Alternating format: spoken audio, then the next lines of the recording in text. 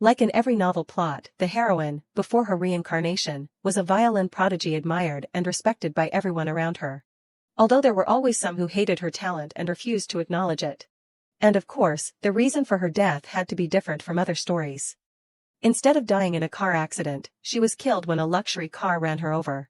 When she opened her eyes again, she realized she had transmigrated into a side character named Arlen in a novel. Even worse, Arlen's body was extremely weak, and in the original story, she died before turning 10. This made her give up and accept reality. From now until death, Arlen would live quietly without causing trouble. One day, during a chance meeting with her childhood friend, she accidentally encountered Pekayon, the male lead of the original novel.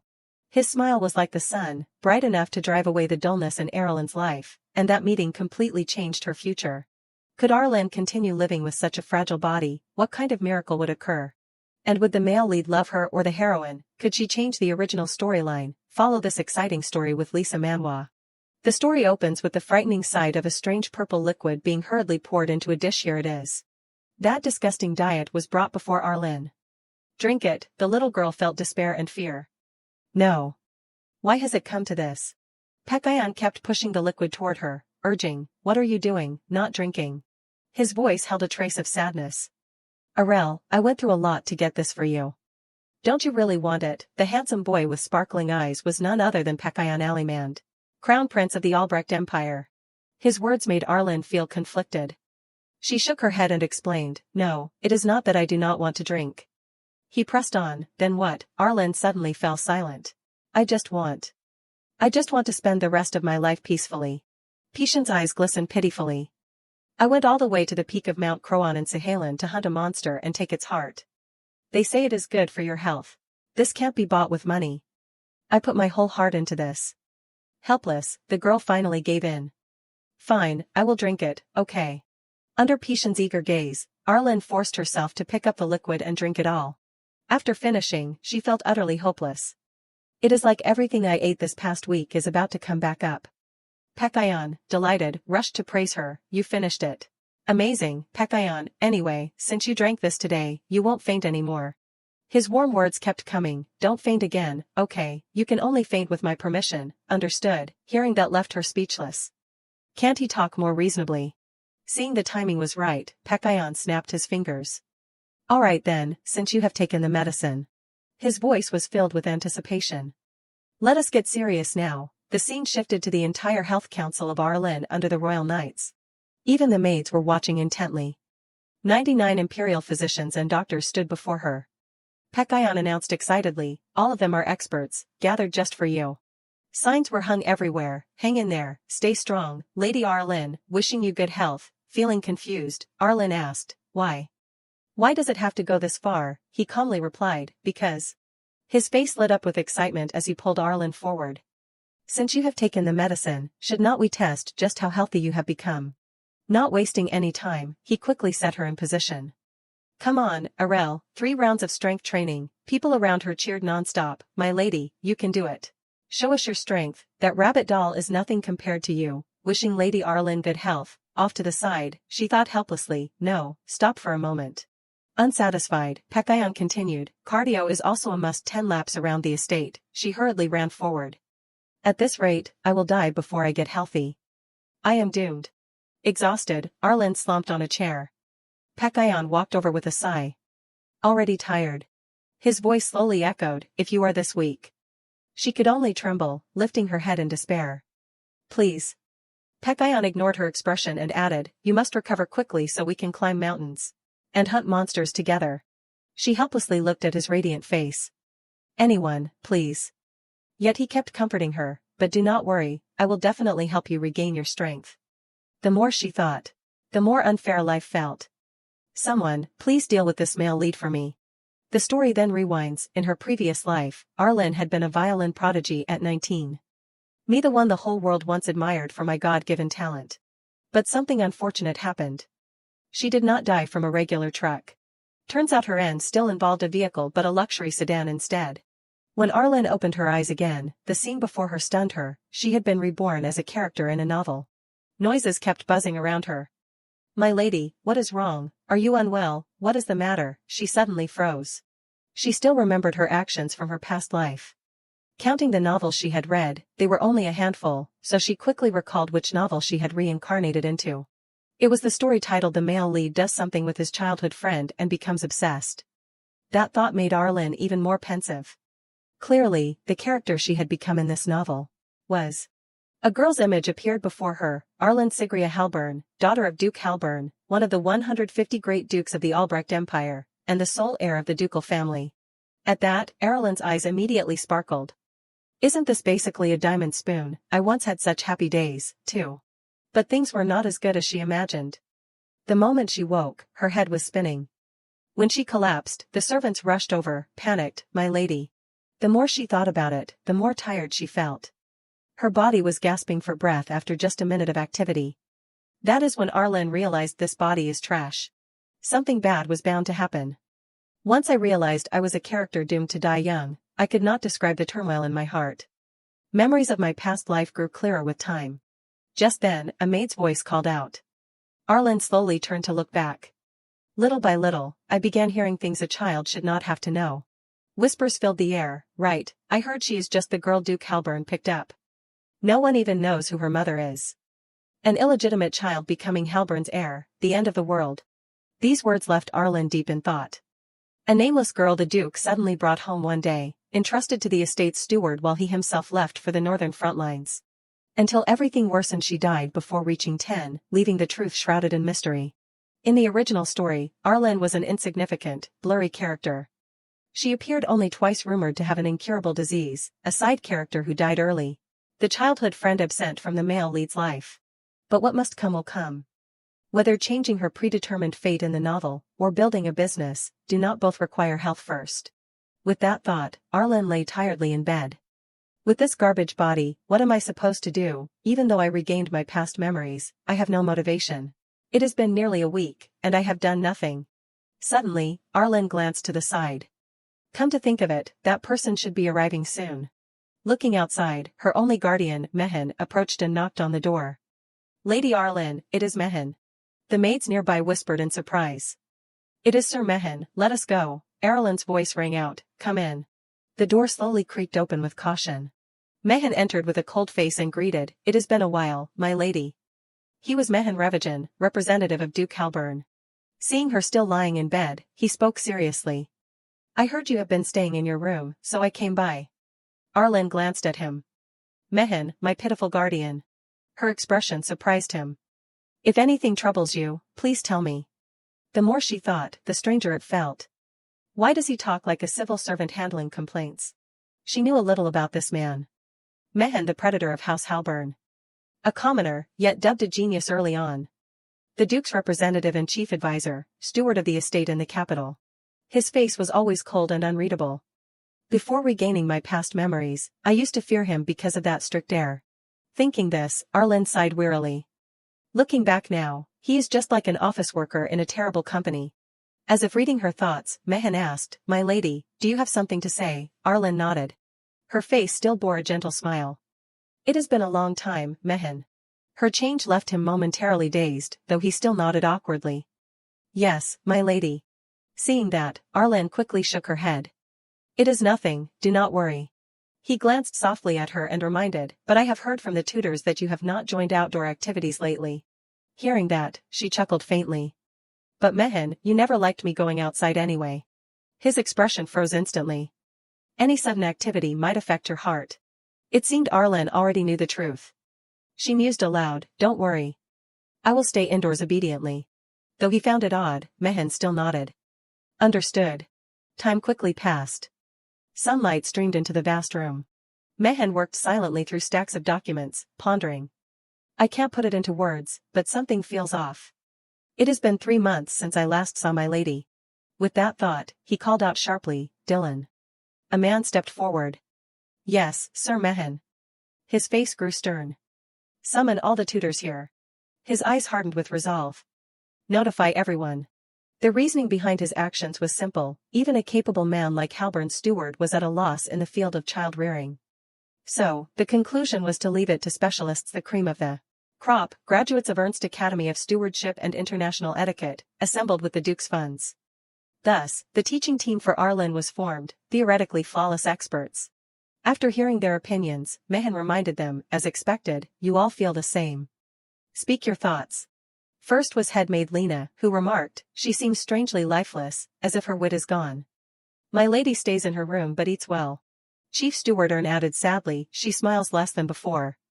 Still, if you tease her, she laughs sincerely. Inside the room, voices murmured. Has something happened? If it had, we would know. Mehan raised the documents. And her health, Lena replied, according to the physician, nothing unusual.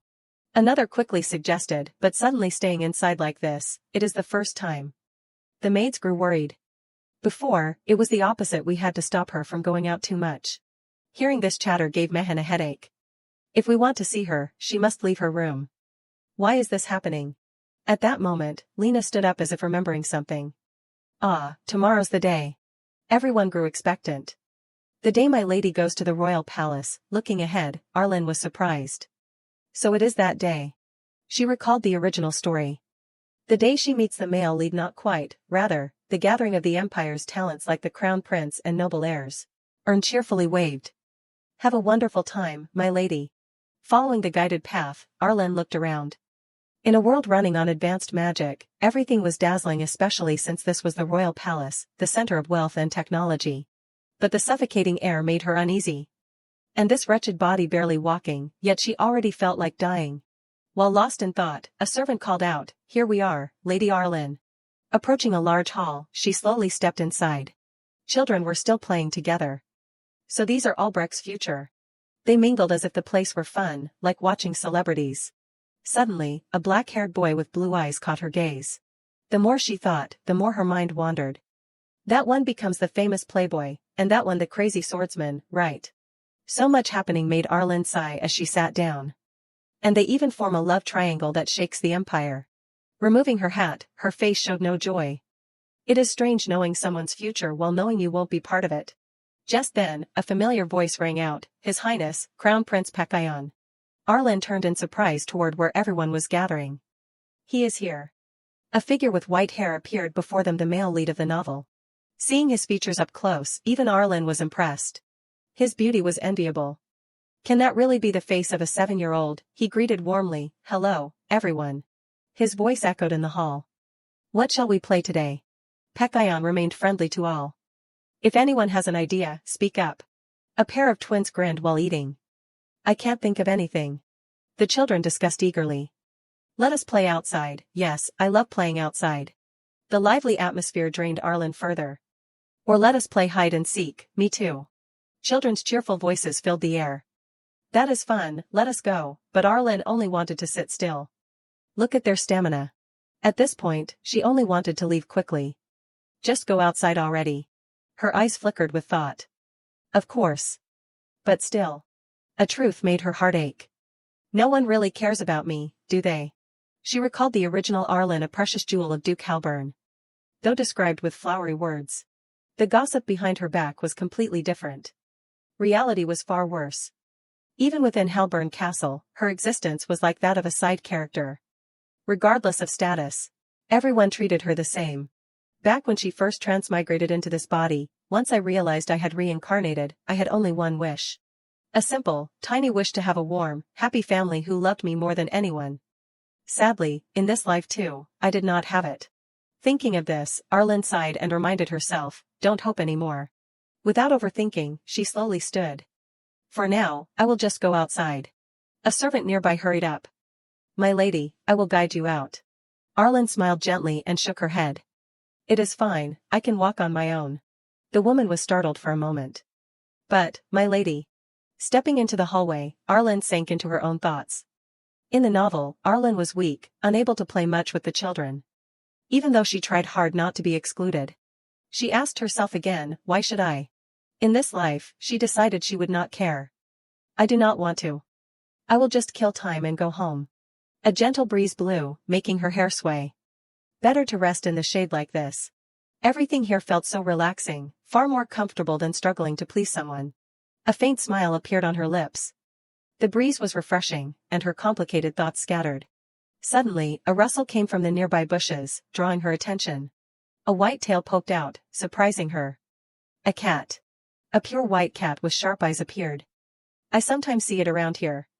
Is it the queen's or the king's pet? Because it was so cute, Arlen instinctively reached out. Hello, kitty. But the next second, it suddenly leapt into the air, leaving her puzzled. Even so, Arlen searched around. Kitty, where are you? Then the sight before her left her frozen. Somehow, Pekayon had caught her hand. Looking at her unfamiliar face and that strange action just now left him utterly confused. Who are you? But what surprised her most was herself, Arlen. She felt more and more that something was not right. Crown Prince Pekayon, why is he here? Remembering something, she hurriedly bowed her head to introduce herself. I am of House Halburn. Pekayon grew even more curious and pointed in another direction. What are you doing here alone? Everyone else is gathered and playing together. Those words left Arlen unsure of how to explain. I am too weak, so I can't join them. That made him a bit disappointed. Weak, she nodded and continued, even just a little running and I will fall. Seeing Pekayon still staring at her, she did not know what to do next. So troublesome. Can't you just accept it and leave? It seemed he was not letting her go, glaring at her with judging eyes. How could anyone fall just from running? You are not lying, are you? Inside, Arlen was almost praying for relief. Please stop caring and just go. Yet she still forced a stiff smile and replied, I am telling the truth. Without thinking much, he immediately suggested, then try running. The smile on her face instantly vanished. Pekayon leaned closer to her face and repeated himself, run. You are not lying, are you? She nodded firmly, yes, I am not. Seeing him still so stubborn left her unsure of what to do next. With no other choice, Arlen fixed her gaze straight ahead. Fine. If I have to, then let us just get it over with. And so, carrying her frail body, she dashed off. I won't forget this grudge, you crazy crown prince. Thinking of her own pitiful fate only deepened her despair. Seriously, what perfect weather to collapse. As she forced herself forward, Arlen realized she would already hit her limit, this useless body. Her face gradually turned pale. How could I already be at my limit after running so little? Seeing her stumble made Pekayon freeze on the spot. Realizing she had completely fainted only made him even more anxious. He quickly ran over and caught Arlen, eyes filled with fear and panic. Coincidentally, a maid happened to be passing by just then. The sight before her made the maid's face go pale with fright. Seeing Arlen still struggling to breathe, she rushed forward in a panic. Lady, someone, call the royal physician at once. Time passed inside the vast palace. Mehen slowly stepped in with a thoughtful look. He silently pondered about Pekayon. Today was the gathering between the crown prince and the empire's prodigies, also known as the childhood friends reunion. Held in the safest place in the world. But something bad had happened to Arlen. Lady Arlen collapsed and was carried back, and the royal family gave no clear explanation. The more he thought, the more furious Mehen became. To treat the Halburn family like this, most likely the royal family was involved. As he opened the door, everyone inside was already arguing heatedly. This is a declaration of war on Duke Halburn. We must demand answers from the palace. Mehen walked slowly forward and reminded everyone, issues with the palace can be dealt with later, it is not too late. After sitting down, he calmly asked, how is the young lady? Lena quickly spoke up, voice full of worry, she is awake now, but... Arlen had withdrawn into her room, refusing to meet anyone. She ordered guests to be sent away, saying she did not want to see anyone. Meanwhile, inside the imperial palace, the empress quickly called, Pekayon. He hurried over, yes, mother. She slowly turned her head to announce, I heard you committed a grave offense against Lady Halburn. What does mother always tell you?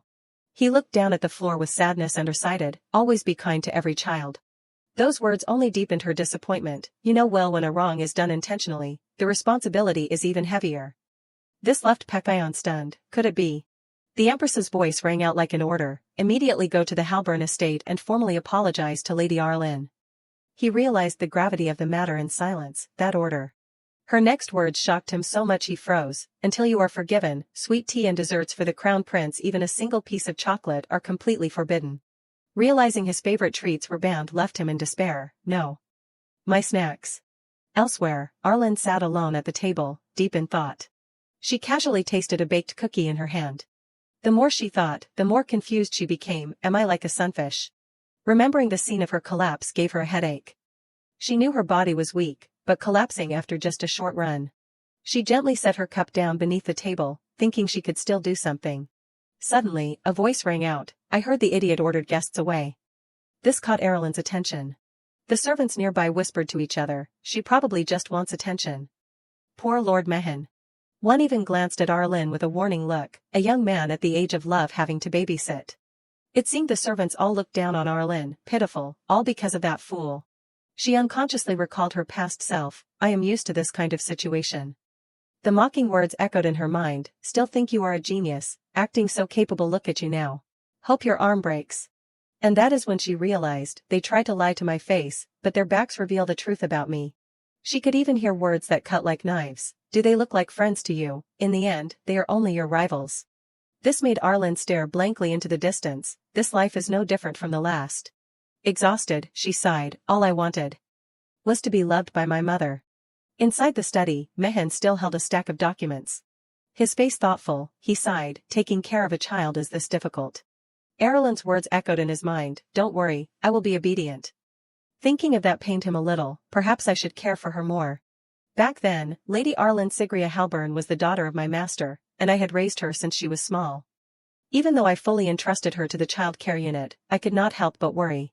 She always had an innocent smile on her face, Mehan. Her tiny hand stirred his heart. Even so, he coldly set her aside and walked another way. I am only a guardian for a short while. I tried my best not to let feelings interfere. Remembering everything, Arlen sighed tiredly. Even after keeping such boundaries, the young lady still needs a family.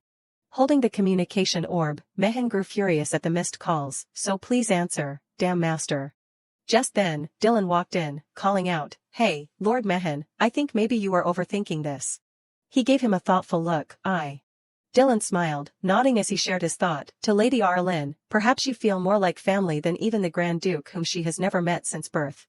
Sitting in her cold room, Arlen's soul was utterly lonely. What children her age desired was not jewelry or crowns. Hearing this, Mehan was taken aback, but simply the gentle warmth of a guardian. A knock came at the door. Lord Mehan. He quickly responded, Come in. His face puzzled. What is it? The servant nervously explained. His Highness the Crown Prince has arrived. That news froze him instantly. What? Who came? After hearing the whole story, Mehan quietly sighed inside. So that is how it is, ladies collapse. He turned a judging gaze toward Pekayon, all because of this crown prince. Pekayon, a little embarrassed, quickly said, I want to see Arlen. Mehan immediately refused. That is not allowed. His words left Pekayon momentarily stunned. Before Pekayon could respond, Mehan declared, the attending physician ordered absolute rest. Please return, Your Highness. Pekayon did not hesitate and ordered his servant to bring forth a chest of jewels. I will just deliver this and leave. Seeing this, Mehan smiled lightly. I will accept this gift. Pishan's guard looked uneasy at his actions. Still, the royal family. Mehan's face grew so dark it was as if he wanted to devour them both. The royal family must give Halburn a proper explanation. Soon after, he politely dismissed the guests. Please return for today. Pekayon, deeply worried, turned to Graham. What should I do? Graham smiled awkwardly. For now, Your Highness, it is best you head back. Seeing Pekayon still standing there in thought, he quickly asked, Your Highness. Unable to sit still any longer, Pekayon suddenly ran off. No, I must see her myself. Graham, buy me some time. That left Graham helpless. Yes, Your Highness. His face turned troubled. Suddenly Mehan's voice cut in. What is going on? His eyes glared at Graham as if to devour him. I already told you to send His Highness back. Graham could only pray for time to pass quickly. Your Highness. Every second longer here was torture for him. How am I supposed to deal with this mad dog of Halburn? The scene shifted to the vast corridor. Pekayon walked slowly through it. Something feels strange here. Sensing something wrong, he turned his head, scanning around. It was unusually quiet, so spacious it felt lonely. He recalled how everyone always chatted with him in familiar surroundings, surprising him. The palace was always warm and gentle. Pishan's gaze swept across, but here, standing in the middle of this space, he felt so small. There was no warmth, only a chilling air all around. He even worried, could I find Arlen before being discovered? Thinking of what he had done to her made him even more guilty. That scene flashed again in his mind. I did not expect her to actually faint. If I had known, I never would have made her run. This thought weighed heavily on him. I truly want to apologize. A streak of light caught Pishan's attention. Curious, he murmured, the door's open. Which room is this? By habit, he slowly approached the large door. It did not look like a servant's quarters. The dazzling light inside made him squint one eye. A strong fragrance wafted to his nose. He turned his head. Flowers. Inside the room, Arlen stood still, basking in the sunlight. Her platinum hair glowed like molten light. At the same time, she slowly turned her head, eyes the color of rose quartz. To him, she looked like his white moonlight. A small, pale face unmistakably Lady Halburn. Seeing Pekayon there shocked her. Your Highness the Crown Prince. He suddenly fell silent. Arlen, surprised, stepped closer, asking, why are you here, Your Highness? She was right in front of him, yet he did not react. Suddenly, Pekayon realized his heart was pounding hard, his face heating up. Strange. Why's my heartbeat so loud? At that moment, Arlen repeated herself, Your Highness. Seeing him still standing outside the doorway made her curious. Why are you here, Your Highness? He startled and hurried to explain, it is because. His mind swirled with thoughts. I only want to apologize. Why am I so nervous? Pekayon forced himself to stay calm. I want to apologize. I did not know you would actually faint. I am sorry. His eyes grew sorrowful. I won't do that again. In contrast to Pishan's tone, Arlen had turned cold. Maybe so. It is fine. Seeing her so calm left him a little puzzled. Realizing the awkwardness, Arlen turned away. Anyway, I knew I would faint, that is why I ran. You do not need to worry. He wanted to say more, but. She gently pointed outward. You sneaked in, did not you? Pekayon blinked. Did I say that? Seeing this, Arlen laughed softly. Mehen definitely would not have let you in, so I figured. I will keep it secret for you, so please go. I still need rest. With no other choice, Pekayon turned to leave. Alright, rest well. Arlen quickly bowed, then, please take care on your way, Your Highness. The door shut heavily at once. His Highness the Crown Prince. Thinking back on everything that happened, Pekayon found it utterly unbelievable. Was he really just kicked out? His face instantly turned blank with a hint of excitement as he quickly turned back. I am the Crown Prince. On the other side, a maid carrying medicine asked anxiously, Lena, how is it? She turned around and explained seriously, His Highness Pekayon just came out of the young lady's room, go check. The maid, hearing this, suddenly noticed something. Realizing something was off, her face turned blank. Turns out Mehen had been standing by the door in thought for who knows how long, his face now looking terribly conflicted. While she was still processing it, Ern turned his head and reminded, today really is not a good time. Sir Mehen's been sensitive lately. Let me bring the medicine tomorrow instead. Hearing this, she nodded in understanding. Looking at the bowl of medicine in her hands, the maid grew even more worried. What is wrong with those two today, young lady? You must drink on time. Mehen seemed like a completely different person, standing at the door with a murderous aura that kept everyone away. Ern and Lena kept whispering to each other with great intensity, Sir Mehen's expression is terrifying, let us retreat for now. Staring at the door in front of him, Mehen quietly recalled Dylan's words, what children at that age truly want is just the gentle warmth of a guardian. Wouldn't Arlen see Sir Mehen as more like family? He became deeply thoughtful with the master absent. I am the only one who can stay by her side. Even if I can't offer gentle warmth, at least I can be here. Mehen pushed the door open and asked, young lady, is something wrong? Seeing he still did not know what was going on, Arlen understood right away it was another sneaky entry. She shook her head, explaining, it is nothing. Noticing his unusually serious face, she quickly added, really, I am not hiding anything. Seeing her overreact like that, Mehen finally spoke slowly, I am sorry. He gently knelt on one knee before her. I had no intention of prying, my lady. Looking at Erlen's appearance only pained Mehen more. Why so flustered? He suddenly recalled his past. Wasn't I just a burden the master forced upon her? We are not family, nor do we share any deep bond, just a guardian and the one guarded. Arlen smiled gently. We have been seeing each other often lately, have not we, Mehen? You are busy though. Just as he was about to explain further, she abruptly cut him off. You do not need to bother with me. She seemed far too used to such things. I will obediently stay in one place, as if I do not even exist. Those words froze him on the spot. My lady, I. Unknowingly, his hand gripped the armrest tightly. Realizing emotions had overpowered his reason, Mehen hurriedly stood and bowed. It is nothing. If that is what you wish, then I will obey. With that, he turned and left, while Arlen remained seated in silence. She gently lifted her teacup, took a sip, and wondered, why did he get angry? Meanwhile, Mehen strode hastily down the long corridor. If she stays put obediently, then I do not need to care. Thinking of her words just now only infuriated him more. Was she telling me not to overdo my role as her guardian? Erlen's smiling face suddenly appeared in his mind, but still. Exhausted, he held his head in frustration. I should not show such an expression to a child. Some time later, the maid's voice sounded, "My lady, it is time to take your medicine." As usual, tasting it made Arlen shiver and complain, bitter. Even so, she had to drink it to stay alive. She had been taking this medicine since childhood. She did not know who created it, but it suppressed seizures and sudden outbursts. Helped her disease-wrecked body recover somewhat. Thankfully, this medicine existed. Suddenly remembering, Arlen asked in surprise, "By the way, where's Uni?" The maid beside her smiled gently. "Uni had an urgent meeting, so I came instead." Hearing this, she flinched in realization. I see. Looking at this maid's face made Arlen extremely uncomfortable. Come to think of it, is not this the one who often badmouths me, yet in front of me she acts so cautious. Her eyes now filled only with disgust. I am done. Leave. The maid, without hesitation, stepped outside. Yes, my lady.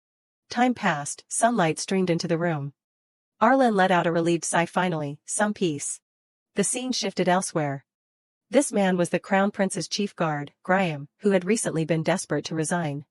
The reason was a portrait of Arlen hung on the wall, and every day Pekayon would pass by and admire it. Recently, His Highness had become infatuated with Lady Halburn. The more he thought about it, the more confused he felt. Why is Lady Arlen so frail? He even kept ordering his servants, "Go, see if you faint like Lady Arlen." Seeing Graham's kind face, Pekayon happily shared everything. "Graham, the lady greeted me before leaving.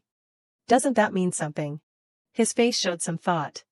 "Graham, what is she doing now? Graham, quickly find out if Lady Arlen's health has improved." Pekayon beamed with hope. "Graham, is not Lady Arlen attending the childhood friends gathering today?" Graham smiled and nodded. "Yes, her health has improved greatly. She assured me she would visit, but..." The sight before Pekayon left him stunned. Lady Arlen was absent. His eyes turned cold as he glared at Graham. "I trusted you. What a disappointment." This made Graham want to break down in tears. "I really want to quit." Pekayon kept scolding, "Graham, is this all you can do? Graham, are you even listening?" And so, in the end, the gathering ended earlier than usual. From inside the room, Graham desperately explained, "But I had clear confirmation, it was not my fault." Yet Pekayon did not seem to care. "Was it because I told her to run before? Could someone really be that weak?" Suddenly, Pekayon pictured the fragile kitten like Arlen. With someone that weak, maybe so. His face turned sorrowful and helpless. "So I can't see her again. But I want to so badly." Clearly, Pekayon was not ready to give up. "Wait." Seeing the situation, Graham quickly asked, "Your Highness?" Pekayon smiled brightly, pointing to himself. "No need to wait. If Arlen can't come, then I will go to her." The scene shifted to the Grand Halburn estate. Seeing Pekayon appear here shocked the gate guards.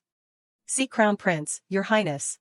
Pekayon looked up at them and ordered, "What are you doing? Open the gate." Graham's face showed hopeless despair. "My head."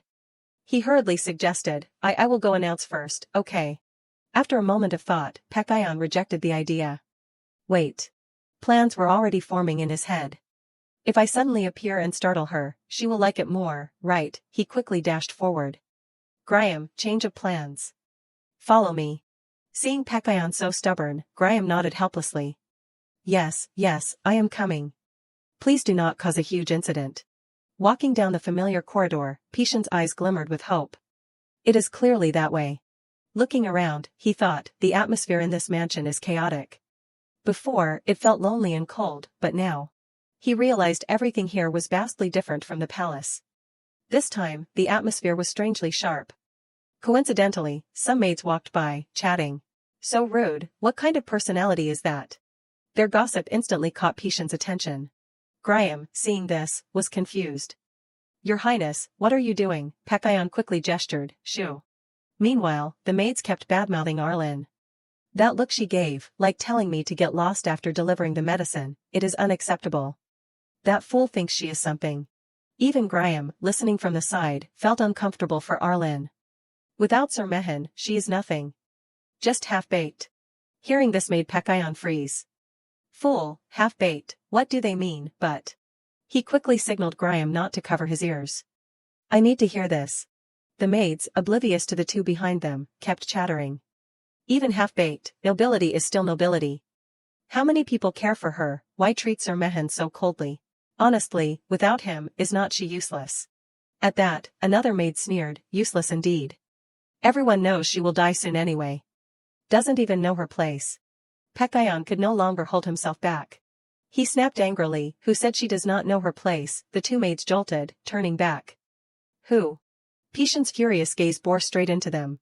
Realizing the severity of the situation, both their faces turned pale with fear. Graham spoke sternly, kneel and show proper respect. He is not someone you can insult so freely. Frightened, the two maids quickly dropped to their knees. Graham turned to Pekayon. Your Highness, say the word. Hearing this, the maids trembled even more. Your Highness, one begged desperately, Crown Prince, please, what is going on? Pekayon strode straight up to her and demanded, do you think you have the right to question me? I am the one asking, what exactly were you two talking about just now? The maid's hand shook uncontrollably with fear. Then. Who is it that does not know her place? Patient's cold eyes pierced them. Malice meant to hurt and degrade someone. His anger boiled over. I have never seen such vile cruelty in my life. I do not understand why, but my heart feels frozen. Is this anger? He glared at them as if ready to devour.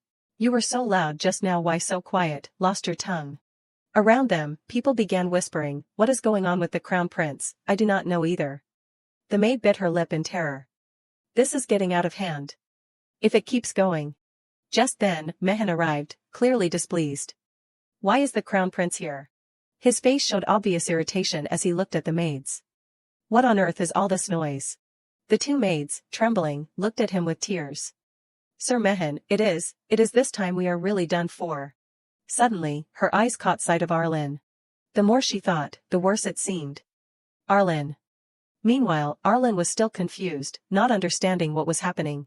The maid rushed over, grabbing her hand, pleading, my lady, forgive us. Both of them wept pitifully. Sorry, please spare us, my lady, please forgive me, please forgive me, please forgive me. Pekayon sighed coldly. How foolish. Begging now, what use is that? Still do not understand the situation, truly. That's stupid. His voice carried judgment. And you dared call your mistress a fool, a half-baked nobody in this estate. Hearing this, Mehen froze for a moment. After some silence, Arlen glanced aside. So what if they did? Uni, watching with concern, sat beside her. My lady, has something like this happened before? She nodded. These words made Uni's heart ache for her. Why did not you tell us? Erlen's face remained calm as she declared, because what they said is not wrong. Uni froze in shock. Huh. While things were still tense, Mehen's voice suddenly rang out. Enough. Everyone, back to your positions. Dylan, seeing him turn to leave, quickly asked in confusion, Sir Mehen, what about these ones? He turned back coldly. Lock them in the dungeon. I will interrogate them myself. At that moment, Pekayon eagerly rushed over. Seeing Arlen before him filled him with joy. Arlen, are you well? To her, his face screamed nuisance. I should have stayed in my room. Didn't expect this trouble to come instead. Yet he kept showering her with cheesy words. How have you been lately? It has been so long. As she stood still, he hurried around, checking her carefully. Is your health okay? Have you improved since then? Standing too long, does it tire you? She coldly asked. Why are you here? Seeing her annoyance, his face turned sulky. I came to visit. When you did not show at the gathering, I thought you were sick. She finally understood. So that is it, visiting the sick. As the distance between them closed, she sensed something odd. From the start, Patient's liveliness and my own self never matched. Why would he visit me? It left her utterly puzzled. Cute as he is, I do not have the calm to enjoy it right now. Thinking this, Arlen replied softly, thank you for getting angry on my behalf. Your Highness. Pekayon scratched his head. It is nothing. I wondered if I was meddling in things I should not, but I could not just stand by. She nodded, understanding. Yes, thank you. But. Her voice carried a reminder. Next time, let me handle it myself. Otherwise, it might put you in a difficult spot. Patient's face immediately turned pitiful. Was I too much? In his heart, Arlen nodded. Yes. Outwardly, she still replied, no. Her vision slowly blurred as she looked at him. Anyway. I am sorry for the trouble, and thank you for today. Her face paled again. You, Arlen thought helplessly, today is even stranger. This broken body. Realizing time was short, she quickly bowed. Normally I would offer you a glass of juice, but the house is in chaos and I have not recovered. So perhaps another day. Though disappointed, he nodded. Arlen turned to leave. See the crown prince out. Graham, on the side, wept. Your Highness, please do not do this anymore, just go. Still, Pekayon waved goodbye. See you, Arlen. Stay healthy. The servant nodded. Yes, my lady. On the way back to her room, Uni worriedly asked, My lady, you must be very tired today. Arlen's eyes gradually blurred. Uni's voice rang beside her, I will help you prepare for bed. After some sleep, you will feel better. But everything before her eyes was growing hazy. So dizzy. Seeing her collapse to the floor left Uni stunned. My lady. Looking again, she had already fallen. Uni screamed desperately, Lady Arlen. After some thought, Mehen called out, Steward. The steward hurried over. Yes, Sir Mehen. Trying to remain calm, he asked, should I involve myself in this matter? Out of sheer fear, the butler kept bowing his head, admitting fault, apologizing. Lord Mehen, however, replied as if it were obvious, of course you must apologize. Butler, do you realize how much today's incident has disgraced Halburn? With no other choice, the butler hurriedly explained, I will handle today's matter myself and resolve it properly. Mehen nodded, reminding him, make sure it is done cleanly. I want to keep seeing you around as butler. Like a scolded child, the butler obediently admitted fault, I understand, Lord Mehen. After the butler left, Mehen finally let out a stifled sigh. Standing alone in the vast room, his thoughts kept surfacing. Even if it was because Lady Arlen's attitude had suddenly changed, the truth was that he had been too shaken recently. The tension had thrown the whole mansion into chaos. Fragments of memory flashed through his mind. His concern for the young lady had led him to overhear things he was never meant to hear.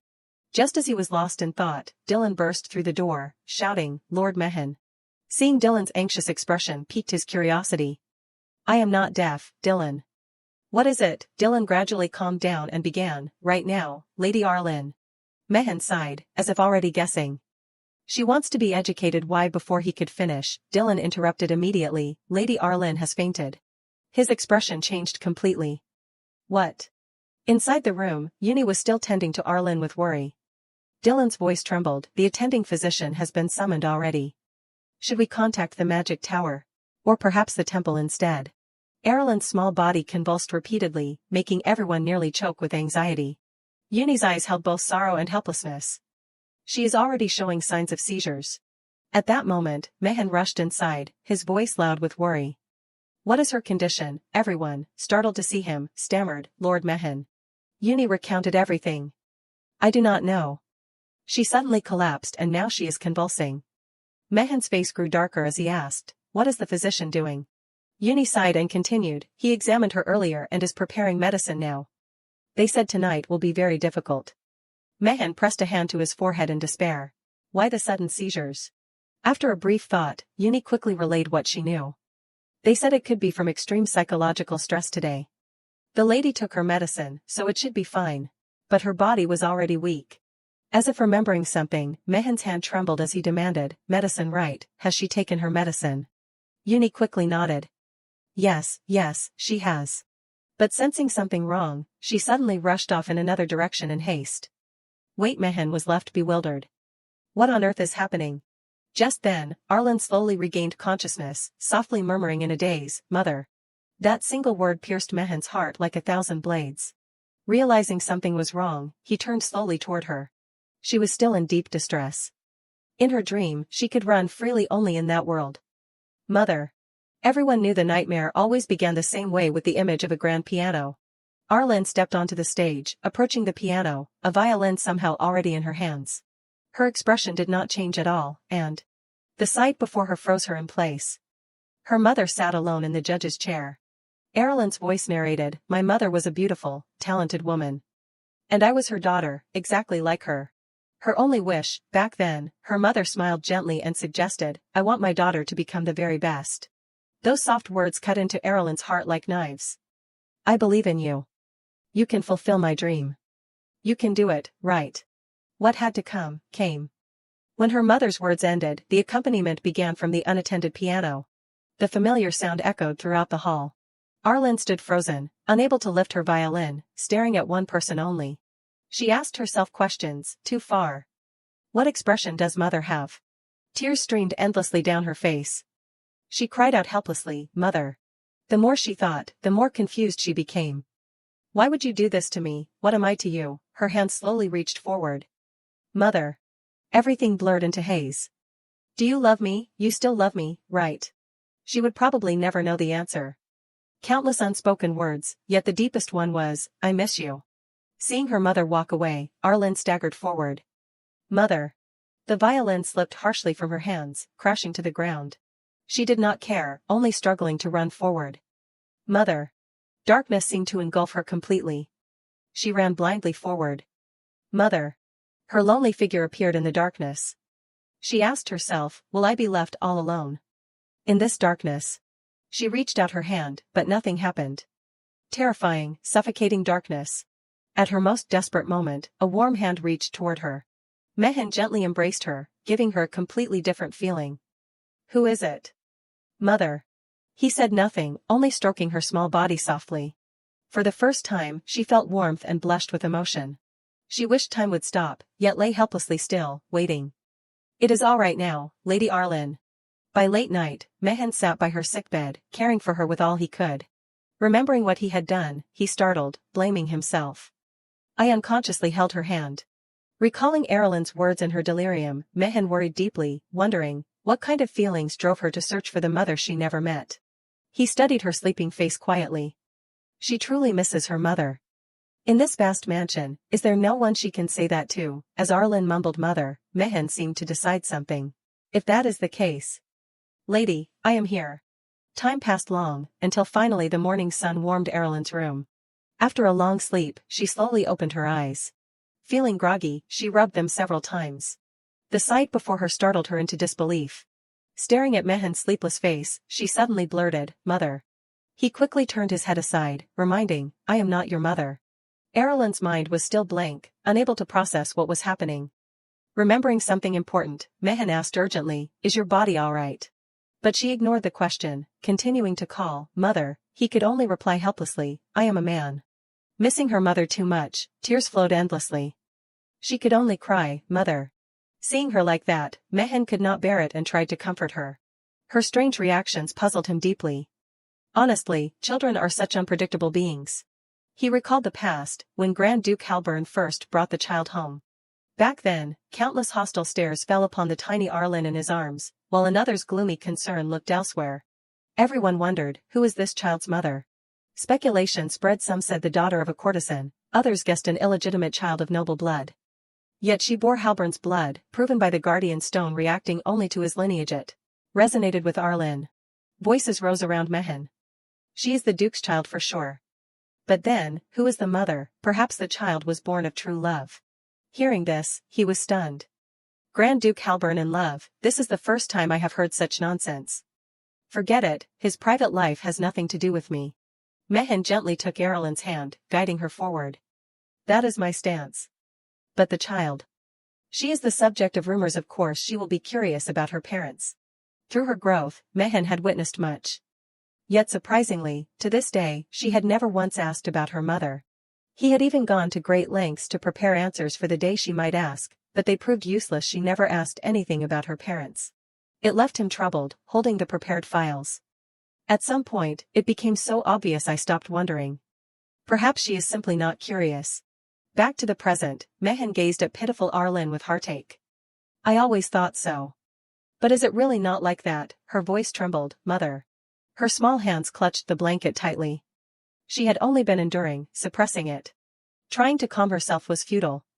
I clearly woke from the nightmare, this is not a dream. Yet Mother.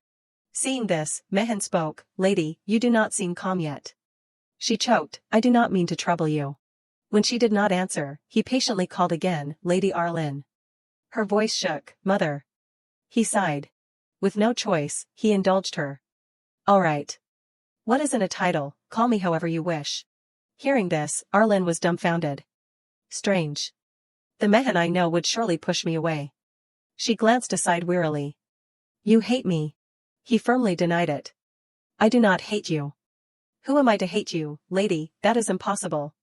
She clearly did not believe him. Lies. Mehan did not bother to explain further. I am not lying. As if realizing something, Arlen asked, don't you want to abandon me? Hearing her painful words, he faltered. I only. After a long silence, his hoarse voice called, Lady Arlen. She fell silent, as if she understood him. Suddenly, he changed how he addressed her. Arel. The familiar name startled her. That name. Mehan remained gentle, his face devoid of expression. He softly placed a hand on her head, silently comforting her. As she still doubted, Mehan began telling his own story. I was an orphan. I do not know who my parents were, I never even saw them. From the beginning, I did not know if I was abandoned or if they had died. He tucked her golden hair aside. Care, of course not. Love, I do not know. Honestly, I do not even know what people mean by love. In the vast room, Arlen listened intently. He continued, truly, what I must do for you now is no different. Finally, a soft smile appeared on his lips, warming his face. But that does not mean I want to abandon or hate you. The stone in Arlen's heart was lifted. Tears of relief fell. It is all because of my shortcomings. I thought raising you properly was enough. But I oversimplified. After a pause, she finally said, Mehan, it is not your fault. He looked at her expectantly. So you forgive me, she only repeated, it is not your fault. Seeing her stubbornness, he sighed helplessly. So you are not saying you forgive me? Suddenly, Arlen called, Mother. Mehan answered without hesitation, yes. Her innocent, childlike face held an indescribable look. Then be my mother, if you feel guilty. He was speechless. I am a man. But she refused to give up, gently tugging at his clothes. Mother. Her warm gesture left him awkward and unsure what to do. He pondered the meaning of mother. Biologically difficult, but. He smiled tenderly, the kind of smile that could topple maidens' hearts. I will try. Arlen sat stunned, thoughts swirling. The Mehan I know is rational. He would not indulge such childishness. The more she thought about his words, the harder it was to believe. Unbelievable. For the first time in who knows how long, a satisfied smile spread across her face. But. Just this once, I like your answer. Seeing her mood improve, he smiled happily. That is good.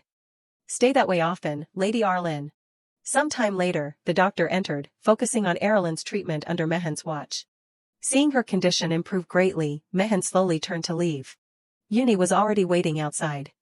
Without hesitation, Mehan asked, so, what happened? Her face went pale with fear as she reported, it seems someone stole the medicine. The news stunned Mehan. He turned back sharply.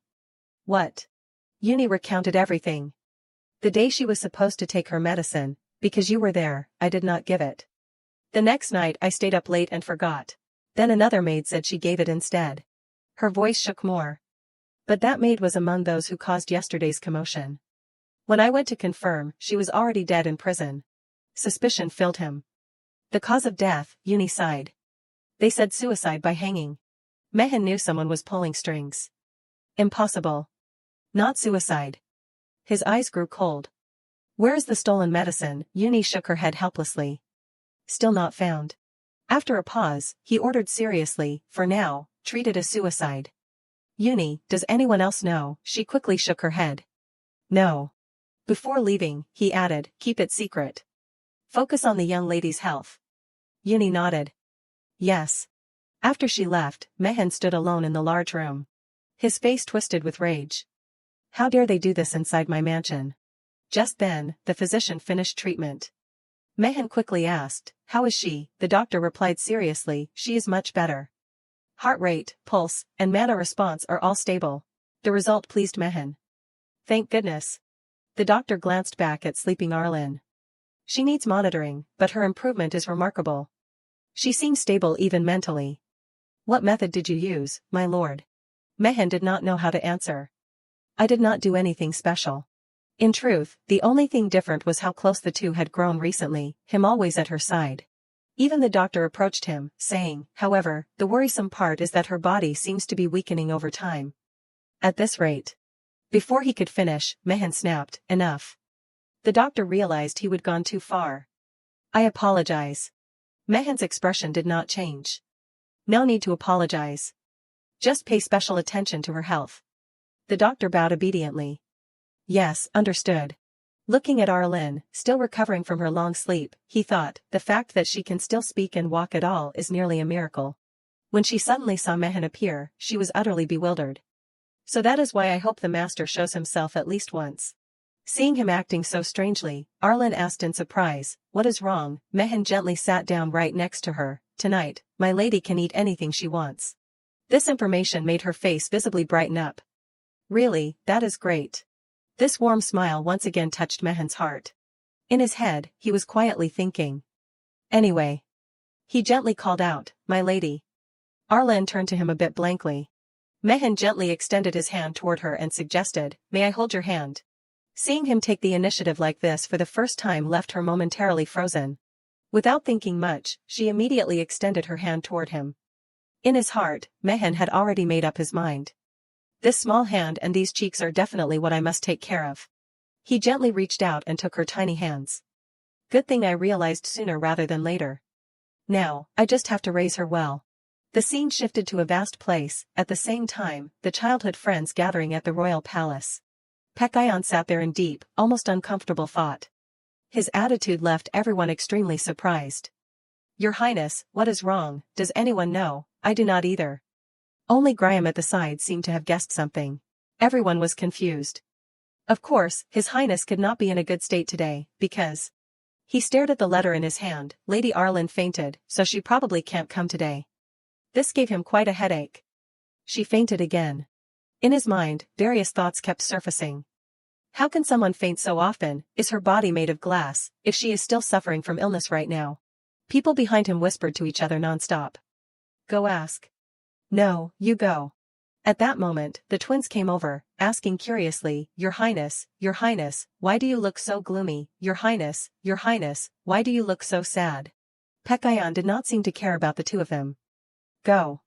I am not in the mood to play with you right now. But they did not give up, chattering right beside him. If you are not in the mood to play with us, then what mood are you in? The mood of not wanting to play with us. After a period of silence, Pekayon finally let out a slow sigh. Actually, I have something on my mind.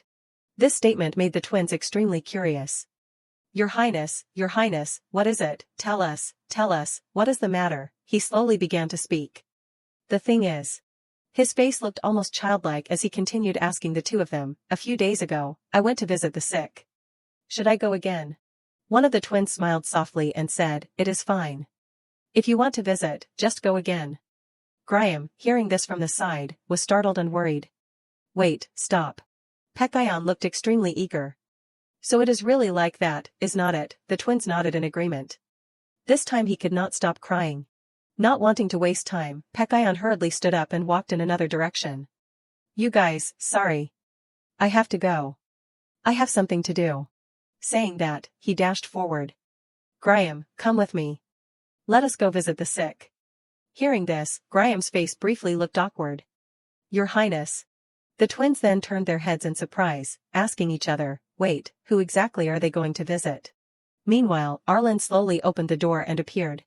Looking at Pekayon in front of her left her utterly puzzled. When she opened the door, there he was, the very person who had made her faint and then pretended to care. Seeing her face, he joyfully called out, Arlen, she had no emotion at all. An innocent demon was standing there. He hurriedly ran over and asked her with sparkling eyes, Does it hurt a lot? I heard you fainted again. Do you faint this often? She helplessly turned her face away. If this keeps up, I am going to get exorcised for having too much young energy. Seeing Arlen say nothing, Pekayon quickly reacted. Arlen, what is wrong? You do not look well. Did I do something wrong? Are you hurting somewhere? Only then did she slowly ask. Isn't today supposed to be the childhood friends gathering? He nodded firmly. That is right. You remember, her eyes gradually became confused. Yes, but... Seeing Pekayon standing there left her stunned. But why are you here? I mean, why are you the one who should be at the gathering here? He smiled happily and announced, I heard Arlen fainted, so I left the gathering midway to come visit you. This did not surprise her much. The more she thought about it, the more Arlen felt something was off. The Crown Prince, the most famous and powerful person in Albrecht, caring about her and neglecting everyone else. I have surely become the topic of gossip today. Thinking this, Arlen immediately tried to probe. Besides visiting the sick, is there any other reason you are here? Pekayon smiled cheerfully and shook his head. No. She still did not understand what on earth was going on. Then why did you come here? Hearing that question, Pekayon looked a bit surprised and answered, because I wanted to see you. Hearing those words left Arlen momentarily frozen. That. She glanced at him and sighed. If you are still worried that my collapse was because of you, you do not have to be. Pekayon, however, had a completely different reaction. How could I not worry? It was my fault. His face became very determined. I will take care of Arlen until you are well again. Meanwhile, she had her own thoughts. As expected, the Crown Prince Pekayon and I do not suit each other. Thoughts kept surfacing in her heart. It is obvious he will casually offer goodwill and affection, make someone long for it, then disappear. I have no intention of being fooled by fleeting feelings. For some, that might be delightful, but for me someone for whom even breathing is a luxury being manipulated is unacceptable. Arlen kept staring at Pishan's joyful face. He is still young, so this is probably just passing concern. I will just handle it properly. Inside the room, he asked curiously, does Arlen always stay in her room like this? She nodded. Yes, I like staying in my room. This information left him dumbfounded. You like staying in? Seeing that, Pekayon obediently sat still without moving, trying to follow her preference. Seeing him being so cute, the corners of her lips curved into a gentle smile. You really can't sit still for even a second, can you? Noticing the smile on her face, Pekayon finally became happy. You smiled. Seeing that radiant smile, she froze for a moment. Pekayon did not seem to care about the look on Arlen's face. This is the first time I have seen Arlen like this. She returned to her usual demeanor. Is that so? The more she thought about it, the more puzzled she felt. What is there to be happy about? I really do not get it. Pekayon turned to look at her face. What? She shook her head to explain. Nothing. Time passed. The scene shifted to a large room. This man was Zarenberg Mievisk, the loyal guard and left hand of Grand Duke Halburn. He smiled and waved. Mehen, long time no see. Mehen calmly replied, I still have not recovered. So I need to rest. The more he thought about it, the more puzzled he became. Then why is not His Highness here? Zaren recounted the situation thoughtfully. His Highness is currently dealing with an accident with casualties. So he went to restore a delayed front. His face immediately became curious. What is going on? Mehen's attitude completely changed. No, never mind. Noticing his expression, Zaren chuckled and continued to ask, what is it? Tell me. You have been contacting me persistently lately, so it must be important, right? This time I will swear on my knight's honor to deliver it. Hearing this, Mehen quickly nodded and said, then, please allow me to ask for your help. He became very eager. All right. Without hesitation, he immediately said straight to him, please convey to His Highness is the worst father in the world. This statement left Zaren frozen for a moment. All right. I will tell His Highness he is the worst father. What? Mehen did not hesitate to extinguish the orb. Then I will end it here. He was about to say something more. Wait, Mehen, really, that.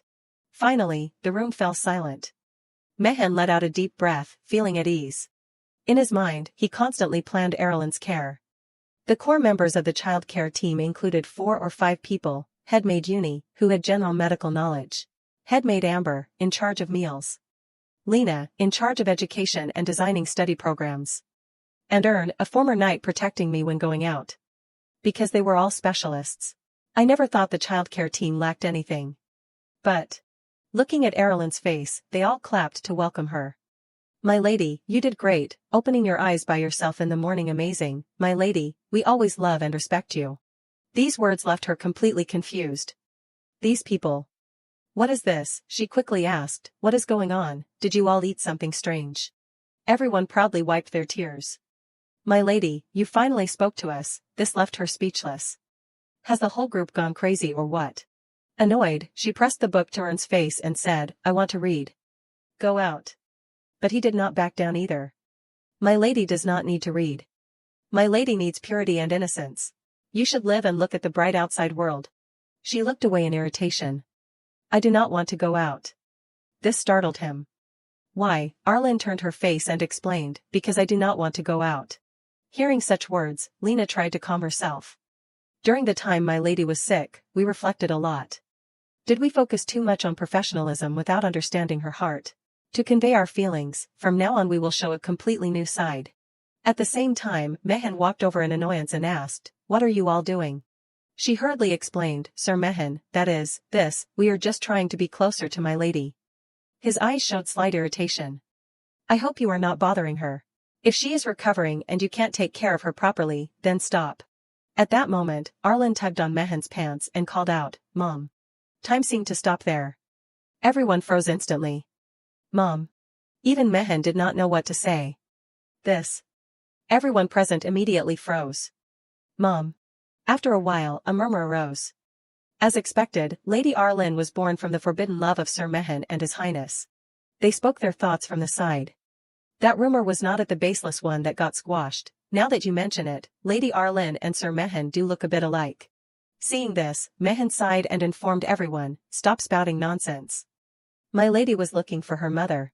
Hearing this, Lena could not hide her surprise. Could it be that Mehan wants to replace the mother's role and seize the entire estate? He sighed and glanced at her. "Did you forget I manage the entire estate that could be seized?" Only then did she realize. "Sorry." Before leaving, Mehan turned to look at her with a judgmental face. "From now on, please be careful so things like this do not happen again." Lena quickly nodded. "Yes." After a period of silence, Uni finally spoke. "But only Sir Mehan gets along with her. We are always left behind. We also want to be close to my lady." He coldly turned his judgmental eyes on everyone. "That is none of my business. Handle it yourselves. But those who care for my lady should not make things hard for her." These words made all four of them fall silent for a moment. After he left, everyone slowly discussed among themselves. "Sir Mehan reconciled with my lady, so he does not know our feelings. I also want a close relationship with my lady. My lady." Inside the office, while handling documents, Mehan was silently thinking. Were they like this at first? Even so, there is no staff more reliable than them. Messy thoughts kept surfacing in his head. After my lady recovers, all the unreliable workers in the mansion will be eliminated. How many days has it been? I keep checking inside the mansion for safety. Just to ensure my lady's safety and health. Thinking this, Mehan tiredly let out a breath. So exhausting. If only I would checked thoroughly from the start. No, if only Grand Duke Halburn had not caused trouble from the start. Then nothing would have happened. His Highness is the worst father in the world. He also realized his own words back then. The message he sent impulsively quickly received a reply. Halburn angrily sent a letter, "Do you want to be fired, brat?" And this was Mehan's reply, "Go ahead, fire me. I am retiring." Mehan seemed to have conveyed it well, swearing on a knight's honor. Just then, the carrier pigeon knocked, catching Mehan's attention. Opening the letter, he carefully read its contents. "Not firing you. You will bear the disloyalty yourself." This left him speechless. This guy. The scene shifted to inside the royal palace. The childhood friends gathering resumed after a week. Pekayon sat there excitedly, making everyone whisper non-stop. "Your Highness, you seem cheerful today." "Indeed, and you came earlier than usual. Something good happen." He ignored their chatter and looked outside eagerly. "Is it soon?" He focused on the person approaching. "Surely after that child, she will come in." A girl even claimed, "Your Highness, are you perhaps waiting for me?" Pekayon shook his head. No. With people coming and going, he became extremely expectant. For some reason, he felt after that child she would come in. Footsteps without any strength at all, just like Arlen. No, not her. Thinking about Arlen not attending again made Pekayon very sad. Could it be she won't come today either? If she does not, then from now on I will visit her every day. Just then, footsteps slowly approached. Arlen entered wearing a beautiful dress, but her face still showed no life. Seeing her appear made Patient's lips visibly curl up in joy. "Arlen." Ignoring everyone's attention, he rushed toward her. "You are here." This left her very confused. What is wrong with him? Delicious pastries lined the table. Pekayon happily offered her all kinds of cakes. "Arlen, try this. And this. This one too. This one's also good." She tasted them while thinking in confusion. How did it come to this? Recently there had been a strange disruption for her. At home, the child care team kept bothering me. This left her utterly exhausted. Doing other things, this world does not even have Netflix, no webtoons, or web novels. Since I have ended up in a romantic fantasy world anyway, I just want to directly watch a romantic fantasy story. Seeing her looking thoughtful, Pekayon became extremely curious. What is Arlen thinking? She just kept staring at his radiant face. All because of this guy, Crown Prince Pekayon. I thought it was just momentary curiosity, but this concern has lasted too long. Seeing Arlen still sitting there made Pekayon a bit disappointed. You are not eating this, she sighed in response. I can't eat that much. Though inside she regretfully thought. Eat more and I will die. I must survive this food torture. What should I do now? A forced smile appeared on her lips. I do not even know. Just deal with it for now. She quickly suggested, Your Highness should eat too. You have not eaten much because you are worrying about me. Here. Seeing Arlen's attitude toward him seem a bit warmer made Pekayon overjoyed. Arlen, are you an angel? She did not know what to say. No, I am not. He looked at her with shining eyes. Since Arlen gave them to me, I will eat them all. She nodded in agreement. Yes, eat plenty. Watching Pekayon devour the pastries in front of him made Arlen breathe a sigh of relief. Thankfully, Pekayon was simple. Remembering something, he asked in surprise, Arlen, have you learned all the Arbit letters already? That caught her attention. Well. Although she felt a bit unsettled inside. I just naturally could read them, so I can't really say I studied. I will just say it anyway. She replied softly, I studied hard. This only made Pekayon admire her more. Amazing, she chuckled and continued reading. Your Highness could do it too. Seeing the two of them close like that made people around them whisper nonstop. Who is that boy, Arlen? Do you know, what is he doing to make His Highness so flustered? Could it be something? These murmurs quickly drew Arlen's attention, children whispering out of jealousy, or those hovering around just to get noticed. She realized she had completely forgotten about the Crown Prince's popularity. She continued looking at Pishan's face as he was absorbed in reading. She had thought of him as just a puppy since he always smiled foolishly, but without smiling, he actually looked quite sharp. That surprised her and made her think. She did not know what the author had in mind, but Pekayon was definitely a rare type of male lead. Weren't fantasy romance male leads usually possessive, arrogant, regretful? Holding the book in her hands, Arlen sank into her own thoughts. Anyway, I will soon grow distant from him, and he will connect with the heroine, so it does not matter. Unless. Because I was reincarnated, there is a new development tying me to him. At that, Arlen shook her head to remind herself. Absolutely not. Don't get conceited, stay clear-headed. Just then Pekayon called out, speaking of which, Arlen, she looked at him in surprise. Yes. His eyes were full of expectation as he requested, call my name. It is Pekayon. Seeing his reaction left Arlen completely puzzled. Only then did she slowly respond. Yes, Crown Prince. He grew stubborn. Pekayon. She was at a loss. Your Highness. He would not yield either. Pekayon. The situation left Arlen very awkward. He just kept repeating his own name. Pekayon. Seeing no other choice, she also said his name. Pekayon.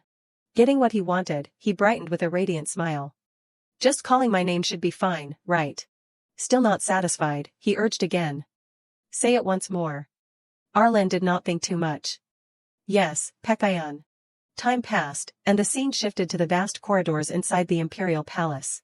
Exhausted, Arlen returned to her beloved home. Finally, home. It was so hard to shake Pekayon off from escorting me.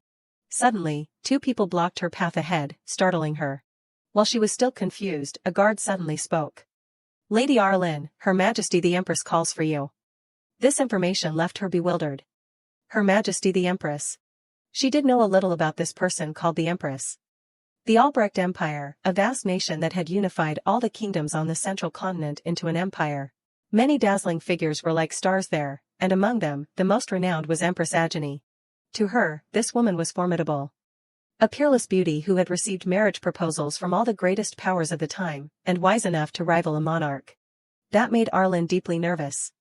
Not only the empire's people but even she admired Empress Agony. Pishan's upright and honest nature surely came from her. She stared in surprise at the woman before her. It must be thanks to her family upbringing. Seeing Arlen appear, Agony gave a gentle smile. Welcome, child. Was it tiring to come here? Arlen nodded. Yes. Sitting at the tea table, she smiled and said, the scenery is beautiful today, so I invited you here. This is one of my favorite places. At the same time, delicious pastries had already been laid out on the table. I heard from the maids you have worked hard today too. Looking at the pastries, Arlen hesitated. I am already full thanks to Pekayon. Maybe I will just try a little. Instinctively, I waited for the elder to pick up her chopsticks first. Seeing her hesitation, Ajani chuckled and gestured. You looked so adorably conflicted I could not help but laugh. Don't mind me, eat as you like. Hearing that, Arlen nodded. Yes. Looking at Erlen's innocent face, she slowly recalled the past. This must be the first time we have been alone like this, right? When we first met, you were tiny. You were too little then, so you probably do not remember. While tasting a pastry, Arlen glanced at her and thought, when a subject you do not know comes up, the best way to handle it is absolute silence. Ajani, seated opposite, kept speaking lightheartedly. You were already adorable back then, and now you have grown even cuter. Her gaze grew somewhat sad as she spoke cryptically. Truly, you look very much like that child. That caught Erlen's attention. That child. Her face slowly turned blank. Yes. Looking at the smile on Ajani's face, she began to suspect something. What does she mean? Could it be? Thoughts flooded her mind. Is there something between Empress Ajani and my real father? But that was not in the novel at all. Seeing her sitting there stunned, Ajani laughed and asked, Do you have something you want to ask me? Your expression shows it. Only then did Arlen respond slowly. I do not know why you summoned me here. She gazed at her tenderly. If I said it is because I simply wanted to see you, would you be troubled? Those words puzzled her. Yes, the Empress gently reassured, such a cute reaction. Don't worry. Ajani softly pushed the pastries toward her. I called you here to apologize on behalf of my useless son, for bothering you. Arlen still did not understand. Apologize. Placing a hand on her chest, she added, he thinks he apologized properly, but I am sure he only troubled you and left. This one's good too. Even though he is my son.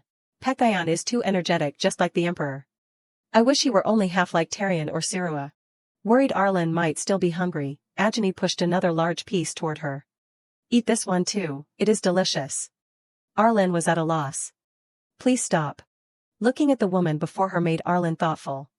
But the more we talk, the more she seems gentle and friendly. It left Arlen with a strange feeling, almost as if the Empress was very fond of her. If I pretend not to notice, it will be too obvious. What is this? I did not do anything. Remembering something, Ajani gently lifted her teacup and asked, I heard you do not get along with the other children.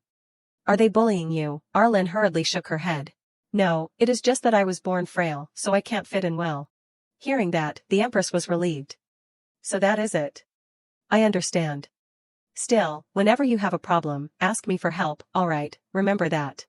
Her kindness surprised Arlen. These are the Empress's words. She nodded. Yes. She even wondered to herself, does this mean she will be my support? Remembering something, Arlen quickly asked, then, Your Majesty, may I skip the childhood friends gathering? Ajani laughed and immediately refused. No, you may not. That left her visibly disappointed. You said if there is a problem I should ask for help. As if reading her mind, Ajani leaned closer. What is it? Someone's bullying you and you are hiding it, is not that right? Arlen quickly shook her head. No, nothing like that. She could not help recalling how Pekayon constantly pestered her. It is just. Your son is a little troublesome. Hearing her confirmation, Ajani smiled and probed further. Then that is good. Do you have any other requests?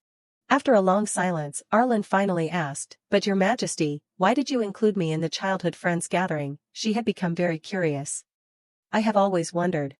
With so much happening, suspicion grew in her heart. I am the only blood of Halburn, but I am not some extraordinary genius. My future inheritance of the family is not even certain. So why include me in the Crown Prince's circle of childhood friends? Ajani finally began to explain. So you have been curious about that, the reason I brought you into the gathering is. Time passed, and a few days later it was the gathering of the Crown Prince's childhood friends at the palace. Tired, Arlen attended the party and thought, it is clearly only twice a week, yet why does it feel so frequent? I am exhausted. Just thinking of Pekayon clinging to her endlessly made her feel helpless. For my moonfish-like body, going out twice a week is torture. And no matter how much I reject him, Pishan's attention never changes. She kept glancing around, looking for a place to sit. I just want to comfortably watch a fantasy romance firsthand, but instead it is annoyance, frustration, and fatigue. She quietly let out a sigh. That is why I want to withdraw from the childhood friends gathering. Recalling that day, Ajani had smiled and said, the reason I included you is a secret. That left Arlen utterly hopeless. If you were going to say that from the start, why bother creating such an atmosphere? But she soon noticed something in the Empress's expression. Her eyes seemed to hold another reason, as if reflecting Arlen and recalling something else. Thinking of that, Arlen sank back into her own thoughts. So there really is something between Grand Duke Halburn and Empress Agony. My bad feeling might have caught on to something. Just then, a voice rang out, target spotted. The twin brothers walked over with smiles. Aralala, Aralililan. Their calls rang out non-stop. Aralala, Arlen only wanted to get away from them fast. I need to escape. But it seemed the twins still trailed after her. Too late now. Seeing her sitting quietly there, they quickly came over. You were early today, Aralil. What are you thinking, Aralililan? Arlen cautiously asked. What are your names again? That shocked them. Aralililan, you do not know our names. With no choice, they slowly introduced themselves. I am Seal. I am Noel. Everyone calls us the angelic twins. Hearing that, Arlen thought dryly, more like the demonic twins. Seeing her still confused, they pressed on. Aralililan, what are our names? She looked at them and answered slowly. Seal. And this one is Noel. But inside she was even more puzzled. Wait, Noel was born 5 minutes later. Once she remembered their names, the two did not forget to remind her. Now you can't forget us anymore, okay, Aralil. She was speechless. My name is Arlen. But they ignored that. Alright, Aralil. Annoyed, she snapped, you two are the ones who should call me by my right name. But Seal and Noel did not care what she said. Alright, Aralililan. By the way, will you really faint if you run? Can you show us? She glared at them angrily. What is so fun about me fainting from running? Like it is some circus show. At that moment, Noel slowly held out a coin to her. I will give you this, okay, curious, she asked. What is it? He proudly said, my allowance. She recognized it. A platinum coin, worth 1,000 gold pieces. As expected of House Sparham, the family holding all the Empire's wealth so extravagant. Seeing her still hesitate, Seal eagerly added, this is really valuable, you know. I will give you another one too. She turned away. Even if you gave me 100, I would not run. Put it away. Hearing her refusal, the two looked pitiful. So mean. Arlen slowly glanced at them. Really? Outwardly flawless, but inside, devils. Remembering something, they both stared intently at her.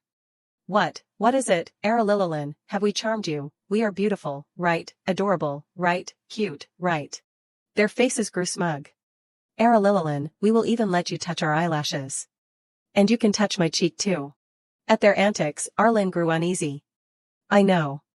If the other blushes or gets flustered, they will bully them to death by teasing. Even Satan in hell would be impressed. Seeing Arlen remain silent confused Seal and Noel greatly. They turned to look at each other in surprise, which she noticed. What is with those ominous eyes? I can feel it, my life's only going to get harder. I need to escape. Without hesitation, Arlen snapped, move aside now. If you won't leave, then move aside. But they just stood there, stepping closer to her. Hey, move aside. Hurry. Their eyes lit up strangely. Aralililan is the first to treat us so harshly. Is this Aralala's scheme to get our attention? Their craziness left Arlen speechless. What are they thinking? They seem to find her fascinating. Aralililan is so cute, Aralala is so lovely. Her hands began trembling in fear. I want to be strong. Normally, I do not, but right now I want strength. Usually at times like this, some mysterious being whispers, do you want power? Just then, the doors burst open along with Pishan's voice. Hey, you twins. He strode in angrily. Step back, both of you. Stay away from Arlen. Seeing him defend her left her stunned. Pekayon. It froze her in place. I have never felt so glad for Pekayon before. He is like a knight protecting me from Seal and Noel. Don't bully Arlen. Could this be the White Horse Prince effect? Still furious, he scolded them non-stop. Stop it now, Arlen does not like it, that made her so happy. Pishan's the best. More, punish them harder. His sudden defense of her immediately silenced Seal and Noel. The air grew tense. Your Highness, what are you saying? They kept moving closer to Arlen. Aralililan likes us, right? Isn't that true, Aralil? She prayed desperately. I do not know. Just leave me alone. They glanced at Pekayon. Aren't you lying just to monopolize Arlen? The three of them bickered non-stop. What are you saying? You are stuttering. Hit the nail, did not we? We hit the nail, your highness's wicked scheme is exposed. Seizing the chance, Arlen slipped away. Target changed. Sorry, Crown Prince. Just as she was about to leave, a figure appeared before her, drawing her attention. The appearance of this man instantly captivated her. In front of her stood a boy with cold, jet-black hair. Feeling intrigued, Arlen stepped closer to observe him carefully. This child. Meanwhile, the two behind her still chattered. All right, then let us just ask Arilililin. That'll solve it. Hearing this made Arlen jump in alarm. What? The three of them stared at her. Come on, Arilil, choose. You want to play with us, right? Pekayan on the side also refused to lose. You will play with me too, right? The more she thought about it, the more speechless she felt. What on earth were the three of them even talking about just now? Remembering something, Arlen stepped closer and tugged on Haroon's sleeve. In front of all three of them, she immediately declared something. I will play with young Master Haroon over here. Hearing this made all three of them freeze for a moment. What? We did not see that coming. Unconsciously, Arlen recalled the character from the original story. Arlen was clearly just a side character in this work. The story was slowly told, even though Halburn was set up as one of the 5 major ducal families of the empire, holding many secrets, and it was true they wielded the greatest power, still. There was an undeniable fact, they were just like a universal key. Whenever anything happened, the blame was always shifted to Halburn behind the scenes. And it dragged along many other events as well. Unlike the other ducal families, who displayed real strength and influence, in this work, they only existed as background decoration. Arlen squeezed her eyes shut in deep thought. Even so. Pekayan eagerly pushed a piece of cake toward her. Arlen, eat this. This left her exhausted. Ever since she got involved with the Crown Prince, the twin brothers of the Sparum ducal family happily brought her sweets too. Arilililin. Eat this too, this one's delicious as well. Everything was happening too fast for Arlen to react. The future of the 5 ducal families, pillars of the empire. Haroon sat silently on the side, unable to say a word. He represented the Mibix ducal family. Everyone there was happily chatting together, except for Arlen. In other words, the main characters were being drawn one after another into this situation. Was this really okay? She kept staring at Haroon's cold face. But she had her reasons for choosing this boy. Haroon Berg Mibix, the genius of Mibix, the Crown Prince's protector, and the male secondary lead of this work. His looks captivated her. No wonder he was the one the female lead Claire fell for in secret. Noticing Arilin's gaze, the twin brothers grew very surprised. Arilil, why have you only been looking at Haroon and not at us? Arilililin, do you like Haroon that much? This left Arlen in a bind. Ugh, I think I have been ruined by these brats already. Still, she did not care, calmly lifting a teacup in her hand. Even though it was a bit frustrating, Haroon was firmly the steadfast secondary male lead of the Northern Duke. To explain a little, what did the flower of a secondary male lead mean? Faithful, devoted, like a steaming hot bowl of soup, steady, an honest and reliable anchor. Quietly helping while only watching the heroine from behind. Reliable without being intrusive. That made Arlen look forward to it all the more, hoping he would immediately deal with those 2 little devils and the Crown Prince. Just then, Noelle slowly held out a piece of cake to her. Arilililin, try this one. This delighted her. This isn't my chance, Haroon, hurry up and save me from this. She immediately glanced at him with a desperate, pleading look. Help me. That made him hesitate for a moment. Seeing this, Arlen rejoiced. All right, he got the hint. Without hesitation, Haroon immediately pushed a piece of cake toward Arlen. Watching his action, she was completely speechless. Not that, you brat, get me out of this mess. Suddenly, Pekayan jumped up. He walked over and snatched Haroon's cake, swallowing it in one bite. Right after that, he immediately pulled out his own cake and held it out to her. Arlen, this one tastes better. The situation left Haroon so awkward that he turned his head away. She quickly noticed his once cold demeanor had in an instant turned into a sorrowful beauty. Not only did he miss the signal, but he was also such a kind person. The twins immediately caught on. Your Highness, you are wary of Haroon, are not you? I see it too, I see it. Pekayan turned back, confused. What? The twins kept teasing. Your Highness, that is unfair.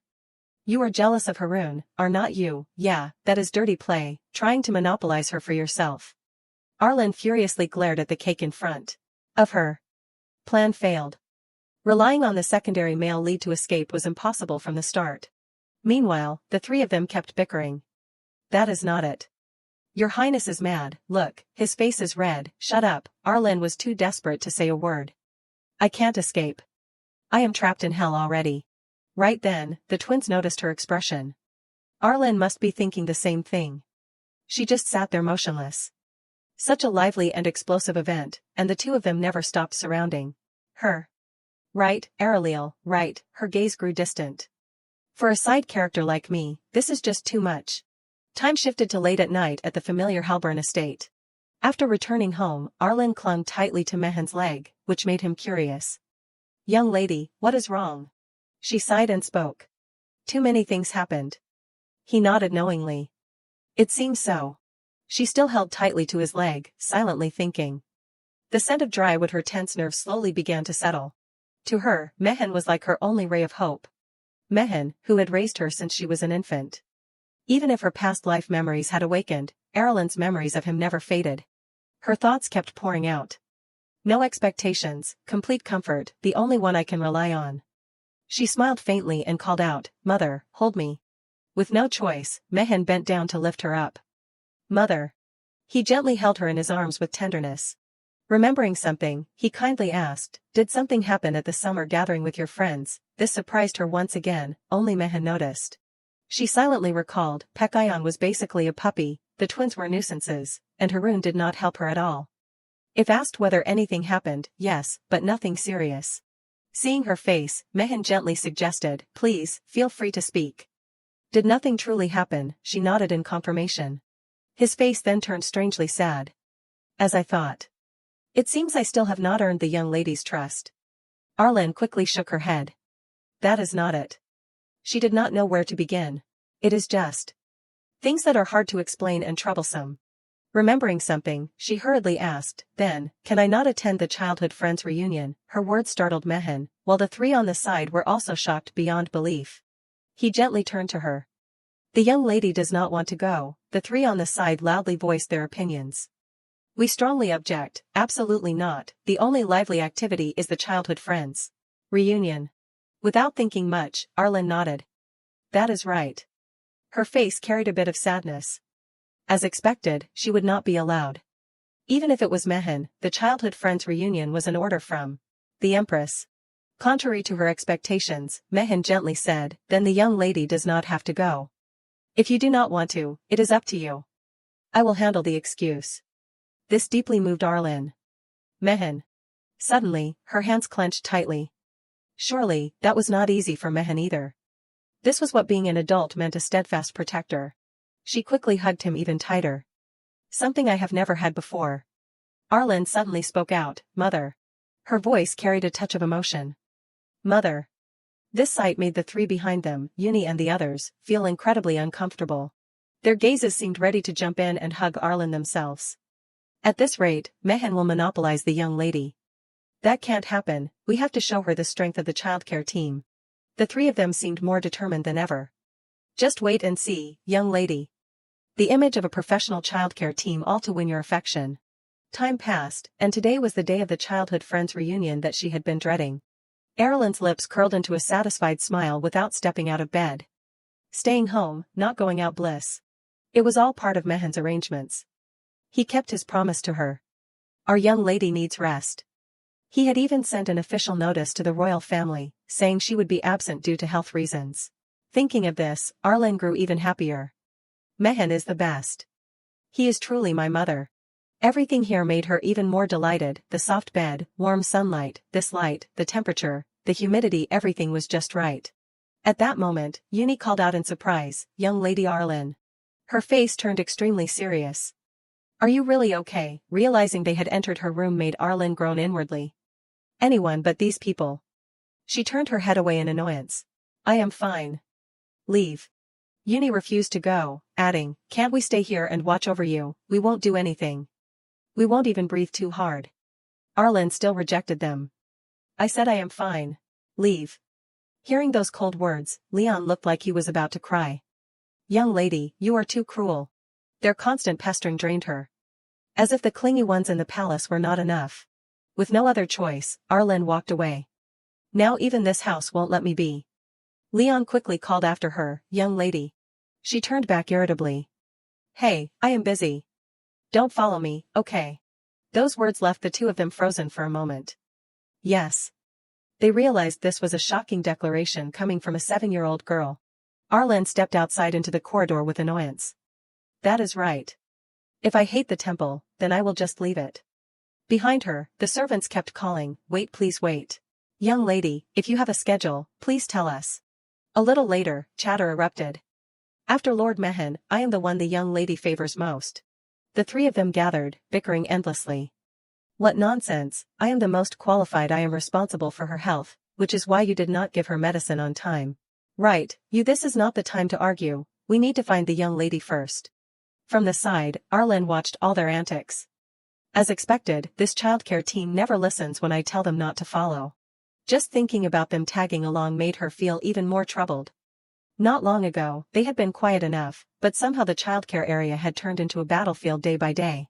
Remembering something, Arlen suddenly asked in surprise, "But uncle, do not you have to do that too?" The man before her was head butler and bodyguard. He sighed. "The young lady is paying attention to me again." She quickly realized his identity. "So he is also part of my childcare team." He bowed and reported, "Don't worry. I won't do such silly things. I am satisfied with serving and protecting you like a shadow." Remembering something, Arlen thought silently, "Come to think of it, has never once bothered me." Just then, Ern's voice grew serious as he reminded her, "But please do not hate the childcare team too much. They have repented for past mistakes and are doing their best for you. Young Lady Arlen. In the future, we will never leave you alone again, we have sworn in blood to support you more perfectly." His words left her speechless. What is with this blood oath nonsense? Ern gently knelt down on one knee before her and said, "So from now on, we won't let such things happen to you again." His warm voice surprised Arlen. "Don't worry." She suddenly recalled the woman who had badmouthed her before. Were the maids gossiping about me really that shocking, being talked about as normal? That suddenly made her curious. Come to think of it, what happened to those maids? Arlen's thoughts flowed. Did Mehen drive them all out? I have not seen them since. And all the servants around here had treated her with such gentleness. Thinking back, ever since that incident, everyone in the estate had been kind to her. That made her realize something important, as if from the very beginning, no one here had ever looked down on her. Everyone had showered her with affection. Since waking up, she had never once been alone, so she had not noticed. All of them looked at her with gentle eyes. Young lady. Ern smiled softly and told her, "From now on, we will make sure you only encounter happy things." A light breeze passed by. Arlen fell silent for a moment. So that is how it is. Mehen and the childcare team. She was so startled she covered her face with her hands. Maybe they are all worried I would be hurt, so they poured all their efforts into me. Just then, Leon noticed her. Young Lady Arlen ahead. All of them rushed over joyfully. Young lady, this utterly exhausted her. Oh heavens. At last, she understood all their kindness toward her. Thank you for caring. Maybe I should go along with them a little. But soon after, Arlen collapsed on her bed in exhaustion. So tired. This is on par with that childhood friends reunion. Just thinking of it made her clutch her head and scream. Morning, noon, night, even snack time, they clung to her without end. Didn't they say they would only bring me joy? Didn't they say they would only make me laugh? Suddenly, Arlen bolted upright and looked around her room. This can't go on. I just escaped the torment of the palace. If this continues, I will die from stress before any illness kills me. Now, she had to run from the maid's watchful eyes. The childcare team had gone mad, persuasion was useless. In her mind, Arlen pictured Uni and Leon turning dangerously threatening. In despair, she remembered Mehen. Then Mehen. But she reminded herself Mehen was busy. I can't trouble mother. So, Arlen slowly took steps forward. In that case. She opened her desk drawer and picked up a pen. I will have to use the last resort. Inside the estate, all the maids suddenly gathered together. There was a note written by Arlen, important notice, all gather in the drawing room. This left the maids astonished. Leon was dumbfounded. Did Lady Arlen really write this? Uni nodded and suggested, seems so. Let us just go to the drawing room. Everyone hurried to the drawing room, where they found Arlen already waiting. Young lady. She turned and asked, is everyone here? The scene confused the maids greatly. What is this? Her face grew determined as she announced to them all, this is what is called a reward sticker board, complete with good child stickers. Everyone still did not understand. A sticker. Reward, Arlen slowly explained, starting today, I will give reward stickers to whoever pleases me. That statement left them all frozen for a moment. This was the only method that could bring true peace to Hellburn. Someone's face suddenly turned strangely serious. Rewards, good kid, proof of being cherished. Arlen continued to make her announcement. Now everyone, take a sticker board. Leon was deeply moved by the sight. The young lady even wrote our names herself. Uni hugged the sheet tightly. This must be kept as a family treasure. She gently handed the sticker sheet toward the three of them. If you do well, I will stick a reward sticker on this sheet. Use this to show off to each other. It may not be common, so it is hard to find, but using reward stickers is simply the best. At that moment, Mehan stepped forward and asked, what is everyone doing? Arlen was startled to see him appear there. Mehan. Her voice carried a trace of sadness. I thought you were busy. He shook his head and explained, even if I am busy, I still make time to look into things. Hearing that, she nodded in understanding. I see. Remembering something, he looked around the place again. So what is all this about? Why is there such a noisy gathering? Arlen slowly moved closer to him. That is. After hearing the whole story, Mehan's face turned very displeased. So in short, me taking care of the children has troubled the young lady. Arlen shook her head to clarify. No, it is because I wanted to do this. He quickly grabbed the good kid slip from her hand to examine it. Her face bloomed into a gentle smile as she announced, here, Mehan, just by being here, you already get praise. The innocent smile on her face froze him on the spot. My lady. She looked at him again. Use it like this, do you understand? He nodded obediently like a little pup. Yes, I understand. Ern, watching from the side, felt a pang of jealousy. Lord Mehan already got a sticker. Uni quietly thought to herself, so jealous. So very jealous. Time passed until a few days later at the Hellburn estate. Arlen lay comfortably on her bed, happily thinking, so relaxing. How long has it been since I have enjoyed such peace? She recounted the story as well. The sticker board had become a new activity, and Hellburn once again found peace. Everyone chattered excitedly with one another. Yesterday I got 2 of them, I have received the most so far. Arlen cut into probe, so, Mehan, do you want one too? Mehan sometimes stared intently, but if they just made a sticker for him, everything would be fine. Remembering something, Arlen pondered while holding a book. I suppose Mehan also wants a sticker. Let us just read. Anyway, there is nothing to worry about now. Suddenly, the door opened and a familiar figure slowly appeared. Arlen, unaware of what was happening, kept focusing on her book. Patient's footsteps gradually came into the room. Noticing something unusual, Arlen glanced outside in surprise. Strange. Why is it so quiet out there? It is usually so noisy at this hour. Patient's familiar voice rang out. I am here. She quickly sat up. That voice. He stood happily in place and called loudly, Arlen. She was utterly confused. Pekayon. Time turned back to earlier. Pekayon was baffled when he heard the news. What, Arlen is not coming today either. Graham awkwardly explained, the Hellburn butler said the lady is not feeling well, so she can't attend today's gathering. Pekayon grew upset. They said the exact same thing last time. Time passed. At each party, Patient's eyes grew more expectant. 1 day, 2 days, 3 days, 4 days, once, twice, 3 times. The twins behind him kept pestering. Your Highness, let us play a game, Your Highness, are you listening? But all he could think about was Erlen's figure in his mind, even though nothing had actually happened. Today. I miss Arlen so much. Graham sighed helplessly. She is sick, what can we do? Patient's eyes looked as if he might cry. But. He still managed to remind himself, you can't treat someone who is sick that way. In the end, he reluctantly accepted it. I guess that is true. Seeing Patient's sadness, Graham thought to himself, Lady Erlen's absence may actually be better this way. He realized Pekayon was only ever glued to Arlen. The atmosphere here always grew chaotic because the prince cared only for her, without any thought for others, while other young men crowded around her too. With a delighted smile, he continued, this way, things will settle down somewhat. Besides, without the lady, socializing with other friends is not so bad. But Patient's mood was so bad that Graham did not know what to do. Wrong. He is not hearing anything I am saying anymore. Pekayon muttered to himself nonstop. The last time I saw her, she was fine. This time she did not come, so next time will be the same, right? And what if she never comes again after that? What if I never see her again? No, I can't let that happen. Determined thoughts surged through his mind. Even if we do not play or do anything special, just being in the same space with Arlen makes me happy. I miss Arlen. Unconsciously, Pekayon remembered the very first time he fell for Arlen. Maybe even now she is sitting by a window all alone. The sunlight shone in, and he squinted. I know Arlen wants to be alone. But somehow, I do not want to leave her that way. Inside the large room, Pekayon gazed out. If Arlen is alone. His eyes grew sorrowful. I am afraid she might disappear somewhere. Without delay, he quickly called out, Graham. Graham answered hurriedly, yes, sir. Patient's heart swelled with indescribable emotion. What is loneliness? He looked like a completely different person. What is solitude? He wondered silently. All I want is for Arlen to appear before me. Pekayon grew contemplative, secretly calculating. But Arlen can't come here now. So then.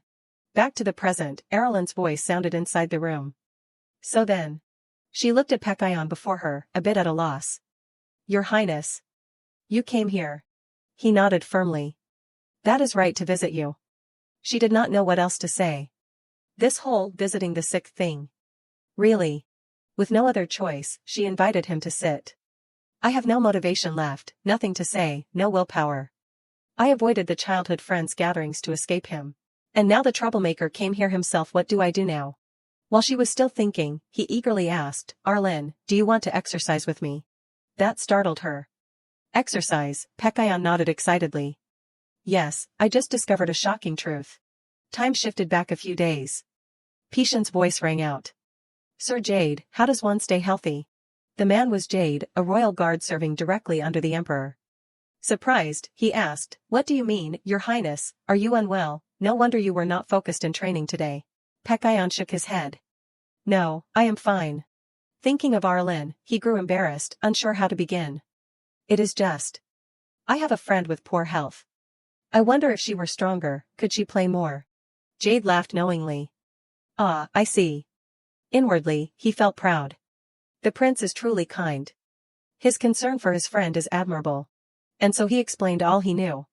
For your friend's health, first, a regular lifestyle and enough sleep are necessary. Next, balanced meals 3 times a day. And most importantly, exercise. Jade flexed his muscular body while speaking. The human body only has vitality when it moves just enough. The body runs on surprisingly simple principles. Pekayon silently memorized it all. Move just enough. I see. Back to the present, Pekayon looked at Arlen with expectant eyes. In short, exercise makes you healthy. She was speechless. Wow, a groundbreaking discovery. If he reports this to academia, he might even win a Nobel Prize, the one truth only he did not know. Breaking news, breathing means you are alive.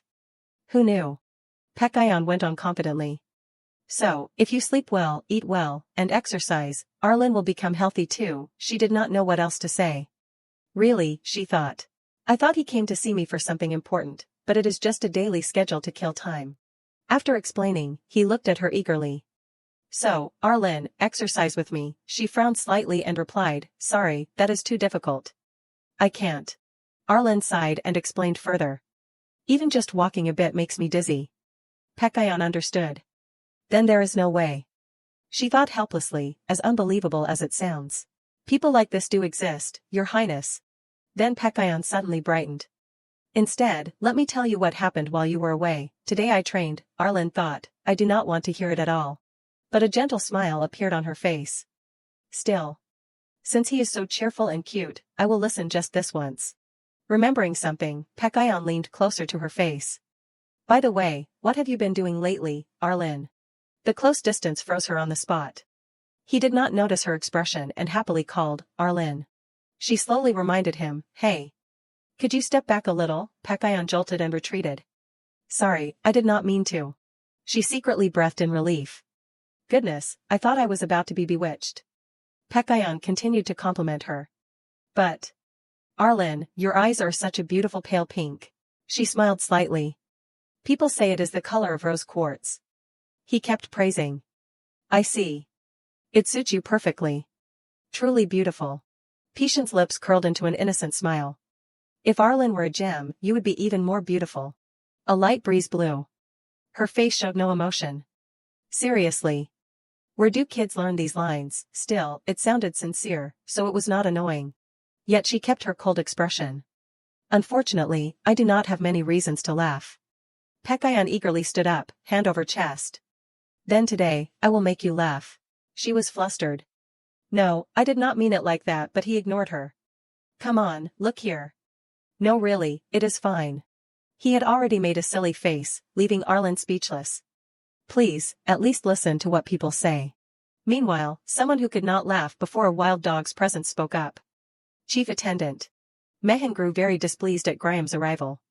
Seems you have hidden honey in the Halburn estate, huh, always dropping by without warning, no matter how busy you are. Graham forced a stiff smile. Of course not. But inwardly he was terrified. Your Highness, why must you test me like this? Mehan's gaze looked as if he would devour him alive. Though I can't oppose the Crown Prince's will, do not you think you are being too familiar? Graham quickly nodded in agreement. A mere servant like me would never dare go against my master's wishes. Mehan leaned close, speaking threateningly. I know it is also your duty to guide His Highness onto the right path. Graham tried to steady himself. Just smile. Just keep smiling.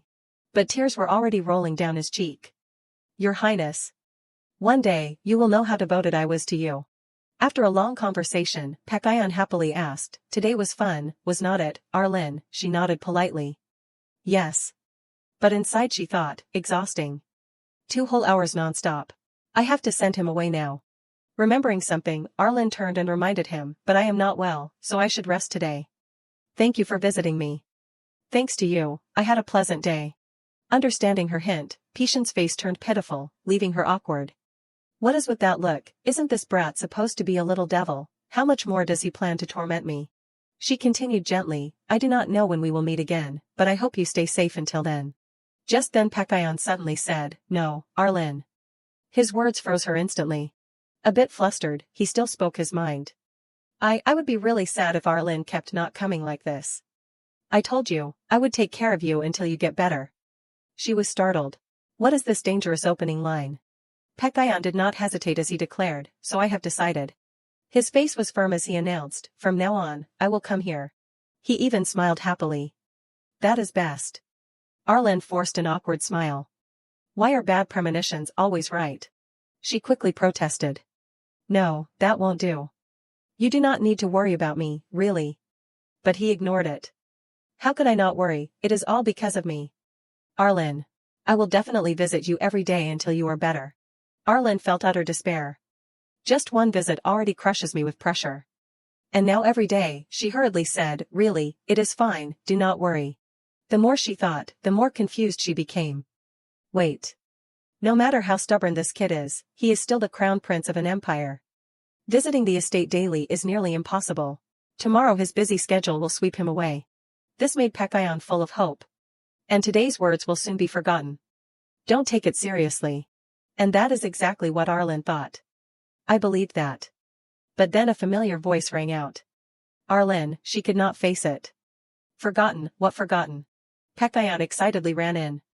I came again today, she quickly turned away, pretending not to hear. It has been a whole week now. A full week of attendance. Seeing his eager eyes left her awkward. The crown prince declared he would come daily. When he only came 1 or 2 days, my reaction was. Arlen walked wearily down the long hall. Maybe in a few days he will stop. Surely he won't keep coming forever. But then it really happened. Pekayon happily asked, Arlen, did you sleep well? They say you need good sleep to stay healthy. Time passed. Pekayon cheerfully pushed open her door. Arlen, good morning, to be healthy, you must live with routine. He even grabbed her hand, pulling her forward. Come on, walk, stroll, stroll, he brought her new health updates every day. Handing her a large piece of beef, Pekayon said, Arlen, they say eating well is essential for health. His bright smile was something she did not want to face. Too dazzling. Like he is about to exorcise a demon. Is this even real? Day after day wore her down. Even if he is the crown prince, this is still my house, the Halburn ducal estate, one of the 5 great noble houses. How can he just come and go like it is his own place? Even his presence made everyone uncomfortable. Are we really just letting the crown prince run wild here? Someone say something. Just then, Ern suddenly coughed. He and Leon stepped forward to greet him. Your Highness, please take care of Our Lady. Though weak, her soul is delicate, gentle, and very lovable. The sight made Arlen sigh. Traitors. Pekayon proudly placed a hand on his chest. Very well, leave it to me, she was speechless. Leave what, exactly? Arlen sat still without moving. So lonely. Amber reminded her seriously, my lady, you must finish your meal. She shook her head. I have no appetite. Looking at the dish placed right in front of her, she pondered a little. Ever since the crown prince arrived, the mansion's menu, the arrangement of servants. Even the time she woke up, everything had been adjusted according to that kid's preferences. And of course, the most shocking thing was that Ern had told her, and Lord Mehen had also allowed it. This made her deeply reflective. Everything had been permitted by Mehen.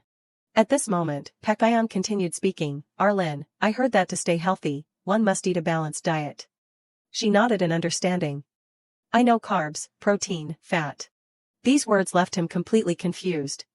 Carbs, protein, fat, what are those? Arlen patiently explained, carbohydrates, protein, fat, those things exist. But Pekayon still did not understand. Is this some kind of monster or magic? Where did you learn that, Arlen? This time she blamed herself. Damn it, attention had shifted onto her again.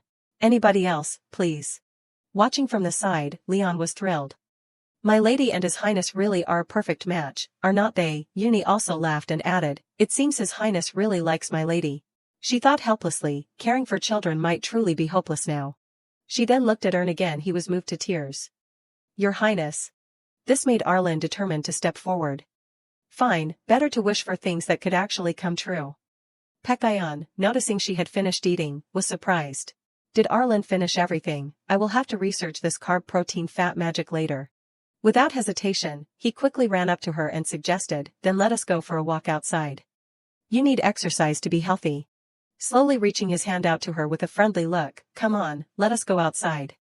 After a brief silence, Arlen suddenly called out, Your Highness. Her next words froze him for a moment. Aren't you busy? The more she thought about it, the more puzzling it became. Even though he was young, Pekayon was still royalty, and not just that, he was the crown prince who would inherit the throne. Lessons on ruling, sword training. Surely he must be busy. Thinking of this, Arlen felt even more certain. Perhaps he was just sparing a little of his precious free time to come here. She continued with judgment, someone as busy as you, is it really necessary to visit every day? Pekayon suddenly asked back, why would you say that? Startled, she looked up at him. Yes. But Pekayon did not mind at all. He gently reached his hand toward her. Because we are friends.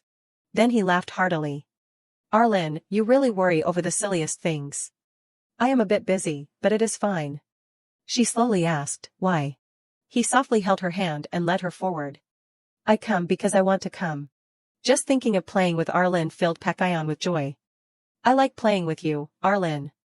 You like it too, right? Saying that, he eagerly tightened his grip on her hand. Being home alone is so boring. Without another thought, he pulled her along. Let us go, Arlen. Meanwhile, as she was being dragged along, Arlen thought in surprise, friends, have I ever had anything like that before? Suddenly, she grew oddly pensive as memories resurfaced. Bad memories from her previous life came back. It seemed there had been something similar around her once. In her past life, she had been someone who only played violin alone, merely trying to fit in with other children. She had never cared whether she had friends or not. Proving her worth was far more important. Voices of gossip constantly reached her ears. Unbelievable, she is already a genius, so why does she keep working so hard? You look down on me because I am not as good. You always think you are the best. This made the other children feel inferior and leave. Some boys even persistently tried befriending her. We seem to get along well, do not we? I heard your mother is famous. Everything piled up, making Erlen's life suffocating. That place was filled only with people wanting to use her. Over and over, emptiness repeated itself, until one day. She realized she no longer cared about ordinary relationships. Erlen's hands clenched toward the door. But it is fine. She turned her head toward the woman behind her. From the very start, in my life, just one person was enough. Her face suddenly brightened with a strange glow. Mother. But as she was still basking in joy, a whisper reached her ear, in the end, my mother abandoned me too. Who would ever like someone like you? In the end, you will only be left alone. This terrified Arlen, making her snap her eyes open wide. Don't expect anything. The familiar scene around her made her realize instantly where she was. She sighed tiredly, turning over as memories returned. Perhaps it is better not to recall the past at all. Pishan's smiling face surfaced in her memory. We are friends. Thinking of this, Arlen muttered to herself, what benefit is there in getting close to someone who will soon disappear like me? Her thoughts flowed endlessly, making it feel like time itself had stopped. As expected, if it will all break apart in the end, it is better not to begin at all. Being alone is more comfortable. Inside the office, Mehan's voice sounded, Dylan, do you think this is okay? Hearing this, Dylan turned his head in surprise. Yes, what do you mean, sir? He rubbed his temples, troubled. I mean, letting the crown prince come and go freely like this, won't it be a problem? Seeing his displeased expression, Dylan silently thought, Lord Mehan is actually asking something like this, and with such a complicated face too. On the desk, there was still a picture of Arlen. A warm smile tugged at Dylan's lips. I thought Lord Mehan would stop the crown prince from visiting any time he pleased, but he has not stopped him at all. Mehan recalled Arlen's words to him, can I skip the childhood friends gathering? That only made Dylan more certain. Even if he pretended not to care, in the end, Mehan was still worried about her. Thinking this, Dylan chuckled and asked, Lord Mehan, you know it too, do not you? He blinked in confusion. Know what? Dylan continued, that the young lady needs friends her own age. Realizing his worry, Dylan kept reassuring him, it will be fine. Children in the Empire grow up like this anyway. Mehan sighed and glanced at him. You are younger than me, yet you seem to know a lot about children, Dylan. Dylan laughed cheerfully. That is because I have many nieces and nephews. The scene shifted to the royal palace. Ajani's voice rang out, Pekayon, you went to Halburn Mansion again today. He nodded firmly. Yes. His face lit up as he recounted, after I came back, I trained, studied, and practiced more. Ajani even praised him with admiration. You had quite a busy day, did not you? How's Arlen? At the mention of Arlen, Pishan's eyes lit up strangely. Arlen is. Realizing his reaction was too strong, he quickly corrected himself. Not well enough to go outside yet, but I heard she is slowly recovering. Honestly, she always looks a bit odd. So I am not too sure. Lately, maybe it is a new game or something, but she keeps staying shut inside her room. Hearing this, Ajani gently reached out and stroked his head. Pekayon. Her voice carried a strange tone. Don't be too good to Arlen. Her words baffled him. Huh. She softly reminded him in an odd way, just like, but only at that level. Only get close enough so that you can let go of that child anytime. Time shifted toward late evening at the palace. Pekayon walked down the long corridor with a wordless, sorrowful face. Recalling earlier, Ajani had sternly warned him, only get close at the level of liking. This confused him deeply. Why? But she had said something strange, later, that will make it easier for you. Those odd words left him troubled. Mother, why would you say that? Do you not like Arlen? He shook his head in denial. No, that is not it. Pishan's expression grew more determined than ever. Even so, if Arlen becomes healthy, maybe mother will change her mind. He broke into a run, full of determination. Arlen, I will try hard, we must be healthy together. The scene shifted to the following morning. Arlen sat quietly, welcoming the new sunlight. Holding a teacup in her hand, her face looked deeply thoughtful. How strange. She silently mused. Normally, by now, he would have given up on his own. Graham was still running after Pekayon, reminding, Your Highness, please slow down. The only thing Arlen could do was respond coldly. Many times Pekayon started a conversation, Arlen, is not the weather beautiful today? She would turn away indifferently. Not really. But it seemed none of this went as she planned. Ignoring him, not answering even when Pekayon excitedly pointed, Look, a squirrel, Arlen, she still walked away without caring. She even shut herself inside, locking the door, avoiding everyone. Pishan's voice rang endlessly, Arlen, what is wrong? Are you unwell? The maids, seeing this, quickly reported to him, Crown Prince, today the young lady does not seem happy. Please come with us to do something fun instead. Inside the room, Arlen remained motionless. I do not even want to show my face anymore. In the end, Pekayon burst in energetically, pushing the door open. I am here, she asked herself, why does he keep coming? Leon cheerfully greeted, Welcome, Your Highness. Pekayon, as usual, greeted back, Hello everyone, good morning. He quickly looked around. Where's Arlen? Leon, slightly awkward, reported, Well, the young lady today also. Pekayon ignored it and suggested, It is fine, I will just say hello and leave. Hearing that, the maid beamed. Your Highness, you are so kind. Arlen, hiding behind the door, was shocked. Such incredible social skills, how does he naturally win everyone's favor in this mansion? Noticing something, Pekayon turned his head with his usual bright smile. Arlen, you finally came out. Realizing she had been spotted, she panicked. Damn, I let my guard down. Before she could close the door, Pekayon had already rushed over. With a caring look, he asked, so you decided not to stay locked in your room anymore? She stood dumbfounded. Is this really the power of a child? Since she did not answer, he continued, it has been so long, that makes me even happier. Arlen sighed in reluctant resignation. Fine, I lost. My plan to hide failed. Like a little puppy, Pekayon followed her everywhere. Did you eat properly, sleep well, and also? She ignored him, walking forward. So annoying. Her thoughts remained unspoken. If only Pekayon were a bad person, I could dislike him. Or if he were unbearable, I could keep my distance. But Pekayon. Every time he talks to me, he smiles brightly. Arlen, have you looked at the sky? The weather's wonderful today. She froze. He is too kind, that is the problem. Everyone around them marveled at their closeness. But unlike Mehen or the caretakers, Pekayon was not family, nor was he her guardian. The longer they stayed together, the more painful the words would be in the end. After a silence, Pekayon asked sadly, Arlen, why have not you said anything? Are you feeling unwell? Arlen's mind churned. Pekayon, do not you get angry, you have never been looked down on and felt upset. He kept calling her, Arlen. She brooded. Why do you go this far? Unable to take it anymore, Arlen snapped, hey. His body froze instantly. Aye. Arlen decided to face him head-on. Avoidance was not enough, only direct confrontation would do. She nodded firmly. That is right. You did not hear me. Her words froze everyone around them in place. She resolved within herself, no matter how friendly the crown prince was, there was still a clear difference in status. Normally, this would cost her her head. But since they were children, it could be overlooked. Pekayon clenched his fists, trembling. Arlen. She smirked inwardly. At this point, he must be angry. He will surely make me see the difference in status right away. Everything was within her calculations. All right, Pekayon, use this chance. He finally spoke, so, in the end. She smirked. Yes, get angry, then go back to the palace.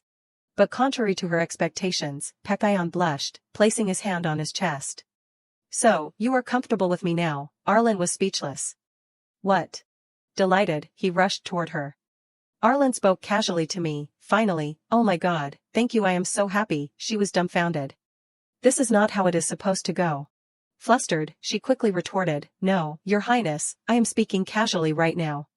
Aren't you angry? Don't you feel it is rude, annoying, or want me to kneel to show our difference in status? Pekayon brushed it off. Why would I be angry, since it is you, Arlen? I like it even more. Keep doing it. This left her dazed. What on earth does he believe in me? Suddenly she reminded herself. No, stay calm. At this rate, I will get swept away by the crown prince. Irritated, she turned away. I do not want to speak casually anymore. I will use honorifics. This startled Pekayon.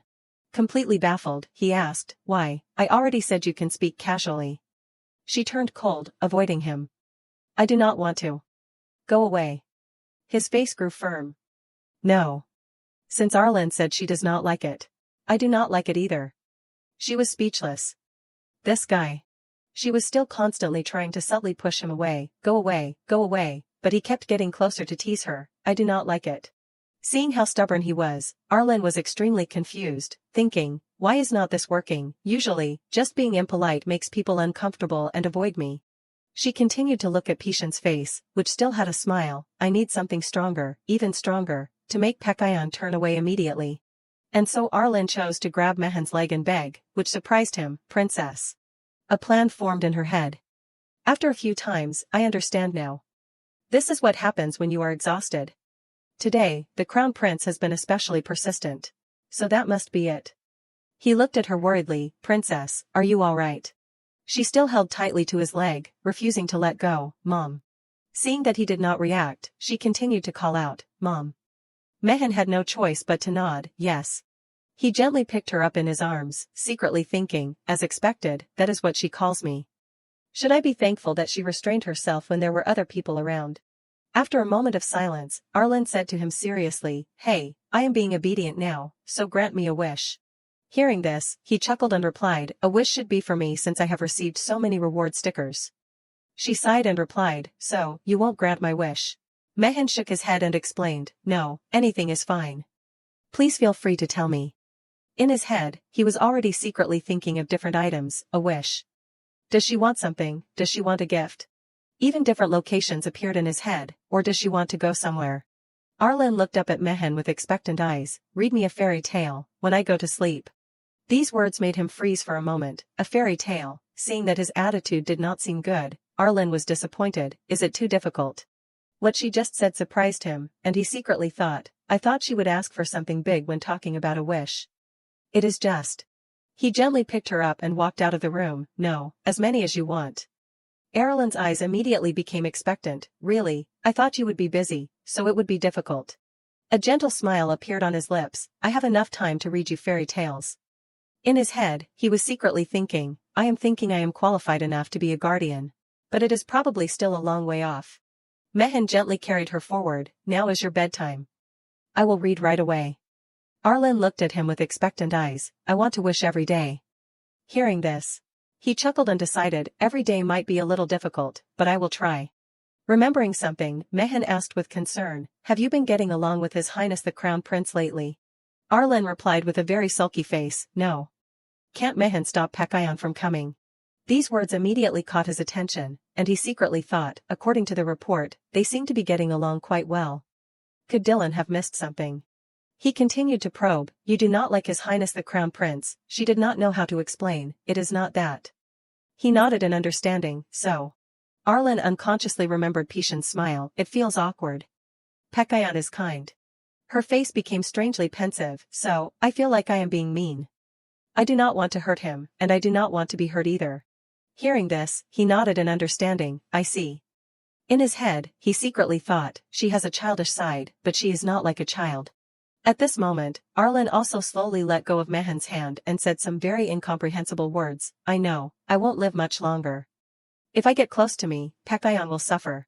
Hearing these heartbreaking words, Mehan seriously reminded her, "Don't say that. No one knows what the future holds." She continued to walk forward. "Really?" His eyes revealed a clear look of sadness, and at the same time, she slowly called out, "Mehan." Her face bloomed into a bright smile as usual. "Please read this fairy tale to me."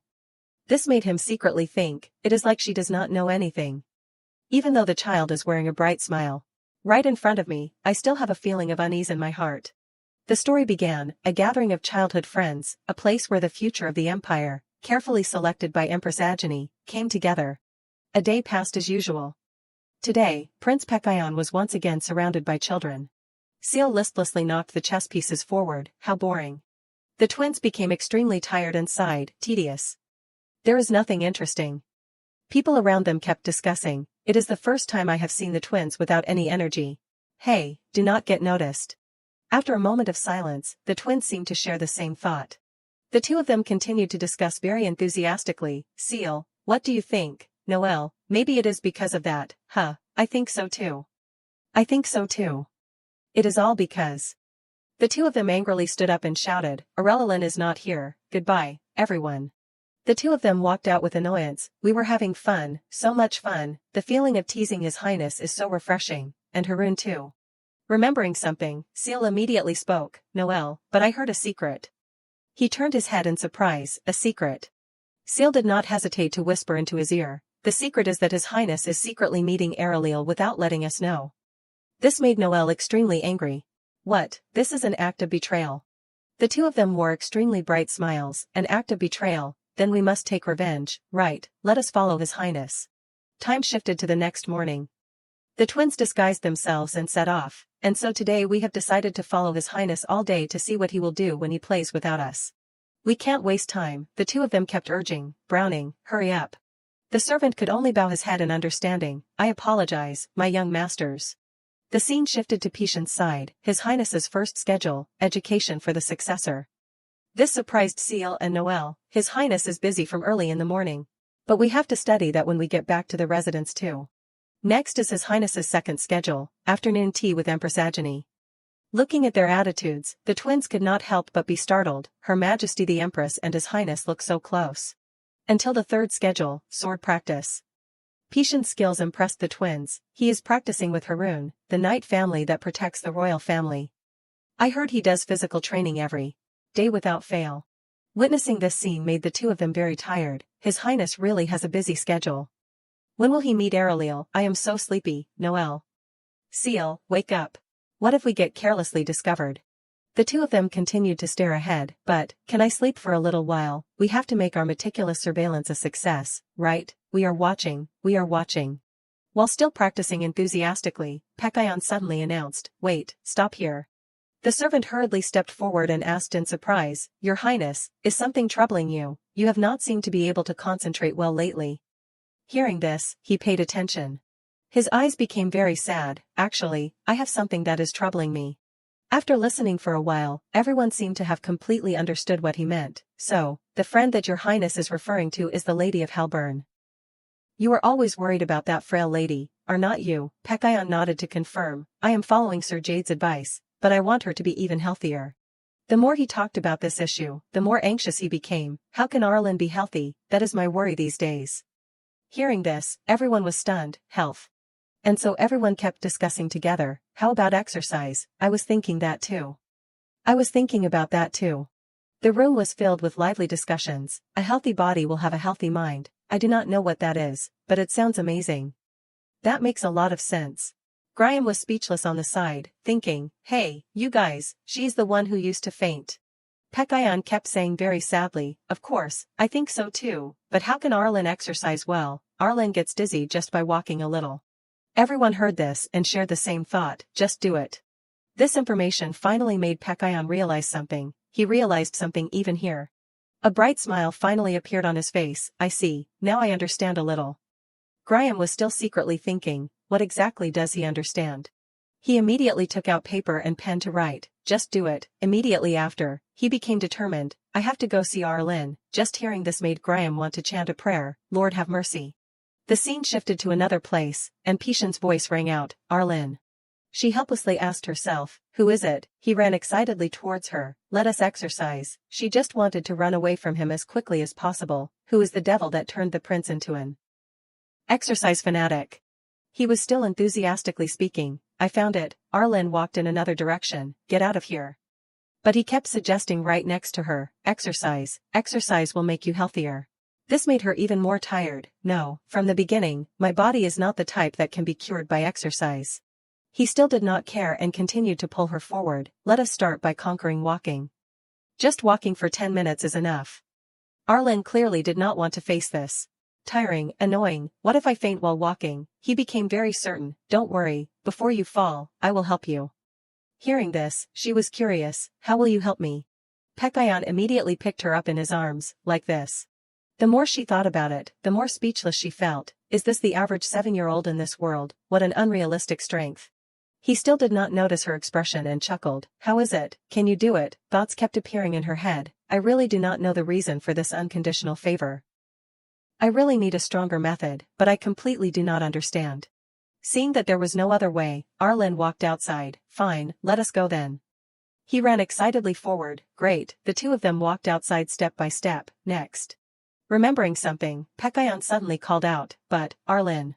He felt very puzzled by her actions. Why is Arlen always alone? That is, besides the butler or the servants, it does not seem like I see any other relatives of hers. She replied coldly, "Mehen." Hearing this, he turned his head in surprise to look at her. "Mehen is not family either." "Where are your mother or father?" Arlen secretly thought. "Mehen is my mom. But if I explain it to Pekayon, Mehen will get in trouble, right?" She immediately thought carefully about this issue. Family. After a moment of silence, Arlen finally spoke. "I do not have any. I have a father, but I have never met him since I was born." Hearing these words made Pekayon very embarrassed. "I see." But he still asked her with concern, Are you all right?" She replied with a calm face, "I am all right." This made him breathe a sigh of relief. Really? Pekayon did not know how to react to this situation. Is this something to be so embarrassed about? It is like I have been hurt. He hurriedly said, in short, it is all right, Arlen. His next words made her freeze for a moment. "I will be by your side." This made her even more stunned and confused. What? Without thinking much, he immediately went closer and grabbed her hand tightly. "You do not need to have family. From now on, anytime, I will always be by Erlen's side."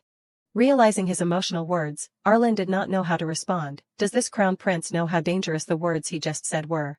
The sunlight shone down, making this place even warmer. Instead of ridicule and sarcasm, there were warm and gentle words of comfort. "I am not immune to these things." Without thinking much, Arlen immediately reached out her hand towards him.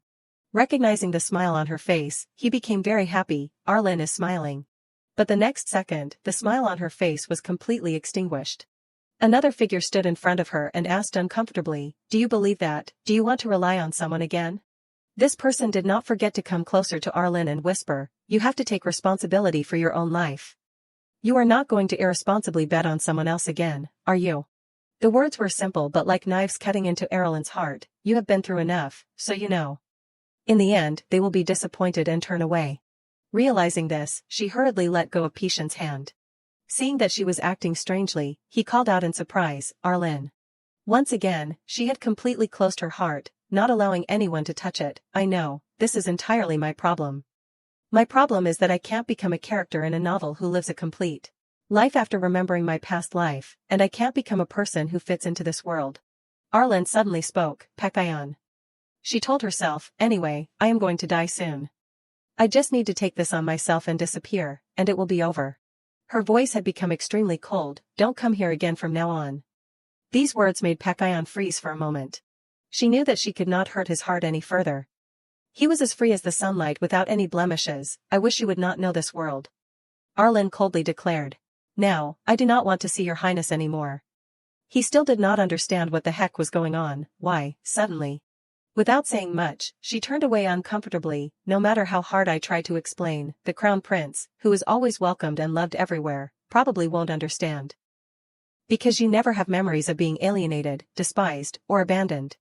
Having said that, she walked away, leaving Pekayon standing there. "So, please, do not come again." He was about to say something more, then, Arlen. The twins, observing this scene, did not know what to say. The faces of the two of them became very serious as they discussed, "What should we do, Seal?" "That is right, Noel. The atmosphere is terrible. Let us be quiet." But the next scene made both of them freeze. Pishan's heart was now completely hurt. "His Highness is crying." Time shifted to the evening at the vast palace. The servants were still busy doing their jobs. The maids became very confused as they talked about this issue. "How is His Highness the Crown Prince, still the same? This is the first time I have seen His Highness the Crown Prince in such a state. No matter what we bring, he does not react. Really, I heard that even Sir Graham did not say what happened." This made everyone discuss very enthusiastically. "His Highness cried." "No, I heard he did not cry. Something happened to the point of crying." Sir Graham said that His Highness did not cry. Listening to these whispers made Graham very tired and sigh. This is a big deal. He had different thoughts in his head. Normally, there would be a shower of gifts and a circus act from the support team right now. This time should be enough for His Highness to be happy with the royal chef's dishes, right? At this moment, the door was suddenly opened. Pekayon was still sitting quietly on the chair, stroking his cat, but His Highness the Crown Prince was different today. After a moment of silence, Graham asked in surprise, "Your Highness, you really won't tell me what happened at the Halburn residence?" He remained silent, seeming not to want to say a word. This made him feel very embarrassed and secretly thought, as expected, he still does not want to say it. His Highness was clearly happy during the day. What on earth happened? This will definitely become a more serious problem than I predicted. At the same time, the scene shifted to the Halburn residence. All the servants were gathered, standing solemnly there. Unlike the royal palace, which was noisy to coax the crown prince, everyone could only worryingly look inside Erlen's room. The Halburn residence was shrouded in deep silence. It seemed like Pekayon was not in a good mood either. Arlen, who had been dragged away by the crown prince, had returned alone and had been in her room with the door locked for 3 hours. The maids who were present kept discussing together. "Does anyone know what happened? I saw His Highness the Crown Prince with the Sparham twins." The Sparham twins. Why were they there? I do not know. All three of them had faces that did not understand what was going on. At the same time, Mehen had also appeared at this place. Currently, the only person who could enter the restricted area was one person, and that was Mehen. He gently stepped forward and announced to everyone, "I will be opening an emergency meeting. All members of the childcare team, please come to the meeting room." A short time later, Leon and Amber were sitting there, ready to wait. Ern and Uni were still stunned, not knowing what was happening. Mehan on the side had become very tired and sighed, "I have a headache." The sudden emergency meeting of the childcare team and the emergency letter from the royal palace made me think something big had happened, but when he entered Erlen's room, seeing her sitting quietly there, he was very confused. "Princess." Tears kept flowing down her innocent face. Unexpectedly, Arlen had become like this. He wearily raised his hand to his head. Raising children is so difficult. In his head, he secretly thought, no matter how much I learn, when I put it into practice, it is still full of unpredictable things. Amber and Leon sat on the side, not daring to move. "Empathy. I empathize." After a moment of silence, he finally cut in and announced to everyone, "I think everyone has felt it without needing a deep explanation. The princess seems very tired. Therefore, I would like to hear everyone's valuable opinions." Leon immediately proposed without hesitation, "How about we call a theater troupe?" She immediately wore a very expectant smile. "I saw the princess enjoyed watching plays last time." Ern, sitting on the side, was not willing to be outdone and said his thoughts. "Speaking of which, the princess also likes watching documentaries about world landmarks. In addition, I will bring more novels." Everyone gathered to listen to his opinion, comics, and fairy tales too. A little more variety. After a moment of silence, Uni finally spoke and suggested, "How about, Sir Mehan plays with the princess for a day?" Realizing the gazes of everyone, she worriedly hurried to explain, "No, I am not saying that because I am too lazy to think. I thought about what the princess likes the most. And it seems like it is when she is next to Sir Mehan." Mehan suddenly fell silent for a moment. To dispel the awkward atmosphere, Ern hurriedly suggested, "This kid is saying useless things. I am sorry, we will teach Uni properly. We will think about more constructive methods." While everyone was still preparing to deal with Uni, Mehan suddenly spoke, "No, it is okay." He quickly walked out of the room. Everyone was still stunned, not understanding what was going on. "What is going on? Is he angry?" At this moment, Mehan was also walking forward, lost in thought. "She likes being next to me the most." He remembered every moment from before, thinking about it, even though she likes it that much. "I do not have many memories with Arel. She kept acting spoiled with him. Read me a fairy tale." This made Mehan sigh and blame himself. If reading a small fairy tale became a wish, then perhaps that child felt that way several times over. It was not until this moment that he realized. How foolish of me. Without hesitating, he slowly walked forward step by step, but, regretting it now, is still too early. Inside the room, Arlen was still sitting there, curled up. The atmosphere here was very gloomy, making her feel even colder, so quiet. The moonlight shining into the room caught her attention. Light. Unconsciously, Arlen reached out and touched the light before her. The unpleasant memories of her past life reappeared. Her mother kept saying judgmental words, "You are my light. You are my only hope. Please fulfill my dream." She could only helplessly endure. Bright eyes, the crazy pursuit contained within. Everything kept happening, making her very tired, the embodiment of my old nightmare. My mother was not like that from the beginning. She used to be a promising violinist. But because of the tragic accident caused by my father, she could not play the violin anymore. She could only helplessly blame, "It is all because of you. Everything is because of you." Erlen's father at that time had taken all the blame on himself. "I am sorry, my love. I am really sorry." And Arlen was the thing that could make her mother shine once again. Her father began to obsess over her mother, and then a miracle appeared for the two of them. A daughter with outstanding talent. It was a story that would be strange if it did not end in tragedy. Inside the house, her father kept cheering her on, "You can do it. Because you are very similar to your mother." As time passed, Erlen's talent gradually became more prominent. "Very good. You just need to play music well like this, and that is enough. You won't trample on my dream like your father, will you?" Growing up in these words, Erlen's heart had completely frozen over. "Do you know, Mom, how much I tried and worked hard so as not to disappoint you?" But perhaps she had known it all along. She did not even glance at her efforts once. "In fact, my mother does not love me. She just wants a daughter who can fulfill her dream." Erlen's hands trembled as she picked up the violin. This action made her very angry and stare ahead. Her eyes were as if she wanted to eat her alive immediately. "How could you disappoint me this much?" On the stage, Erlen's figure stood alone and still. "How could you?" The story was told, the final Tchaikovsky International Competition. Erlen's mother coldly turned and left, and the day I could not pick up the instrument anymore, she abandoned me cruelly as expected. Things did not end there. After that day, my father came to find me after 2 months. He kept blaming me, because you disappointed Mom, that is why she is so heartbroken. Mom is a very pitiful person. Please understand her. Her life became more stressful than ever. Now, you should live and do what you want. She was as if she had completely imprisoned her own life. After that, what I ate, what I did, neither of them cared about me anymore. Something terrible happened, and then one day, the TV quickly reported, the Tchaikovsky International Competition, the winner is MS. Oh. Arlen could only stand there, looking at the scene before her. Congratulations to MS.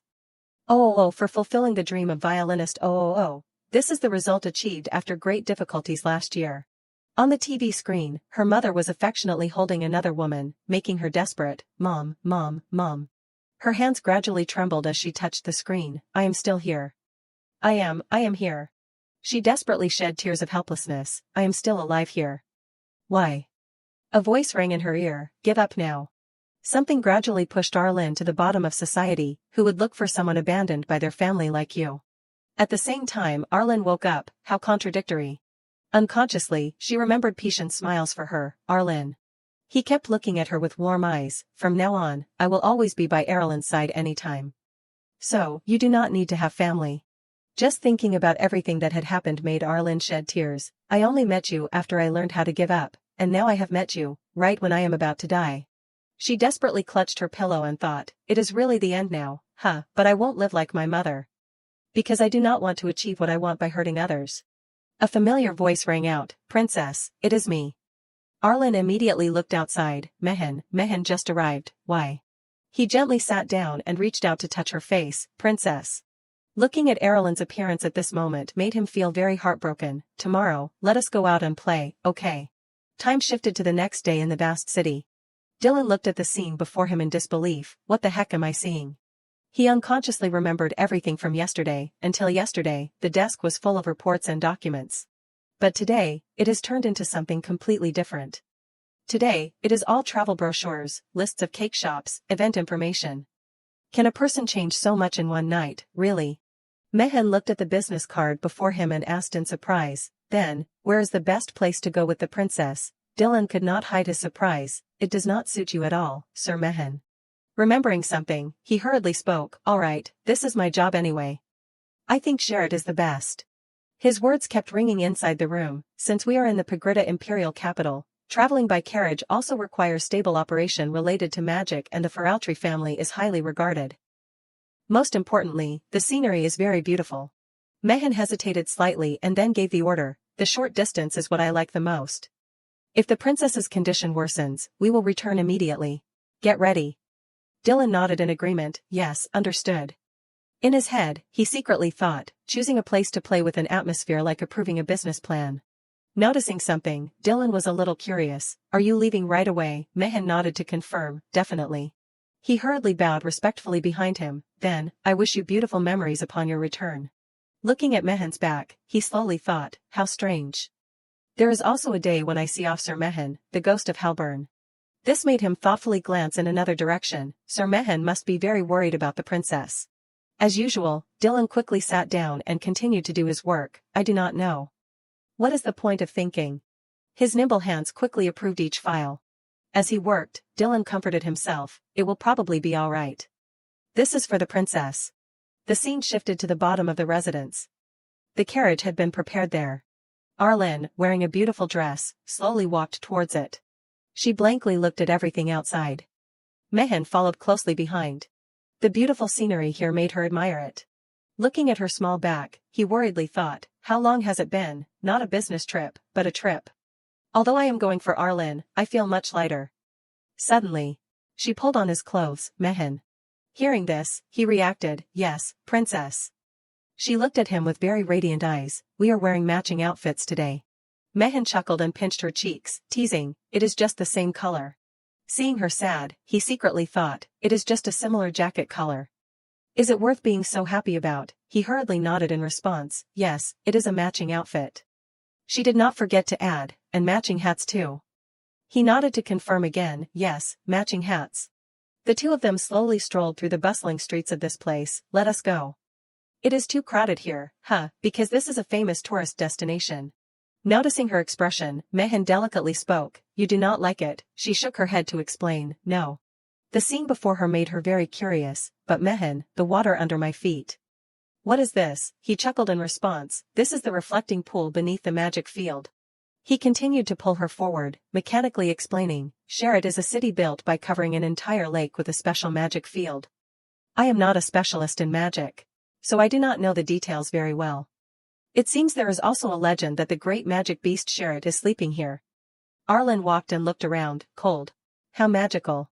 At this moment, a mischievous boy ran quickly forward. Dad, let us go together. She quickly noticed the intimacy of the children with their families. Mom, buy that for me. My son, you want that, let me see. Mehan looked at the scene before him and was surprised. As expected of a famous tourist destination, there are many families here.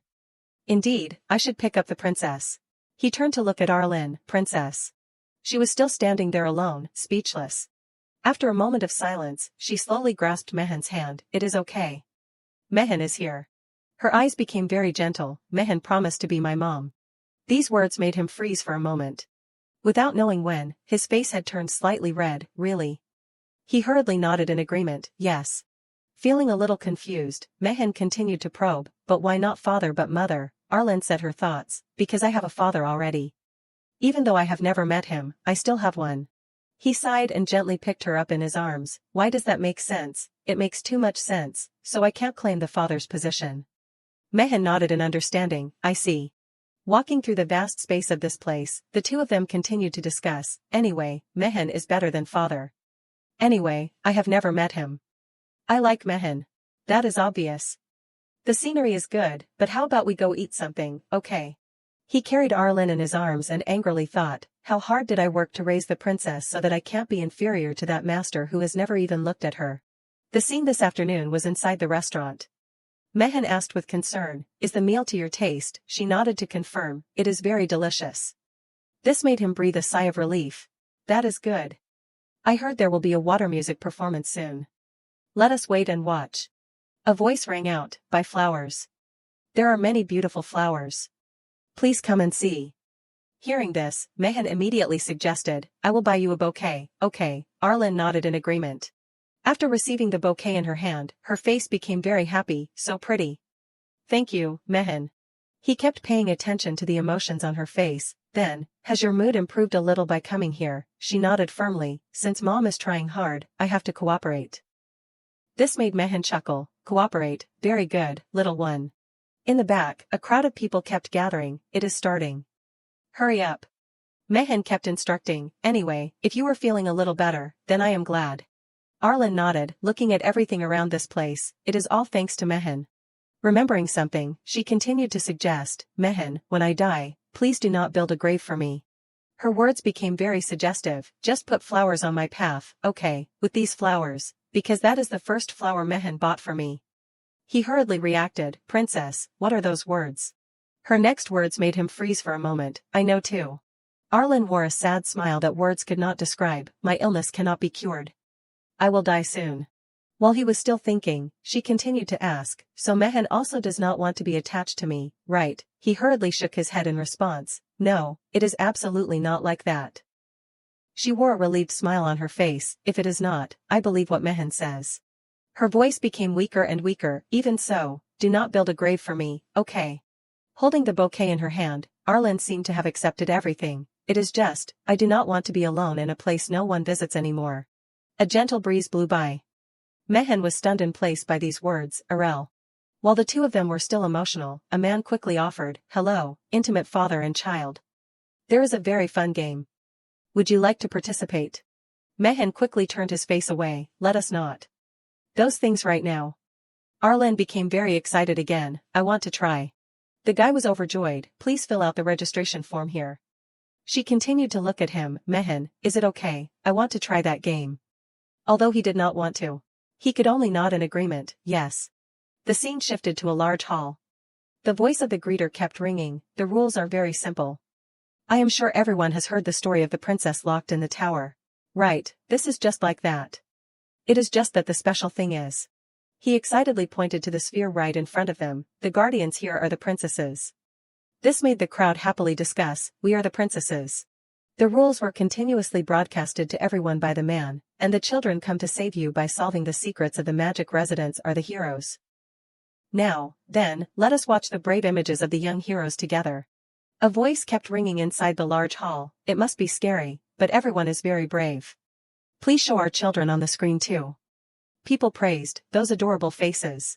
Mehan sat on the side but was very uncomfortable, thinking, is this the time to play games like this? She said shocking things and then casually plays games. The more he thought about it, the more confused he felt, or did some crazy person in the residence say strange things again? Maybe I should talk to her seriously. Realizing that something was wrong, his face became blank. Wait, what did I just see? His eyes immediately became stunned. That person, why are they here? Even the greeter had become very stunned. Why is this happening? The sphere immediately shattered in an instant. On this side, Arlen was still stunned when Pekayon slowly walked over. Seeing that he had appeared again made her very confused. Looking into his eyes, it seemed that he also did not understand what was happening. Pekayon. The two of them stood there, looking at each other with confused eyes. Arlen. A little explanation about this game. The game of escaping from the mansion is a game of rescuing the guardian who is locked somewhere in the mansion by solving the various mechanism puzzles in it. This game still has another creative point. There is a special point that. Seeing Arlen appear, the costumed person quickly stepped forward to scare her. She still did not care much and continued to walk forward. Uncle, I saw where you were hiding. The man was a little startled, really. The more she thought about it, the happier she felt, plus a haunted house. Actually, I agreed to play because I did not want an awkward atmosphere with Mehan, but it is quite interesting.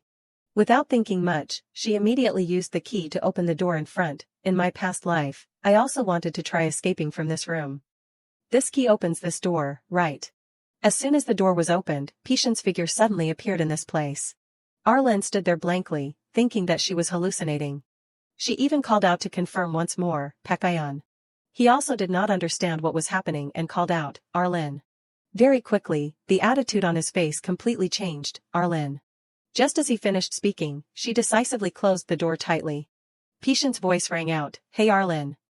The more Arlen thought about it, the more wrong she felt and secretly thought, how strange. Why is Pekayon here? Shouldn't he be at the royal palace? His voice was a little desperate. Why is this door locked? Arel, if you are there, open the door for me. She thought that she was having bad luck, so she hurriedly ran in another direction. Stay calm. I have locked the door. As long as I step back a little, it will be okay. Suddenly a noise rang out. His voice kept screaming, Arlen. Seeing that the situation was not good, she hurriedly ran forward as fast as she could. I have to run.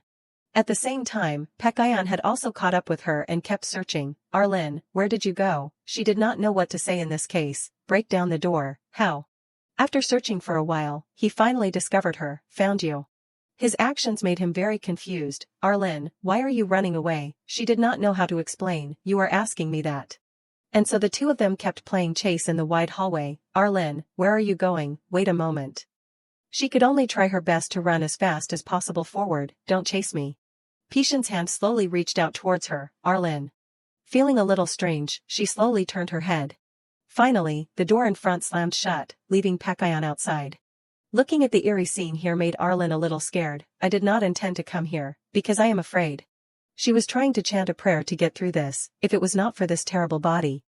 Thoughts kept appearing in her head. Didn't I tell him to leave yesterday and tell him not to come again? As soon as we met, he chased after me without hesitation.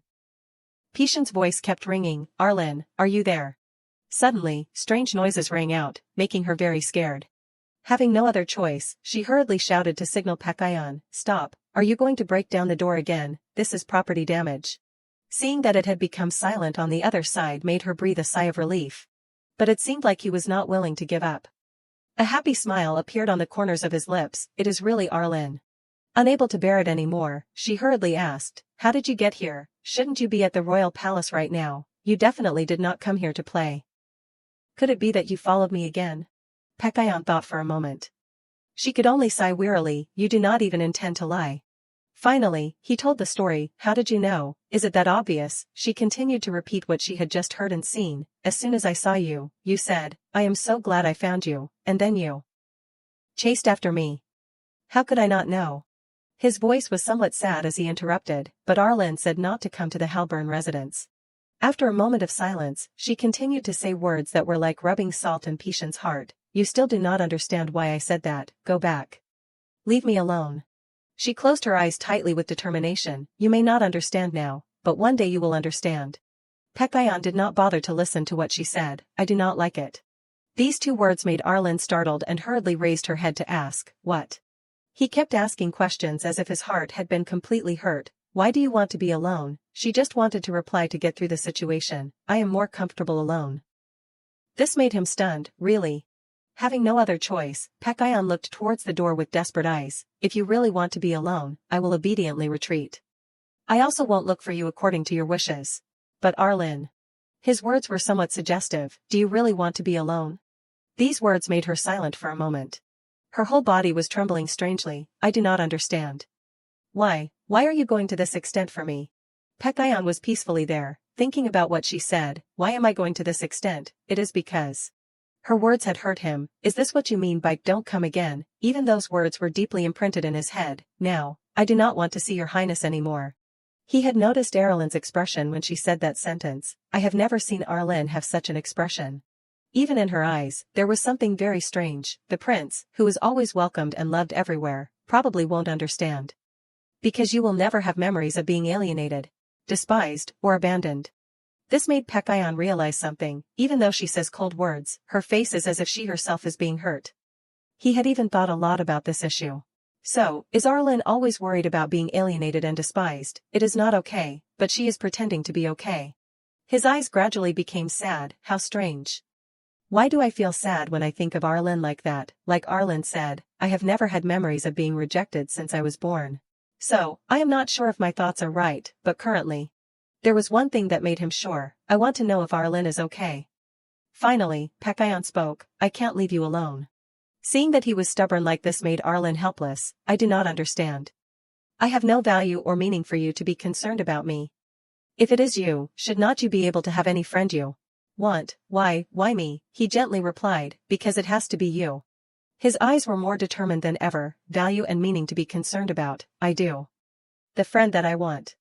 What is the use of those things without you? His words rang out inside the room. Without you. Arlen did not know what to say. Why is your voice so choked up? After a moment of silence, Pekayon sighed and began to tell. I know, you do not like me very much. This made her as if she wanted to beg. If you know, then leave. Just leave. His voice continued to ring out. I know, but. She asked herself, what on earth is the reason? His face turned slightly red when he said this. I like you. Pekayon treasured every moment next to Arlen. I am always curious about what you are doing. I am curious about whether you remember me or not. This whole world is full of Arlen. In the end, everything ends with you. His voice became choked and embarrassed. Arlen does not have to believe me. It does not matter if you do not like me, but. Patient's face had now become very sad. Don't avoid me, okay? Tears kept flowing down Arlen's face, a trembling breath. What am I that you? She tried to make herself calm. Why do you have to worry and be hurt because of me so much? Seeing that there was no reaction, Pekayon hurriedly called out, Arlen. Can you hear me? She was still sinking into her own thoughts. Now I do not even know why I am crying anymore. She remembered her painful memories from her past life. I am afraid. I just want to run away and hide once again, to a place where no one can find me, where no one knows me. Her hands trembled strangely. Clearly, that is what I want. Why can't my hands let go of this doorknob? Finally, after a moment of internal struggle, Arlen slowly opened the door. Why did I? Her face was now full of tears. I want to see you. Realizing her current face made him feel a little heartache. The person who was in front of this door. The door gradually opened right at this place. Arlen said with a very sad voice, lowering her head, being near me, you will also encounter misfortune. His eyes became very certain as he declared, with you here, I will never be unhappy. The two of them kept talking to each other in the hallway. People will say things like, why are you playing with me? Who says that? I won't let anyone say those words. Then you will also be hated and become lonely. But why? Pekayon did not hesitate and blurted out a sentence, because I like you. This statement made Arlen very embarrassed and did not know what to do. She relapsed, remembering the bad imaginings of the future. A few months, a few years later, you might forget everything about today and act like nothing ever happened. Even if you forget me in a blink of an eye, it would not be strange to me. She was very impressed with Pishan's innocent and sunny smile. I am in existence like the background in a novel, and you are the main character, putting your soul into every word. Arlen bit her lip tightly to keep herself calm. I also know that. I know it better than anyone else. Without hesitation, she slowly stepped towards Pakayan, just once, even if it is just once. Finally, she did not hesitate and stepped towards him. I want to try to believe. After a moment of silence, Erlen's voice slowly rang out, I do not like you. Hearing these words, Pakayan chuckled and shook his head to explain, it is okay. He became strangely radiant, because I like you.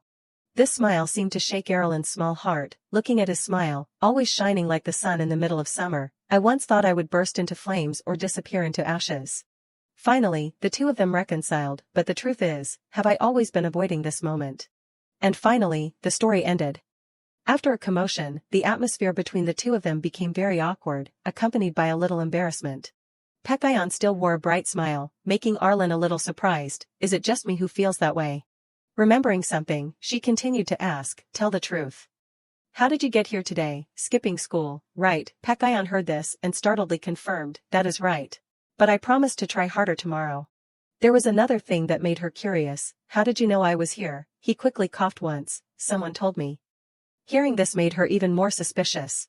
Who on earth is it? Is there a traitor in the residence who dares to side with the crown prince to leak information? She quickly asked, what about this game? Pekayan acted as if he had nothing to do with it. Coincidence? She clearly understood something. Are you going to use that smile to gloss over it? Having no other choice, she could only sigh and announce, all right, let us solve the puzzle. Pekayan, try opening the box over there. He excitedly nodded in agreement. Remembering something, he turned to look at her again. Arlen, but you usually hate exercising.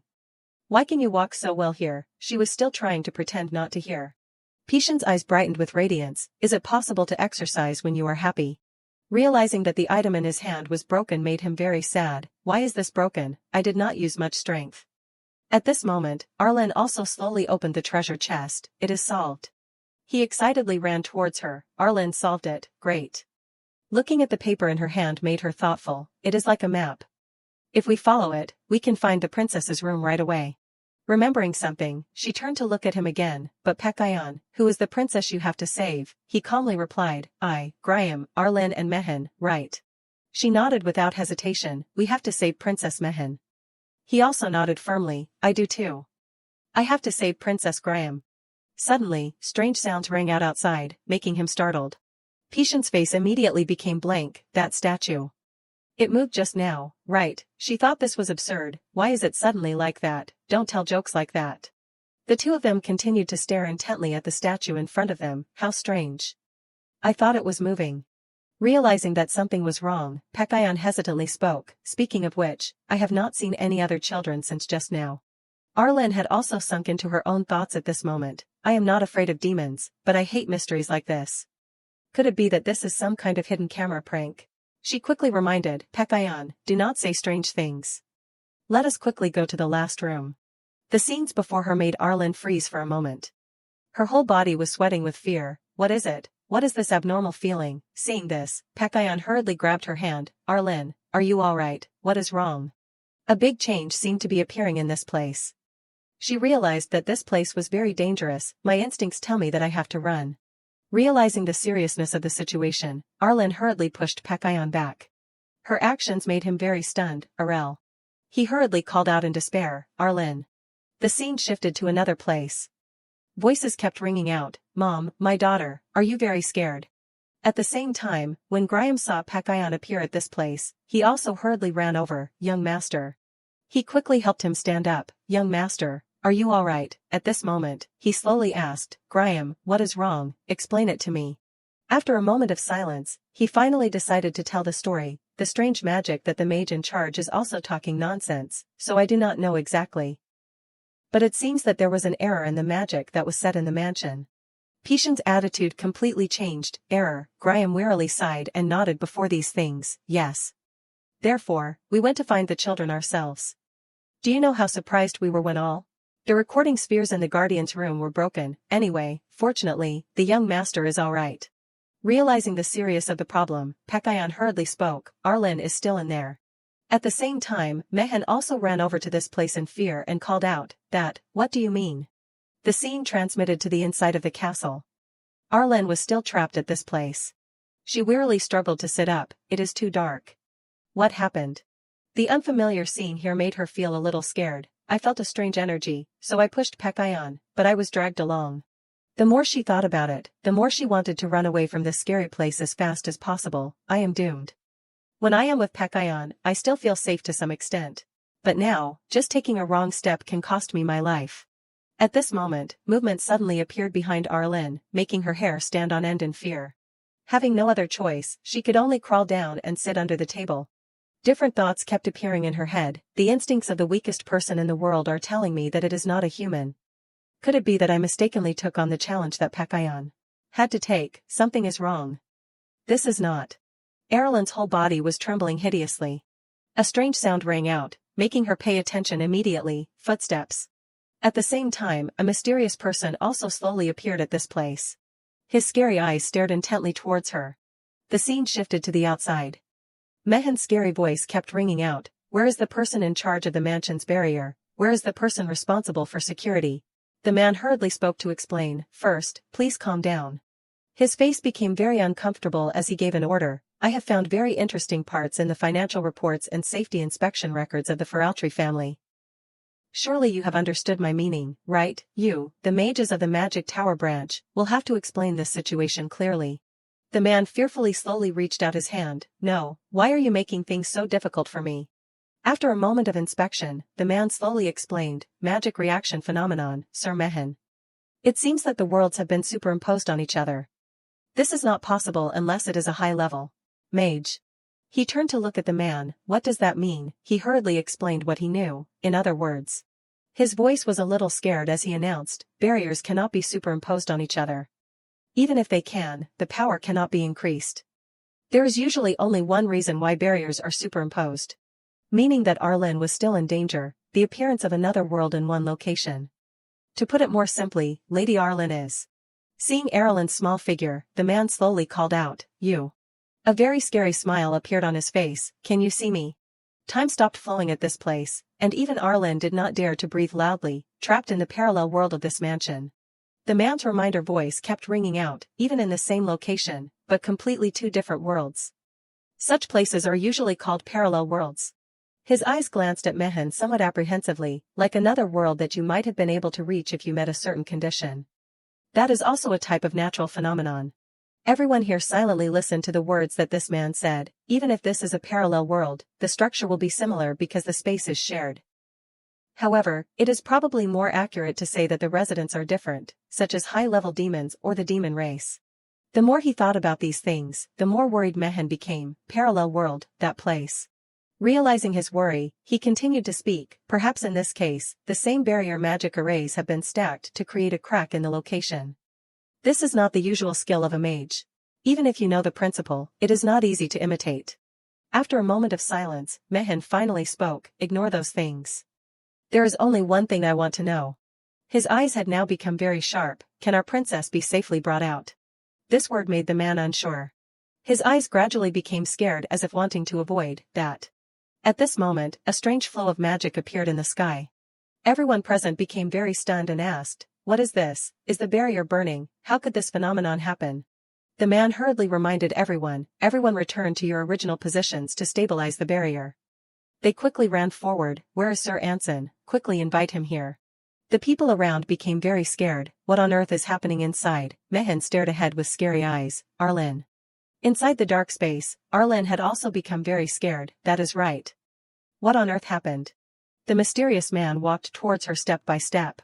The man's appearance made Arlen pay attention immediately. Jet black hair like ebony wood, golden eyes like stalking prey. All of these things made her tremble with fear. From the moment I touched those eyes, my body was as if it was bound, completely unable to move, as if she was lost in a vast space at this place. I have become the prey of a giant monster. The man moved closer to Arlen and spoke. How strange. A gentle smile appeared on the corners of his lips. I can't be seen. Why does it feel like you are looking straight at me? Her eyes gradually became fearful, or should I pretend not to know? Everything happened too quickly, making her even more desperate. But if I am discovered that I can really see him, The strange man then laughed in surprise. How interesting. He slowly reached out his hand and snapped his fingers. All the magic here was gradually dispelled, returning Arlen to normal. Her face had turned pale with fear as she glanced towards him. I thought my body was stiff because of tension. Did he use magic so I could not? While she was still sinking into her own thoughts, he smiled gently and explained, don't be too scared. I do not intend to do anything to you right now. Realizing that the situation was not good, Arlen hurriedly looked down at the ground, just now, when our eyes met. Once again, scary thoughts kept appearing in her head. He looks like a normal human on the outside, but what is this dangerous aura that I keep feeling from him? She hesitantly called out, that. After a moment of reflection, Arlen finally probed, who are you? The more she thought about it, the more scared she became and moved backwards. Wait, you are not a demon, right? The man's bright yellow eyes kept staring at her with widened eyes. Unable to bear it anymore, he held his stomach and laughed loudly, making her very confused. What is it? What is wrong? He moved closer to her face and explained in more detail. Demons, I am not that kind of low-level monster. Even his tone of voice was somewhat contemptuous when talking about these things. It is really strange. You can really see me. How can you see me? I have driven all the living things out. Could it be that the broken settings are being violated? The more he thought about it, the more interested he became in the small Arlen before him. It is strange that this girl is so resilient. Usually, ordinary people who peek into this place will faint. And not wake up until they die. Hearing the word die made her shudder. Will I die? He chuckled and glanced towards her. You think I am that kind of person? In her heart, she secretly agreed, yes, but she still had to reply, no. The strange man slowly wore a mysterious smile. Really? After a moment of silence, he immediately suggested, then let us do it like this. Thoughts kept appearing in her head. Could it be that he is angry, because I hesitated a little when answering? Or is it simply because he is not satisfied, as expected? Arlen, the person waiting for death to come to her, today is my death anniversary. He is probably going to kill me, right? He is going to kill me. Or before I die. Should I ask him to let me ask Mehen to write a will for me? He will probably agree.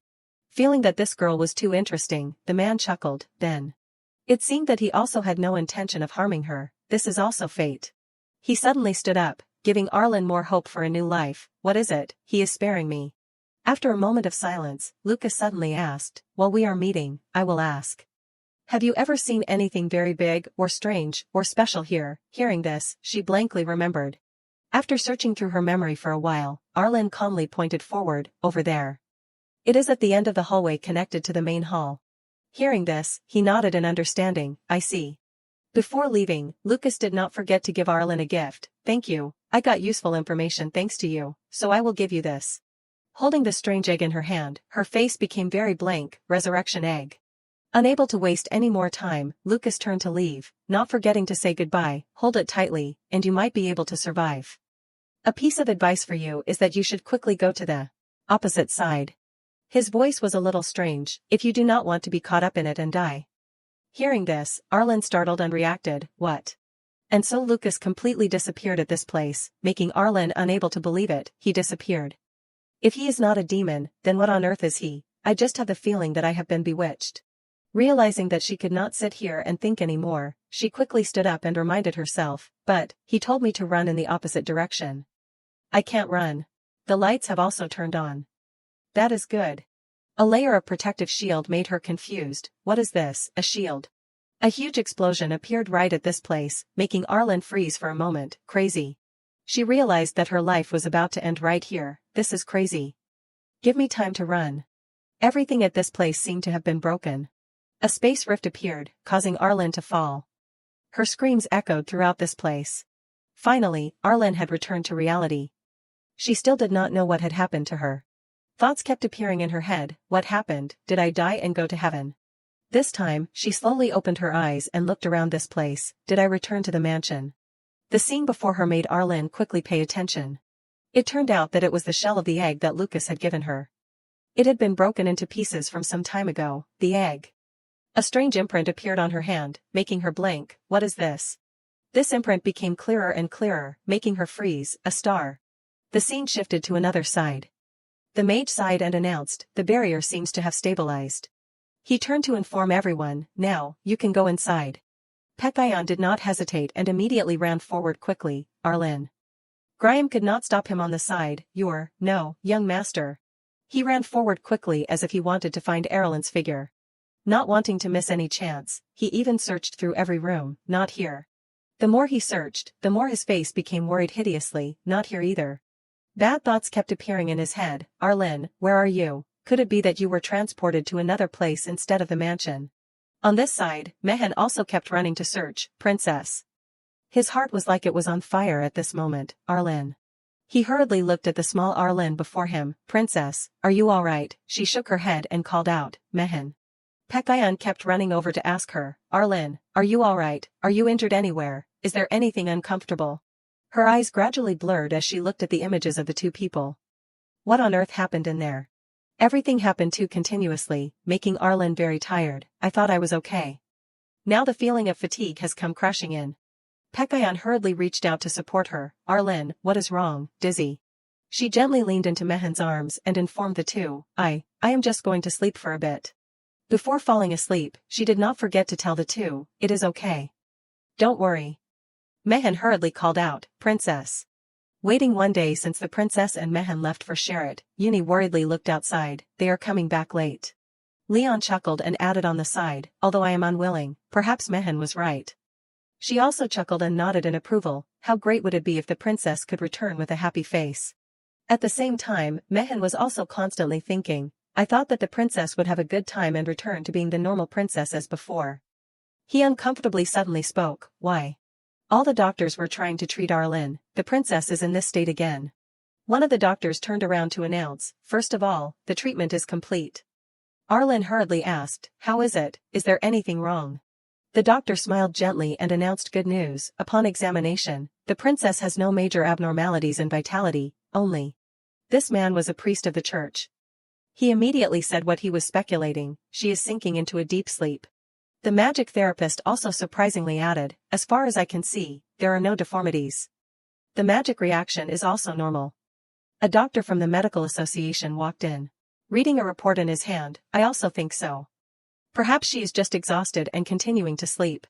These words made Mehen feel a little relieved, collapsing so weakly, and it is simply that she is continuing to sleep. He hurriedly asked, then do you know when the princess will wake up? This made everyone embarrassed and shook their heads to report back, that, Princess Arlen is inherently weak, so it is difficult for us to predict.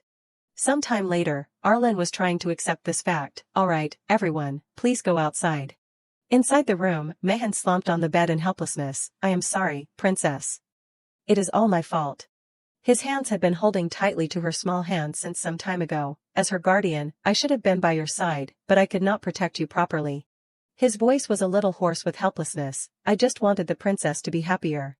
Uni was witnessing the whole story on the side, Sir Mehen. Seeing her thoughtfully, Leon hurriedly stepped forward and comforted her. Don't worry too much, Uni. The princess will wake up soon, like last time. Everyone looked at Erlen's pale face lying there, hopefully. All the things that had happened had made Mehen pensive. However, contrary to expectations, the princess is only sleeping, but things were getting worse and worse. 3 days passed, and she still did not wake up. Outside the room, the magic therapist anxiously spoke. Why is not she waking up? I can't find the cause at all. The results of today's examination also do not show any major abnormalities. The priest of the church also nodded in agreement. That is right. He became very worried. If we keep going like this, are not we all going to die? She still comforted, instead of weakly complaining, go cast vitality magic for the princess. Having no other choice, he could only sigh and said, I am not kidding. If the princess does not wake up, we are all finished. She was about to say something more. That is right. Every time I go in for treatment, it is stressful, but Pekayan was still sitting right next to Erlen's hospital bed, attracting everyone's attention. His Highness the Crown Prince is staying by the princess's side. They kept discussing with each other excitedly. I heard the relationship between His Highness the Crown Prince and the princess is very good. Of course. Looking at his mournful appearance made everyone admire. Otherwise, how could he stay by her side day and night like that? In the blink of an eye, time had shifted to late at night at the Halburn residence. Pekayan was still persistently sitting right next to Erlen's hospital bed. Although he really did not want to, Graham quickly stepped forward to inform him, Your Highness, it is time for you to really go back now. Clearly, he did not want to face this at all. I am not going. His voice became very decisive, until Arlen wakes up. He sighed and added, you can return to the palace and come back later. Pekayon did not think much and immediately refused. What if Arlen gets sick or wakes up in the meantime, so I am not going. Graham, who was on the side, worriedly thought after hearing all of this, His Highness is so stubborn. As expected, I can't succumb to his stubbornness, even if I borrow the palace's internals. Everyone had come to persuade Pekayon, Your Highness. He still coldly refused, I am not going. He could only sigh and nod, all right, I understand. Immediately after, he slowly stepped outside, then, I will be outside. If you need anything, just call me. The room immediately became silent. Pekayon was still sitting there quietly. The moonlight shone everywhere inside the room. His eyes clearly showed an indescribable sadness. Seeing that she still did not have any movement made him even more worried. Arlen. He suddenly called out, Arel. Realizing that something was wrong, Pekayon startled and blanked. Wait, could it be? He gently reached out his hand towards her, who was still fast asleep. After confirming it once again, Pekayon breathed a sigh of relief. She is still breathing. Even so, his face could not hide an indescribable worry. How strange. Unconsciously, he remembered the time before, just a few months ago. I did not even know Arlen was at the gathering of childhood friends. His eyes widened with disbelief. Now, Arlen had completely occupied all of his attention. I do not want to think about a world without her. But Arlen's cold attitude made him feel a little annoyed, of course, although Arlen is always busy pushing me away. Inside the room, he continuously sank into his own thoughts. At first, like everyone else, I also thought that if Arlen quickly liked me, then we could get along. However, reality slapped him in the face, but the closer I got, the more I could not grasp her. That was also the reason why he felt that things were getting worse and worse. I even felt like she would disappear. For the first time in my life, I learned what fear is. In his head at this moment, only one question was set. Arlen, are you planning to just disappear like that? Pekayon unconsciously remembered the scene when Arlen pushed him over backwards. Why did I foolishly let you slip away? The hands of the two people gradually became distant, because I did not grab that hand at that time. This time, you are not planning to escape into a dream, are you? Pekayon lowered his head at this place as if wanting to beg, Arlen, wake up. His hands had been holding her hand tightly since some time ago. Please wake up. Later, this will never happen again. His eyes became more sparkling than ever. Next time, I will protect you. After a long time of sinking into sleep, Arlen finally slowly opened her eyes. She realized that there was a woman who was still holding her in her arms. This made her very blank, not understanding what was happening. How warm. Who is it? This woman wore a gentle smile at her. Her eyes are the same pink as mine. A voice slowly rang out, my dear. Arlen quickly paid attention. Her voice is as if she is singing. The woman still smiled gently as she chatted. Remember, you are. Everything gradually became blurry for her. I can't hear clearly. What did she just say? Ending her long dream, Arlen had finally woken up in the real world. She still did not dare to believe her dream from just now. Was it a dream? But what did I dream about? It feels like it is something I should not forget. At this moment, Pekayon on the side suddenly called out, Arlen. She surprisingly recognized his appearance at this place. Pekayon, why are you here? Realizing that she had completely woken up made him cry incessantly. Arlen. Just waking up and seeing this scene made her very confused. What is wrong with him? After listening to the whole story that was told, Arlen had understood something. So, from that day, I had been sleeping for several days straight, and while I was sleeping, She recognized Pishan's appearance at this place, didn't return to the royal palace even once. He excitedly nodded in agreement. But this made her even more worried. Are you crazy? Pekayon resolutely shook his head and explained, but Arlen was sick like that. How could I return? She continued to glance towards him with judgmental eyes. What are you saying? You have to go home anyway, right? He became even more worried and announced, but Arlen was dying. These words made her angrily turn her head and retorted, I was not dying, okay, I was just sleeping. Don't arbitrarily turn me into someone who is about to die. Okay. Hearing these reproachful words, Pishan's eyes became strangely sad, but you had been lying there for several days without waking up. Your breathing was also very weak. If I returned, then what if something happened to Arlen? She did not know how to say this, what could happen, this is my house. Pekayon had now turned into a cute little puppy, but there is a saying that people plan, but heaven decides. Pishan's mood plummeted. Arlen does not like me staying here. She shook her head to explain, it is not that I do not like it. Hearing this, his eyes seemed to carry hope as he moved closer to her. So you like it? She shyly lowered her head, not daring to face him. In her head at this moment, she secretly thought, I do not hate it, so it is. Looking at Patient's sincere face, Arlen did not know what to do. Clearly, I do not hate it, but I can't open my mouth. He is so expectant. At this moment, Mehen pushed the door open and surprisingly asked, Princess, you are awake. The people in the back had also become very touched. Princess. He hurriedly looked towards her. Did you sleep well? Do you feel pain anywhere? She nodded and spoke, I am okay. Hearing this, Mehen breathed a sigh of relief. That is good. Looking into his eyes, it was enough to see that he had not slept for days because he was too worried about her. It is good that you do not have a fever. Arlen had also understood his kindness. Mehen, you look too tired, like someone who has not slept for days. Different thoughts kept appearing in her head. Even though I said I am okay, he is probably still worried. Ever since I called him Mom, Mehen has been gentler. But I did not expect that he would worry to this extent. At this moment, Pekayon on the side quickly asked, Hey, what is the relationship between you two? Arlen heard this and blanked. What do you mean by relationship? He continued to look towards the two of them with judgmental eyes. It does not seem like a normal relationship between a master and a servant. She secretly glanced towards Mehen. It is also not as rigid as that. At this moment, he slowly spoke to explain, how should I say it? She gently hugged him and announced, because Mehen is my mom. Pekayon heard this and froze. Mom, Arlen nodded to confirm, like that. Mehen was still planning to say something more. Hey. His mood at this moment had completely changed. Mehen is someone like Arlen's mom. So that is how it is. He did not know what to say. I do not need any further explanation. After a moment of thought, Pekayon put his hand on his chest and declared, then, I will be Arlen's father. Time immediately stopped flowing at this place. Arlen and Mehen froze for a moment. Father. He glanced at her with expectant eyes. How is it? She coldly replied, I refuse.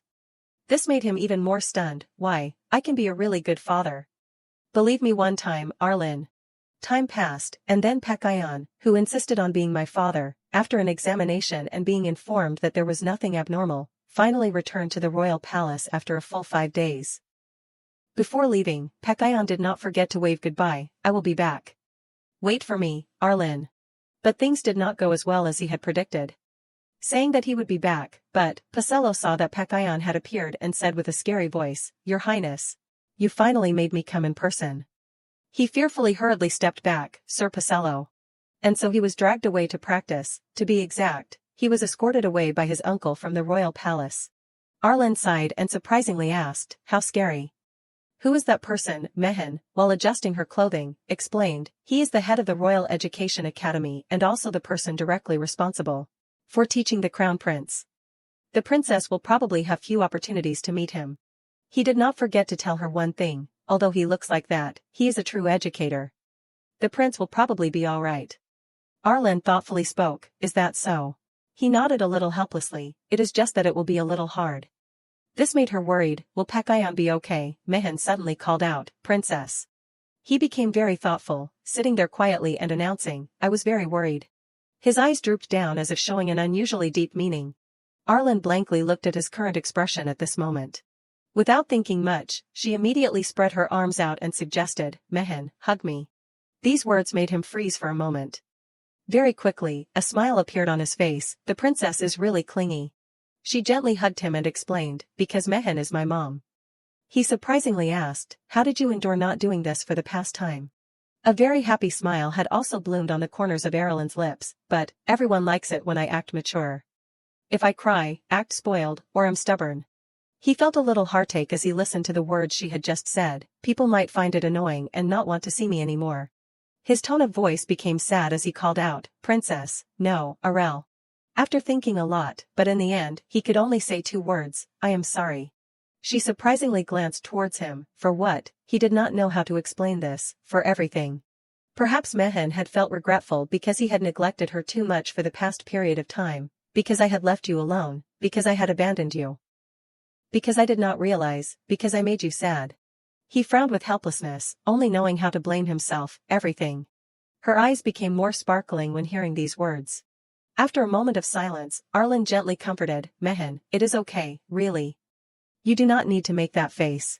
A bright smile bloomed on her face. Besides, Mehen is not like before anymore, right? He nodded firmly, yes, I am very regretful. His face turned red when saying the next words, because, I am the princess's mom. Arlen fell silent upon hearing these words. The more she thought about it, the more confused she felt. What is it? Is this really the Mehen I know?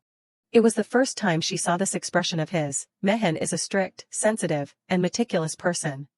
A person like that, but this Mehen. Her lips gradually became stammering. Finally, she rushed over and hugged him tightly. Mom. Calling himself mom. Realizing her actions, Mehen seriously reminded, it is very dangerous, princess. She still chuckled, seeming not to care at all. Remembering something, Arlen happily recounted, but, the first time going out to play with mom was really fun. Her face became very expectant. Will mom take me again? Mehen gently hugged her and nodded in agreement, yes. As long as the princess wants to, anytime. Sometime later, Mehen entered the inside of the working room with a scary appearance. Dylan, the traitor, follow me to the working room. Did you indirectly leak information about the princess too? The royal palace. He saw this and hurriedly explained, no, I did that for the princess, Sir Mehen. The scene transmitted to another place. Magic circles kept appearing at this place. The mysterious people were still constantly discussing with each other, even if it is Breachman's decision. Should not these things usually be handled by the branch? The announcement posted on the board was that of temporarily stopping the operation of Lake Sherritt. The mysterious person uncomfortably spoke, I have been training the disciples to the point of going crazy lately, and now I have to send a saint-level mage here. What a waste of manpower. These two kept discussing with each other. I heard the branch could not determine the cause of the abnormal phenomenon. If we examine the barrier, we will probably have an answer. At the same time, the footsteps of the mysterious person slowly advanced forward. He was gradually opening some kind of mysterious mechanism. After inspecting, he surprisingly spoke, the barrier is still normal. What is there to fix here? His comrade on the side added, the other barriers also do not have any problems. This made the mysterious person a little startled, secretly thinking, as expected, a stable barrier that has been around for hundreds of years can't suddenly encounter problems. If there was really a problem, this city would have sunk under the lake a long time ago. I heard that there was a rift leading to a parallel world, so I thought there would be some kind of special phenomenon. At this moment, a voice slowly rang out, wait. His comrade quickly stepped forward and asked, don't you see anything strange? This made him a little blank. Strange, what do you mean? The silhouette of a giant snake appeared at this place, making the mysterious person understand everything. I see. Then he continued to look at the vast building before his eyes, and abnormally beloved, the aura of the great magic beast Sherritt has disappeared. Dark streams of air kept appearing between the space at this place. Lucas sat quietly there, thoughtfully secretly pondering. He felt very curious about Erlen's appearance. What was that child back then? Her blank appearance made him chuckle. What an interesting child. A very excited smile bloomed on the corners of Lucas's lips. I am bored. It is just in time that I found an interesting toy. On this side, Arlen recognized that the imprint in her shoulder had once again lit up. It seems that she understood something. As expected, only I can see this rune. If other people also saw it, then they would definitely ask, what is this? Her eyes became thoughtful, remembering, even Mehen. At the time of returning before, Mehen worriedly asked Arlen, Princess, was there anything strange in the mansion, for example, seeing something or any strange things happening? His face at that time had become very serious, making her realize one thing, although he is asking these questions, it does not seem like it is because he saw those runes. Arlen was still secretly thinking, I do not know why I have the feeling that if I said it, something would happen, so I glossed over it. She also did not forget to add, I do not remember anything. Unconsciously, she remembered Lucas's face at that time. It is definitely because of that strange man, right? Who on earth is he? There is not a character like that in the novel either. She sighed and continued to sigh wearily. I just hope I do not get caught up in anything strange anymore. And the number one strange thing in her heart was Pekayon. Inside the room, Arlen was still constantly pondering. Right now, everyone is overprotecting me. Waiting for more time to pass, I have to find out about this rune. Mehen suddenly stepped forward and called out, Princess. She saw this and quickly looked towards him. A gentle smile bloomed on the corners of his lips. So you are here. I have been looking for the princess for a while. These words made her a little surprised. Mehen. Seeing that he had suddenly appeared at this place made her feel a little curious. Is your busy work all done? He nodded to confirm, yes. Everything ended very smoothly. His attitude made her also surprisingly think, Mehen seems very happy. It is probably because he vented all of his frustration from the past few days. She quickly remembered everything that she had heard. After I woke up, Mehen sued the magic tower and the Peraltree family, creating a big purge. Mehen's anger made the people around him scared. Sir Mehen has lost control. Whenever it is related to the princess, he does not distinguish between right and wrong. She sighed and glanced at the information on the paper. It is probably releasing the pressure that has been building up for so long. In it was only written a few lines. Just spare me, and I will do anything, princess. She secretly thought, with a threatening style to the point that the three towers and the Peraltree family even sent apology letters because of the violent reaction. Of course, everything was also good and according to Mehen's wishes. The result of the lawsuit was naturally a victory for Halburn. Mehen's mood was probably good because today was the end of the trial, and the compensation money had also been transferred over. He gently took her hand and walked forward. All the compensation money from today, I have transferred it to the princess's account. Although there are still some amounts being processed. Arlen curiously asked after hearing, why is that? He patiently explained, because that is the compensation I won for the princess. Mehen did not forget to add, just consider it spending money. Uni and Ern were very excited and hung up a banner that read, the princess's first spending money. This made Arlen wonder, what is the spending money of a ducal family? Remembering something, he chuckled and gently asked, does the princess not have anything she wants to do? There is a lot of spending money now. Arlen looked at the pile of gold coins right before her, something I want to do. Her eyes became thoughtful. Realizing her thoughts, Mehen gently reminded, if you do not, you can tell me when you think of something. She shook her head to refuse, no, I do. She quickly hugged the money before her and announced, this, I want to reward Mehen. Everyone present at this place immediately froze for a moment, yes. It seemed that Lucas did not regret his decision just now. Both Mehen and the childcare team, everyone is busy day and night without being able to leave work. You are working hard all day. I will heal everyone financially. These words made everyone completely shocked once again. Mehen quickly asked, just now, did you record with the magic sphere, or nodded to confirm, yes. He did not forget to add, please keep it forever. He nodded in understanding. I will mark it as an anniversary. Arlen angrily looked towards everyone, I am being serious. Her eyes had some resentment, I really want to give it to everyone. He chuckled and came closer to announce, the princess's heart, I have received enough of it. She surprisingly glanced towards him, I did not give my heart. Mehen still maintained a gentle expression on his face, I clearly see that you did. This expression of his made Erlen's heart flutter, attacking with cute expressions is unfair. Was Mehen always this cunning? Seeing that Mehen would not accept, she could only turn her head in another direction. Alright, then, will the childcare team accept it?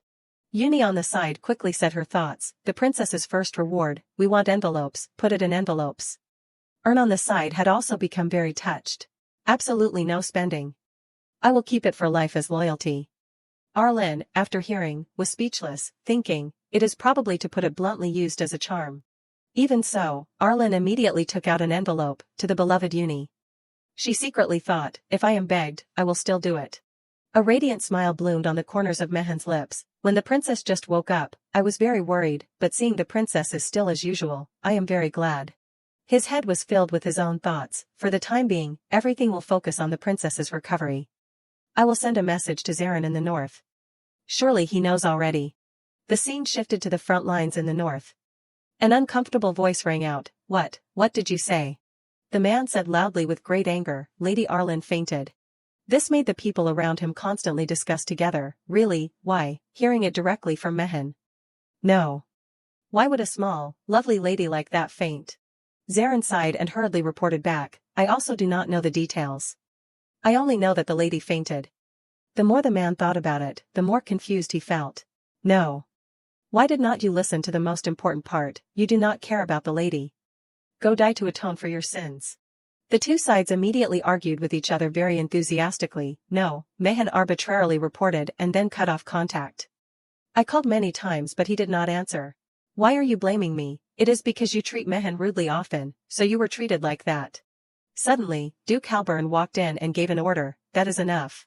He uncomfortably held a sword covered in blood as he entered the inside. Don't you people have anything to do? After seeing Duke Halburn appear, everything immediately fell into a heavy silence. At the same time, he also slowly put away the sword in his hand. Recognizing his appearance, Zarin had to quietly think, the atmosphere is so heavy. His mood is so bad. Why did he report the bad news on this day? Even so, he still had to decide, but I can't not report it. He quickly spoke, there is news about the master. This made Duke Halburn freeze for a moment. While he was still confused, Zarin continued to report everything. I also only heard a brief overview. On the day that Mehen went out with the lady, it seems that the lady fainted. His voice passed over some fear. After that, the lady could not leave her bed for several days. Duke Halburn continued to walk forward, making him startled. There is also something else I have not said yet. He coldly reminded, that is enough said, Zarin. This made him blank. Why does he look scarier than usual today? At the same time, Duke Halburn had entered the inside of the room and opened the sphere. Seeing his appearance made Mehen very surprised. Master, how strange. Why did you contact me proactively? His eyes were as if wanting to eat him alive. Explain it, Mehen. What happened? After recounting the whole story, Duke Halburn had also turned off the communication sphere. Mehen did not forget to say goodbye. Yes. Then goodbye. The more he thought about it, the more confused he felt. What is going on? He constantly remembered Duke Halburn of the past. Was he ever like this? I thought he did not have the slightest bit of concern. Although he had constantly thought in his head. He has always been indifferent to all news, but why? Unconsciously, he remembered Duke Halburn's words, it is good that she woke up. The only thing is, next time if she faints again, you have to call me first. This made him blank. Could it be that this is just a temperamental thing? Mehen's face gradually became embarrassed, or is it really concern? I thought I was the one who understood this person the most. Realizing that he had spent a little too much time on this, Mehen uncomfortably sighed, oh well. It is just bad luck to follow the wrong master. Suddenly, he fell silent for a moment. Perhaps it was from the day I stepped into this residence. Time returned to the past when Mehen was just a child. Sometimes it still appears like blurry memories. Those days of wandering without a place to belong. A small hand suddenly stretched out right in front of my eyes, without any hesitation. Duke Halburn smiled gently and asked him, come with me. Okay, that was his light at that time, the voice of the young master at that time. And so he had firmly grabbed Duke Halburn's hand. Grabbing that hand, I stepped into the Halburn residence for the first time, and suddenly, a voice rang out, making him pay attention. It is that kid. Thousands of judgmental eyes seemed to be looking at Mehen, discussing. I heard he is a commoner, but the young master brought him back. I heard he is a genius or something. But he is probably nothing special. Everything seemed to shatter in an instant. From the moment I stepped into the residence, I had to endure those gazes. Mehen could only follow behind Duke Halburn. At that time, the only support I could trust was his back. Returning to reality, a sad smile bloomed on the corners of his lips, and yet, in the end, you abandoned me. What are you doing, hiding alone in the northern city? At this moment, a voice rang out outside, Sir Mehen, it is Dylan. He quickly responded, come in. He walked in and brought a letter to in front of him. I am sorry for arriving so late, but there is a letter that was just delivered. He heard this and was curious, who would send me a letter? Dylan's face became very serious as he announced, it is a letter addressed to Sir Mehen, from the royal palace. The scene shifted to the vast royal palace. Mehen calmly stepped inside this place. After arriving at the place he needed to go, he slowly opened the door. Ajani was sitting there, waiting. She smiled and spoke, welcome, Sir Mehen. Out of habit, he immediately saluted, I greet Her Majesty the Queen. She chuckled in response, it has been a while. How have you been lately? Sit down. He gently sat down on the chair, thanks to Your Majesty's grace, I am still well. Ajani heard this and chuckled in surprise, I have not given you any grace. I do not even remember doing that. Mehen still coldly replied, it is just a polite remark. This made her feel a little interesting, Sir Mehen is always so rigid. He still continued to respond as if nothing had happened, it is because the Queen is too relaxed. After a moment of silence, Ajani slowly spoke, perhaps so. It is because I have been in this position for too long. Power and glory are very addictive. At the same time, cakes had also been set on the table, drink it. I have prepared the type you like. He nodded in understanding, thank you. At the same time, Mehen gently picked up the cup on the table. He felt very awkward, what should I say? She suddenly spoke, I heard. Ajani picked up the teacup and slowly spoke, Pekayon is causing trouble for you. These words made him freeze for a moment, as expected, it is because of the prince. In his head at this moment, he secretly thought, lately, that kid has even refused to return to the palace. No wonder people are paying attention. But he still gently put the teacup on the table and replied, no. Mehen slowly said his thoughts in front of the Queen, I can only be grateful that the prince has visited. Thanks to His Highness visiting frequently, Lady Arlene has been exercising and also going out more. Ajani heard this and breathed a sigh of relief. That is good. I was also worried that he would cause trouble. Mehen did not hesitate and immediately put one hand on his chest. I know your majesty always cherishes the lady. Thank you for your concern. She wore a strange smile on her face. It is nothing. That is what I should do. No, or I should say it is what I can't not do.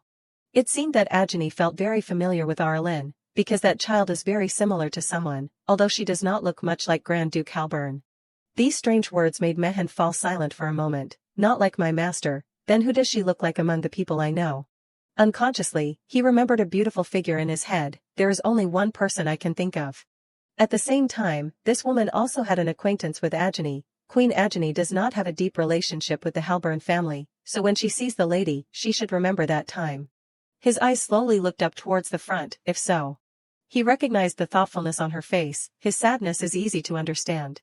After a moment of silence, Ajani suddenly asked, does Sir Mehen know who the child's mother is? Mehen shook his head to explain, no. Even to me, the master has never said. She still did not give up. Then do you have any guesses? He continued to say what he knew. Unfortunately, at that time, the master was busy with internal Halburn affairs, so he did not have time to meet anyone. Ajani's eyes immediately became sharply strange. It is also possible that during the time you did not know, he had a woman by his side. Mehen then thoughtfully replied, that may be so. Although in his head, he secretly thought, but it is difficult for someone who does not trust anyone like him to have that. Seeing that he still did not want to open his mouth, Ajani chuckled in surprise, is that so? Remembering something, he continued to ask her, I do not know if you have news of the master, such as the reason why he is always in the north, or when he will return. She very thoughtfully replied, I also do not know. Ed said it was a secret, so he did not reveal anything. Mehen heard this and secretly thought, even the queen does not know. So besides the emperor, probably no one knows that person's true thoughts. Ajani after a moment of silence, finally spoke, but I guess. It seemed that she had also understood something. It is probably related to Lady Arlen.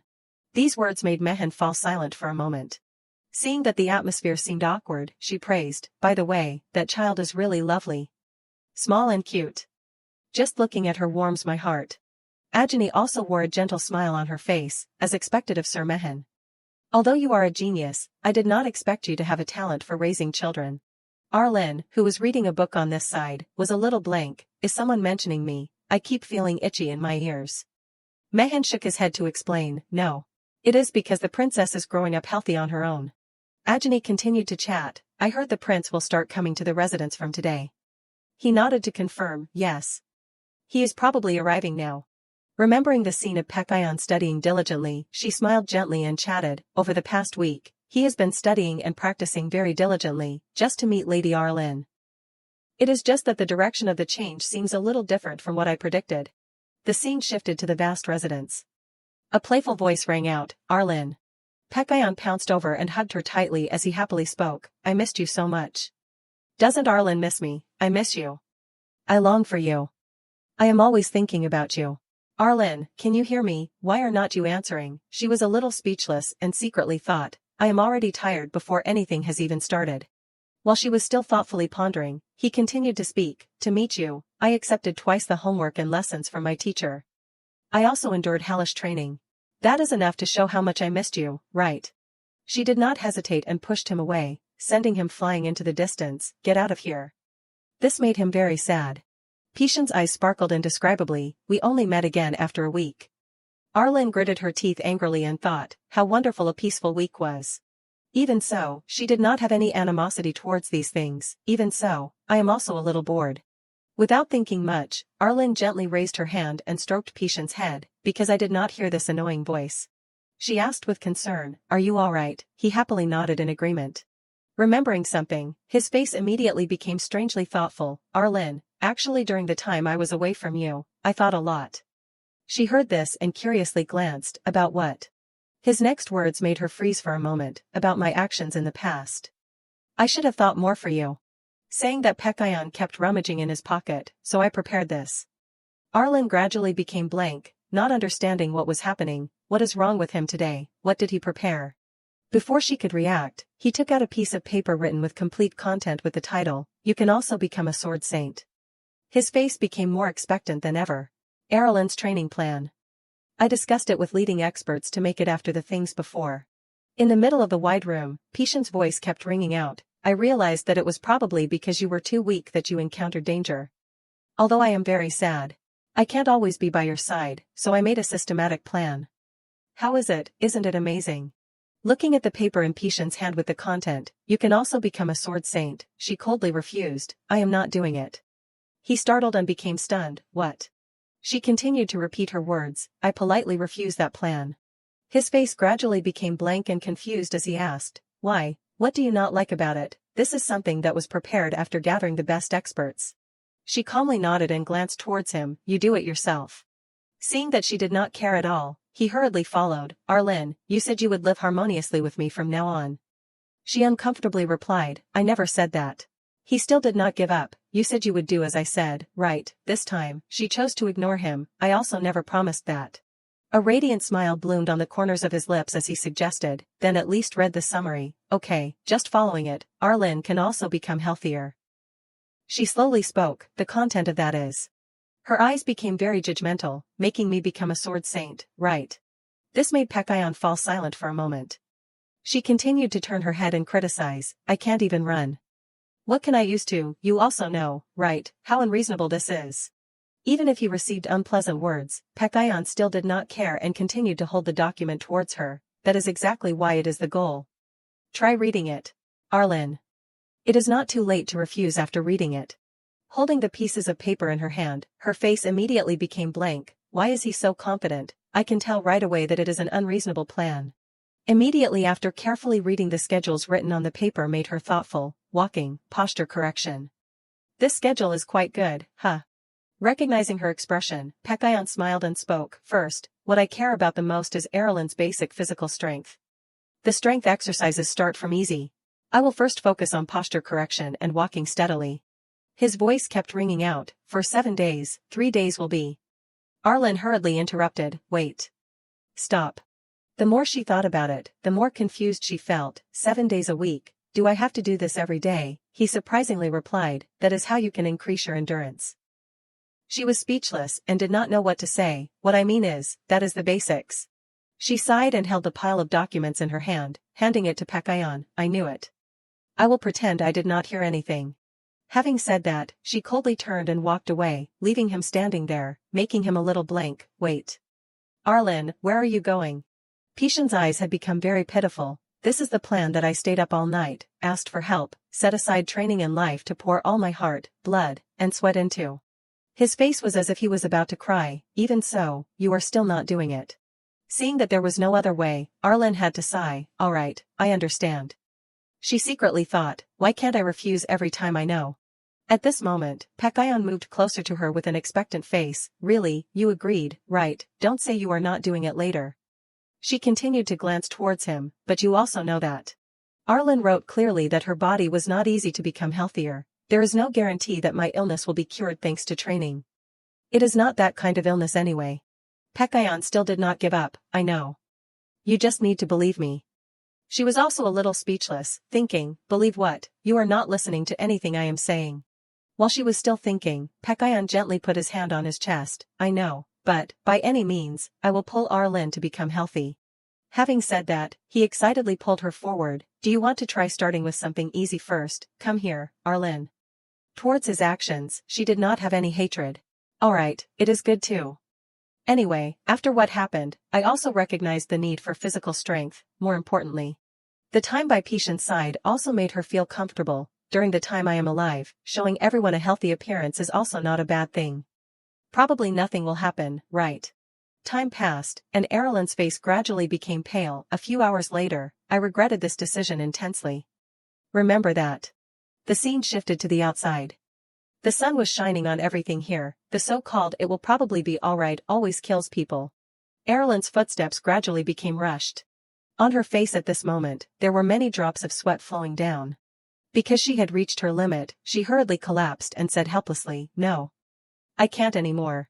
Pekayon surprisingly stepped up right in front of her, what are you doing? He became very decisive and constantly reminded, stand up. Trainee, we have not reached half of the goal yet. He constantly criticized, don't act weak. You also agreed to cooperate, right? She did not know how to explain, it is true, but the exercises she had experienced made her very tired. Sit down, stand up, sit down, stand up. Arlen could only escape from these exercises, 15 chair sit-ups. I did not expect it to be this different. Pekayan even helped her keep her back straight for 20 minutes. When he saw Arlen trembling, he seriously reminded, endure it.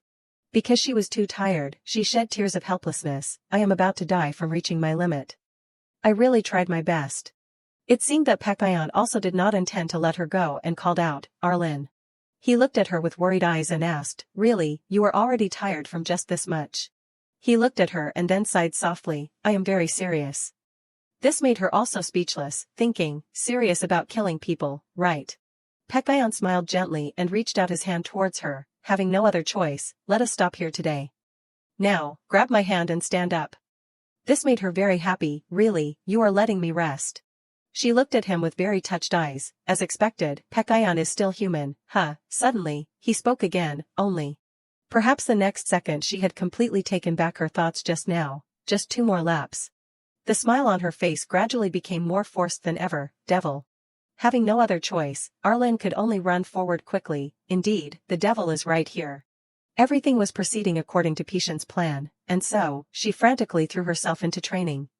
Pekayan, you have transformed into a teacher encouraging her. Let us overcome the limits of yourself. Start the endless PT hell training. Time passed. On the first week, Pekayan stepped into her room and pulled back the curtain. Arlen, are you a child of the darkness? She could only cry and shout. What are you doing so early in the morning? Time passed again, reaching the second week. Pekayan brought her unique dishes. Arlen, let us start the new menu from today. Okay, I will follow Master Kyan's special chicken breast recipe. You have to eat this every day. She speechlessly replied, you eat it. Time passed. He still kept encouraging her, Arlen, wake up. Leg exercises now. She lay still like a soulless person, I am going to die. He constantly reminded, you are not going to die. It was now the 3rd week. The expert quickly announced to Pekayan, Your Highness, from next time, I am planning to add this exercise. He heard this and nodded in understanding. After that, in the morning, we will do this exercise, and Arlen thought in frustration on the side, when will I escape from this hell? Inside Arlen's imagination, the images of the 2 people were like scary demons. Pekayan, who used to smile radiantly and say he liked me, has disappeared. There is only the demon who has returned. From hell. Tears constantly rolled down her face, give him back. She remembered Pishan's innocent smile from before, my sunny crazy man. At this moment, Pekayan slowly stepped forward, he happily thought, as expected, making a private training plan is really good. Recognizing that Arlen's health had improved made him very proud, combining with the diet, her muscles are obviously developing faster. I am very glad I asked Master Kyan for advice. But there was one thing that made him very thoughtful, there is only one thing that worries me. It seems she is gradually becoming exhausted. Is it because her body is weak to begin with? Thoughts kept appearing in his head, there is no better way, a thing that can make Pekayan restore vitality vigorously, that is. It seemed that he had come up with a very bold idea, that is it. The scene shifted to another place in the north. A warm voice kept ringing out, there are monsters causing trouble in the southern forest again. Monsters are also appearing more frequently in the west. At this moment, the door was opened with an announcement, Your Majesty, it is time for your tonic. The emperor surprisingly turned his head and asked, is it time already? He coldly looked at the bowl of medicine set on the table, bring it here. Without hesitation, he slowly brought the bowl of medicine to his mouth and drank it all. Feeling that something was wrong, the emperor's eyes widened with a scary expression. Seeing him constantly spitting out blood made the people around him constantly scream, Your Majesty, what is wrong, are you all right? The emperor calmly wiped away the blood on his mouth, who is it? In the middle of the vast palace, the emperor constantly scolded, dared to touch my tonic. On this side, Pekayan comfortably held the bowl of medicine in his hand and walked over, there are 3 bears living together in one house. He placed the bowl of medicine strongly on the table below. Arlen hurriedly wiped away the dirt on her mouth, it is too bitter. What kind of taste is this? He was still constantly encouraging, you drank it all. Good job, Arlen. His voice became very expectant and constantly spoke, how is it, do you feel healthier, is there a feeling of increasing strength, or is it easier to breathe, is the evolution better? Arlen surprisingly placed the bowl of medicine down on the table below, no. There is nothing. What is this? Although in her heart she was a little worried, thinking. He kept pushing it into my mouth, so I drank it, but where did he get this medicine from? He excitedly announced, a tonic. She heard this and surprisingly said, a tonic. Pekayon smiled and nodded with pleasure, explaining, it is very precious. This is what my father always drinks. These words made her freeze for a moment, father. Immediately, Erlin's face turned pale with fear, the prince's father is the emperor. What I drank was the emperor's tonic. This is crazy. On this side, the soldiers constantly ran over, Arlin and Pekayon are still chatting. How is it now? Has a minute passed? Do you see anything changing? Tell the truth. Are you a spy? Right, a spy, what is that? The sound of singing made the two of them surprised and paid attention. Recognizing the royal army walking in made Pekayon very surprised. Sir Hint, everyone, why are you here? He slowly stepped forward and announced, I apologize, lady. First, please excuse my rudeness, and I ask for permission to be disrespectful, your highness. Pekayon was still not understanding what was happening. Hint's voice rang out, arrest him. Pekayon was suddenly escorted away. They constantly reminded, please follow us, your highness. He still was not understanding what the heck was going on. Wait, what is going on? Wait. What is happening? Arlin, Arlin, Arlin. The door of the room immediately closed, then, please excuse us, lady. Everything happened too quickly, making Arlin blank for a moment. What is this? She continued to look at the bowl of medicine set on the table, they even took the bowl. It is definitely because of the tonic. Wait.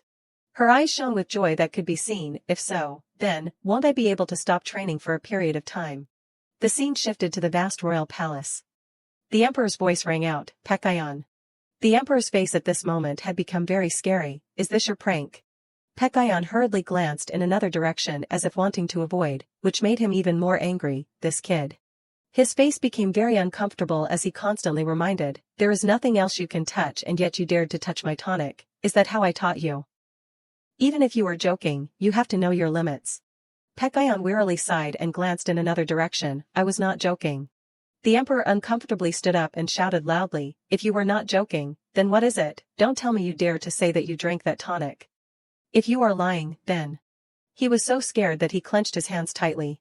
Even so, he still loudly replied to his words, I really drank it, but it was not me. These words made him freeze for a moment, what?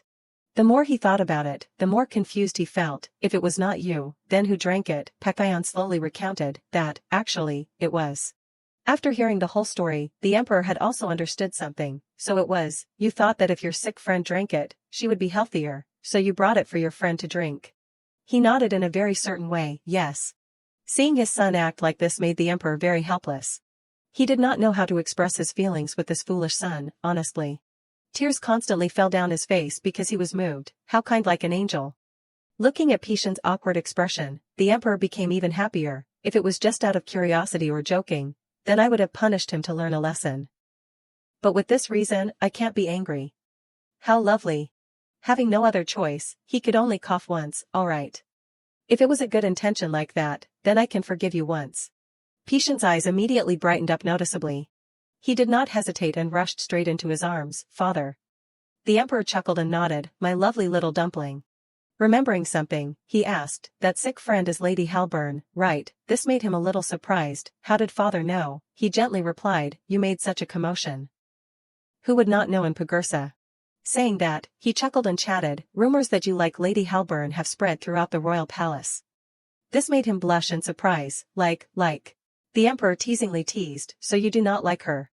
After a moment of silence, Pekayon shook his head to explain, it is not that. Seeing his son like this for the first time made the emperor very surprised.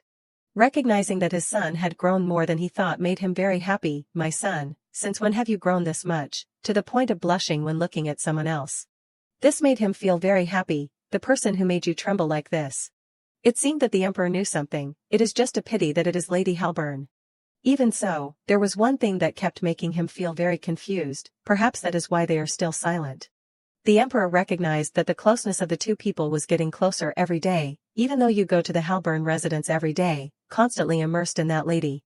At that time, there were those evil people constantly discussing, even if she is destined to be the crown princess, what is the point, she is going to die anyway.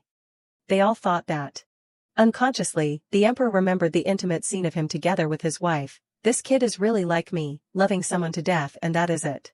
But that was precisely the problem, perhaps that is what Ajani is worried about. Returning to reality, the emperor surprisingly asked, Pekayon, you want to cure that girl's illness? He nodded to confirm, yes. I want her to get well. A gentle smile appeared on the corners of his lips, it is good to be healthy. The emperor said to himself, but who knows, maybe a miracle will happen.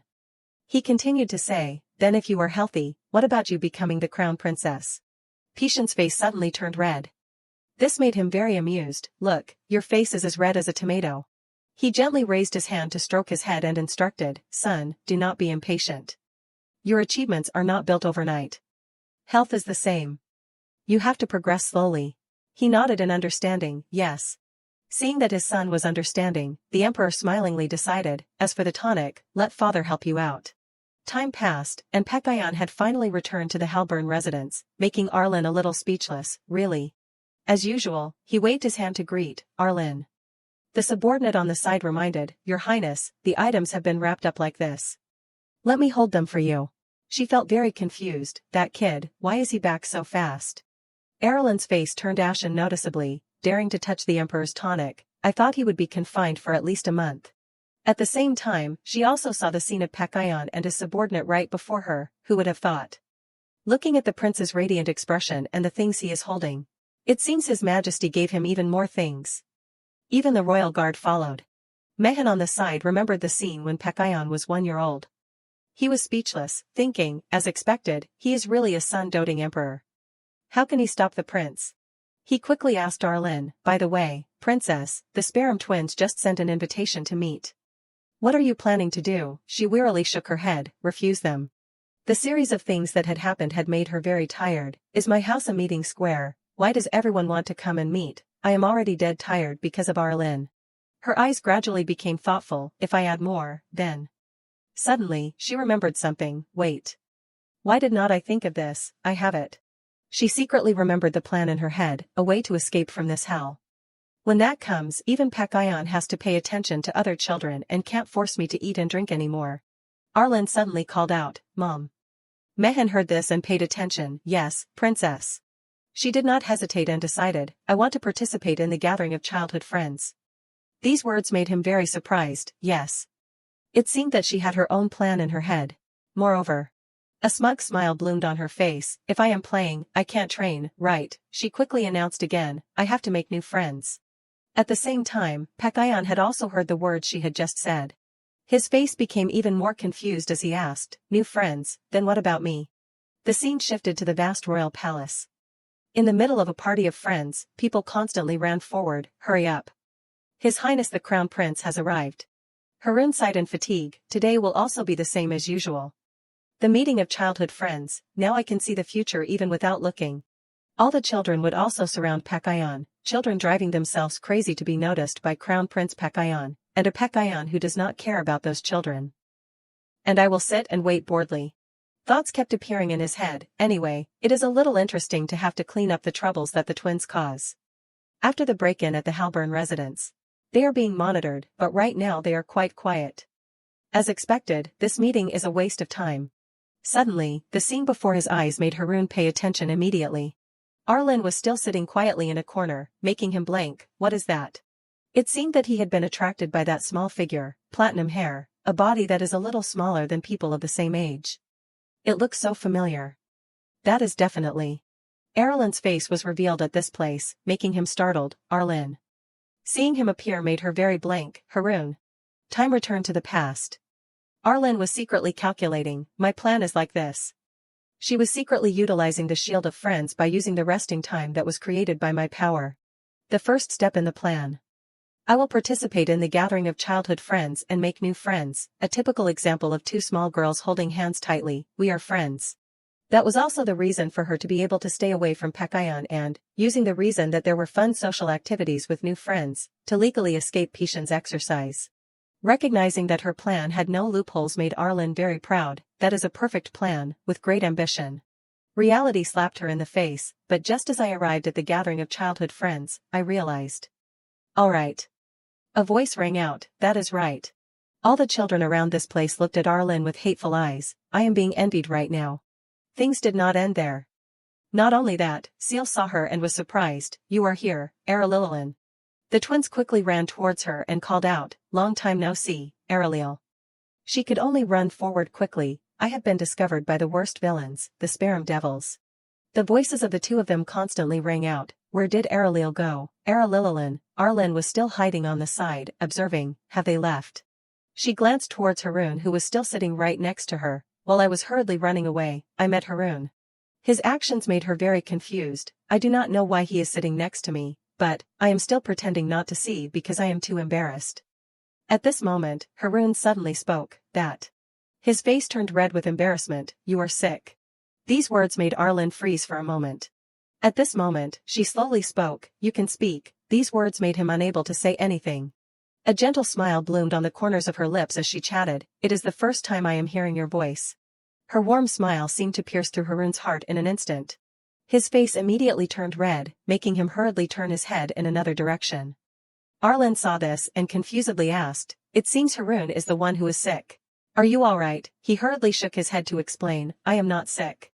Looking at his face, Arlen surprisingly thought, he can't be, he thinks I am sick, so he is sitting here. This made her even more fond of Haroon and gently reached out to stroke his head, as expected of a night guard. He is so kind. How lovely. Thoughts constantly appeared in her head. Haroon is truly a perfect friend. If there is only one problem. She constantly remembered Haroon in the original storyline before, then the person he prioritizes will be Pekayon and not friends, because that is the fate of a knight guarding the crown prince. But then something bad happened to him. In the novel, Haroon is only loyal to the path of a knight, and the characters around him also feel quite annoyed by that attitude. That was also the reason Arlen decided to befriend Haroon, but if I can shift that rigidity, just a little, towards me. After a moment of silence, Arlen slowly reached out her hand towards him. Haroon, be my friend, okay? These words made him very confused. Be friends, she nodded and continued. Actually, today I came here to make friends. I do not expect much, just play with me occasionally. He became silent and thoughtful. She constantly chatted, it is really just occasionally. If you are embarrassed, just once is fine. Haroon became very hesitant, not knowing what to do. This made Arlen even more suspicious, thinking, seeing that he is not refusing right away, it seems like there is an opportunity. Let us attack a little more. After a moment of silence, she gently asked, Haroon, do you hate me? These words made him freeze for a moment. The close distance between the two people made him not know what to do next. His voice was a little stammering, let us be friends. This made her very happy, all right. I have gotten a friend. She excitedly grabbed Haroon's hand, thank you, Haroon. Let us get close to each other, okay, he nodded in agreement, all right. In her head, thoughts constantly appeared, I can't use it often, but it is still a trump card anyway. Thanks to that, I have gained one more step out of exercise hell. At this moment, Pekayon appeared at this place, Arlen. Why are you with Haroon? Time seemed to stop flowing. She did not know how to explain this issue. Her face became very innocent as she turned her head and announced, we have decided to become friends from today, so we are talking to each other. These words made Pekayon freeze for a moment. Recognizing that the two people were close made him unable to hide his anger, is that so? The twins, witnessing this scene on the side, also had to discuss, Seal, what is the situation? I do not know, Noel. It is probably. It seemed that the two of them witnessed something, a complex love triangle. Patient's face wore a very uncomfortable smile, while I am still speaking politely, why do not you give up, Arlen? She also did not want to be outdone and retorted, Pekayon is the one who should give up. This made the twins very excited and sat down to discuss enthusiastically, hey, the two of them are not arguing, that is right. His Highness cried, but when did the two of them get this close? And so the two people constantly wrestled for Haroon. Haroon is my friend. There is no way. He's been my friend for longer. What does Arlen know about Haroon to say that?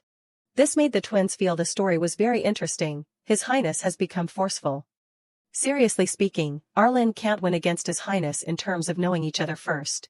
Unable to bear it anymore, Arlen decisively announced, there is no need to know anything about Haroon first to play together. I just like Haroon. I like him. These words made Pekayon very confused, what, you like Haroon? Like Haroon? She did not hesitate and nodded in agreement, that is right. Haroon is kind and handsome. He also did not want to be outdone and retorted, if you like someone who is kind and handsome, then what about me? I am also kind and handsome. She was still planning to say something more. Her words became very decisive, I like Haroon more. This made the twins very blank, His Highness is standing still. At this rate, Haroon will be snatched away by Arlen. Pekayon slowly let go of his hand and called out, Haroon. His face became very uncomfortable and gave an order, come here. Sit down here. This is an order from the Crown Prince. Seeing this situation made the twins unable to bear it anymore and stand up, His Highness is playing dirty.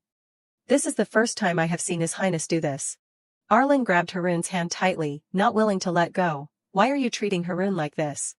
Pekayon uncomfortably frowned and reminded, are you planning to hold hands, Arlen? Do not you know that actions must come with responsibility? She very uncomfortably retorted. I do not know. So what? Haroon on the side was very embarrassed, please stop it. Seeing this, the two turned around and started to blame him, but Haroon just stood there. This made Haroon so upset he was shaking. He quickly turned and ran as fast as he could, causing Arlen to shout in despair, my friend. Even the twins felt a pang of regret. Haroon had finally run away. Without hesitation, she hurried after him, Haroon, wait. Suddenly, Pekayon grabbed her hand tightly.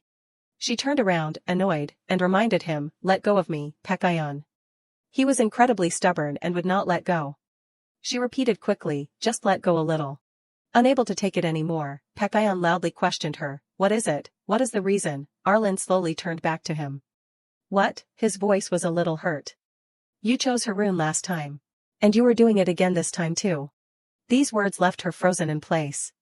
What is he talking about? More importantly, my free pass from exercise is running away. She involuntarily remembered what she said before, could it be that this kid? I will play with young Master Haroon. Is he still hung up on that? Pishan's hands began to tremble. Just looking at him was enough to see how hurt he was. So, you like Haroon more than me? He repeated his question, you like Haroon more than me? Arlen slowly turned her head. What? She quickly pulled her hand away, like who more, I am just. Noticing her action, he became even more upset. No, do not answer. I do not want to know. Arlen hurriedly explained, no, Pekayon, I mean. He quickly covered his ears with his hands, I can't hear it, I can't hear it. With that, Pekayon ran quickly in the opposite direction, okay, Arlen can stay here, I will go find Haroon now. The more she thought about it, the more confused she became. Like Haroon more, could it be? She involuntarily remembered her words from before. He is still bothered about what happened last time, I do not like you. This made her feel extremely awkward. I thought he was over it. Arlen realized that she herself had hurt Pekayon, because he always smiled as if nothing was wrong, as if he had never been hurt. She gently raised her hand to her chest and clenched it. If that is really the case, I feel so bad. At this moment, the twins appeared and spoke reproachfully, Aralililin, now we know your intentions. Surprised, she turned to look at them. What is wrong with them? I am already in a mess. Their faces became extremely strange. Actually, we realized it a while ago. Arlen was still confused.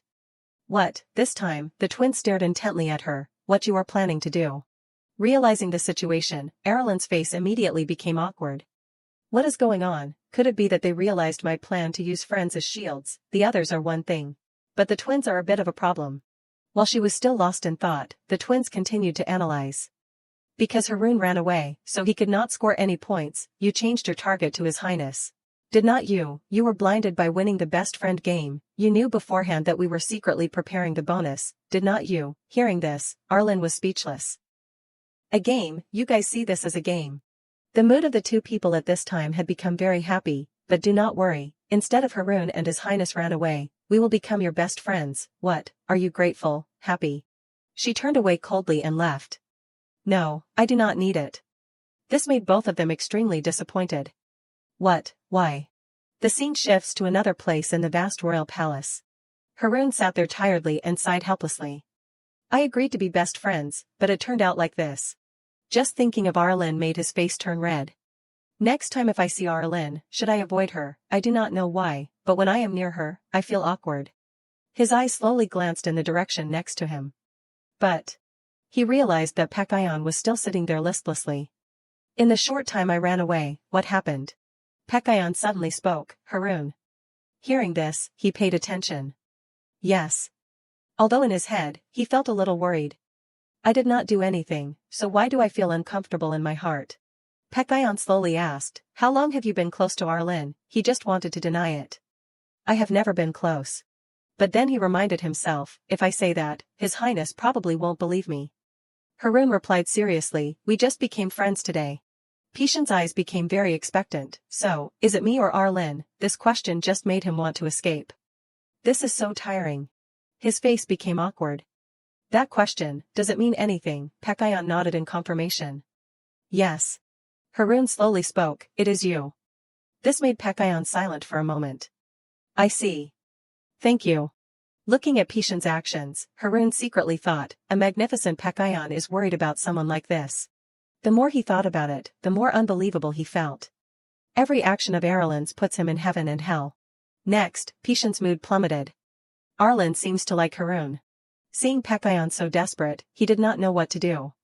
What is wrong? Should I comfort him? Pekayon suddenly spoke, even so. Pishan's face became very firm as he declared, I won't give up, just wait and see, Haroon, I won't lose to you. These words made him startled and frozen in place. Me, why? At the same time, the twins ran over and shouted loudly, Haroon, His Highness, everyone, do you know what Arlen just said? She said she does not want to be friends with us. Then the two continued to look at Pekayon. She also said she does not want to be friends with His Highness either. Pekayon immediately stood up and reacted. What? Remembering something, Pekayon continued to ask, then what about Haroon's best friend, did she make one? Both of them shook their heads and replied, I did not ask that. Is His Highness curious about that? Pekayon nodded certainly, I have to know immediately. The twins became very happy, then Noel will go ask, or Seal will go ask. Feeling the situation was not good, Haroon immediately stood up and raised his hand to declare, I. He became very sure, I will go ask. Hearing this, the twins nodded in agreement. Okay, then. A moment later, Haroon returned to inform everyone, she said she won't. Hearing this, the twins were very happy. As expected, she did not become friends with us either. She even refused His Highness too. Pekayon nodded in agreement. That is right. At this time, he breathed a sigh of relief. Luckily, they are simple people.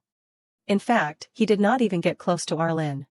He continued to look at the smiles on the faces of the three people. Everyone is probably waiting for Pekayon, but right now, both the twins and Pekayon are very excited. Haroon quickly walked in a different direction. I need to separate from them for a while. The scene shifts to the large garden. Arlen was still standing there without moving. A voice sounded, Arlen, alone again. The children around were constantly discussing, go talk to her. Hey, did not you see how coldly she treated the crown prince? Even so, the chatter continued, but now might be an opportunity. Arlen, on the side, heard all of this. Crap, from someone who was envied and jealous, now I also have an unapproachable image. She did not know what to do with her current life. Is making friends really impossible now, but, when Pekayon comes back, what should I say? Thoughts flooded her mind. Should I apologize? Is that too serious? But I feel guilty. Her eyes gradually became sad. I just wanted to make friends to escape exercise hell. Arlen angrily threw the flower petal to the ground. Everything is complicated again like this. Her actions caught the attention of everyone around her. What is wrong with her? I do not know. The warm sunlight shone on her face, and Arlen gradually calmed down again. She looked thoughtfully at an indefinite direction in front of her. From the previous life to this life, my immaturity is still the same. The children around were still constantly saying sarcastic things. Hey, really not going to talk to her? Chatter continued to appear around her. She is close to the crown prince, it would be good if we were close. But my mom said that she is a bastard. Bastard, my dad said that she has a terminal illness. A girl who heard this laughed in surprise. But, it is true to the rumors, she really is beautiful. The scene in front of her made the girl immediately silent. Noticing Leslie was moving forward, everyone around was stunned. Miss Leslie. She slowly walked to this place while angrily thinking, Arlen. Her hands had clenched tightly since some point. Does she think that being close to the crown prince will change anything? Without hesitation, Leslie went right in front of Arlen. The position of crown princess was originally mine. Involuntarily, a very scary smile bloomed on her face. Miss Arlen. Hearing her name called, she slowly raised her head. She gave a friendly and sociable smile. Come over here, do not you want to talk to us? Arlen knew a little about the girl in front of her. The only daughter of Marquis Brevard, Leslie Brevard, is a girl who is everything. But no one is completely perfect, she is only missing one thing.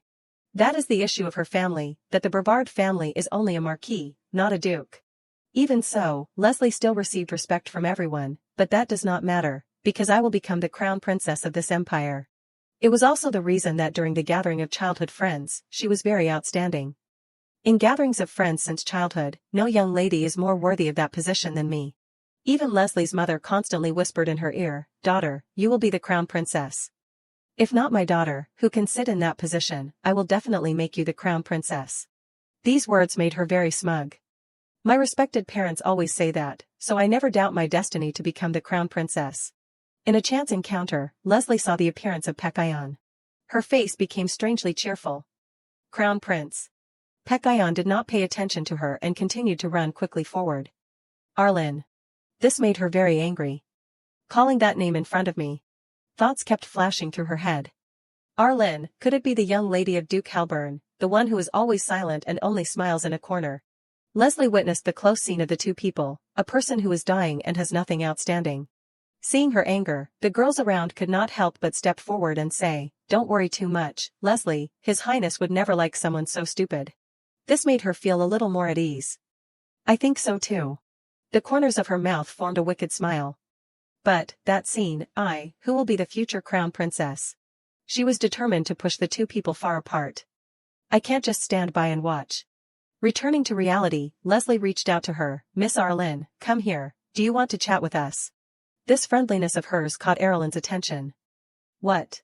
She still had a forced smile on her face as she spoke, "Because I see you are all alone, we are planning to have a tea party today, so it would be nice to chat a lot."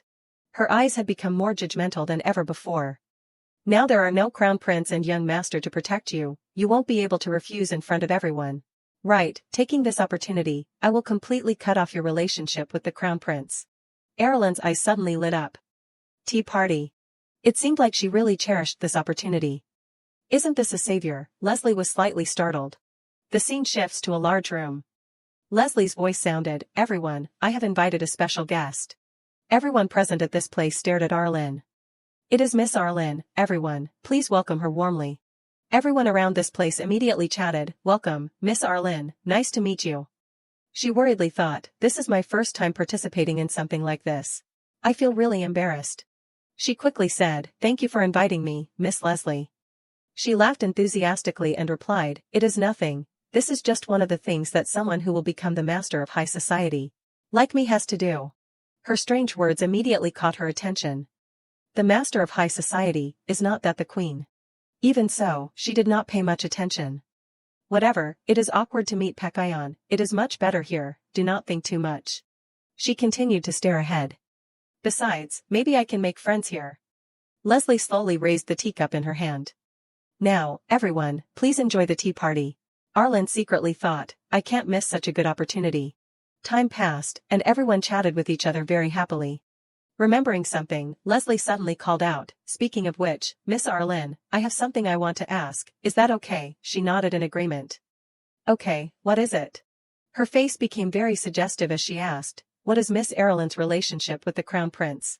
Leslie's smile became increasingly strange. "You two look very close." It seemed that Arlen still did not realize this and was still secretly thinking, "Close, in the eyes of other people, we look like that, we had such a big fight." After a long period of silence, Arlen slowly spoke. "Pekayon is." Her voice was a little haunting, "My hell manager." She remembered the horror of Pekayon. "Arlen, you know there are still 5 more laps, right?" She tiredly continued, "I can say that much." These words made everyone present freeze in place. Arlen recounted all the things she had experienced. "From early in the morning, he manages and takes care of me. He even constantly urged her, 'Arlen, are you awake yet? Prepare the milk and pastries.'" These words made Leslie freeze in place. "Manages, takes care of, His Highness personally takes care of you," she nodded in confirmation. "To the point of being annoying." A forced smile immediately bloomed on her face. "I see, Miss Arlen and Crown Prince must be very close." She became pensive and quickly said, "I do not know if you can call it close." Laughter sounded from the side. Because she was too dazed, she slowly glanced in the direction next to her. The girl right next to her laughed strangely, making Arlen very confused. "Why are you laughing? If you experience it yourself, you won't be able to laugh." The girl's face became very puzzled and she turned around and sneered. I am sorry, Miss Arlen's husband does not seem to be familiar with these kinds of gatherings. Right, Miss Arlen, did no one teach you the etiquette at gatherings like these? These words immediately made her freeze in place. Why give me a surprise punch like this? We were just talking so happily. Things gradually got worse, making her helplessly hold her head. Weren't we about to become friends? No way. Nadell sighed and leaned back and continued, a young lady who can't control her expressions is really bad. I just want to advise you so that you do not make mistakes somewhere. There was something that Nadell was very curious about. But how did you seduce the attention of His Highness? Arlen was startled in surprise. 8 people around this place looked at her with contempt. His Highness just clings to you all the time, like a nanny. I do not know how long that interest will last. Young Master Mibisk, the Sparum twins have also been very interested in Miss Arlen recently. Are you not adapting to the party, so that is why it is like this? Arlen realized the severity of the problem. Could they be? She realized the real purpose of this tea party.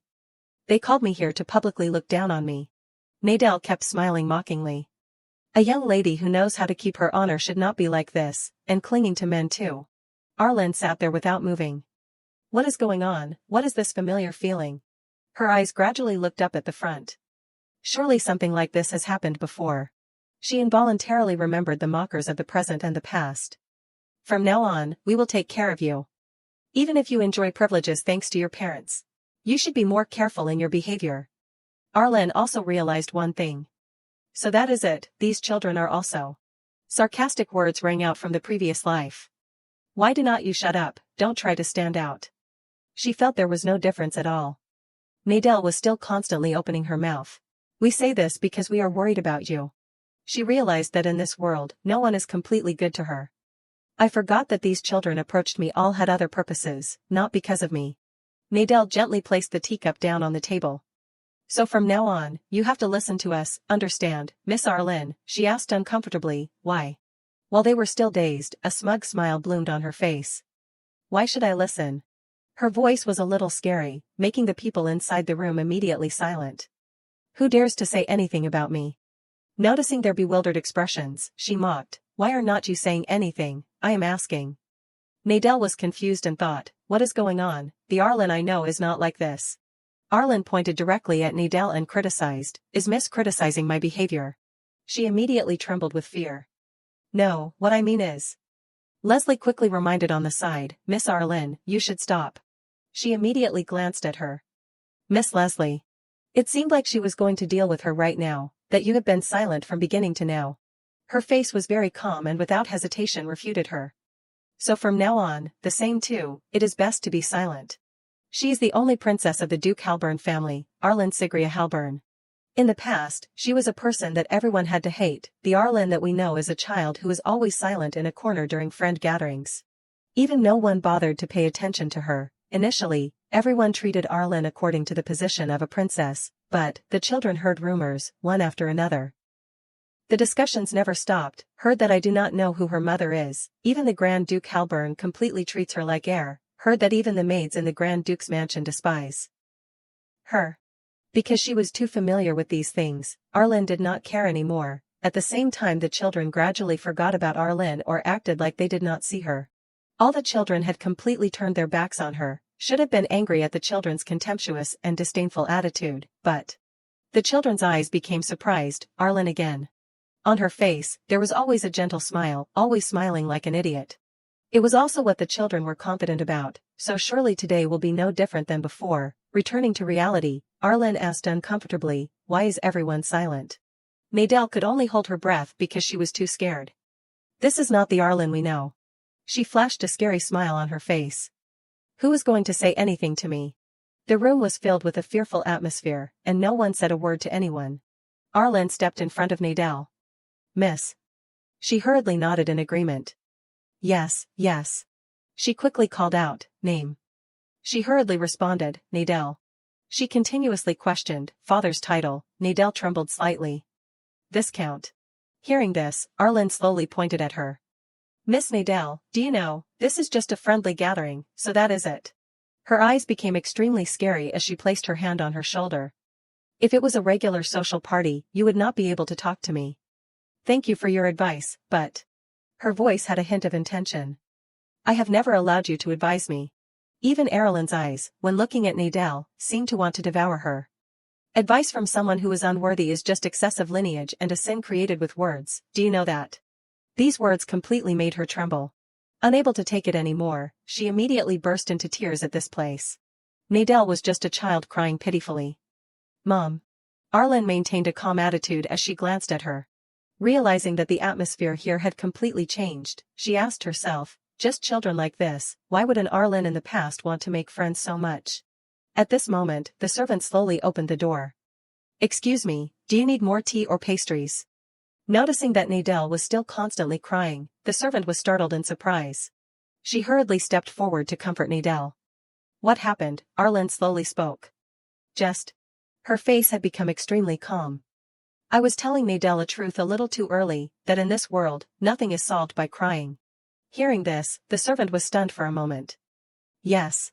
Unable to stay here any longer, she quickly turned and left. The tea party was fun, so I will take my leave first. The more she thought about it, the more tired she felt. Surely I can't make friends. Let us go home. The scene shifts to the large Halburn mansion.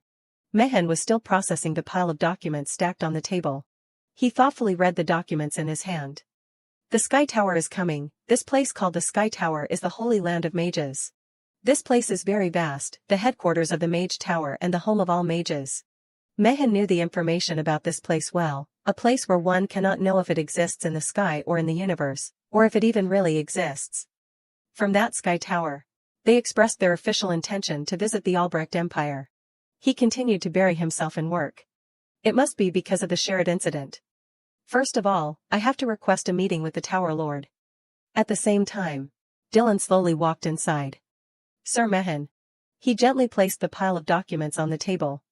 I have arranged the documents requesting support for the subjugation here. Hearing this, he was surprised. There are so many subjugations lately. He happily replied, I do not know if it is because spring has arrived that the monsters are also going on picnics. He calmly replied, it is summer now. Dylan said in surprise to his own thoughts. Well, it is also the end of spring. Remembering something, his face immediately became thoughtful. Well, this is the first time there has been a request for reinforcement from the northern castle in a long time. The situation must be getting more serious. After a period of contemplation, Mehen crumpled the documents in his hand uncomfortably. That is right. His face became extremely gloomy. Leaving both family and children in the north, I do not know what he is doing. Seeing this scene, Dylan secretly thought, I should have told the news about the Grand Duke when his mood was better. Remembering something, Arlen quickly paid attention to one side. Looking at the document in his hand, he asked in surprise, what else? What is the Crown Prince's special mission? Dylan smiled gently and explained to him. Recently, there is a secret mission being carried out mainly by the First Knight Order. It is said that the reward is good. So the knights are very enthusiastic. This made him very curious. Secret mission. Involuntarily, he remembered Pishan's face. Pekayon is up to something that does not seem like the Crown Prince. He hurriedly announced, and there is another piece of news. Dylan became very serious as he reported, the royal family said that today at the meeting, there was a bit of a commotion between the young lady and the other young ladies. The young lady made another young lady cry.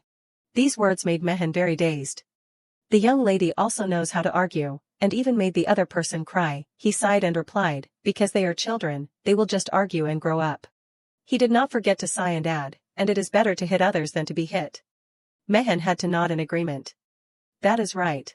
His face became thoughtful and he wondered to himself, if Arlen is similar to Valor, should I scold her to prevent it, or not? Hearing this, Dylan did not know what to say. If she is like the Grand Duke, then it is useless anyway. Isn't it better for both sides? Hearing this, he sighed and said, anyway, I still have to scold her. At this moment, Arlen opened the door and walked in with a bright smile. Mom. Seeing her appear, Dylan momentarily felt worried and thought, right when we were talking about scolding her. Contrary to his thoughts, Mehen smiled gently. Arel. He gently picked her up in his arms. Did the young lady enjoy her dinner? She nodded in confirmation. Yes, it was delicious. Are you busy, Mom? He shook his head and explained. No, not busy at all. Seeing this entire scene made Dylan give a forced smile. I was worried for nothing. The scene shifts to inside the room. Nadell was still constantly crying. Leslie, on the side, kept complaining uncomfortably. Don't cry anymore, because of you, I can't go back to the mansion. She was still about to say something, but, Leslie. It seemed that she had realized her mistake. Do I have to go to Halburn to apologize? She replied uncomfortably. Apologize for what? It was just a tea party. It was not an official tea party. She was still about to say something more, even so. Leslie interrupted uncomfortably. From the beginning, how could it be that just because you said the wrong thing, you would be fired like that? It is all because she was not taught properly. Nadel, on the side, was still crying like a child. But later she will despise me, and then what if she gets angry? The more she thought about it, the more uncomfortable she felt. What can she do if she gets angry? Anyway, no one at home cares about her. Who will listen to her? Leslie frowned so ugly. Who will listen to her, already like that? And bursting out, she remembered Erilyn's words at the time. And laughing like that, I am not the opponent, I won't let it go. She angrily screamed. I will trample on her by any means. Seeing this situation, Nadel hurriedly comforted her. Leslie, are you okay? At this moment, a girl stepped forward and said, Miss Leslie. It seemed like this girl had some kind of plan. I have a good idea. Hearing this, Leslie immediately listened in silence. What if we do this? This little girl is the only lady of the Halburn ducal family, Arlen Sigria Halburn. However, she was merely a lonely child. The Arlen we knew was a girl who always stayed silent in a corner during social gatherings. Initially, everyone treated Arlen according to her status as a lady, but soon, whispers began to rise behind her back, rumors that no one knew who her mother was. That even Grand Duke Halburn treated her like thin air, and that even the maids in the ducal mansion looked down on her. The gossip grew, and the children began to hear the rumors. As time passed, they gradually forgot about Arlen or simply pretended not to see her. She, on the other hand, was incredibly mature. She should have been angry at the children's disdainful and dismissive attitude, but instead, Arlen. Nadel happened to glance toward her. Her face broke into a smile so bright it glowed, always smiling like a fool. Back to the present, surely today would be no different from before. Arlen wondered, confused, why everyone had suddenly gone silent. Her voice rang out, answer me. Nadel was instantly stunned. This was not the Arlen they knew. Her expression turned peculiar. Who would dare say anything to me? Nadel sat frozen in her seat, not moving an inch. Seeing this, she stepped closer. Young lady. The girl hurriedly looked up, yes. Erilyn's voice held a hint of impatience. Name. The girl introduced herself, Nadel. She continued her questioning, your father's rank. The girl bowed her head in fear, Viscount. Arlen slowly reached her hand forward. Lady Nadel, do you realize, it is only because this is an informal gathering. But her expression turned strange. If this were a formal social ball, you would not even be able to speak to me. Thank you for your advice, but Nadel was already trembling with fear. I never gave you permission to advise me. Erilyn's gaze was as cold as ice. Advice from someone unworthy is nothing but excessive nosiness and a sin created by words. Do you understand? Unable to hold it back any longer, the girl immediately burst into tears like a child. She even looked a bit helpless. Mommy. Arlen merely shot a look of disgust at Nadel. Realizing the atmosphere in the room was a bit tense, she sighed. Just children like this. Why did the past Arlen want to make friends with them so badly?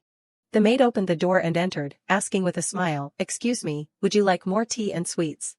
Nadel's crying made her immediately fearful. She then hurried over to comfort her. Did something happen? Arlen shook her head. It is nothing. She was eerily calm. I was just telling Nadel a truth a bit early, that in this world, nothing is solved by crying. Her confusing words left the maid dazed. Pardon. Arlen, already bored, turned to leave. The tea party was fun, so I will take my leave now. Only one thought was in her head, making friends is definitely impossible. Let us go home. The scene shifts to a vast mansion. Mehen was still focused on his work. He sighed as he realized, is the Sky Tower coming? To explain briefly, the Sky Tower is the sanctuary of mages, the headquarters of the Mage Tower, and the homeland of all wizards. Mehen knew well in his mind, it was a place where no one knew if it existed in the sky, in space, or if it truly existed at all. He calculated that from that Sky Tower, they had expressed a formal intention to visit the Albrecht Empire. Then he continued working. It is probably because of the shared incident. First, I must request a meeting with the Tower Master. At the same time, Dylan stepped forward and called, Lord Mehen. He placed a stack of documents on the table. I have organized the documents requesting support for the subjugation here. He let out a tired sigh. There have been constant subjugation requests lately. Have not there? Dylan replied with a smile. I wonder if it is because spring is here that monsters are going on outings too. Mehan looked outside. It is already summer. He gave a forced smile. Well, it is also the end of spring. His expression looked a bit troubled. Anyway, this is the first time there has been a request for reinforcements from the northern castle in a long while. The situation must be getting more serious. Listening to this, Mehan nodded. Indeed. He became even angrier. Leaving both his family and children in the north, I wonder what he is doing. Dylan thought to himself, I should have shared the news about the Grand Duke when he was in a better mood. Reading a line of information on the report, Mehan took note. What else? What is the Crown Prince's special mission? He reported with a smile, lately, there is a secret mission being carried out mainly by the First Knight Order. Rumor has it the reward is good, so the knights are very enthusiastic. He asked curiously, a secret mission. This time, Mehan directly tossed the report into the wastebasket, indifferent. Pekayon is playing some trick that does not befit a crown prince again. Dylan continued. And there is one more piece of news. His voice was a bit hesitant. The royal household said that today at the gathering, there was a bit of a commotion between the young lady and the other ladies. The young lady made another lady cry. This news surprised him quite a bit. The young lady knows how to argue, and she even made the other person cry, Dylan sighed. They are children. They grow up through bickering. He imagined the scene of Arlen taking down Nadel. It was better to hit others than to be hit. Mehan had to agree. That is true. Suddenly, his face turned serious. If Arlen is like Valor, should I give her a scolding to prevent it beforehand? But it seemed he did not agree with himself. If she is like the Grand Duke, scolding will be useless. Wouldn't it be better for both sides this way? It seemed Mehan had made a decision. Regardless, I still have to give her a scolding. The door opened, and Arlen walked in with a bright smile. Mom. Seeing this, Dylan became extremely worried. They were just talking about scolding her. But those warm words made Mehan smile. Arel. He stepped closer. Did you have a good dinner, my lady? She nodded. Yes, it was delicious. Are you busy, Mom? Mehan quickly explained, not busy at all. He shyly stepped back. I was worried for nothing. Inside the room, Nadel's crying continued to ring out. Leslie scolded her incessantly, stop crying, because of you, I can't even go back to the mansion. The girl called out, but, Leslie. The girl's voice was a bit hesitant. Do we have to go to Halburn to apologize? The girl shouted, apologize for what? It was just a tea party, not even a formal one. Nadel was still thinking about something.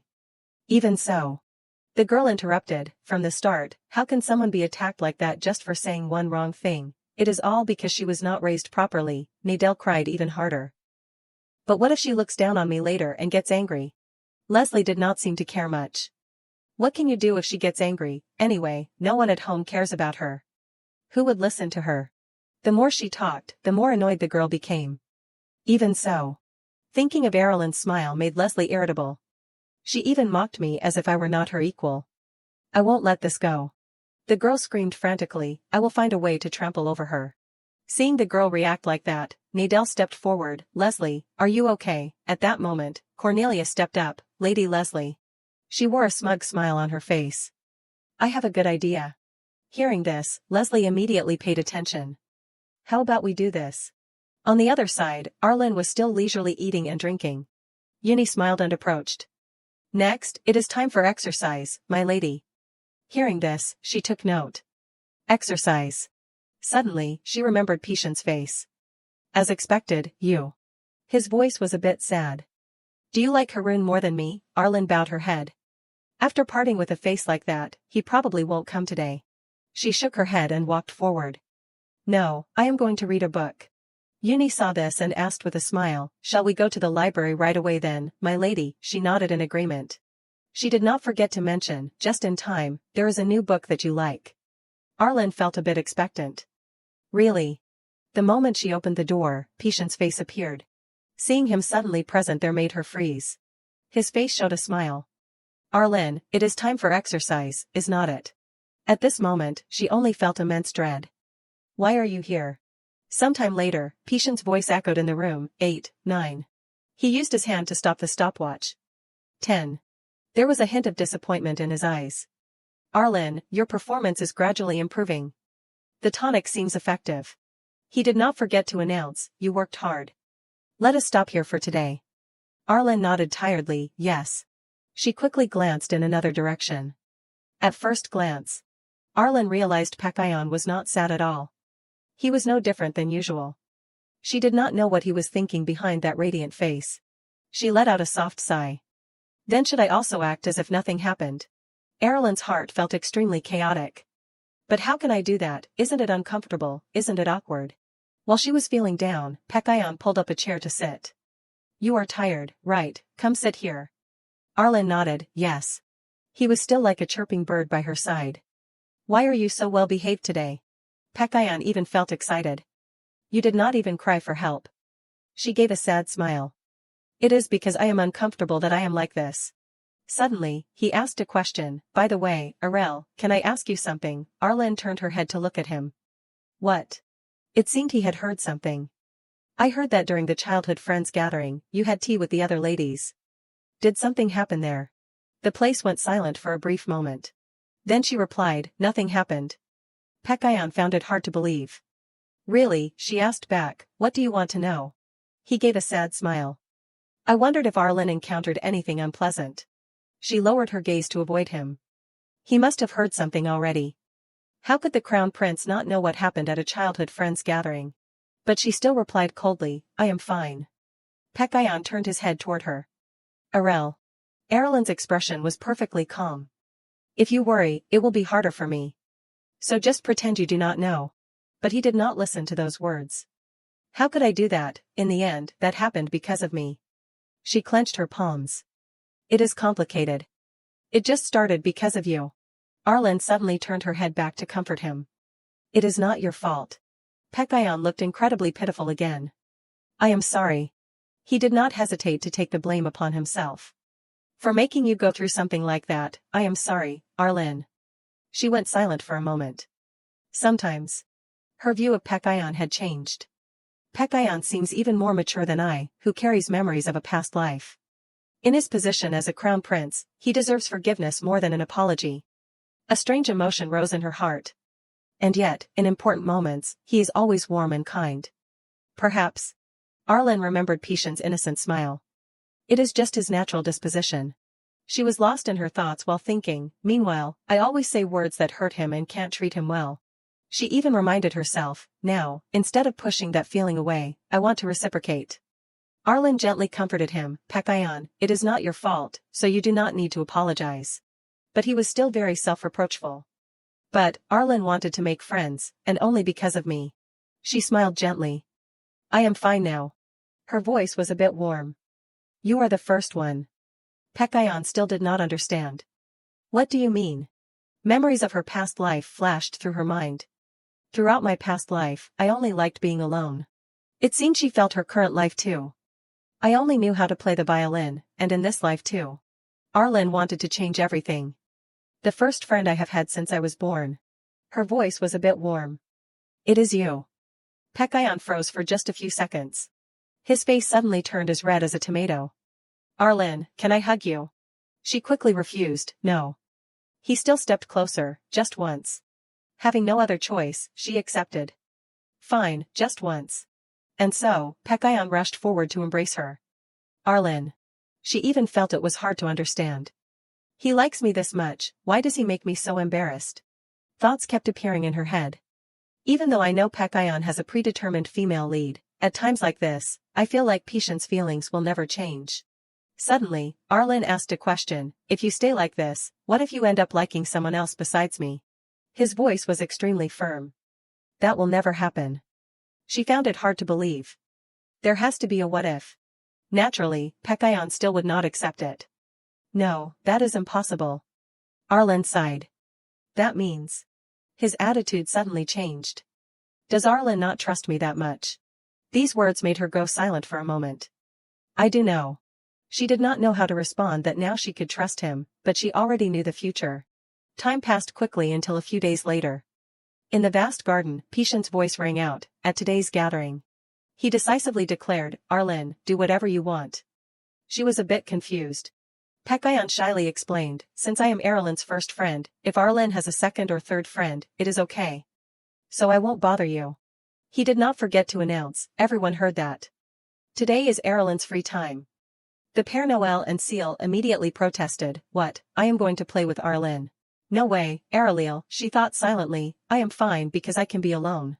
Recalling Patient's words, does Arlen not trust me that much, she let out a soft sigh. As expected, is it still because of our last conversation, my conscience hurts a bit. Since he thinks I do not trust him, does he want to increase his reliability? Thinking this, she turned to look back. Anyway, since it is like this, I will enjoy some relaxation for a bit. It has been a while since I read a book in a quiet place. Perhaps due to not paying attention, Arlen accidentally tripped over a stone. Her whole body began to fall. Realizing she was in danger made her scared. No, at this rate, I will hit the tree. Suddenly, a hand reached out just in time to catch her head. Cheyenne appeared with a smile. You have to be careful. He greeted her with a radiant smile. We meet again, little lady. His voice was a bit strange. Careful, or you will trip. Arlen went silent for a few seconds. Isn't this the man I met at Sherritt?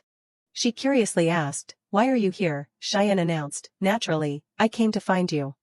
She was a bit confused. Why do you say naturally? At the same time, she felt suspicious. But this is the Imperial Palace.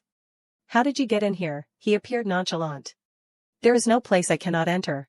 A smug smile appeared on Cheyenne's face. Furthermore, the mark on Erlen's hand suddenly glowed. As long as you have that, we can find each other. She realized something was wrong. The pattern only I can see. Is it a tracker? He quickly sat down. However, finding you was a bit of a struggle. Kid, you carry a rather troublesome bloodline. Arlen immediately felt the danger around her. What? Why? The Cheyenne in front of her had completely transformed into someone else. Is he regretting not killing me at Lake Sherritt, so he came here, so he's been tracking me to find a way to finish me off. Suddenly, he reached out and pressed his hand to her forehead. Don't be so scared. I did not come to eat you right now.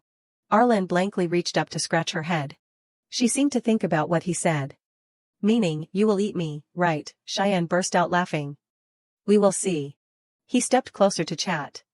I still have many things I am curious about. Arlen thought, does this person always feel like this? She instinctively remembered the first time they met. At the mansion, he looked like he was in his mid-20s. Looking at him now, she felt even more confused. He looks younger. As if Cheyenne could read her thoughts, staring enough, Arlen hurriedly turned her face away. Was I staring too much? He suddenly stood up. I am fine, but if you keep talking here, you will be considered a crazy person. She still did not understand why he said that. Why? Cheyenne's next words made her freeze. Probably because only you can see me here. Arlen reflexively looked around. Thinking back, he was showing his presence like this, but no one bothered to look this way. She instinctively remembered the feeling from before. Feeling the warmth from his hand, he definitely was not a ghost. Having no other choice, she immediately walked in another direction, making Cheyenne laugh. Planning to move spots, a wise choice. He looked forward curiously. But, are you walking alone? Everyone else is gathered over there. His voice was full of curiosity. Do you not have friends? Arlen irritably remembered her number one friend, Pekayon. I do have a friend, Cheyenne laughed. Don't be mad. I do not have friends either. She sighed and nodded. You really do look like someone with no friends. He explained, that is harsh. I used to have many friends. Arlen asked curiously, where are those friends now? After thinking, his attitude changed again. They are all dead. Are you curious why they died? This time, she became even more cautious. In her mind, she calculated, I am in trouble. No matter how I answer this, it is a death answer. I will just pretend I did not hear and ignore it. Suddenly, Cornelia's voice rang out, did everyone know, during the last tea party, Arlen made Lady Nadell cry. Discussion broke out continuously. Is that true? Yes, I was there. She scolded Lady Nadell for a long time, saying she was a duke's daughter. When Lady Nadell cried, she did not even blink. Nadell treated her so kindly, too. How awful. They did not notice Arlen behind them. She is getting too much attention, so she thinks she is someone special, it is obvious. The Halburn family asked the royals to take care of her.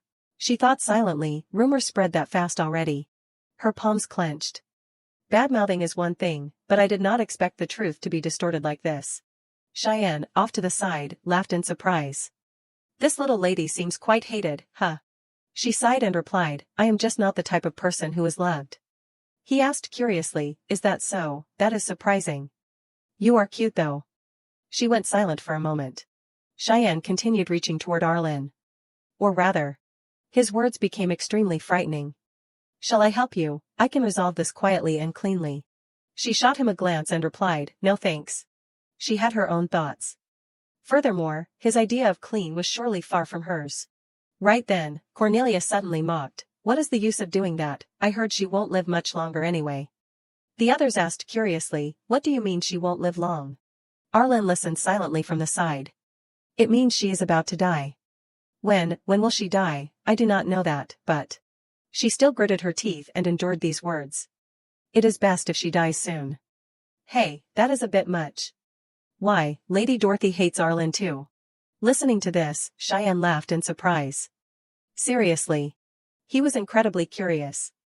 You do not need my help, Arlen did not care. I am used to rumors, but She was not going to sit still anymore. She was not generous enough to endure such words. Arlen stepped forward. You guys. At that moment, the twins suddenly appeared. What is this? The two had incredibly curious smiles. Is this an interesting conversation? Realizing the twins had arrived, the other ladies immediately went silent. Even Arlen was surprised. The twins. Cornelia and Dorothy backed away. They did not hear what just happened, did they? I do not know. Just deny it. Maybe they did not hear. The words rang in Arlen's ears. I did not hear anything. About Cornelia saying Arlen should die early. Why would you say things like that? Seal smiled and approached. Arlen is suffering from an incurable disease. You should not talk to a sick person like that, right? Noelle added, how cruel. Cornelia. Do you hate Arlen that much? She hurriedly explained, it is not like that. Her face showed a forced smile. Arlen made Nadel cry, so I was just angry. Both of them looked surprised hearing that. Is that so? There was even a hint of mockery on their faces. From what I know, Nadel was the one in the wrong first, right? Why does everyone misunderstand like this? Dorothy, on the side, became extremely dazed. Nadel was wrong first, Cornelia clearly said Arlen was mean. Then. Finally, the girl asked the question, Cornelia spread false rumors, the twins declared, Arlen did not do anything wrong. Cornelia helplessly bowed her head. I am sorry. I was wrong. Seal spoke up, you do not need to apologize to us, Cornelia.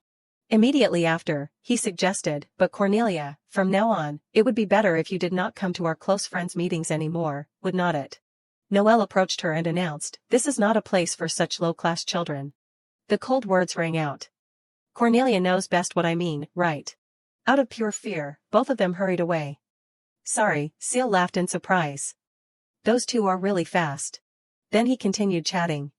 It is magical, right Noelle? Just then, he noticed Arlen behind them. The twins quickly approached. Arlen, you are here, when did you get here? You saw us already, she softly called out, you guys. There was a hint of curiosity in her voice. Why did you help me? The two looked at each other blankly. We helped you, we only spoke the truth. Just as the prince told us to go check on you. Arlen sighed in silence. Of course. Since they are people who act on whim, I know they did not mean anything by it. They just wanted to do it. A strange feeling rose in her heart. Even knowing that, for some reason, her heart felt a bit fluttery. She called out, twins. Her voice held a hint of expectation. Let us be friends. Both of them were utterly surprised. Aureliel, last time you said you did not want to be close friends with us. That is right, you clearly said you did not want to. Arlen sighed and turned to walk away. If you do not like it, then forget it. The two of them reacted instantly, no, let us do it, let us be friends, we were just curious. She smiled and explained to them, I think I was searching for friends in places too far away. Her smile left the twins speechless for a moment. At the same time Arlen turned to leave. Besides, you guys are quite cute today. Noelle suddenly turned to his side. I finally know why His Highness follows Aurelian. Seal replied, Noelle, you realized it too, me too. Suddenly, she felt curious. I wonder where that stalker guy went. Looking at the palace before her eyes caught her attention. This place was a private library owned by the Halberns, located near the villa. The background of this place was far from ordinary, the Spareham Private Library, alongside the Imperial Library. The interior was vast, famously known as two of the three largest libraries in the Empire. Arlen quickly picked up a book. The reason she came to the library so early was because Lena quickly called out, "My lady." She curiously approached her holding a book. "Are you looking for the novel you read before?" She shook her head. "No, I am looking for something else today." Before Cornelia were three new books, History Through Words, Symbols of Ancient Gods, and The Star for Saint-Level Mages. In her heart, she became more determined to clarify the identity of the pattern appearing on the back of her hand. Then Arlen focused on reading. She had gathered the books with that ambition, but no information was truly useful. She almost felt a headache coming on. And the star was usually a symbol of a mage. She thought silently to herself, they say when a mage reaches a certain realm, they receive a star and become a saint-level mage. Lena even taught her that in ancient times, the star also symbolized the savior. She was very surprised. So that is how it is. Arlen realized, then is that person a mage? She recalled her encounter with Cheyenne. If he were a mage, she understood why he occasionally appeared and then suddenly vanished. This led her to a conclusion as to why the mages at the villa or the royal palace could not see him. Arlen continued to reflect. If she reconsidered the words he uttered during their conversation, he seemed to be quite old despite his young face. Arlen's face frowned slightly. But if that is the case, she asked herself, what is this oppressive feeling emanating from that leisurely attitude? She even wondered, why does it feel like I am talking to something that is not human? Arlen was still lost in her own thoughts. Could he be a monster whose seal was broken, taking on a human guise, or perhaps an archmage waking up after a long sleep? Patience's radiant face appeared. "Arlen, you are here." He quickly approached. "What book are you reading? A foreign language, Arlen, you know how to read Sover too, that must be difficult." She nodded. "I know a little." He smiled inquiringly, "By the way, how was the childhood friends meeting, I mean the free time?" Arlen realized he came here out of curiosity about that. She decisively announced, "Yes, I have made friends." Pekayon found it hard to believe. "What, you have friends already, who?" Arlen announced without hesitation, "The twins. I have become friends with both of them." This news was like a bolt of lightning to Pekayon. He could not even believe the truth. The twins, not any of the other kids, but why the twins? His eyes were even a bit suspicious.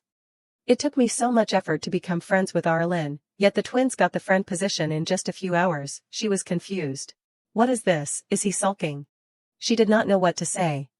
In her head, she thought, should I comfort him, what should I do as a friend in this situation? Suddenly Lena called out, "My lady." Arlen turned her head happily. "Lena, right, maybe Lena knows the way." She quickly instructed, "Please pat his head." She felt awkward. "Lena, no matter what, Pekayon is the crown prince." She continued to teach, "Give him a hug and comfort him." Arlen thought silently, am I treating him like a child? Well, he is a child, but... Suddenly Pekayon stood up. "Alright, I have decided." She turned her head in confusion. "What?" His voice was full of determination. "I am going to cancel these childhood meetings." Arlen found it hard to believe. "What?" He continued, "Now that you have made friends anyway." She hurriedly chased after him, "Wait a minute," but Pekayon would not listen, and Arlen does not seem to like the childhood friends meetings much. Anyway. Arlen was still trying to catch up. "No, Pekayon, you have made your decision. I must tell the Queen Mother immediately." He clenched his palms. "All right." He calculated silently in his head, a gathering that started spreading malicious rumors about Arlen. It is right to cancel it. I would rather cancel it right now. Right at the critical moment, she grabbed his wrist. "Pekayon." As he turned his head in daze, her hand was already placed on his face. She even gently announced, "Calm down." These words made him freeze instantly. Pekayon stood perfectly still, not moving an inch. Then Arlen inquired, "Are you calmer now?" After a moment of silence passed, she sighed softly. "You know." Her words were a bit warm. "Don't cancel the childhood friends meeting." But Pekayon found it hard to understand. "Why?" She silently spoke her thoughts. "I have grown quite fond of playing at the palace. Playing with you, with Haroon, and the twins." Her voice became warm. "I think playing together is very fun." Patience's eyes suddenly became touched. "So that is it. If Arlen likes it, then I have no choice." He did not forget to add, then, I will kick everyone else out and only keep 5 of them. Okay, she became even more flustered. No. Then she advised, if you do that, you will be scolded. He did not seem to care at all. It is fine if I am scolded. Arlen pulled Pekayon forward. Come here, I do not want that. Sometime later, she was still focused on reading. The two of them sat together, reading about unknown knowledge. Pekayon occasionally turned to look at Arlen. You look tired, Arel. He thought silently in his head, I know you are weak, but would Arlen faint during a normal time like this? It seemed he knew about the unpleasant things that had happened to her. You must be tired from everything that has happened over the past few days. Arlen says she is fine. But with such rumors spreading at the meeting. This made him even more determined. I think I can cancel it. He even felt a bit of doubt. As expected, as a friend, there is a limit to how I can help Arlen. Pekayon was lost in his thoughts. If I were Mehen, even if I stayed close and protected Arlen, no one would question it, right? This gave him a huge headache. That is why I want to be your father. What should I do to get closer to Arlen, if only you would allow me? He gently leaned closer, facing Arlen. I could be a bit more greedy. Sunlight shone on the two of them. I want to see you every day. I want to be by your side. More desires grew in Pishan's heart. Always curious about you, thinking about you like this. He asked himself, then worried again if anything else would happen. Clearly, he did not want Arlen to leave him. I am scared and insecure. Pishan's hand gently reached out to brush her hair. But this confusion, when facing this face, vanishes like spring snow. He suddenly realized, sometimes I feel like a fool. He called out, Arlen. A clear sound rang out. I like you. Time seemed to stop. Pekayon continued to ask, so Arlen, could you like me just a little bit? His eyes were filled only with love for her. Because as for liking you a lot, I think I have already done enough. Inside the royal palace, Silua walked forward. Beside the girl were a servant and a small white cat. At the same time, Pekayon and his guard were also walking. Suddenly, the girl's footsteps stopped. Seeing his action, the girl turned curiously. Pekayon, where are you coming back from? He calmly turned back to question her, do you need to know? The girl was still very stubborn. You have been going out very often lately. Pekayon sighed, that is strange indeed. Silua explained, I am just curious if you were busy with something. He replied coldly, I am always busy. But the girl had guessed something. It is not just because of that, is it? He questioned, since when did you care about me? Silua, the girl, smiled and turned her head. There was a hint of mockery in her voice. What, is it that strange for me to care about my brother? He did not seem to care, it is very strange, so stop caring. Let us go, Graham. The girl thought silently to herself, the whole palace is buzzing with rumors, so why hide it? I think her name is Arlen. The girl chuckled, I am actually curious too. The girl thought privately about the reason Pekayon was so infatuated, and that foolish look he showed as well. Thinking of this, Silua laughed. Indeed, the answer is. The girl even made a very playful gesture. Her face showed a smug smile. Is it the Queen Mother? The subordinate behind called out, Your Highness. The scene shifts back to Arlen. They say humans are adaptable creatures. I do not know when I. She was calmly eating sweets under Cheyenne's gaze. I have gotten used to being watched by this persistent stalker. He asked with a smile, you do not need to be startled anymore. In her head she thought, I was forced to get used to it. Even Mehen when she went to see him, do you know any way to get rid of a terrible stalker? He was a bit dazed. Yes. Thinking of this Arlen sighed. He would probably say he did not know how to get rid of a stalker either. She was curious. But why do you keep appearing? Cheyenne laughed, because I find it interesting. She asked herself, I have had enough of you. But her face looked bored. Do you have nothing to do? He explained, there is nothing urgent. Right now, I am waiting for something. Arlen did not ask further, so that is it. There was still that scary smile on Cheyenne's face. In that case. It seemed he knew her actions. How is your investigation of me going? Everything was already in the palm of his hand. I even saw you go to the library. I did not expect the little girl to have so many things she wanted to find out. His voice held a hint of intimidation. If there is anything you want to ask right now, go ahead and speak. But Arlen refused flatly. No need. He was surprised, why, she explained, that. She became calm. I do not want to accidentally ask something I should not and then disappear silently overnight.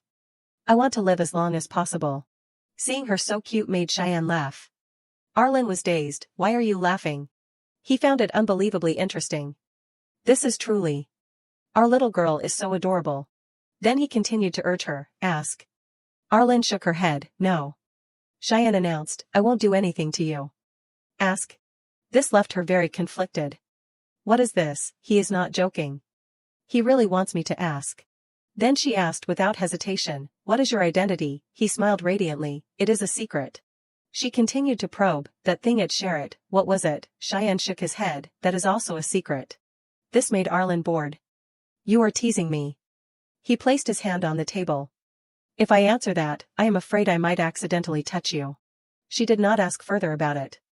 Alright, skip it. What should I do about this spot on the back of my hand? It is bothersome when it keeps glowing like this. Cheyenne showed great interest. Only I can see it, so it is fine. Although there are other existences besides me who can feel it, there are not many in this world. She probed again, what do you want from me? He thought for just a few seconds, because this is the first time I have encountered something this interesting. She continued the conversation. Then, what is your name? Cheyenne calmly introduced himself. Cheyenne. Call me that from now on. Arlen was surprised, Cheyenne. There were many questions in her heart. Is that your real name? His eyes suddenly brightened. What, do you want to know my real name? She refused upon hearing that, not really. Cheyenne smiled in praise, the little girl has good intuition. Suddenly he suggested, now it is my turn to ask, right? Arlen was a bit disappointed, is it a turn-based questioning, but she was still polite, go ahead and ask.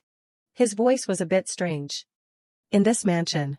It seemed Cheyenne had found out something. Is it true that only you are left of the Halberns? After thinking, she nodded. Yes, probably. I heard I have a father, but I have never met him. His voice was a bit strange. So that is how it is. Arlen looked up at him. But why did you ask that? But before she knew it, Cheyenne had completely disappeared. This left her dazed. He suddenly disappeared again. At times like this, I feel like I am being haunted. Arlen looked silently at Cheyenne's empty chair. She sighed to comfort herself, so creepy.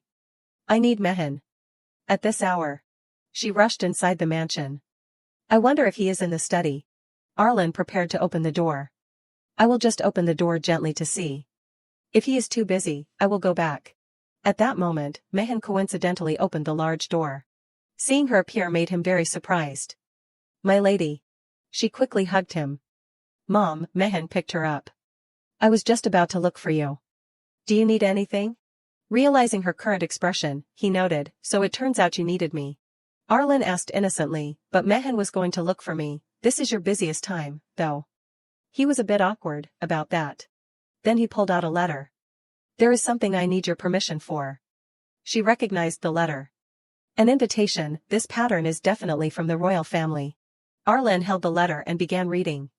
Before long, the Empire's great holiday, National Day, would begin. It seemed she would not have much to do.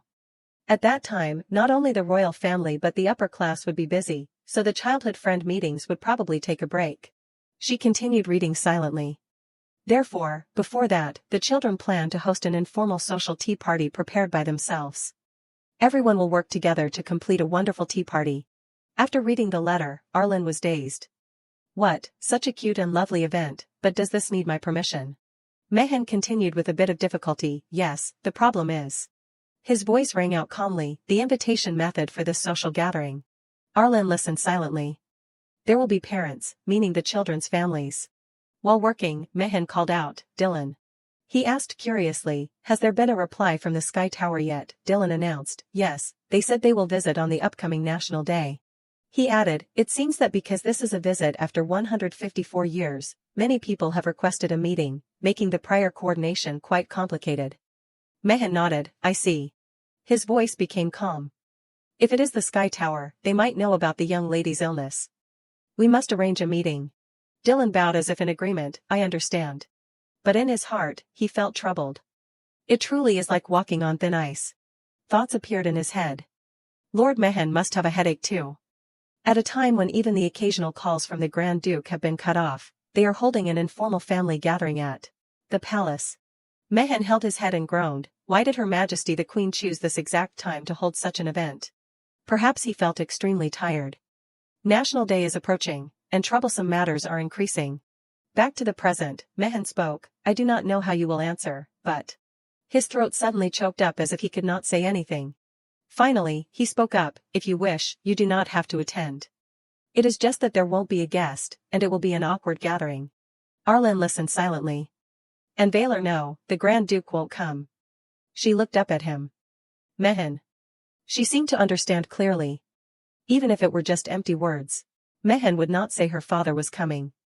He would rather let her face the truth from the start than give false hope followed by disappointment. She looked intently at his determined face. This was Mehan, her protector. For a long time Arlen had stood behind him. Surely hiding away would be more comfortable, being protected was warm. She hesitated on what to do. Mehan would settle everything neatly so as not to cause gossip, but this matter. She looked up at Mehan. It is not a problem that can be solved just by hiding. I will attend. He was about to say more, or else she interrupted him, more importantly. In her voice was a bit of hope. I also have a mother named Mehan. This time Arlen was like a small child. Mehan is my family, and I will also invite the childcare team, and Dylan too. Everyone was surprised. My lady, it is an honor for me. He was about to say something else, but... Then he sat down to explain, my lady, in that place, there might be situations where I cannot protect you. Arlen gently rubbed the back of his hand. It is okay. She chatted gently, anyway, Mehan will be by my side. Realizing his thoughts, Arlen felt a bit of pain in her heart, a pained expression. Time seemed to stop, but strangely, perhaps because of Mehan's sincere concern. Arlen reached her hand toward him to comfort him. Don't worry. She gently patted his head. I actually feel happier. I only need Mehan. Her voice became even softer. Truly, Mehan is soft. Mehan was still worried. Even so, if you want to withdraw at any time, tell me, all right, she nodded in agreement, I promise. In Erlen's head, she thought silently, that is right.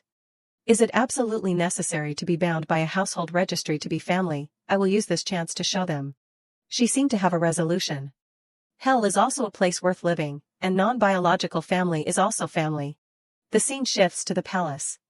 And just like that, until the informal family gathering where the children served tea was held at the palace abbreviated as the family tea party, the remaining preparation time was. Inside the room, therefore, the theme of today's childhood friends meeting is preparing for the family tea party. Pekayon smiled.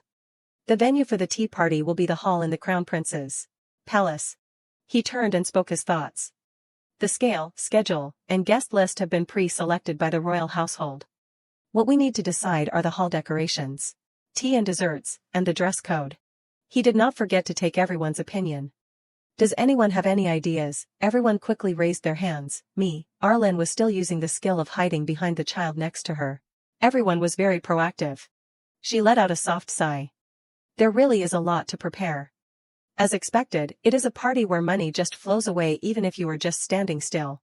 While she was still thinking, Pekayon announced, good, then we will freely prepare the tea and desserts. However, remember that the basics will be handled by the royal family. Erlen's gaze drifted forward. But... He smiled gently and continued, if anyone wants to invite more people, please make a guest list and submit it by the day after tomorrow, as invitations will be sent out after receiving the royal seal. The children were very excited. The royal seal, that is amazing, this is the first time I will receive one. Arlen thought confusedly, did Pekayon always have this kind of image? She glanced at him secretly.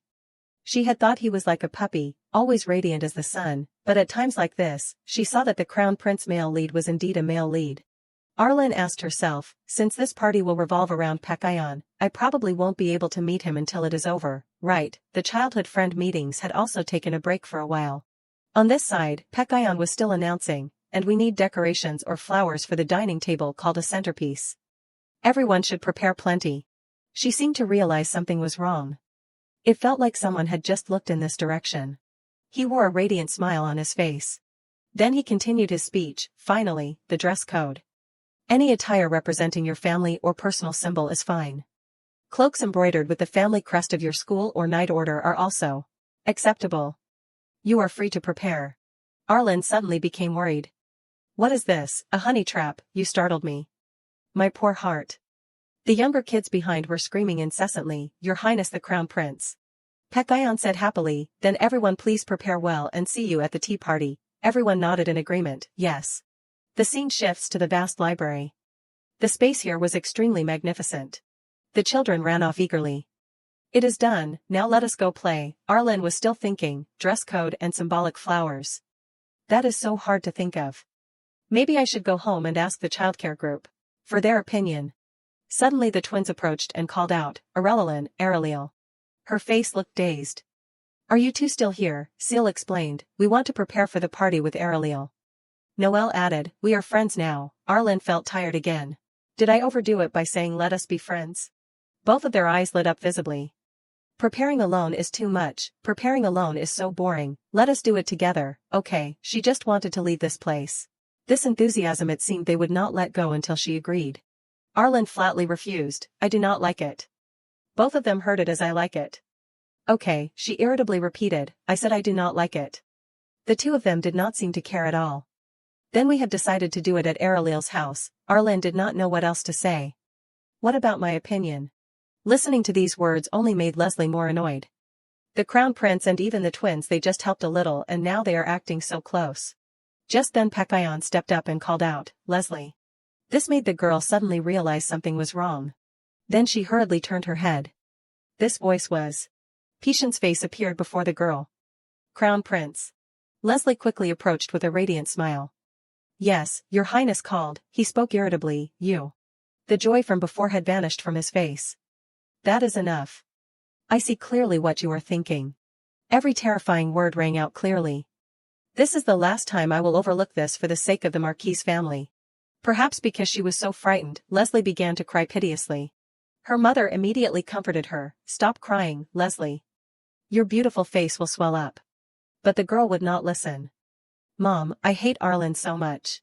She had completely lost her mind. If it were not for her, the crown prince would not have misunderstood me. What if my position as the crown princess is stolen? I want to humiliate Arlen. I want to trample her in every way possible. Hearing this, Leslie's mother was surprised. Arlen. She thought silently, if it is Arlen. Is not she just the insignificant daughter of the Grand Duke? This made her even more annoyed. The crown prince was an absolute existence that could not be touched. A smug smile appeared on her face.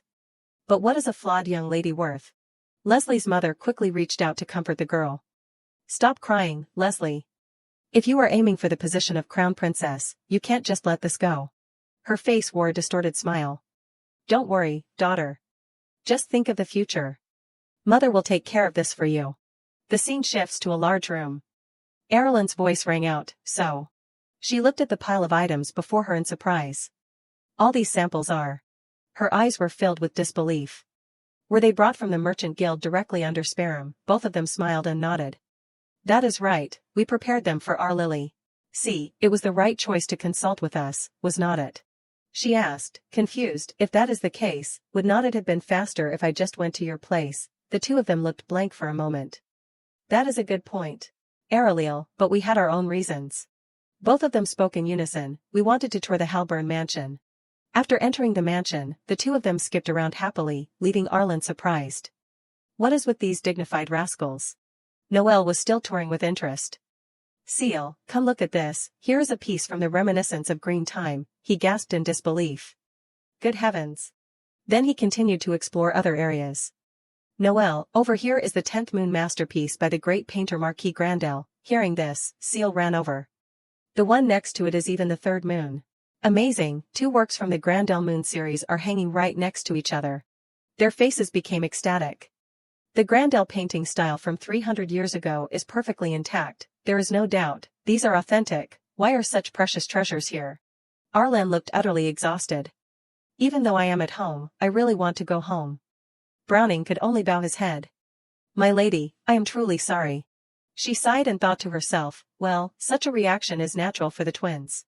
She walked silently through the wide hallway. In my eyes, it is at most just a picture frame on the wall, but in the twins' eyes. They were incredibly excited. Everything must reflect something completely different to them. Arlen recalled, with the fall of the ancient gods and the end of mythology, the traces of miracles and the sacred powers of the old gods could only be found in ruins or forgotten holy lands. The story continued, however, even in the age of magic and humans, there still existed supernatural abilities similar to the miracles of the gods, the very thing that helped Sperum become the empires. leading merchant family and allowed them to manipulate the empire's wealth for generations. That was the golden eyes. That was all Arlen knew. She looked silently at the two children. Seal's golden eyes were eyes that could see value, regardless of whether it was a person or an object. Arlen's thoughts surfaced, it quantified and showed their worth. Noel's golden eyes were eyes that could see danger. He also possessed an incredibly keen ability. It quantified and showed the danger level of a target. It was a useful ability that could filter out danger like a form of prophecy. She seemed to understand now why they had such extraordinary abilities. Seal chatted excitedly, I did not expect to see the Grandel Moon series here. Legend has it that if one collects all 13 works, they can witness the dreamlike landscape Marquis Grandel spoke of. She shot a glance at them. Can you two leave your fairyland now? The two continued to praise. The auction house only displayed exactly 3 works, and they were all kept by Dad. In this moment, there are a total of 4 works. She felt a bit lazy. So what? Arlen quickly moved to the next topic. Let us have our meeting about the party. After a moment of silence, Seal smiled and suggested, Areliel, you will prepare the tea and desserts, right? We plan to bring Grenasia flower tea imported from the eastern continent. She shook her head sadly, no. Hearing that, Noel added, you should prepare some kind of dessert sweets or tea, for example. Or we can help you prepare. She looked up at the two of them. Fine. The two of them spoke radiantly, wonderful. The twins seemed very interested.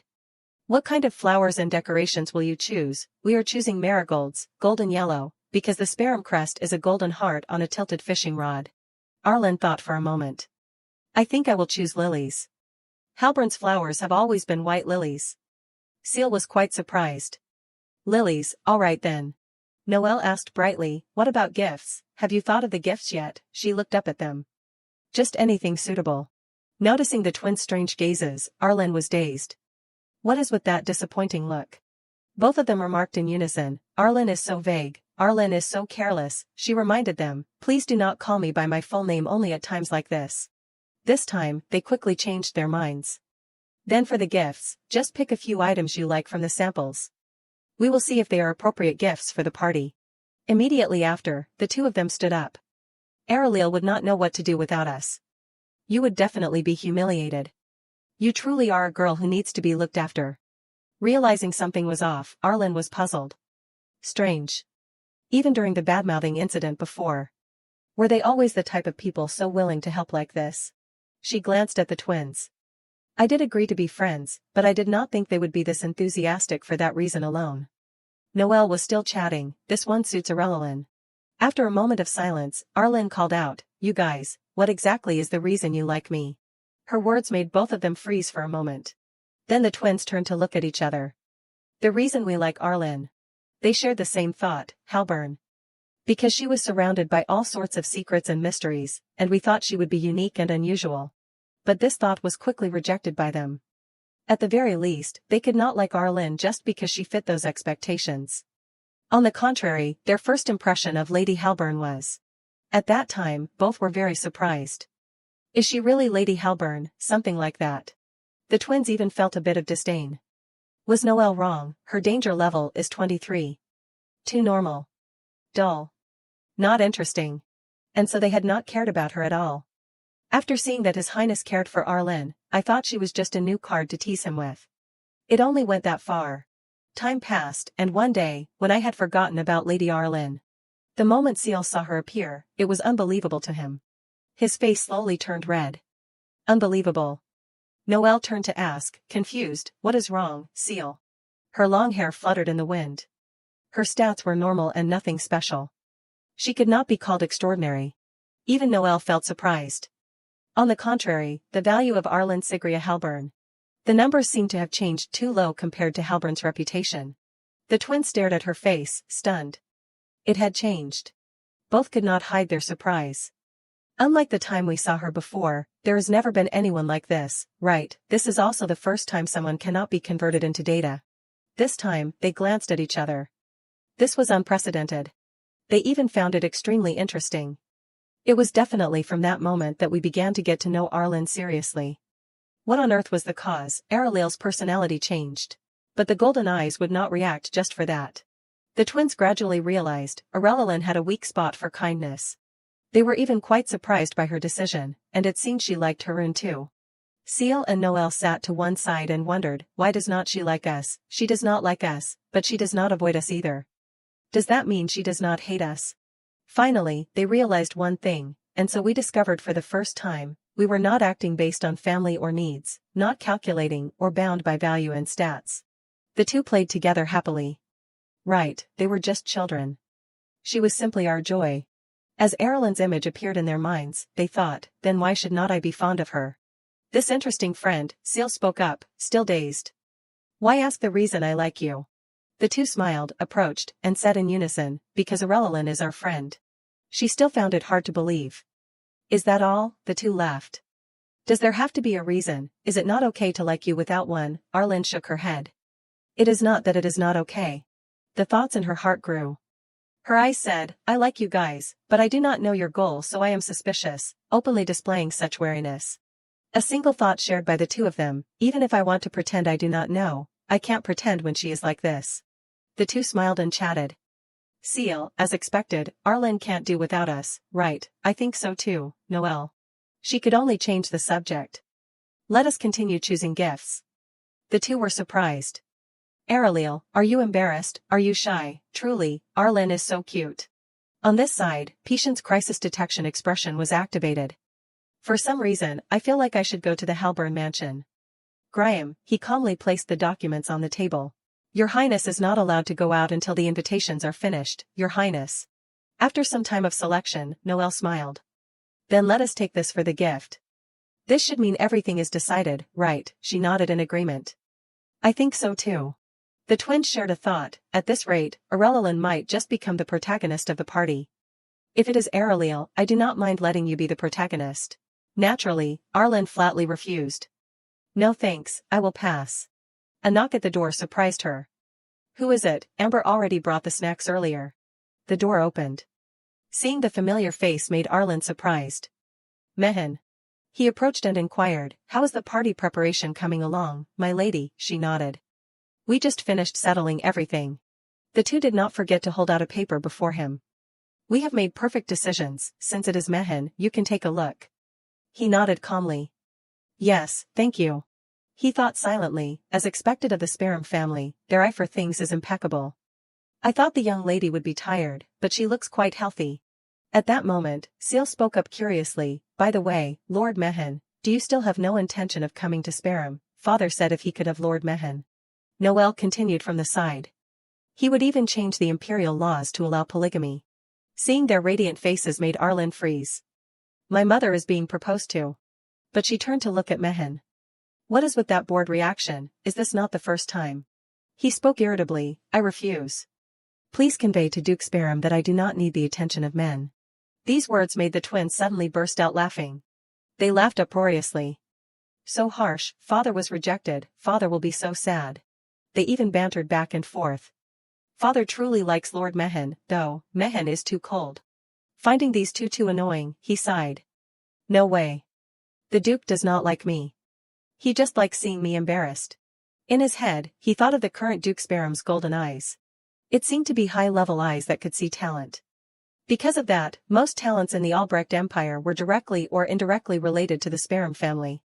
Mehen understood well. His invitations had persisted since his time as the young Duke. It was probably because he was still bitter that he had not managed to get his hands on me yet. Thinking this, he turned to look at Arlen. Whether here or there, it was a life of being a slave to paperwork. If it were before, perhaps I would have considered it, but now. He looked at Arilyn's waiting figure. I already have my adorable little chick here, why would I need to think about anything else? He gently stepped closer and called out, Arel. Mehen knelt on one knee on the floor. She quickly ran into his arms. Mehen. Naturally, he cherished this time. I do not know how that devil-like master could give birth to such an angel. He did not forget to ask, did those two twins bully you? She shook her head quickly, no. Her voice was a bit faint.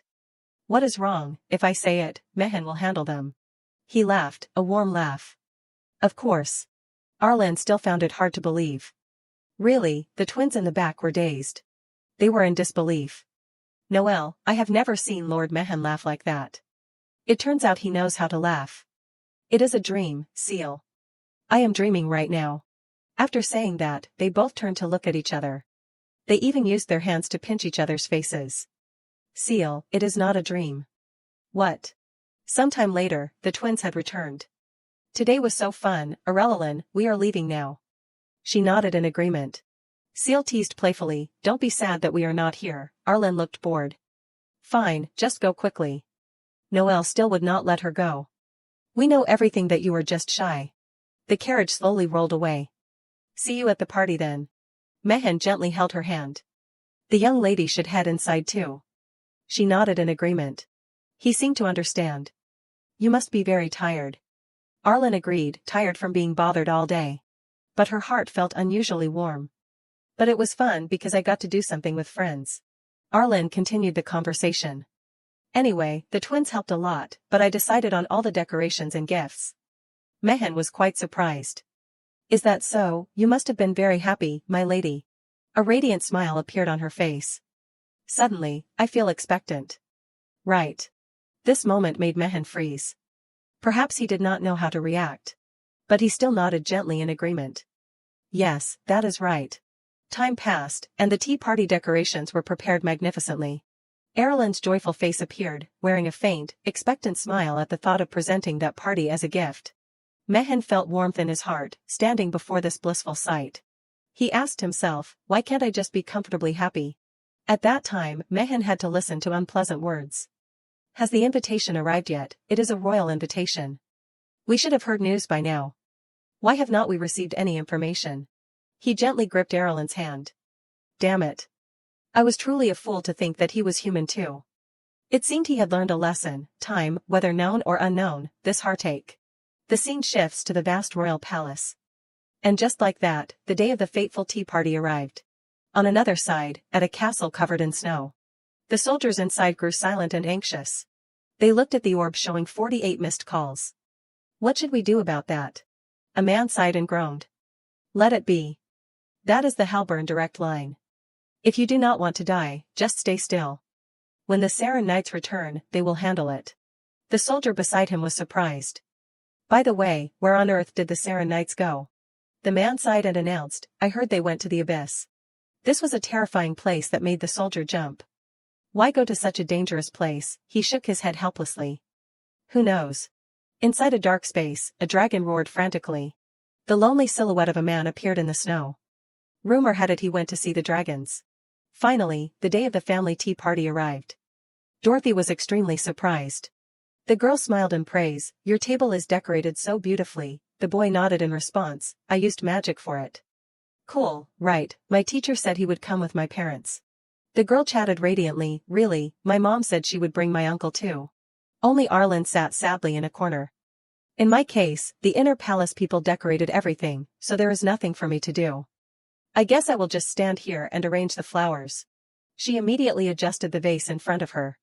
Lift this up a bit more. A voice rang out, Arel. She did not seem to pay attention. Or maybe taking one flower out would look better, the beauty of empty space, or something.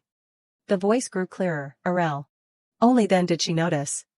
Wait, why has the table been shaking for a while? Is this a low-quality table? For some reason, Pekayon appeared under the table and signaled to her with his hand. This surprised Arlen. What, why are you here? Shouldn't you be with the queen right now? He laughed. But I came out here to see Arlen. She thought, confused. The host of the tea party coming out here. Is that okay? Isn't he supposed to enter with the queen soon? Pekayon did not seem to care about his surroundings. It has been a while, Arlen. I want to talk to you for a moment. Is it convenient for you? She was quite surprised by these words. A moment should be fine, right? Sometime later, Pekayon smiled. Arlen, have you been living well? She nodded. It has been all right. But he did not notice her expression. It has been a whole week since we last met. Did Arlen not miss me? He always shone like that. Oh right, what about training? Are you still training well without me? Sweat began to pour down her face. Training. Arlen nodded hurriedly. I have been training. His eyes lit up. You have not. This made Pekayon even more determined. It is okay. Once the tea party is over, we can just make up for the missed training. Good luck, she only felt exhausted. I am doomed. Right then, he continued, but Arlen, the truth is, I did not call you out because of training. She turned her head in surprise. Then why? It was that same warm smile. It is just that I really wanted to see you right now. Pekayon expressed his feelings innocently. I kept thinking about Arlen. Are you living well? Is the party preparation going okay? His face turned slightly red. Does anything hurt? Are you eating well again? Things like that. But seeing your face now, Arlen seems to be doing fine. His words were all true. So my heart feels completely relieved. It is magical, is not it? She turned her head in surprise. Pekayon, could it be? In her heart, she was a bit surprised. Even while we were apart, he was always thinking of me. Arlen was lost in her own thoughts. He must be swamped right now preparing for the party, but it looks like he ran here as soon as he finished his work in a hurry. She realized Pekayon was warmer than she thought. During the meeting a week ago, he had seemed energetic and different. She realized silently, but looking at him like this, he really is the Pekayon I know. Always thinking of me, being careful of me. The distance between them seemed to draw closer, and every time their eyes met, Pekayon would always run toward her. I miss you. This made Arlen understand, speaking while running toward her with a radiant smile. He ignored everything to approach her. At first, this blind concern and always taking the initiative to get close sometimes I found it hard to understand. A warm emotion rose in her heart. But now I know. Pishan's hand reached toward her. This heart, without a shred of doubt, is like a refreshing rain that occasionally falls. The two held each other tightly. I just need to receive it happily. Back to the present, Arlen smiled. Yes, I am doing well. She did not forget to inquire, and Pekayon, did you prepare everything well? He nodded in confirmation. Of course, I prepared it very coolly. He even boasted proudly, I can't let the invited guests be disappointed, right, just wait for it. We are the hosts today, and I prepared very hard so that Arlen could also enjoy it. Listening to this made her go silent for a moment. The hosts. So that is how it is. This made her realize her own position. Just for today, we are the masters of the party hosting the guests. Of course, this is not exactly a party filled only with joy. Pekayon suddenly suggested, come, let us head back to the banquet hall now, Arlen. She nodded in agreement, because this time, she had decided to face it herself. The space inside was extremely bustling. The family tea party was held in the main hall of the Crown Prince's palace, concluding the magnificent preparations. Everyone quickly paid attention as it began with the appearance of the true master of the party, Queen Agony. She smiled and spoke, everyone worked hard to prepare. Enjoy yourselves comfortably today. The place was very noisy. After the invited guests arrived and finished greeting Queen Agony and Crown Prince Pekayon, everyone sat in their places and enjoyed tea and sweets.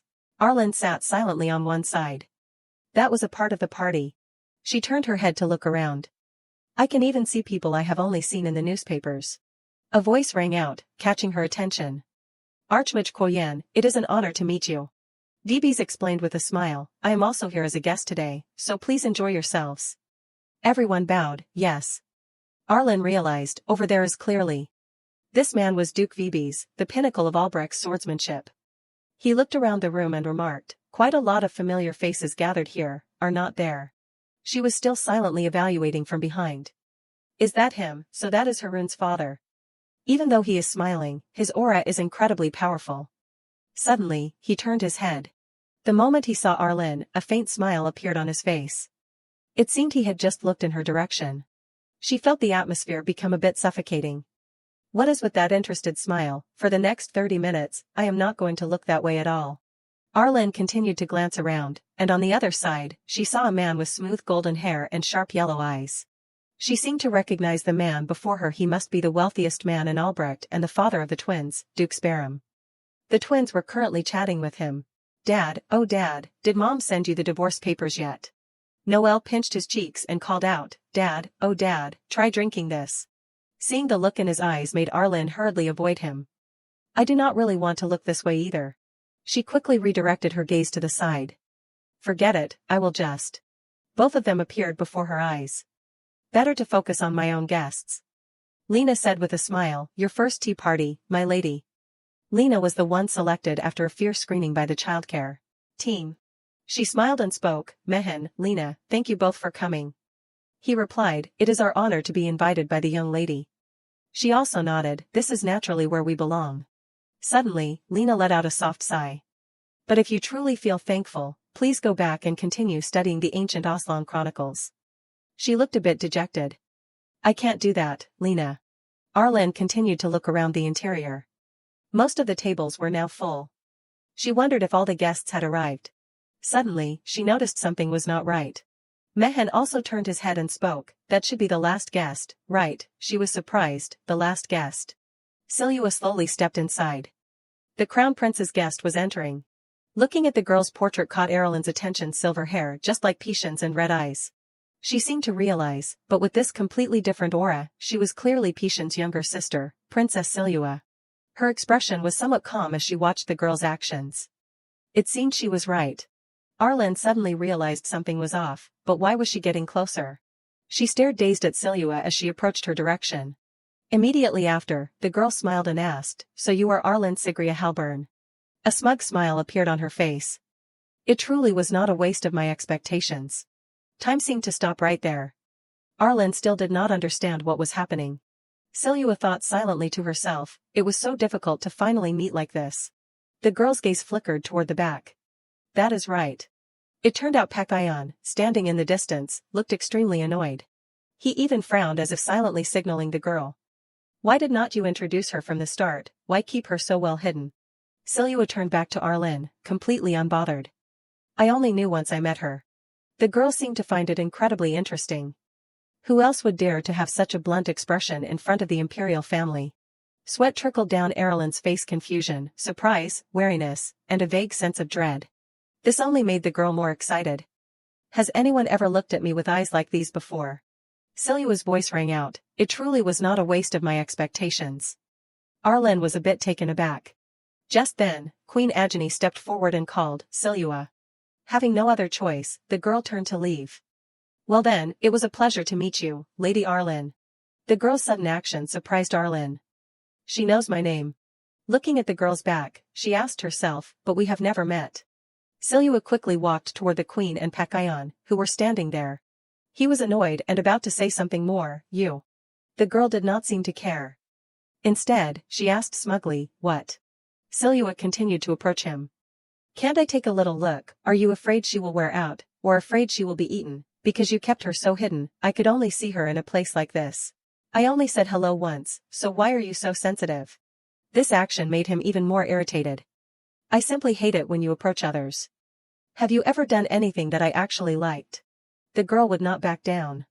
It makes me sad when you say that, brother. Pekayon frowned and asked, you only call me brother at times like this, do not you? Right then, Queen Agony also spoke up, stop it. Silua suddenly turned her head, Queen Mother, her voice sounded a bit annoyed, Silua. She scolded her sternly, you should endure it. There will be plenty of natural opportunities. The girl was about to explain something more, but Silua decisively pointed at Pekayon. He keeps staring at her without blinking, and then he acts so sensitively. How can I sit still? He was about to say something, hey. The girl would not lose. What, I am right, he nodded reproachfully. Yes, you are right. You truly deserve to be isolated. On the side, the queen could only sigh. This girl usually stays only in the palace, but now for the first time she wanted to join a social activity. I thought it was something special. At that time, Queen Agony had been very surprised. What, you want to join a social activity? The girl had nodded in agreement, yes, Queen Mother, please host a tea party. She glanced in one direction. So Silua is doing all this for Arlen too. This probably gave her a massive headache. Siblings, and they are even alike in this regard. Suddenly Silua approached and asked, Queen Mother, you also wanted me to have friends, right? Queen Agony nodded, that is true, but all the friends arranged for you until now. Her voice sounded a bit confused. You said you did not like any of them. This time, the girl decisively placed her hand on her chest. I will make friends. Her voice became certain. This is the first time I have someone I want to be friends with. Will you oppose it, Queen Mother? Hearing this, Queen Agony was surprised. Silua. Perhaps she was taken aback that she had said it herself. Pekayon suddenly intervened, absolutely not. He continued to announce, don't you dare touch her. You are forbidden from coming within 10 meters of Arlen. The girl turned her head, confused. You speak as if I will behave badly. How ridiculous. He irritably explained, Arlen is not like you. She is very weak and fragile. If you accidentally hurt her, I won't let it slide, and... Having finished, he turned to announce, Arlen is already my friend. These words made Silhua completely furious. She even argued back, are you showing off that you made a friend? What does that have to do with me? Just because she is your friend does not mean she can't be mine. He nodded decisively, it does not, the queen sighed on the side. At least you are normal. The youngest prince, Tyrion, was still sitting to one side listening to the two argue. Why can't I explain it clearly, or else? The girl's next words made Pekayon freeze. You are jealous right now. Silua's face wore a smug smile. That is quite a fierce reaction. Normally, he is indifferent or just ignores me when I ask him to do anything. Previously, Pekayon would have just pushed her aside. Keep doing that. Back to the present, the girl felt confused. Why does news about Arlen have such high destructive power? Silhua even felt expectant. This reaction is quite interesting. Pekayon clenched his palms. This is truly getting more and more outrageous. He decisively turned his head and shouted, Queen Mother, I need your help. The girl was startled in surprise. You dare to do that? At the same time, Silhua would not be outdone. Queen Mother, I need your help. Do you think she is only your mother? She is my mother too. Queen Agony on the side had already given up on mediating. She could not stop them anymore. She announced, don't fight. Settle it yourselves. The two immediately faced off. Pekayon was annoyed, while I am still speaking nicely. His voice shouted loudly, don't you dare touch Arlen. These words made her freeze. Mehen turned his head in surprise toward the side. What is wrong? She shook her head, nothing, I just suddenly got the chills. He immediately searched around. If you feel cold, tell me. I prepared a coat. Arlen explained, but I am still fine. Moreover, Mehen. She felt something unusual. Are you okay, Mehen? He turned his head in surprise. Yes, what do you mean, my lady? She continued to inquire. Everyone is gathered and talking happily, but there is no one at our table. Arlen's mood immediately plummeted. If I had known, I would have made more friends. Clearly, the friend's shield has failed. Lena hurriedly comforted her, that is not it, my lady. She smiled and explained, I think holding a cozy tea party like this is even better. In fact, I am excited because I feel like I have you all to myself. Mehen on the side also spoke gently to comfort her, it is okay. Because we came to see you, my lady. These warm words surprised Arlen greatly. Mehen. He continued to speak. His voice became calm again. The Hellburn family has never been good at socializing. She froze for a second. Was that supposed to be a comfort? Lena reminded him from the side. Lord Mehen, you should use a gentler tone to comfort her. He did not explain further. I am only speaking the truth. Arlen sipped the tea in her hand. Well, as long as Mehen and Lena are okay, it is fine. Her gaze drifted to one side. I also find that compared to gathering and talking like that, I prefer this silence. Suddenly, a familiar figure caught her attention. Arlen's eyes immediately widened in shock. Recognizing that Cheyenne had also appeared here, why is that stalker here? Arlen was quite surprised. This was the first time he had appeared when there were so many people around. Did he come to see someone else, not me? Looking at the crowd before her made her fall silent. But a thought appeared in Arlen's head, among all these people, only I am looking at Cheyenne. She even asked herself, what exactly am I trying to confirm? While she was still thinking, Sperum stepped forward. He wore a radiant smile and spoke, how long has it been? Then he placed his hand on Mehen's shoulder. Lord Mehen, I have missed you dearly. I almost forgot the sound of your voice. Even Vibi's became cheerful. It has been a long time, Lord Mehen. He bowed cautiously, it has been a long time, Duke Vibi's. The man beside him was startled. Wait, what about me, Lord Mehen? Sperum was even shameless. It is natural to be happy after not seeing Vibi's for so long. By the way, Lord Mehen, do you have any intention of coming to Sperum now?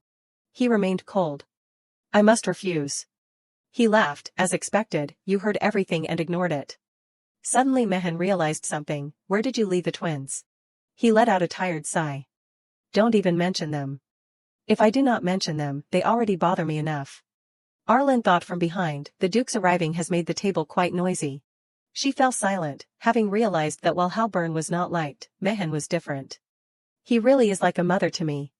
Lena also seemed busy greeting people. Suddenly she bowed her head sadly. Then I will. It seemed she had another plan in mind, to go check on Cheyenne for a bit and come back later. Sometime later, Sparham called out, "But hey, Lord Mehan."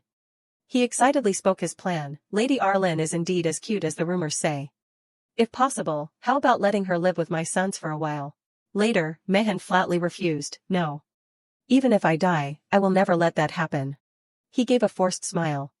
It was a joke, just a joke, but he still did not forgive him. Even a joke is not allowed. His tone was a bit annoyed. "My lady, do not worry. That will absolutely never happen, so you do not need to pay any mind to those words." Realizing no one was answering, Mehan turned his head in confusion. Lady Arlen. On this side, she was still walking forward quickly. Cheyenne seemed to have noticed her and was walking in a certain direction. This left Arlen incredibly confused. "Cheyenne. Why does he keep moving toward the center of the hall? As expected, does he have another plot that does not involve me?" Thoughts surfaced in her head, seeing him occasionally glance back at her. It seemed he knew she was chasing him. His increasing speed left her helpless. His pace is too fast. I can't close the distance. Arlen did not know what to do. At this rate, I will lose track of him. Having no other choice, she called out, "Wait a moment, Cheyenne." Finally, he stopped at her call. But his mood had become strange. This made Arlen stand still curiously. He stopped. Cheyenne put his finger to his lips, signaling her to be quiet. The smile on his face was a bit peculiar. "It is about to." His voice became full of anticipation. "Something interesting is about to happen." These words made Arlen freeze. Something interesting. Suddenly, a strange sound rang out, making her startle and daze. At the same time, Mehan had also found her. "My lady," he said worriedly, "I finally found you." She turned her head in surprise. "Mehan." He sat down gently. "I was startled because you suddenly disappeared." "Why did you go without saying a word?" Arlen hurriedly explained. "I am sorry. I intended to come back right away. But..." Mehan still lectured her seriously. "Next time, if you want to go anywhere, you must tell me or Lena. Alright, this is not the Halburn mansion or a childhood friends gathering." Though surprised, she still nodded in agreement. "I understand." Before she knew it, Cheyenne had vanished. As expected, he disappeared again. What interesting thing is going to happen? I suddenly have a bad feeling. Right then, a voice rang out, attracting everyone's attention. Marchioness Belpart. People around were whispering, "Isn't that Lady Halburn and her representative over there?" Marchioness Belpart wore a smug smile. "Yes, that is right." But clearly, her voice was full of mockery. "But how can it be, even today? It seems Grand Duke Halburn is not attending." Even Mehan accidentally overheard. How pitiful. The gossip grew louder. Come to think of it, has not His Grace the Grand Duke always stayed in the northern city? Both of them went silent for a moment. "I heard that since his daughter was born, he has not come to the capital even once. How much must he hate the sight of her to be willing to stay in that treacherous place forever?" Another person agreed, "That is exactly it." Mehan was about to reach his limit. Even the children mocked Arlen. Besides, who would want to meet her, a daughter who was nothing but a stain on his reputation? This made Marchioness Belpart even more smug. It seems the rumor that she is an abandoned child is not wrong after all. All of this was within her calculations. Arlen Sigria Halburn. She thought smugly, even if people say she's been unlucky since birth, it is true she only has the empty title of being from one of the 5 great ducal families. Everything was going according to Marchioness Belpart's plan. Naturally, from today on, even that tiny empty title would vanish. The crowd was still discussing Arlen.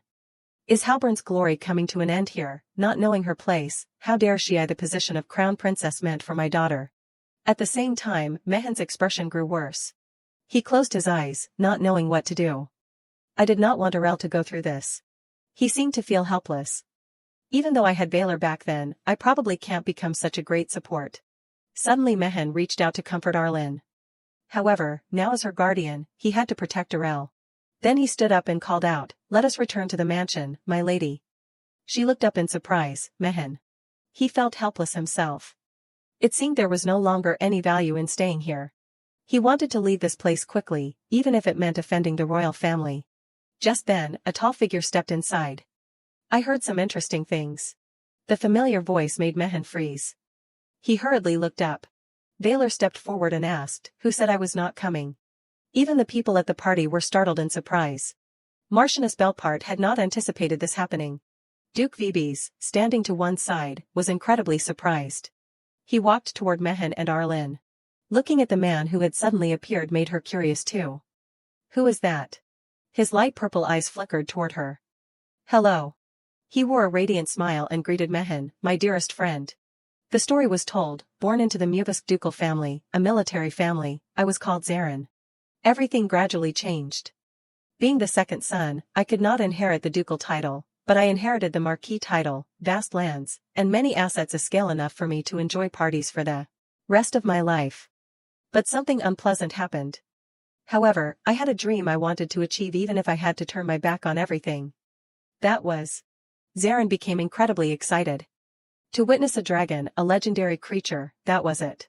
Time passed, and just like that, it had been many years since I joined the Night Order, all for that single goal. Valor called out, Zarin.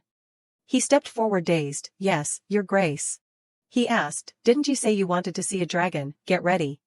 We depart tomorrow. His eyes immediately widened. Finally. His face wore an excited smile. The moment my long-held dream becomes reality has arrived. But things did not go as he thought. I was thinking like that, but. It seemed Zarin himself was taken aback. I did not mean I wanted this. Looking at the fallen white dragon made him extremely regretful. His teammates cheered, congratulations, you have become a dragon slayer, congratulations, Zarin, you have become a hero of history, he screamed, this is not fun at all. The voices of the people around rang out, we still have to butcher it. Just accept it, Zarin. Realizing the dragon had been slain made him helpless. The Lord is truly too much. I said I wanted to see a dragon, I did not mean I wanted to catch one.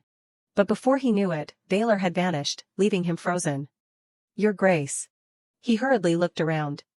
What, where did you go? You were just here, another person stepped up to announce, the master said earlier he had a place to go, so follow him when you are finished. Zarin was a bit surprised and did not understand. Follow him, where, everyone was surprised, Zarin, did not you hear anything?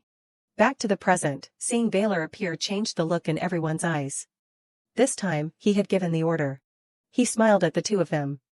Returning to the imperial capital right now. Arlen suddenly looked up at the man before her. This person is. Mehen's expression became resentful.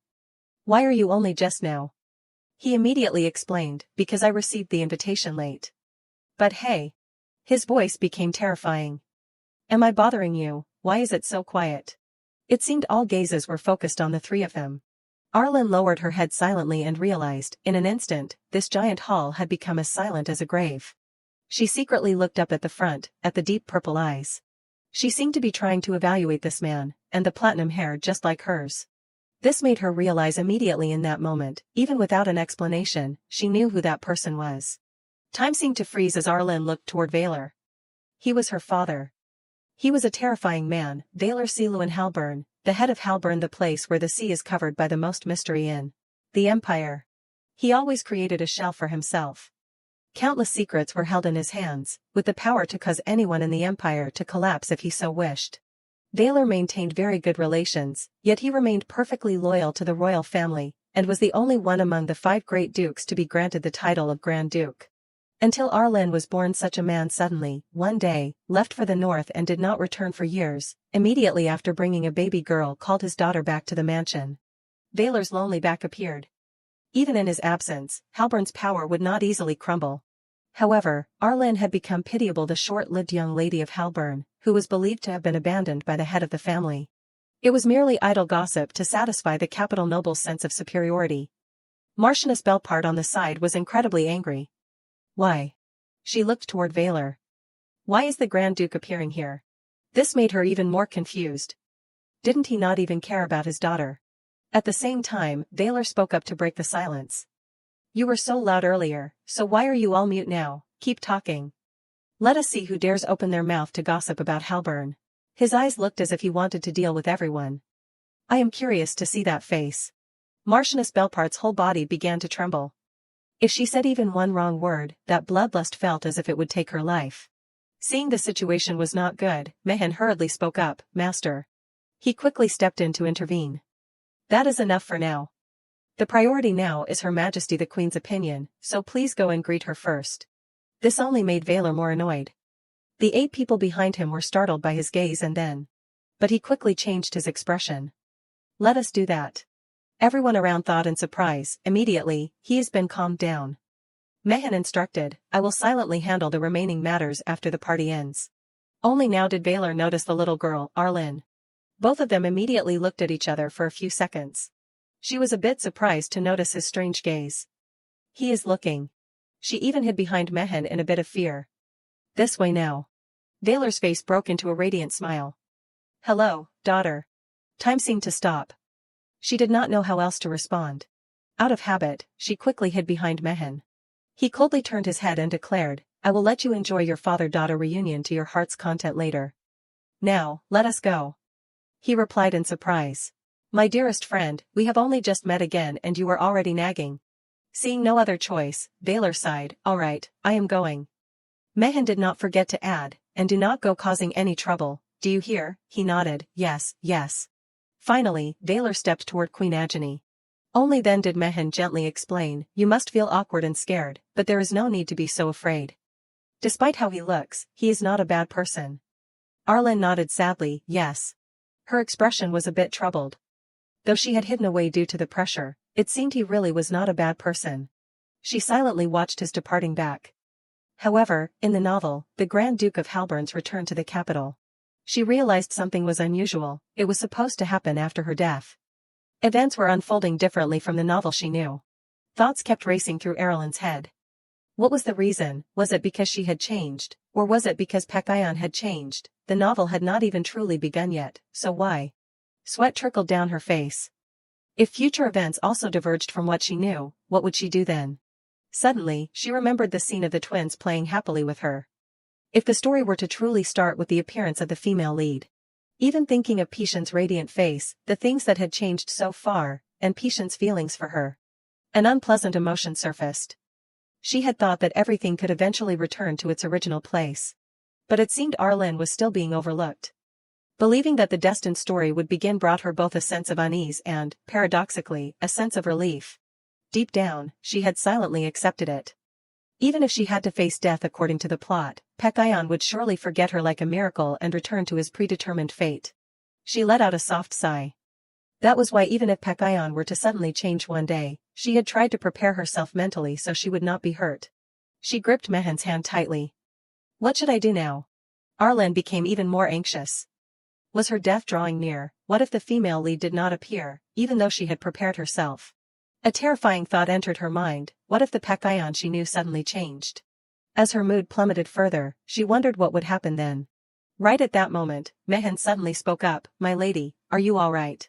He continued looking at her, asking, do you feel unwell somewhere? Suddenly, Arlen collapsed, making Mehan freeze. My lady. He hurriedly caught her.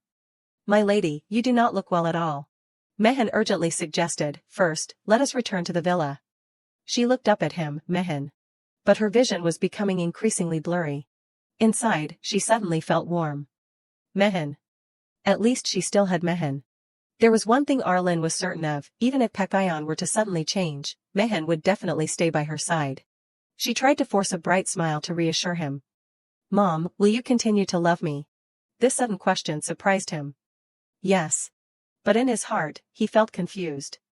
My lady, what are you saying? Arlen slowly fell into his arms. Okay, that is enough. That is enough. She did not know that Pekayon was also running toward her, or that Mehan was in a state of panic. She told herself she could not let him worry any further. Pishan's shout rang out, catching her attention, Arlen. He hurriedly ran toward her. Are you okay? Only now could Arlen see the young boy's face clearly. Arlen. Pekayon looked extremely worried. Your face is so pale, she was confused. Pekayon, why did you come over here? He did not seem to care about that. That does not matter right now. You are not sick, are you? Arlen grew dazed. Sick, she felt her mind unable to focus. It seemed her vision was just a bit dizzy. For now. Arlen looked at Pishan's worried face. It was not just clear, it was sharp. At the same time, she reached out to wipe away her sweat. I am not sick. When did she start sweating? She thought to herself, why, is it because of Pishan's cool scent? Arlen turned back and continued, I think I was just surprised because I did not expect to meet him here. Pekayon understood immediately. You are talking about the Grand Duke of Halburn. Are not you, the one who just walked in? She nodded in confirmation. This made him even more annoyed. He dared to startle Arlen, and here I have been doing my best to help you build up your strength. She was startled, thinking, is that what is important right now? He stepped forward and held her hand to comfort her. In any case, if you are going to be sick, you have to ask for permission to leave first before you are allowed to be sick.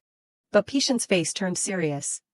Do you understand? She thought in confusion. I do not know why he is saying that with such a serious face. Arlen let out a soft sigh. Pekayan was probably worrying for her in his own way. She replied gently, I am fine. I really do not feel pain anymore. Pekayan became happy. You do look better now. I was so surprised when I saw you looking unwell from afar. Graham, standing nearby, called out, Your Highness. He tactfully reminded him, I apologize for interrupting your conversation, but since many people are watching, Your Highness should return to your seat. Seeing no other choice, Arlen also said, Pekayan, go back to your seat. I am truly okay. His expression turned disappointed. I understand. She immediately guessed, he looks quite dissatisfied, does not he? Before leaving, he instructed carefully, Arlen, you must not leave your table. Okay, she was confused. Why? Pekayan announced, because only then can I protect you, even if it is just a little bit. Having said that, he turned to leave. Then I will come find you again, Arlen. Those words left her dazed. Protect me, could it be? She thought of a less than pleasant scenario. Had he arranged it beforehand so that others could not approach her table? No wonder the Halburn table was so empty. But the truth was just Mehen and Pekayan being vigilant. Mehen also gently placed his hand on her head. My lady, let us head back to our seats first. If you feel unwell anywhere, please tell me. She nodded. Then she walked toward the tea table. Anyway, she had almost made things awkward for Mehen. Thanks to Pekayan, she had snapped out of it though of course, Pekayan was also the reason she felt so chaotic. She silently followed his footsteps. She had thought this was something that would inevitably happen at any time. Arlen gripped Mehen's hand tighter. She thought she could accept it calmly, but was that not the truth? She looked toward the side. Perhaps Pekayan had taken a deep place in her heart. Her gaze rested on him. More so than she had realized in her heart. Coincidentally, Pekayan was also looking toward her. A warm smile touched his face. This action made Arlen freeze for just a few seconds. She hurriedly turned around and continued toward the tea table. Time passed, and after a major commotion, the party seemed to continue, but the already chaotic atmosphere showed no signs of improvement. Looking at the two people before her made her confused. She wondered if the Queen and the Grand Duke of Halburn had some bad blood. Ever since they faced off, the scene had been as tense as walking on thin ice. Valor walked quickly, and then, the Grand Duke left to meet with His Majesty the Emperor. The doors to the party closed immediately, and the party ended sooner than expected. Several days passed at the Halburn mansion. All the servants were lined up seriously in a row. Arlen looked at the scene before her in confusion. In all her life. The maids were also bowing their heads very seriously. She was speechless at the sight. Had the servants ever been this disciplined before? Even when Pekayan came, it was not to this extent. Valor walked forward slowly. As expected. Even Mehen bowed his head cautiously. Welcome back. He calmly stepped inside the mansion. Master. There was still that gentle smile on his face. The true master of the family had returned. Valor smiled excitedly. It is a surprise to be received so warmly like this. Mehen replied, It is because you have returned after a long time. He did not seem to listen to those words. Your face looks like you want to grab me by the collar and give me a beating. Mehen did not care. Please stop talking nonsense and come inside. I am sure everyone has much to say to me. He laughed, Nonsense, I am saying this because I am happy. Valor's gaze suddenly stopped. Furthermore. He bowed his head to speak to Arlen, Is my daughter not going to greet me? Out of fear, she gripped Mehen's hand tightly. A greeting. In her head, she thought, Mehen clearly told her she only needed to show her face. He had announced seriously, My lady, you should meet him regardless. She did not want this. After the tea party, she had been so flustered that she just stayed in her room. Arlen reminded herself, their relationship was more distant than relatives 8 generations apart meeting once every few years for a holiday, so what was there to greet? Her hand slowly let go of Mehen's. And above all, thoughts surfaced in her head, although he said he was sulking, his voice held no warmth at all. Seeing that Mehen and he had a good relationship. He surely was not a bad person, but she still was not sure. She still felt afraid and hid behind Mehen's back. Mom. Hearing this word made both of them freeze instantly. Vela reacted, Mom. He even felt surprised. Mom. His voice turned peculiar.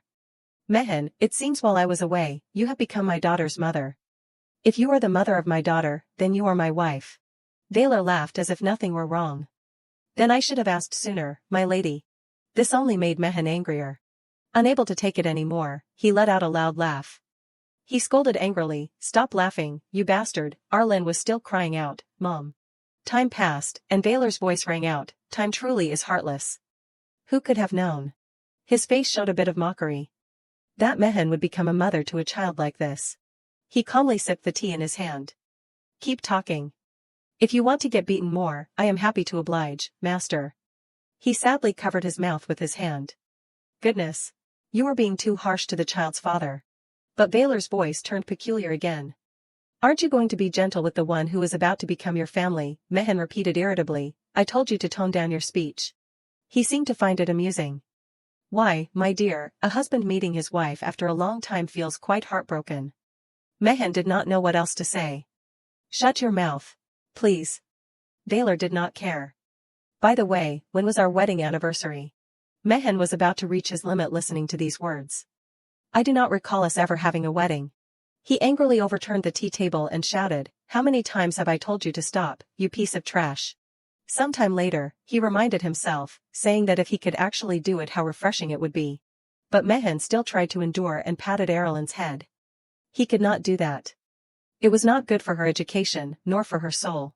In his heart, he felt a bit of regret. It had been a long time now, since it was actually the first time the father and daughter faced each other. He had imagined a warm conversation in his head. Vela bowing his head obediently, Hello, daughter, I have heard much about you, and Arlen replying politely, Hello, you trash father. Thinking this made Mehen at a loss. He had thought if things went smoothly, they could have shared a few words. He looked toward Vela. Who would have thought the father would be in that state? He smiled and continued, I did not expect to see this side of Mehen. It is quite interesting. He was annoyed. I am glad you find it interesting, master. Suddenly Mehen turned his head. Come to think of it, it is getting late. My lady, please go back and rest now. You must also take your medicine. Arlen asked curiously. Is that okay? He nodded, of course. She understood Mehen's meaning and nodded obediently. Seeing Arlen be so understanding made him feel warm. My good little chick. As expected, she still felt very uncomfortable. He continued to remind her, it is really okay. My lady, please feel free to head up.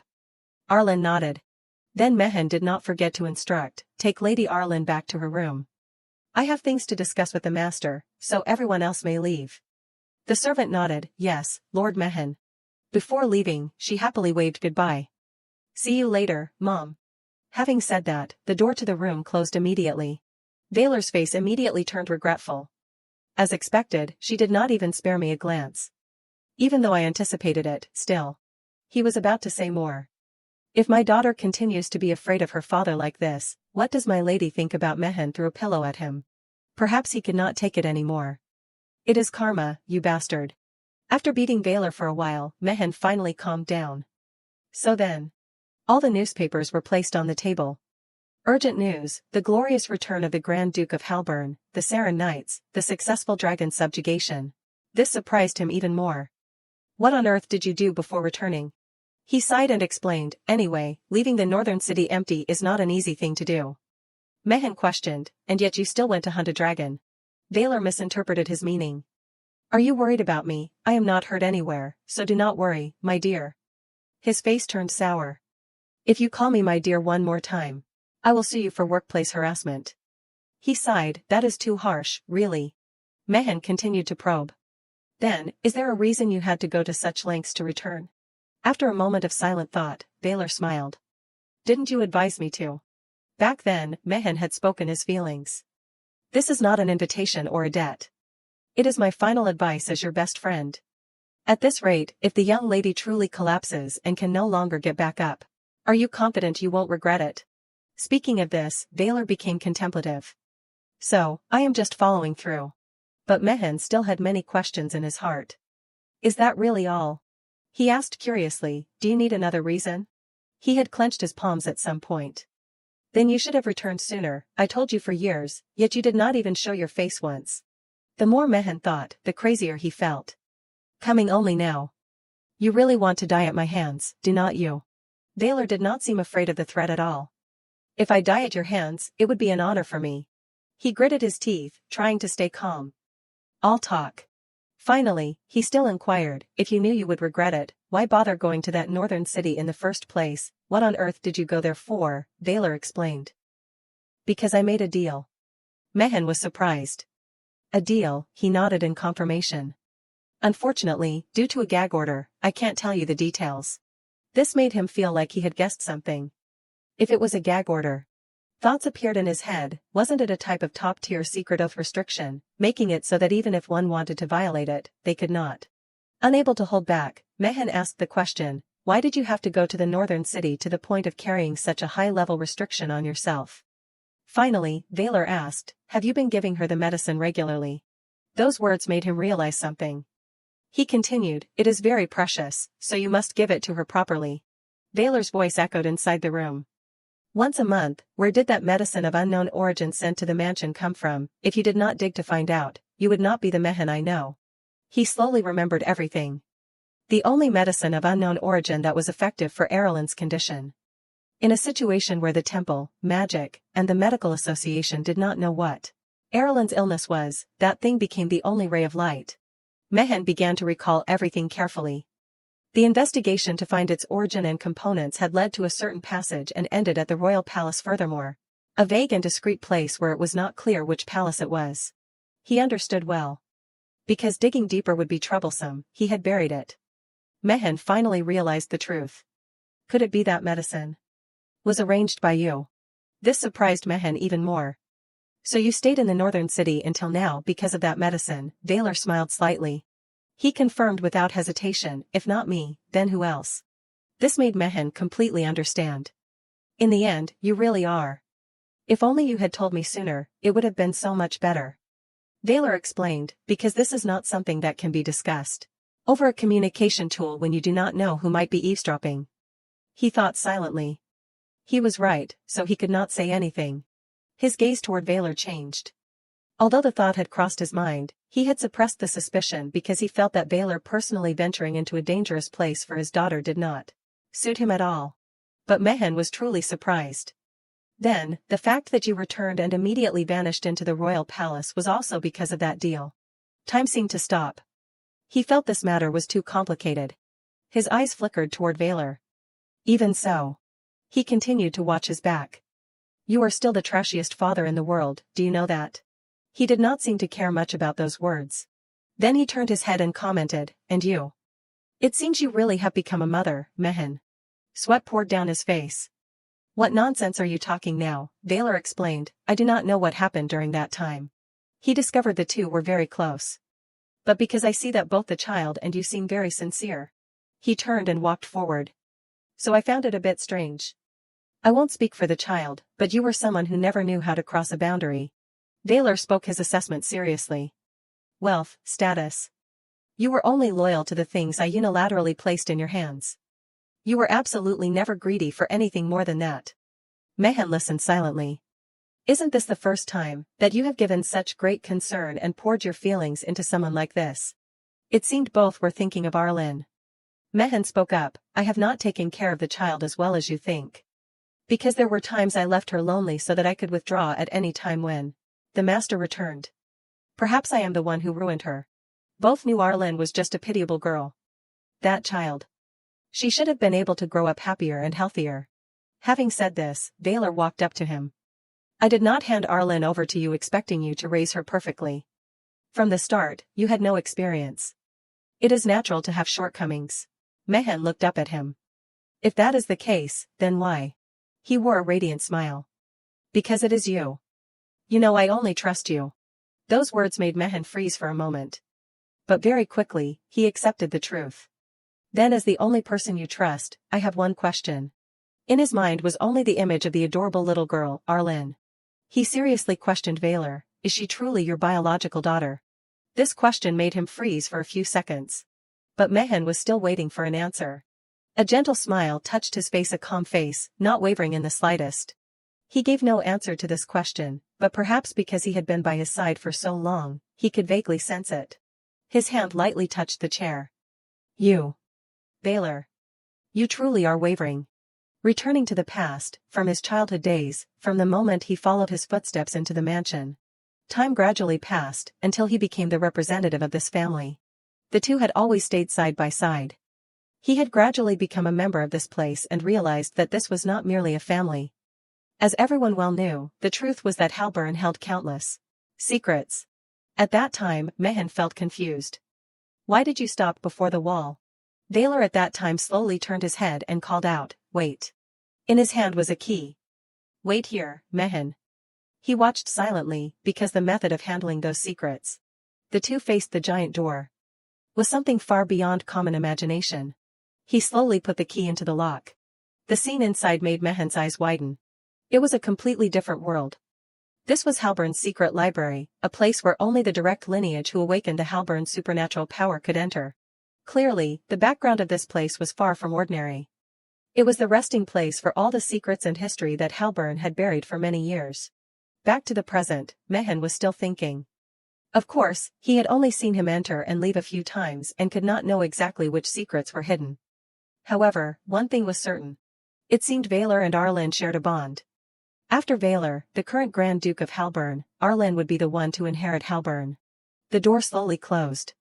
If not of the same blood, the secret library door would close forever, and Halburn would sink into oblivion along with its countless secrets.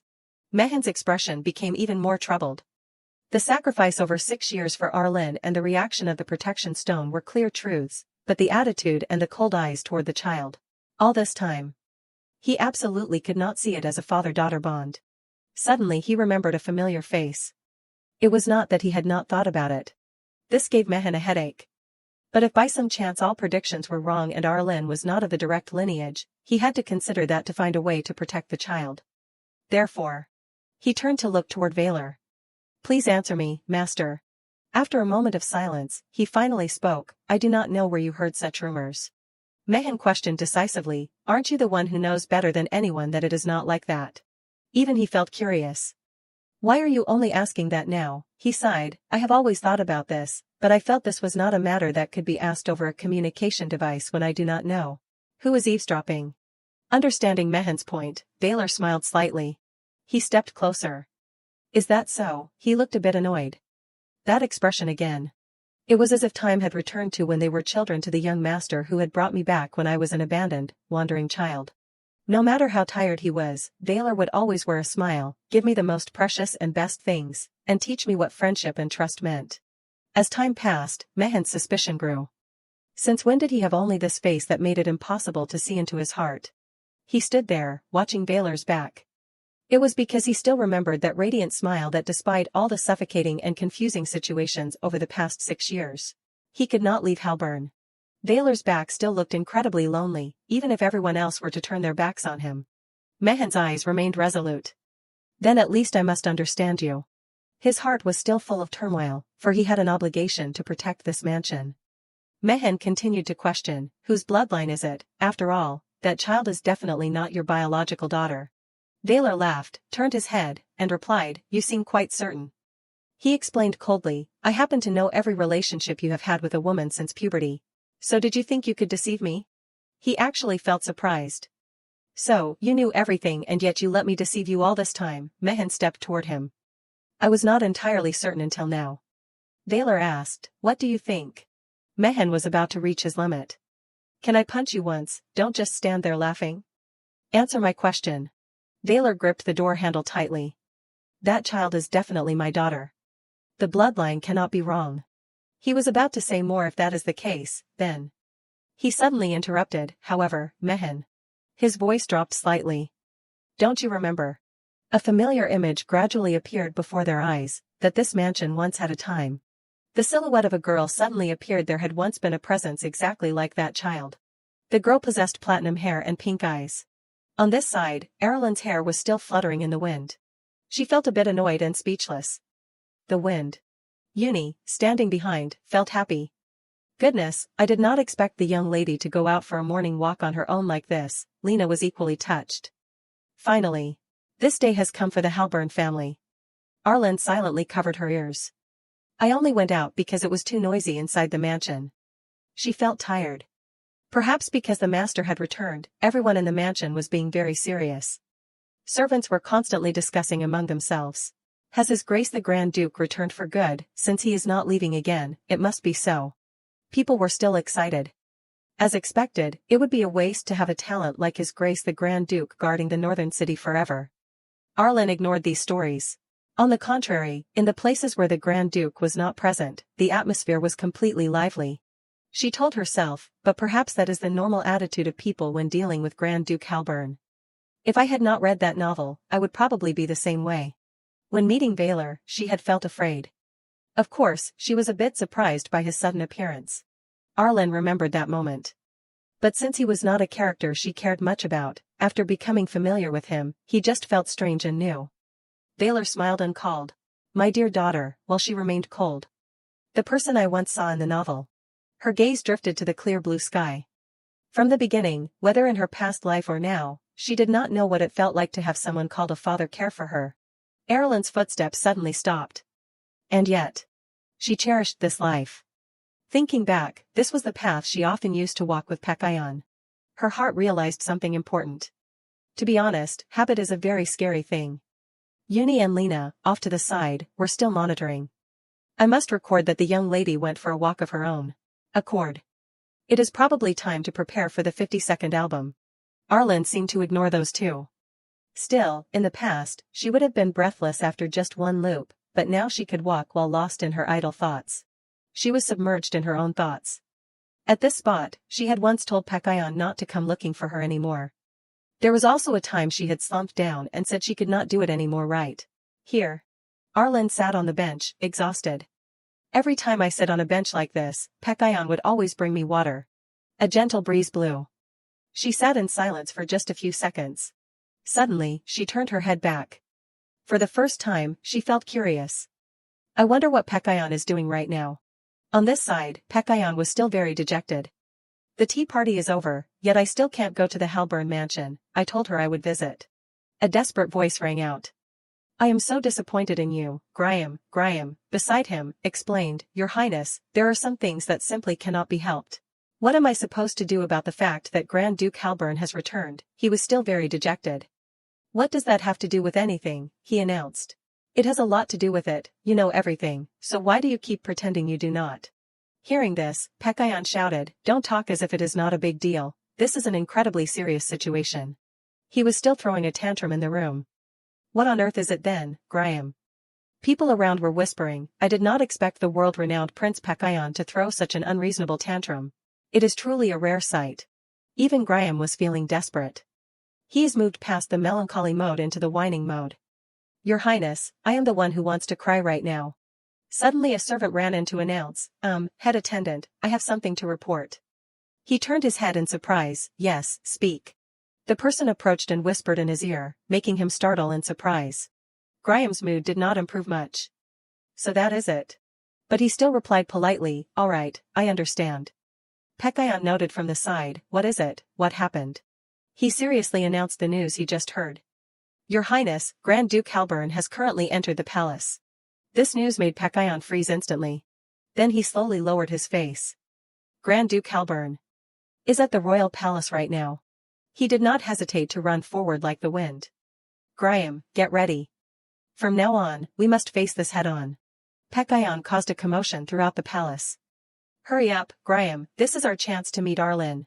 Graham, in the back, was still trying to catch up. Your Highness, please slow down.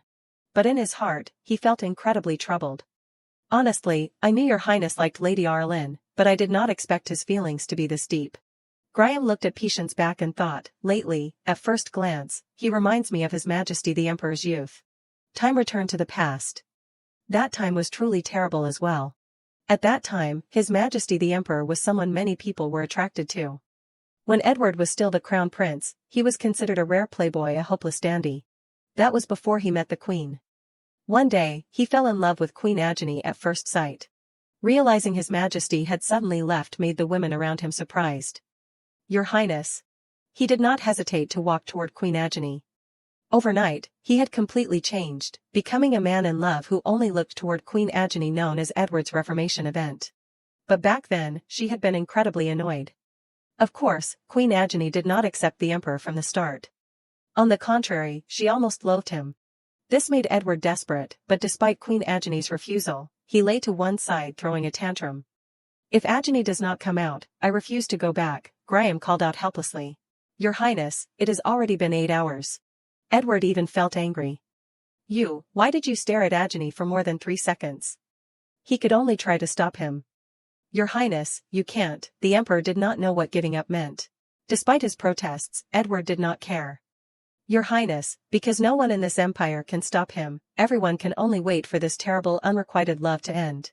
Until one day, Edward tremblingly held a knife to his neck. Desperate tears fell down his face. If I am not loved by Agony, I do not want to live any longer. Agony stood to one side, watching. He had shed tears profusely in front of the Queen. He explained, I am sorry, but it is because I like you so much, because this is the only way I know how to show it. She stood in silence for just a few seconds before such a declaration of love. Agony's hand slowly let go of the umbrella she was holding. Then she approached Edward to comfort him. Stop crying. I will accept this sincerity. Queen Agony's heart finally wavered. But it was not easy. Though the process leading to it was quite extreme, Edward continued to wail. Before I do something crazy to Agony, I would rather just disappear.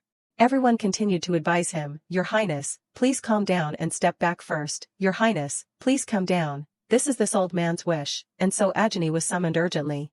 Graham had even thought at the time that the Queen had only reluctantly accepted him. She had asked with a smile, isn't the sight of him shedding tears and saying he likes me quite adorable? Hearing this made him acknowledge it.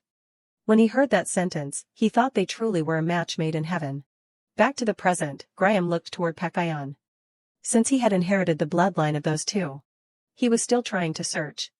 When confused, follow where your Arlen sensor leads. It is this way. He sighed softly. Your Highness is only more, never less. A terrifying thought appeared in Graham's mind, if the young lady were to die like this. He thought of a desperate scene. What would happen to Prince Pekayon then? Graham let out a soft sigh and held his head. Already, I feel worried. The scene shifts to a wide corridor. Valor stepped into this place. A familiar voice rang out, catching his attention. It has been a long time, Valor. He turned his head in surprise and greeted, didn't we just meet earlier, Your Majesty Edward? He sat calmly on the chair. Are you talking about the time you only came to report that you were back and then dashed off immediately? What kind of audience is that? Valor replied calmly, didn't Your Majesty also only need to attend the tea party? Hearing this, he shouted angrily, I wanted to go very much, do you know how much I wanted to go? Edward even cried helplessly. My son, my daughter must have been very adorable. Even Agony, how beautiful must she have been without me there? The more he thought about it, the angrier he felt. Yet you got to see them all by yourself, how despicable. Valor sat down. Don't worry too much. He explained calmly, at the tea party, before I could enjoy anything, the Queen personally kicked me out. Agony had spoken coldly, go to His Majesty. Translation. If you wanted to show up, you should have come a bit sooner. Get out of my sight. This made him realize, that was the meaning. Having no other choice, Edward sighed. All right. A generous person like me will forgive you. He nodded, thank you, Your Majesty. Edward continued, and dropped that annoying tone. After all, it is just the two of us. This made him feel at ease. All right then. Edward's gaze suddenly became serious. So then. He moved straight to the main topic. It seems your visit to that person went smoothly too. Valor replied calmly, it had to go smoothly. To please that person, I even caught a dragon as a gift. This news surprised him. What, that happened for this reason? Edward immediately held his head and sighed. No wonder you suddenly did something you have never done before. Even because of the gag order, I stood as a witness to the deal. You should have at least informed me beforehand, should not you? But Valor did not seem to care. Why should I have done that? He sighed, right, what more could I expect from you? At the same time, he did not forget to complain. Anyway, because of the dragon byproducts, I have got a massive headache. Both inside and outside the empire, things are in a mess.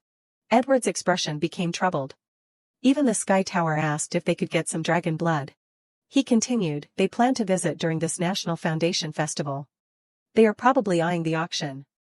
I do not understand why those noble saint-level mages are swarming in such numbers. Valor thought for a moment. The National Foundation Festival, huh? Edward declared decisively, in any case, send the leftovers to the royal family. I will pay a handsome price. Seeing he had no reaction surprised him. Valor, why are not you answering? He suddenly looked up. Instead of that, Ed. His voice became terrifying. Does your son like my daughter? Seeing Edward did not answer, Valor became even more annoyed. Answer me, Ed. Seeing the situation was not good, Edward hurriedly stood up. It is time for the meeting. We must go quickly. But Valor would not let it go. I am asking you. Does your son like my daughter? It seemed he did not want to face this. This. I have been so absorbed in discussing important national matters that I have lost track of time. The other dukes must have arrived long ago. Valor's gaze looked as if he wanted to eat him alive. Can I take him out? Seeing the situation was not good, Edward sighed. First, let us grasp the causal relationship of the question. After all, what did you hear that made you like this? At this point, Valor's gaze suddenly softened. I did not hear it. It was just. Back then, Pekayon had run toward Arlin and called out, Arlin. Coincidentally, he had slowly turned his head. I just happened to see him clinging to the girl rather earnestly. This made Edward seem to understand. In the end, that encounter at the tea party still bothers you, does not it? It is a good thing Agni kicked Valor out that day. Perhaps he also felt a headache. Just imagining it for a moment, Valor and my son do not seem to get along at all. Pekayon was an innocent child, but once one knew the pure sincerity of one's child. Even Edward had to admit, as a father, I cannot back down. He coughed a few times. Anyway, my son is also very excellent, is not he? He continued with a suggestion, since we are at it, how about we become in-laws? Valor suddenly called out, Ed. His voice became terrifying. It seems after not meeting for a while, you have become better at joking. He also did not hesitate to give a radiant smile. I am being serious. Time seemed to stop. The two sat in silence, looking at each other. Valor did not hesitate to pull out his weapon. Edward hurriedly stopped him. Now. He quickly announced, Grand Duke Halburn, it is truly time to go. This is a cabinet meeting you are attending after 6 years. You were not planning to cause a scene before going. Were you? Don't hiss at me, withdraw your bloodlust, let us depart quickly. The scene shifts to another part of the royal palace. Valor spoke as he walked, in any case, my daughter is a no-go. Just keep that in mind. Edward turned his head curiously. Why? His gaze immediately became troubled. Because my daughter must be happy. He glanced toward Valor. You mean Erlin's consent is the top priority? Valor declared irritably, no. Even if I die, she can't. How can anyone be happy living imprisoned in this wretched royal palace? Hearing this, Edward laughed in surprise. In front of the master of the royal palace, you really have no respect, do you? He spoke as he walked, anyway, let us officially discuss this matter later. He replied, try it, if you can. The scene shifts elsewhere. At that time I was completely unaware the conversation I thought would only be seriously mentioned much later happened just a few hours later. Pekayon was annoyed. Unforgivable. Grand Duke Halburn. The two faced each other right in the heart of the royal palace. Valor asked, if you can't forgive me. He felt curious. Then what does your highness plan to do? The atmosphere became tense and rang out once again. Valor was still sitting on the chair. Grand Duke Halburn had returned to the capital, and though after his return the Grand Duke seemed to be moving about freely, the amount of work was increasing. In reality, he had countless duties to handle. Of course, most could be settled through his representative, Mehan, even if he felt tired. I am used to it. At the same time, Edward appeared. But there are exactly 2 things you must personally attend. First is the audience with the Emperor, and second is the inner palace meeting where the Emperor and the 5 dukes gather. Inside the room, everyone sat down in silence to handle important national matters. Seeing Valor appear surprised Sparum. I did not expect a day when someone would actually be sitting in that seat. He teased calmly, have you been well, Valor? I originally planned to look for you, but I am glad we have the chance to meet like this. He replied calmly, I did not expect us to meet like this either, Simon. Valor seemed to guess something. Of course, the one you are happy to meet is not me, but likely the dragon byproducts. Sperum felt incredibly excited. As expected, you understand things well. He could not hide the smile on his face. Therefore, I wanted to ask, what do you think about yielding your portion of the dragon byproducts to my side? I do not think anywhere in this empire will offer a higher price than Sperum. Valor replied, that is true, but... He pointed toward Edward. Unfortunately, my portion has already been moved to this side. Edward signaled smugly, I am the emperor. Sperum felt incredibly regretful. What, truly? Valor laughed and continued, when Zaren's night order arrives, ask them.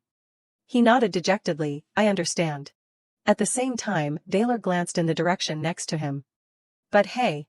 Realizing something was not right surprised him. The remaining 2 seats are still empty, are not they?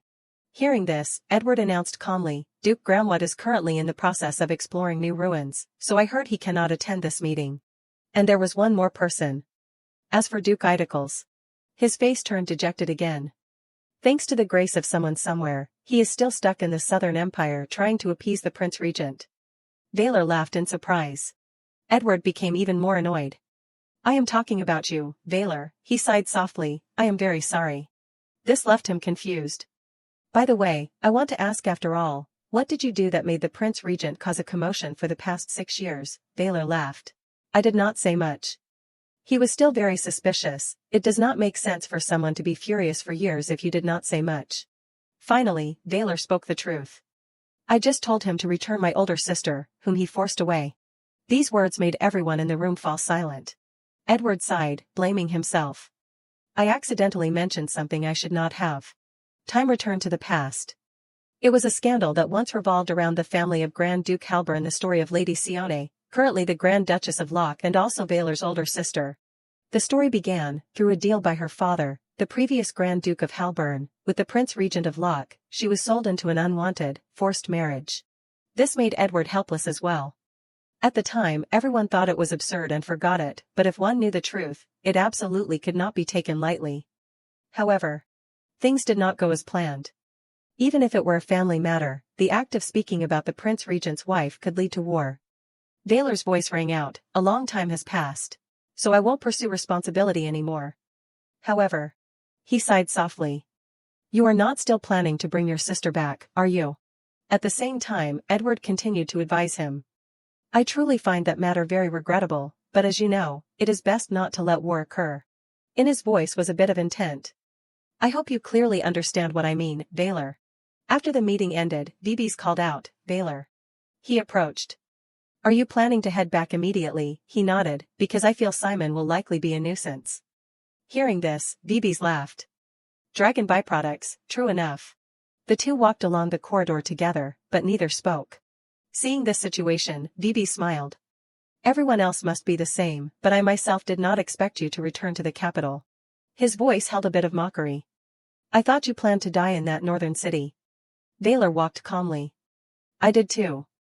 I had no intention of returning to the capital. He was incredibly surprised. In the end, you came back though. He explained, because I felt that if I did not come this time, I would likely regret it. Vibes' face showed a surprised smile. Regret it. Then he continued to tease, are you talking about the tea party? It is true, your daughter looks very adorable. Valor glanced to his side. You saw her. He nodded and added, yes, I heard she is also friends with my son. Valor immediately took note of this. Friends. He thought silently in his head, since she always bristles like a kitten that has not been weaned, I thought she would not be able to make friends. Valor was also surprised. Quite unexpected. Immediately after, Vibes approached to tease, anyway, it has been a while since we met, so treat the child gently. No matter what happens, what does the child know? Be gentle and kind, you hear, Valor replied, you are acting as if I am some piece of trash. I can manage that much. He burst into laughter and whispered in his ear, because I know you all too well. He let out a soft sigh. You are being a bit much, you know. At the same time, Vibes prepared to leave. Anyway, I have someone waiting for me, so I will take my leave now. Let us chat more next time, Valor. Before departing, he did not forget to add, don't forget to be kind and gentle. Valor waved his hand dismissively. Honestly, anyone watching would think I was bullying the girl. At that moment, his gaze shifted behind him. And by the way, Pishan's annoyed face appeared. This little version of Edward here. How much longer do you plan on following me? But Baylor still bowed politely. I knew you were back there. Sorry for the late greeting, Your Highness. I am Grand Duke Halburn. The boy's voice turned sharp again. Grand Duke Halburn, why are you stopping me from coming to the Halburn mansion? Thoughts raced through his head. I was wondering why he was being so persistent. It turns out it is because his request for a visit was denied. Granting permission is not difficult, but... Baylor suddenly spoke up. Well then, if you answer one question of mine, I will open the mansion doors for you. Patient's eyes lit up. What is it? He reached a hand out toward the boy. Today is the first time Your Highness has met me, and you are even in a position where you need something from me. The boy grew wary. So what? His voice carried clear curiosity. And yet, why did you make your request with such a harsh attitude? I am curious about the reason. Pekayon became extremely defensive. Why are you curious about that? Baylor silently realized, so that is what you are thinking. Pekayon continued, since you are asking. It is because I do not like a Grand Duke like you. He felt disappointed. Why is that? The look on the boy's face immediately turned awkward. It is because you. He remembered Arlen's lonely figure. You abandoned Arlen. In his heart, he felt a deep resentment toward this man. Do you even know what kind of expression Arlen makes when she is in pain? Images of her flashed through his mind. Do you even care what she likes or hates? For someone like you to suddenly show up, it only makes Arlen more exhausted. As he spoke, Pekayon clenched his fists tight. He pointed at Baylor accusingly. Anyway, if you dare make Arlen cry in the capital, I do not care if you are a Grand Duke, I will absolutely never forgive you. Just remember that. Seeing Baylor remain silent, Graham grew uneasy. I should probably have a resignation letter ready. Finally, he replied, I see. I will keep that in mind. Pekayon flinched in surprise. Are we done? He continued, however. His face turned terrifying again. If you won't forgive me, what exactly does Your Highness plan to do? Baylor's next words made Pekayon freeze. What exactly are you to that girl to be saying such things? Thinking about it made the boy sad. I am. To Arlen. I want to be closer than friends, or family. No. He was surprised. No, the boy's voice rang out, that. I mean. He quickly slumped back into sadness. I am nothing to her. Baylor laughed. You are nothing, yet you think you can do something to me. It seemed Pekayon had found a different kind of resolve. Even so. His voice filled the space. I like Arlen more than anyone. Even if I am nothing right now, I want her to get healthy soon so I can see that smiling face more often. Having said his piece, he shouted in front of Baylor, so, watch yourself, Grand Duke Halburn. Pekayon pointed at himself. If you do not do a good job, I will steal the position of Arlen's father from you. This statement left him stunned. The position of father. In his mind, another image appeared. So the one you want to marry is not Arlen, but this side. Baylor could not hide the smile on his face. He burst into excited laughter. Pekayon felt bewildered. What? Why are you laughing? He wiped away a tear. I see. If you wanted Mehen to be your lady, you should have just said so. The boy hurried to explain. What, Mehen? It is not like that, he nodded. Yes, of course it is not. Regardless. Baylor stepped closer and praised him. I will be looking forward to the future. Truly. With that, he turned and walked away. As promised, I will allow you to enter the mansion. See you soon, Your Highness. The events that had just unfolded left Pekayon dazed. That is strange. I clearly made such a cool declaration of war and even got permission to enter the mansion. So why do I feel like I just lost to that Grand Duke? The scene shifted to the massive mansion. Arlen was still sitting in a chair, focused on reading a book. She was lost in her own thoughts. Lately, life at the Halburn mansion has made me feel more content than ever. She soaked in the sunlight while turning fresh pages of her book. She seemed very happy. Because the founding festival was approaching, the meetings with her childhood friends had been temporarily interrupted. That meant the annoying twins and Pekayon the stalker had not shown up. Thinking of this, Arlen closed her book. If there is one thing bothering me lately. Many people were captivated by her cuteness. Lady Arlen. She thought silently, some strange people have appeared in the mansion. Their eyes sparkled. I never imagined I would see the young lady in the flesh rather than through a magic crystal. Look at those tiny, adorable baby hands. They continued to shower her with praise. She looked so soft and pretty, Arlen only felt drained. Seriously, this is too much pressure. Sweat trickled down her face. Wait, is not this the second floor? How are they hanging out over there? Are they ghosts? Just then, Uni walked in and saw the scene. She annoyed Ly grabbed a broom to chase them away. These people again, move, everyone move, the young lady is already frail. What if you startle her, what are you going to do then? Arlen watched this. If they can be exorcised with physical force like this, they probably are not ghosts. Suddenly, she turned her head back. Mehen gently picked her up. My lady, are you all right? She called out, Mehen. She shook her head and explained, I am okay. It is not like they opened the window and broke in. This only made him angrier. It would be better if they did, but please tell me if you see them again. I am planning to lock them in the annex or the training grounds. Arlen shuddered. His face is so scary. Is it really that serious? She felt curious. So, who are those people anyway?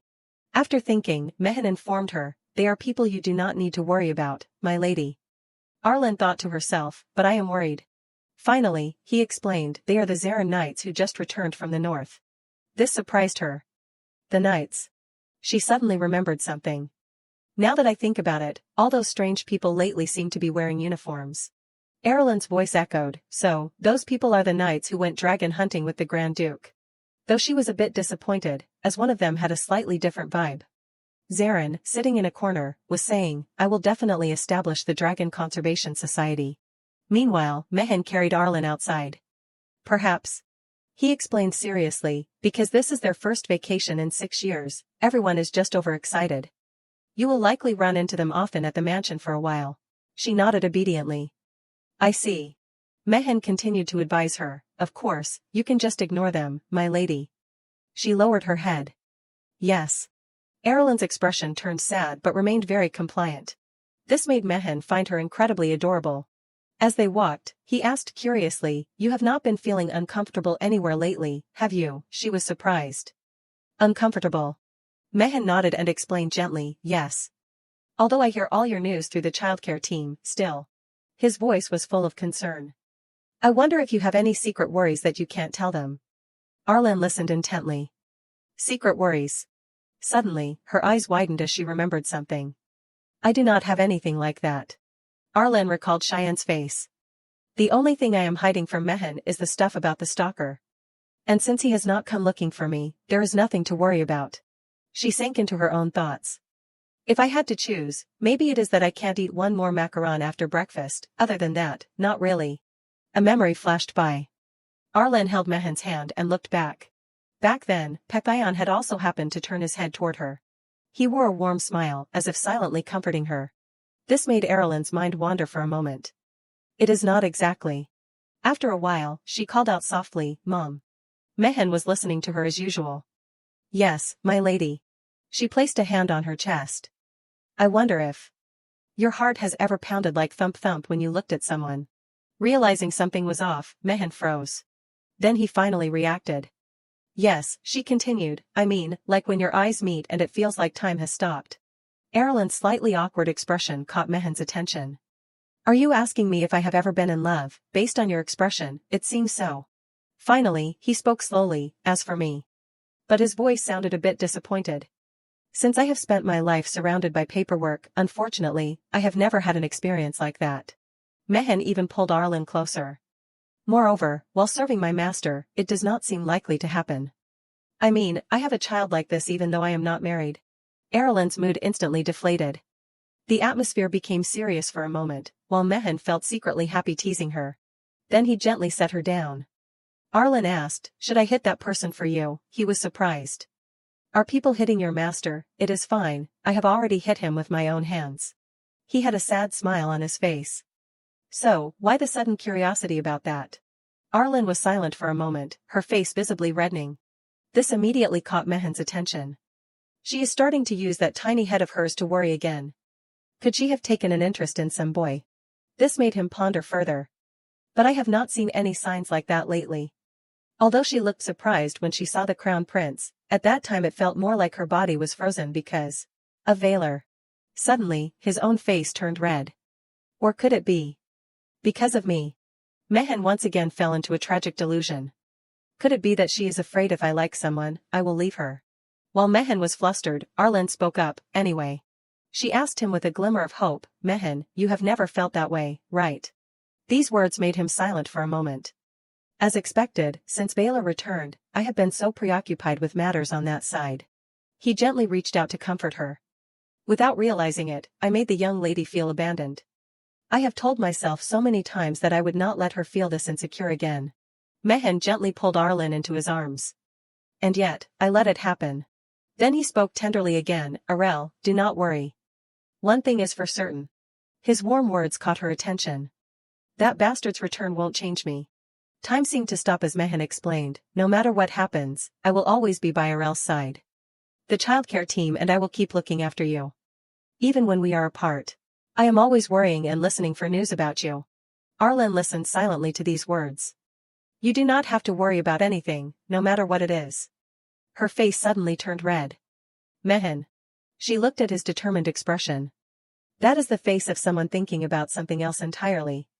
This was not what I was curious about, but... A happy smile appeared on Arlen's face. Well, this is not so bad either. She replied, yes. Then she did not forget to add, as expected, I still like Mom best. Mehan nodded. I like you best too, Arel. She hugged him tight. I like Mom more. Suddenly he remembered something. Speaking of which, the childcare team seems very worried lately. I heard you have not been eating much and have not done any exercise other than walking. Arlen felt awkward. That. Mehan guessed something. Could it be? He asked curiously, is it because of Valor? Hearing that caught her attention. Valor, Mehan is talking about Grand Duke Halburn. He felt even angrier. If that Valor guy has any intention of bullying you, you must tell me. His voice became full of rage. That bastard is entirely capable of doing something like that. Arlen glanced to the side. I feel like he does not care about me at all. Even if we meet where Mehan is not around, he would probably just ignore me and walk straight past. Mehan is really worrying over nothing. Time passed. Just a moment after she thought that, Valor appeared. My daughter. She did not think this would happen. He had called out to her. His face looked a bit disappointed. Why do you keep avoiding me? Arlen did not know what to do. The person she needed to watch out for was living in the same mansion, but their paths were not supposed to cross like this. She was usually comfortable in her room. I mainly stay in the library and my private room. And Valor was starting his work. Grand Duke Halburn stays in the annex. I heard he spends most of his time deep inside the annex. The scene shifted to a dark room. That secret space was. Soldiers were discussing among themselves, what about the Lord? He is probably in the portrait room again. Every time he returns to the mansion, he is always there. The portrait room. The rumors continued. It is located deep inside the annex. They say it is like an exhibition room for the portraits of the Halburn direct lineage. People just took it as an interesting story. So there is a place like that in the mansion, good to know. Anyway, unless you are of the Halburn bloodline or Master Mehan, you can't get near it. Arlen stood behind them, listening silently. So that is how it is, she thought. No wonder I occasionally see Mehan swearing while running toward the annex.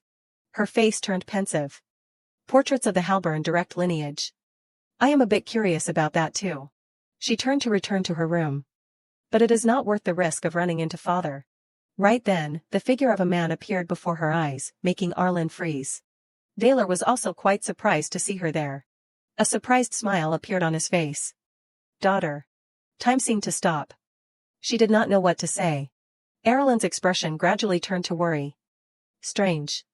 Isn't this the main building of the mansion? He should not be here. She immediately denied reality. No, it must be my imagination.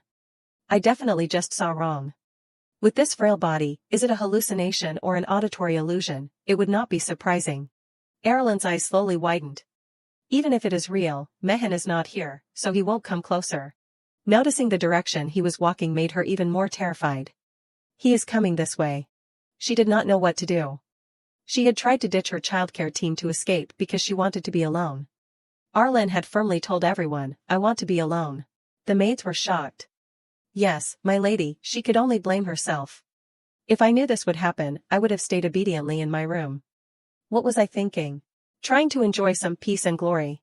While Arlen was still trying to run away, Valor reached her. My daughter. He quickly sat down to talk. Why do you keep avoiding me like this? His words carried a hint of reproach. What is it? Is it because someone you met for the first time is calling himself your father, so you do not want to see me? Arlen finally reacted in a hurry. I did not say that, he laughed. You did not say it, but your eyes are saying it for you. Valor's hand gently touched her face. But today you are actually answering my question, are not you, my daughter? He seemed to have turned into a completely different person. Since it has been a while since I have walked through here, thanks to that, I get to talk to my daughter who seems to be lost. After saying that, he pinched Erlen's cheek. Isn't that right? Suddenly she realized something was wrong. I almost got fooled by that face. Wake up, don't let that handsome face bewitch you. Arlen quickly backed away. I am not lost. Valor burst into surprised laughter. However, if you keep wandering around like this, you really will get lost. Her expression turned suspicious. Are you worried about me? Why? This question surprised him quite a bit. Well, because I am your father. He did not forget to step closer. By the way, starting today, try calling me father. I want to hear it at least once. But Arlen only felt a sense of distance. Father. Sweat poured down her face. We have only met 4 times and suddenly he wants me to call him father. What on earth is he thinking, saying such things? Valor was still reminding her, try calling me father. Arlen thought, even though he is smiling, I can't tell what he is thinking at all. She did not know what to do. The only thing she could feel was a vague sensation when their eyes met. Arlen felt even more confused. It was just an unexplained sense of rejection directed at her. Valor continued to ask, why exactly? Perhaps he was also curious. What do you mean why, you hate me, Arlen said. These unexpected words left Valor astonished. But he calmly replied, I do not hate you.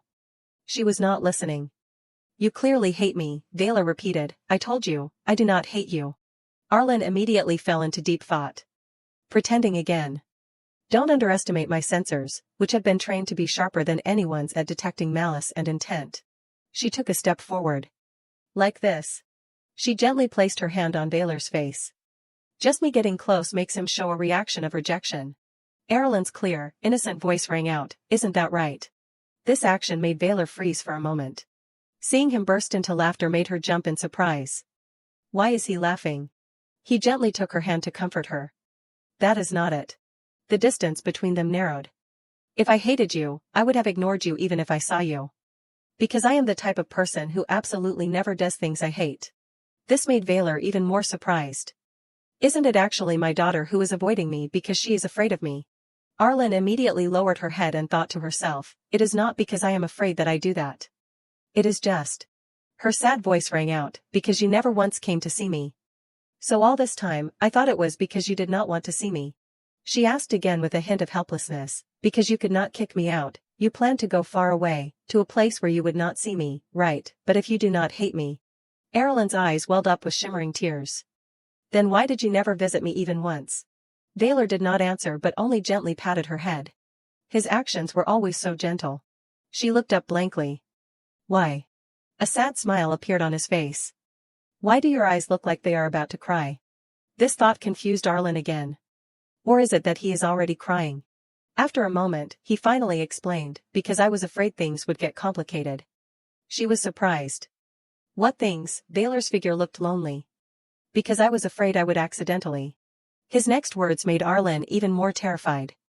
Kill you. She felt the air around them turn stagnant. What, did I just hear wrong? If I did not hear wrong, then surely. Arlen felt that the Valor before her was terrifying. I think I just received an incredibly gentle murder warning. Thoughts kept racing in her head, he wants to kill me. Or he is going to kill me, is this a declaration of war that he is going to kill me from now on? Arlen quickly backed away. And he still says he does not hate me, she hurriedly asked, right now. Do you want to kill me? Valor shook his head. How could that be? Seeing that she was still avoiding him, he stepped closer. My daughter. With that same warm smile on his face, he said, I can do anything for you. But those words only terrified Arlen. Once again, his eyes looked as if he were about to cry. Valor did not hesitate to draw even closer to her. His hand gently touched her face. After saying such terrifying things about killing someone, and with a face that did not look like he was joking, why did he have that expression? It was as if. He gently picked her up. Now, let us go to your mother, shall we? Arlen was still thinking it was as if none of this were a lie or a joke, but his true, sincere feelings. A few minutes passed. Mehen felt confused. Why did the Lord bring Arel here? Valor smiled. Our child said she missed her mother. He even spoke up triumphantly, wife. Arlen seemed to notice something. She was all too used to this. It turned out fountain pens could actually fly through the air. Arlen had realized a profound truth. Time shifted to late at night. Arlen lay in bed, falling into a deep sleep as usual. Valor's lonely figure appeared in the hallway. He was all alone in this space. Morton, the previous head of the Halburn family, used to say he would walk the hallway leading to the portrait gallery and hum like this. Finally, he stepped in front of a door in the deepest part of the mansion's secluded annex, before the tightly closed door. His eyes immediately grew pensive. Only the Halburn bloodline could serve as the key. He slowly opened that door, entering the mysterious room within. Valor stepped inside, where those who guarded the secrets of this family, this empire, and this world resided. A portrait whose face was completely blurred seemed to live and breathe in glory. Valor walked past this portrait. They would receive the empire's praise forever. It seemed he wanted to ignore all the surrounding portraits, much like the unyielding authority of Halburn. A voice from behind continued to echo, Valor, do not forget.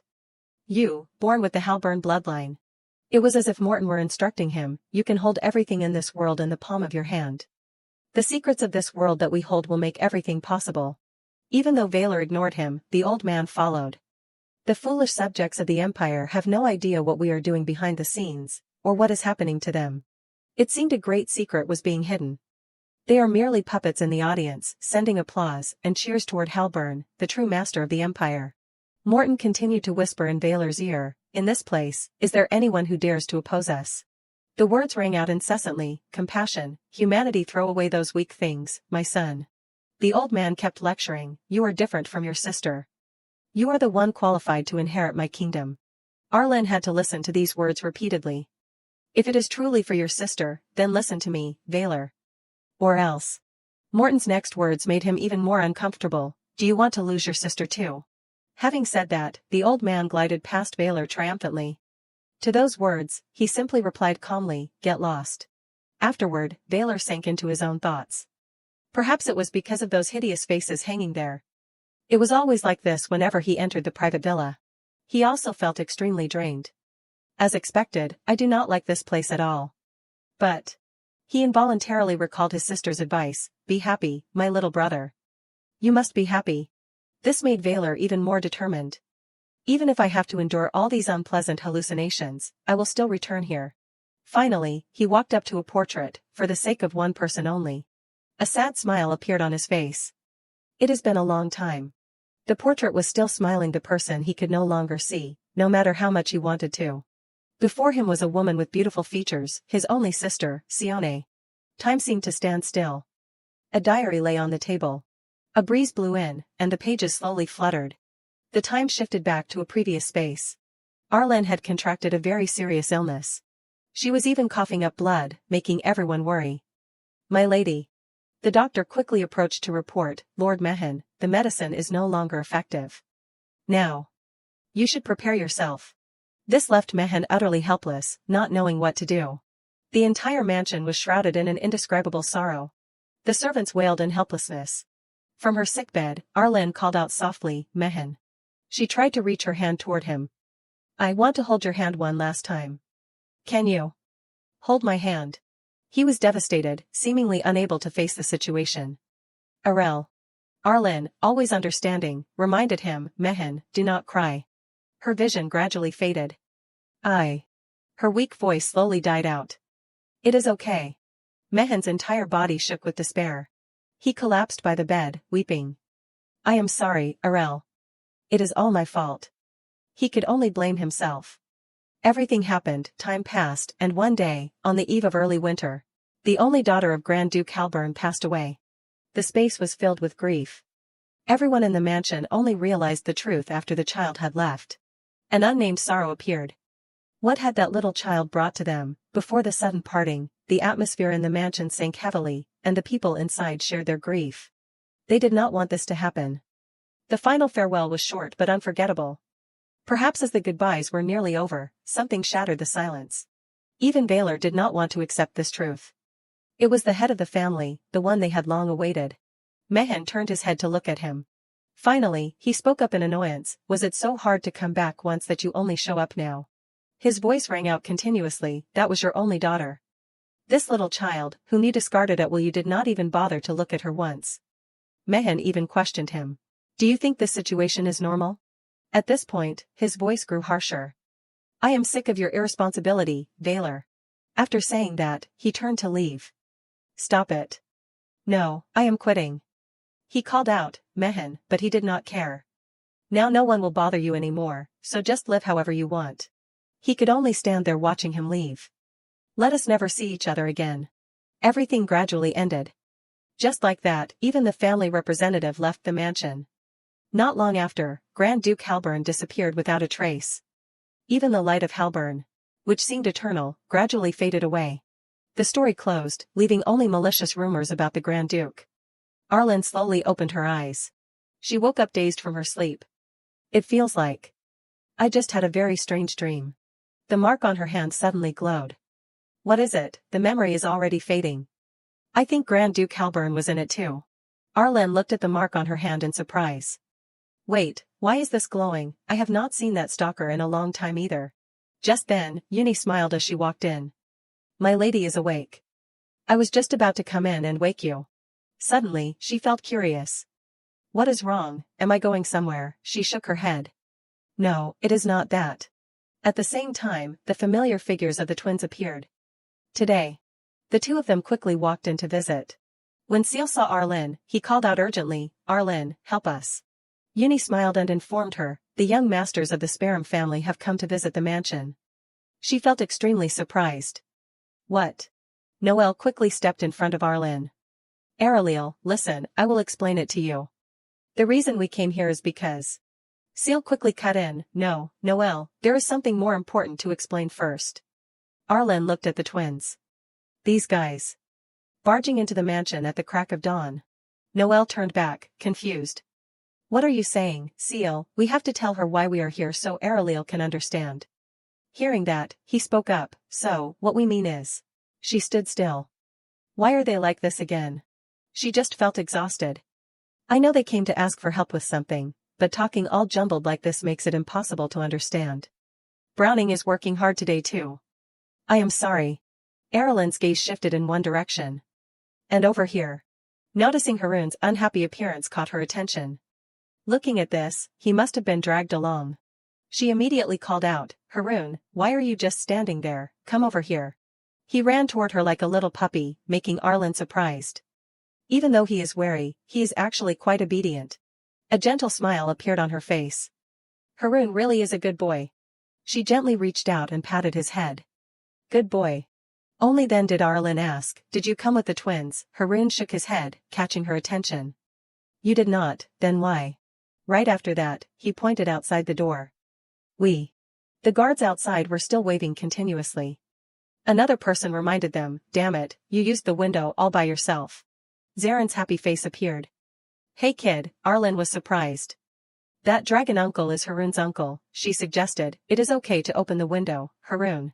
Right after meeting him, he felt overjoyed. I missed you so much, my sweetheart, you have grown so much since I last saw you. She immediately noticed, turns out the uncle has something he likes besides dragons. The twins rushed over. Arlen, we have prepared what we need to say, she nodded. Okay, I am listening. You little devils. The two were happy. So, what we want to say is. Both their faces lit up. Our father told us to bring back something related to dragons from the Halburn mansion. Sperum has assigned us both a mission. A special order. Bring back dragon byproducts. Both twins were very obedient. Yes, they were excited. Then father will grant us a wish. Having said that, they both looked at her. That is why we need Areliel's help. Desperately, she thought to herself, so the strategy is to drop these little devils into Halburn to get dragon byproducts. Suddenly she remembered something. Coincidentally, if it is dragon byproducts. Those things in the gift boxes from the knights. I have a few. She turned to look at the twins. The basis of any transaction is negotiation. Arlen asked, if I sell them to you, what will you do for me? The twins quickly pulled out a box of jewelry. As expected, is it money? We have nothing but money. She was a bit disappointed. Exactly the answer I predicted. A smile appeared on Erilyn's face. Forget the money. It seemed she had an idea. Instead, cooperate with me a little today. The twins were still a bit confused. Cooperate. Inside the room, Arlen sighed. These past few days have been peaceful. The three children were still following behind her. But one thing is bothering me. She was silent for a moment. Then, Pishan's voice rang out, Arlen. It seemed he was always appearing in her mind. Abnormally, her thoughts about Pakayan were increasing. This made her very curious. To be precise, after my heart wavered at the tea party. I wonder what Pakayan is doing. He always had a bright smile on his face. Is it because he is busy that he has not had time to come to the Halburn mansion, or even? She asked herself, could I go directly to the Imperial Palace to see him, but she quickly snapped out of it. I am having such crazy thoughts. Hey, wake up, you are Arlen. She continued walking forward.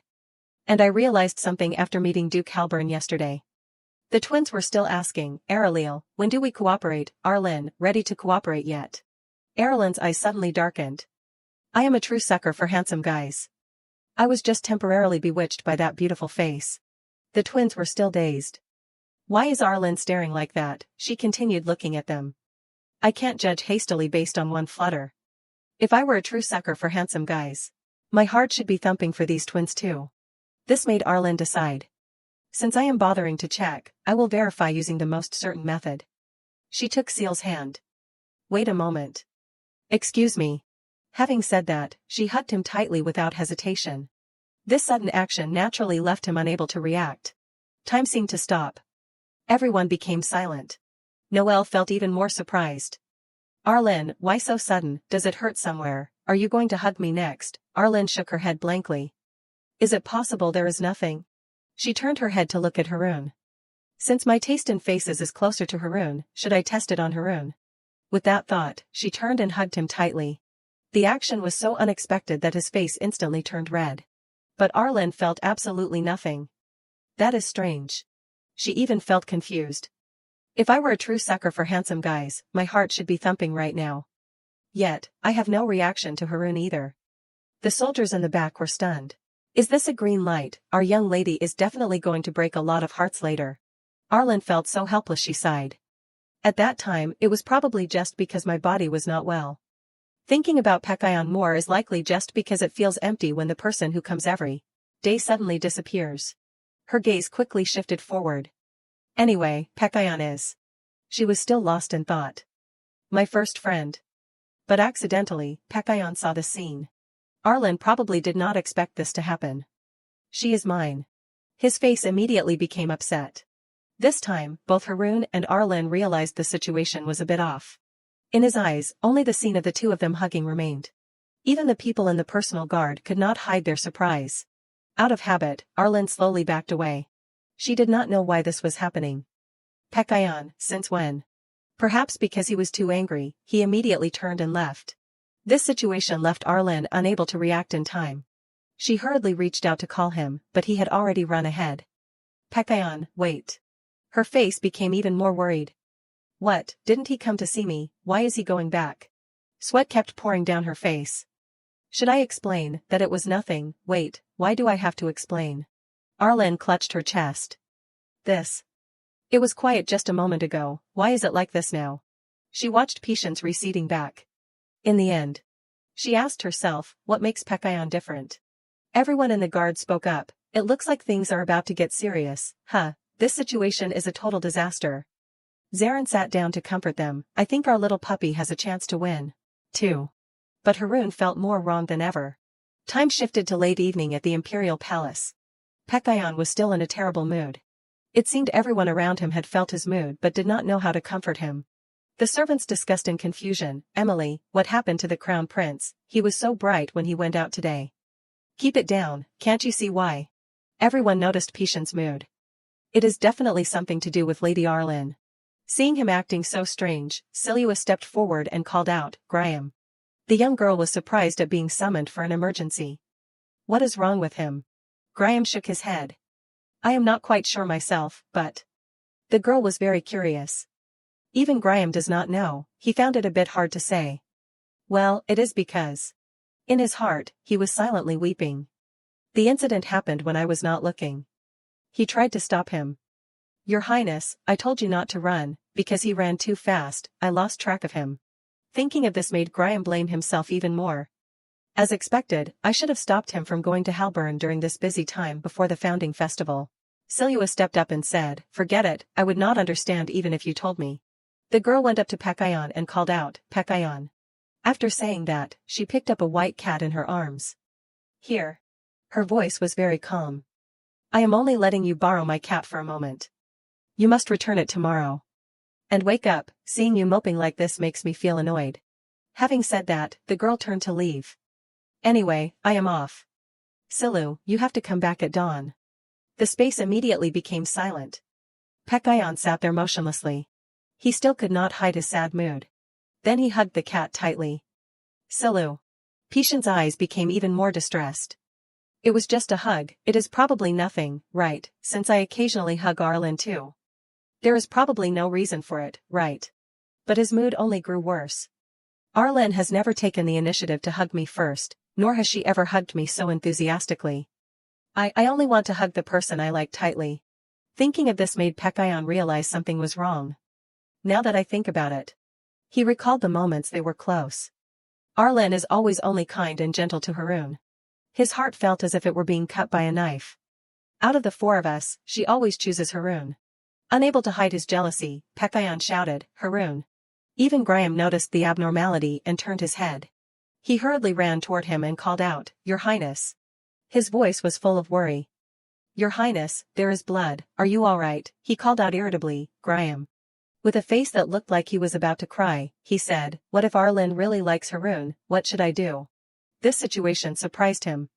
Pardon, he continued, then do I have to let the two of them be together? While the two were still talking, a servant approached. Your Highness, forgive the interruption while you are speaking. The subordinate's next words made Pekayon freeze. A request for an audience has arrived from Halburn. Lady Arlen wishes to see you. A moment later, the subordinate announced, the Crown Prince's message is. He carefully relayed the message, he politely declines this audience. Arlen listened in annoyance. He added that because his schedule is full, he cannot arrange time for an audience. She thought angrily, he won't even give me a chance to explain, Pekayon. She even held her head in exhaustion. Right now, he is probably. She imagined Pekayon going crazy, Haroon got to hug Arlen even before me, this left her helpless. He must be absolutely furious, which is why he rejected me. But this also made her sad. So, I have been dumped, have not I? Lena comforted her from the side, he is probably just really busy. Uni also nodded and added, of course. The Crown Prince is so busy. The fact that he has made time to visit you until now is already very impressive. Arlen listened silently. That is true. But she felt a bit troubled. But I wanted to explain right away before Pishan's misunderstanding got deeper. She slowly lifted her teacup. Perhaps because of yesterday, my already complicated head is even noisier now. This was the first time Arlen had encountered this. Previously, when something similar happened, she might feel annoyed, but not to this extent. This time, for some reason, she wanted to go home quickly. It felt like there was a heavy stone weighing on her heart. Arlen reminded herself, I have to find a way to see Pekayon. Suddenly, Uni and Lena noticed something. They discussed excitedly, by the way, Uni, are not you looking forward to the founding festival ball? I heard they are even preparing a play area for children this time. Hearing this, Uni laughed in surprise. Surely. The words had a hidden intent but reached Erlen's ears. The Crown Prince will also be attending, right? Lena nodded silently and added, it would be wonderful if our young lady could attend too. She suddenly clenched her fists. Then she decided to speak up, there. Her sparkling eyes filled with hope. Can I go too?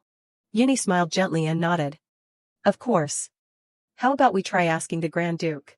She did not forget to mention, I think he is in Master Mehan's office. Inside the room, Mehan called out, the day before yesterday. It seemed he had guessed something. You said you made a death threat to Arel. Vaylor raised his head in surprise. My daughter even told you that, as expected of a mother. This made him even angrier. Is that what is important right now? He kept scolding him, watch your words in front of the child, do I really have to counsel you on this kind of thing? Luckily, Arel is fine, but if she were even slightly hurt, I would not let it slide, Baylor.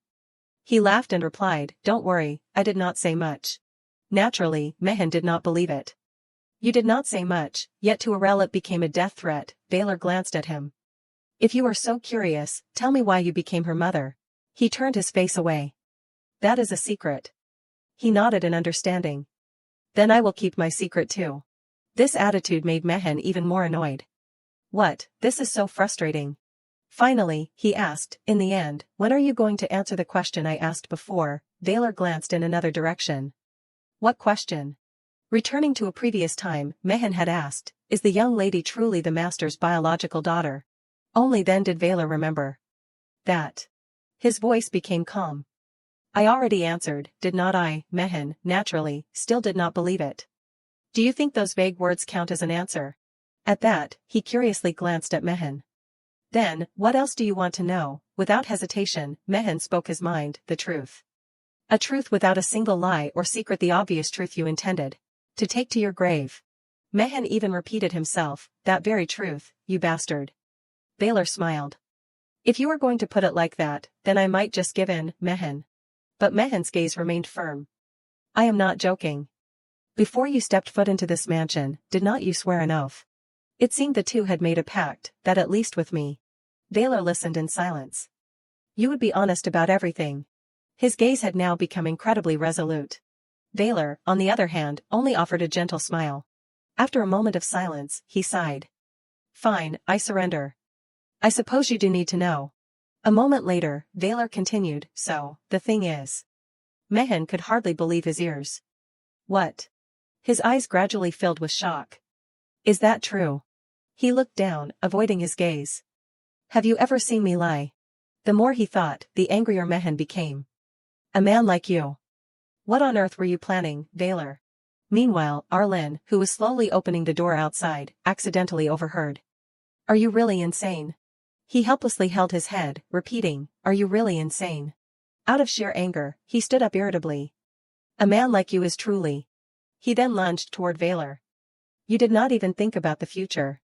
Right then, Arlen suddenly opened the door and called out, Mom.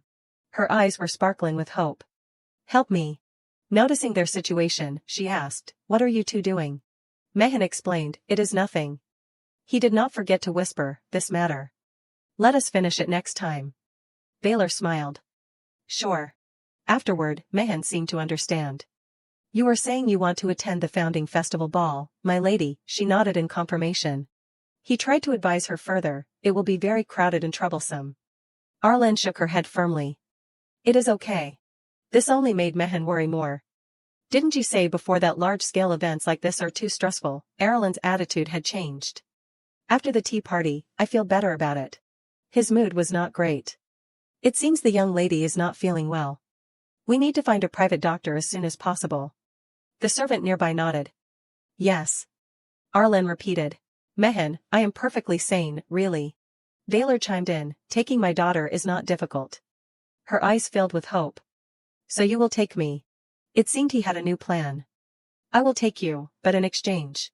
That bright smile returned to Baylor's face. If you call me father.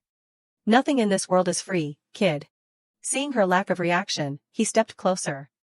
Come on, call me father. Seeing this, Arlen even showed a bit of disgust. But she was still torn on what to do. Finally, Arlen angrily blurted out, little hero Yuturi. She was the type to always try her best. Mehan suggested, I will be the one to take her, so you can stop now. Her eyes filled with anticipation. Really, he nodded. Of course. Suddenly Mehan felt curious. But why do you suddenly want to go to the founding festival ball, my lady? She looked dazed, not knowing where to start. The reason for going to the ball, well, it is because I have something to ask Pekayon, and a misunderstanding to clear up. A decision was made in Arlen's heart. Even so, more than anything. Whenever I hide or run away, it seemed he always came toward her. Pekayon is always the one who finds me first. This made Arlen certain. This time, it seems it is my turn. Time passed, and a few days later, they were at the Imperial Palace. Today was the day of the founding festival ball. Everyone walked inside the massive mansion together. Arlen felt incredibly excited. Mehan, it is already so crowded. He nodded and explained seriously, because today is the first day of the founding festival ball, my lady. Her Majesty the Queen and His Majesty the Emperor only attend the first and last days. Arlen listened silently. So almost all the nobles will be present. As far as she knew, the founding festival commemorated the first king who declared the establishment of Albrecht, the great kingdom of humans, from the ruins of the fallen ancient gods.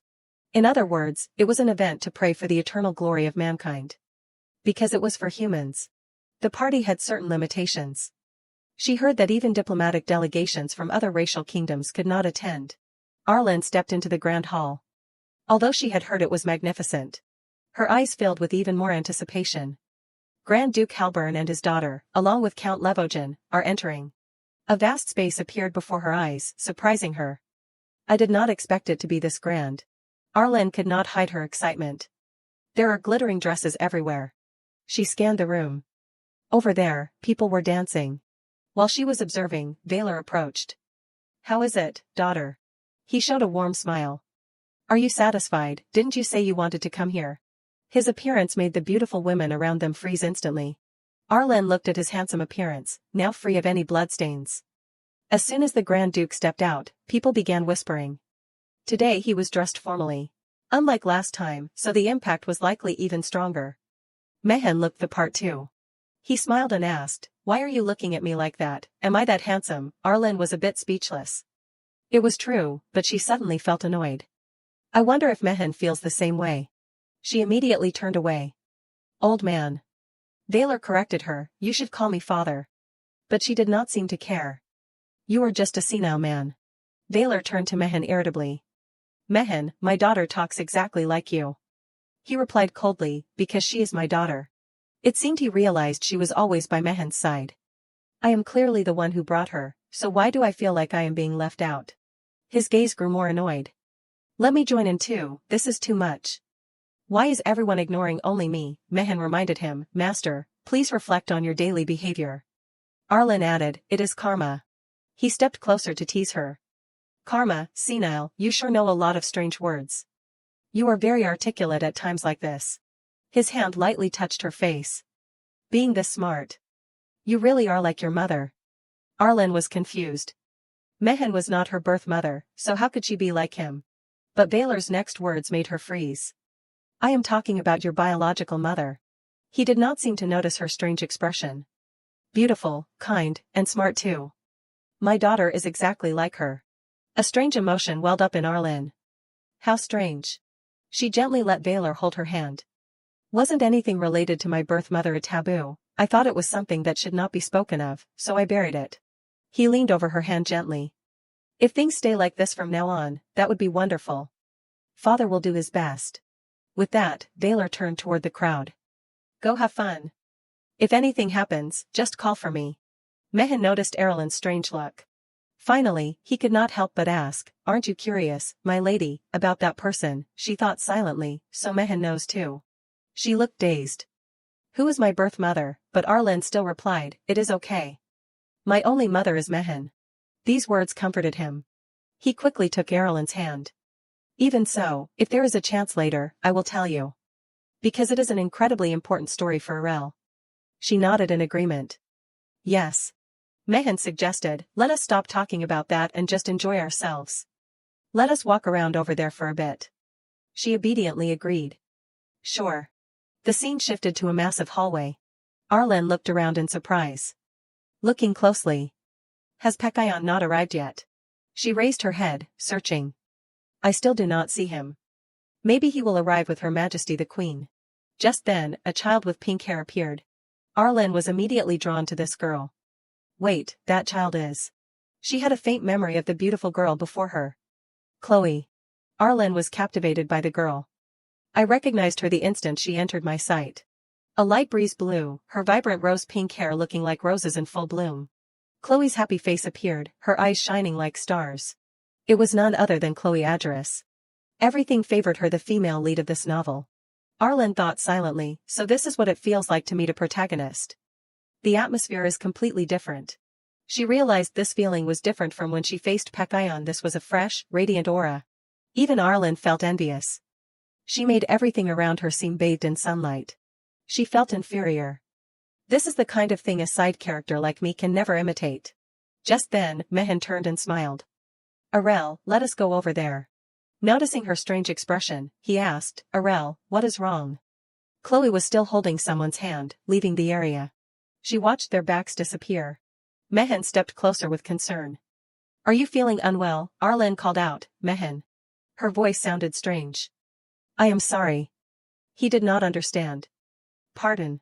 She immediately pushed his hand away. This sudden action made Mehen freeze. Arlen ran forward.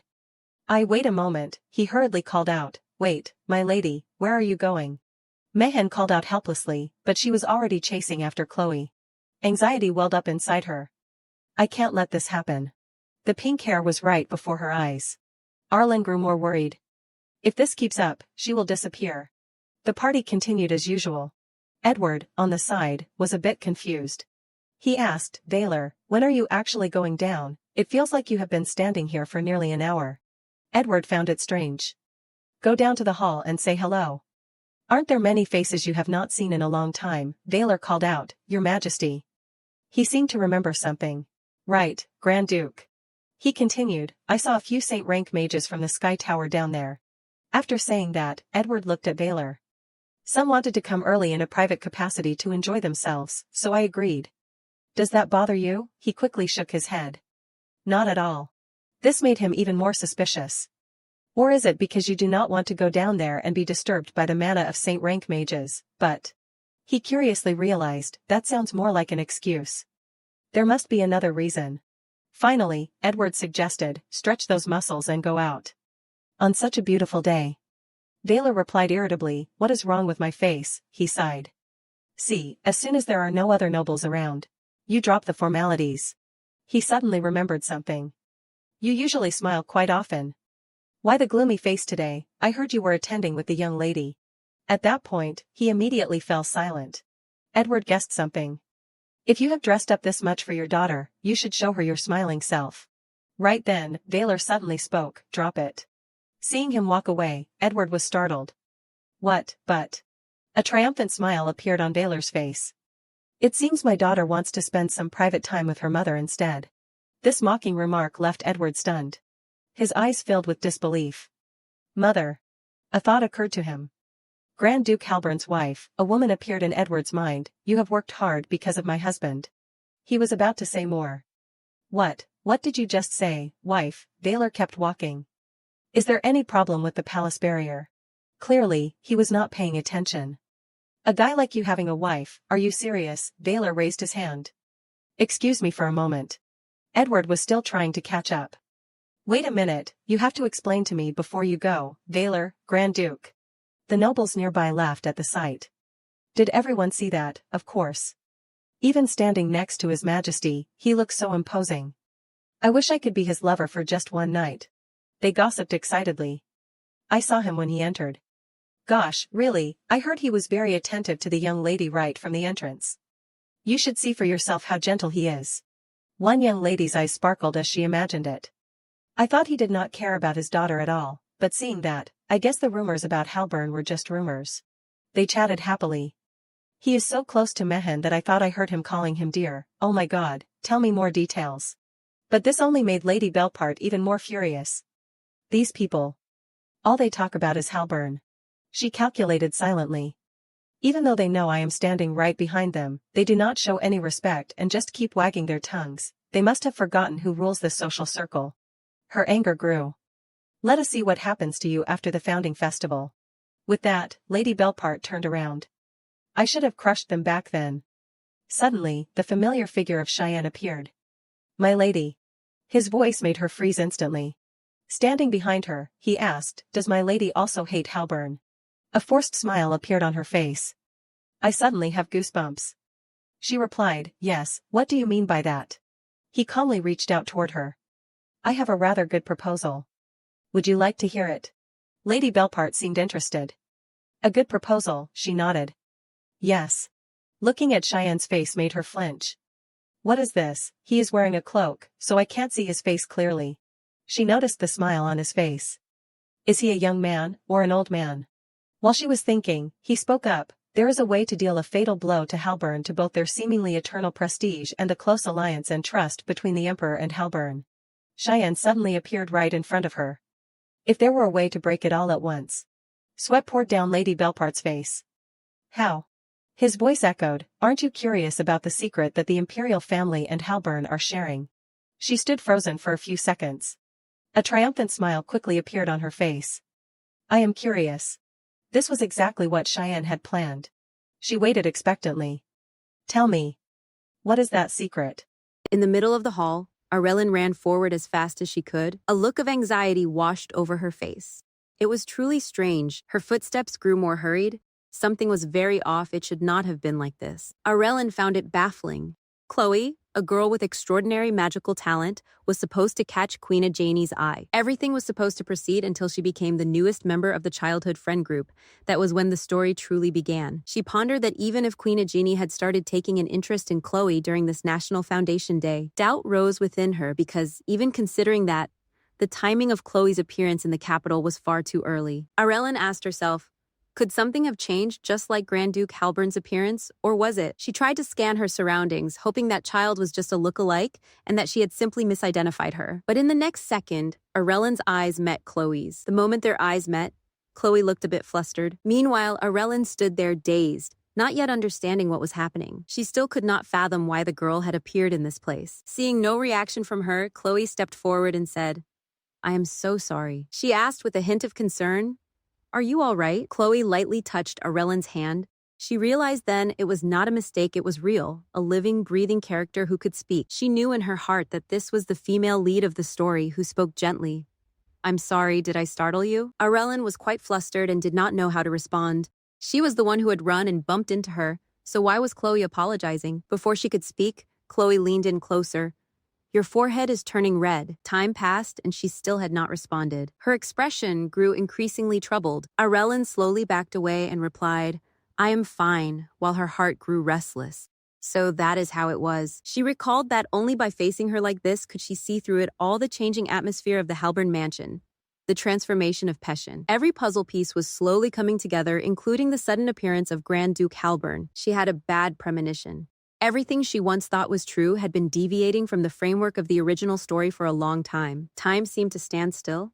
It turned out these were all events happening off stage. The center of this story was still Chloe and Pession. No matter what, the two of them were the protagonists, because this world was essentially prepared for Chloe and Pession. Arellen blamed herself. Why had she forgotten that again? She instinctively stepped back. When the curtain rose, the story of these children would begin. She even thought about her own ending. A sense of bitterness welled up in her heart. She would be forgotten. Seeing Patient's expression, Chloe asked worriedly, Hey, are you okay? She did not answer, only silently pulled her hand away. Then she turned to leave, saying, I'm sorry. Just as Chloe was about to call out to her, her master suddenly stepped up. Chloe, what are you doing? Why are not you following me? She realized. Master? He asked curiously. Did you meet someone you know? She shook her head and explained, No, I just accidentally bumped into a little girl I do not know. This confused the master even more. You bumped into someone and your face looks like that. It is like you are under a spell. Chloe looked in the direction Aurelien had left. That, she remarked seriously, she was truly beautiful, as fair as a sugar doll, and she had such a sweet scent. Chloe even described it with gestures. I almost jumped out to hug her like this. I would just grab her. He burst out laughing and nodded. In the Empire, there are children like that from time to time. She suddenly remembered something. Just like you said, Master, coming to the National Foundation Ball was the right decision. Her master sighed softly. Of course, did not I purposely bring you here early to let you see? He led her forward. Enjoy yourself until the Sky Tower arrives. Once they are here, things will get very busy. Chloe nodded obediently. Yes, glancing back, she thought to herself, I wonder if I will ever meet her again. A spark of anticipation flickered in her heart. She wished she could see that child once more. The party continued as usual. When Mayhan saw Arellen, he gave her a stern reminder. My lady, you absolutely must not run around on your own at a banquet ever again. He lectured her with a sense of helplessness. Luckily, I found you right away. Do you know how worried I was when you secretly disappeared last time? I told you that no matter how urgent it is, you must be accompanied by an adult, and by that I mean me. Feeling it was not enough, he continued his lecture. It is a good thing your stamina has improved through training. Otherwise, you would have fainted at the banquet. The situation earlier was very critical. My lady, are you listening to me? Arellen had a massive headache. She hurriedly replied, Mihen, I will be good and stay in the children's room, and I will listen to you too. He nodded. You have promised then? Remembering something, she said. So do not worry too much and just go. I saw many people wanting to talk to you earlier. He realized something was wrong. Ever since she vanished and returned, the young lady seemed strangely frail. When he asked, she only gave vague, nonsensical answers. What on earth had happened? Arellen was still talking. I saw Duke Sparham looking for you earlier too. His expression grew darker. At times like this, if only she would act more like a child, his heart ached for her. It would be so much better if she were honest with him. Mayhen replied, I understand. He instructed her seriously, then please rest for a moment. If anything happens, call me immediately. Arellen nodded obediently. I know. Mayhen left the area, following a servant. Looking at his retreating back, she thought, Mayhen is so kind. She turned to go back to her room. Although she wanted to hug Mihen for comfort, he was likely busy with many things at night. A servant saw her direction and asked in surprise, Where are you going, my lady? Arellen explained, I'm going out to the garden for a moment. Sitting outside, she felt a bit sad. She had put in so much effort to come here and see Pession. Her hands had been trembling for a while. To think that just meeting the female lead once would leave her in this state, she could only blame herself for being too weak. Her face grew even more sorrowful. With things as they were, Arellen squeezed a flower petal in her hand. Would she even be able to face Pession? Suddenly, a hand was placed gently on her shoulder. Pession appeared with a gentle smile. I have been looking for you for a while. Time seemed to stop as the two of them looked at each other. He announced happily, I found you, Errol. She called out in confusion, Pession, thinking to herself, why was Pession here of all places? Arellen was surprised. At this hour, he should have been in the drawing room playing with the other children. Sitting down beside her, he asked curiously, Why are you here all alone? These words left her not knowing how to respond. She gave a casual reply, And you? Why are you here? Pession laughed. I came to see Arellen, of course, she said with a hint of sadness. But you rejected my request for an audience. He became flustered. About that, a forced smile appeared on his face. I was a bit busy, but Arellen did not believe him. Liar. He looked at her seriously. I am telling the truth. She shook her head.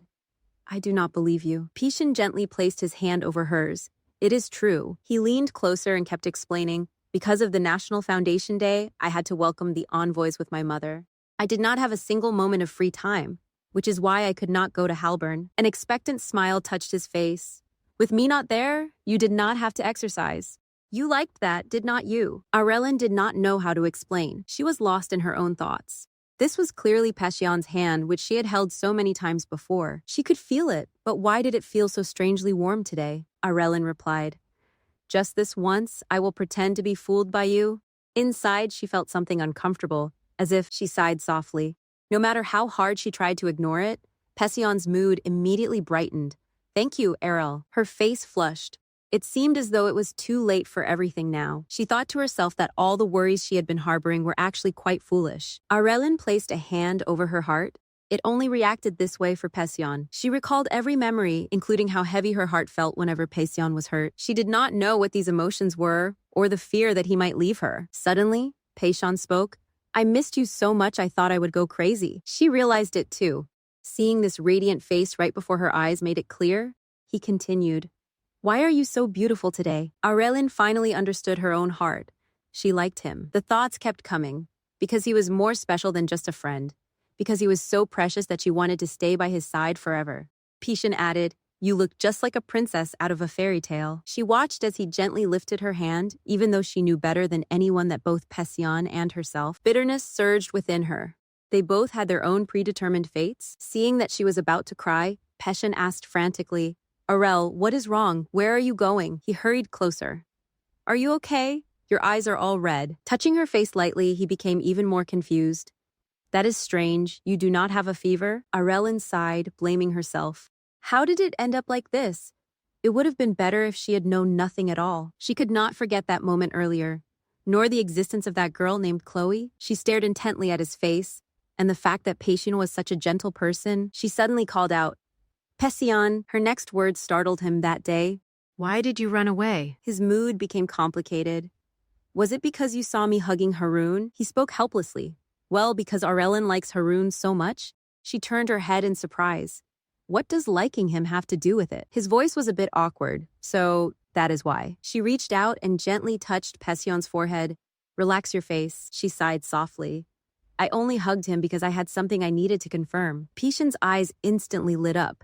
He asked hurriedly, What did you confirm? Arellen simply replied, Something very important. He grew more curious. What was it? Tell me too. No, do it with me as well, that important thing, the hug.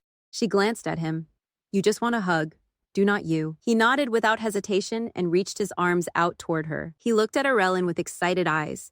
Give me a hug too. His actions made her freeze for a moment. Her mood gradually improved. All right, seeing her act strangely today made Pession panic. What really? He had thought he would have to probe about 520 more times. Arellen was surprised. So you want me to fake a hug?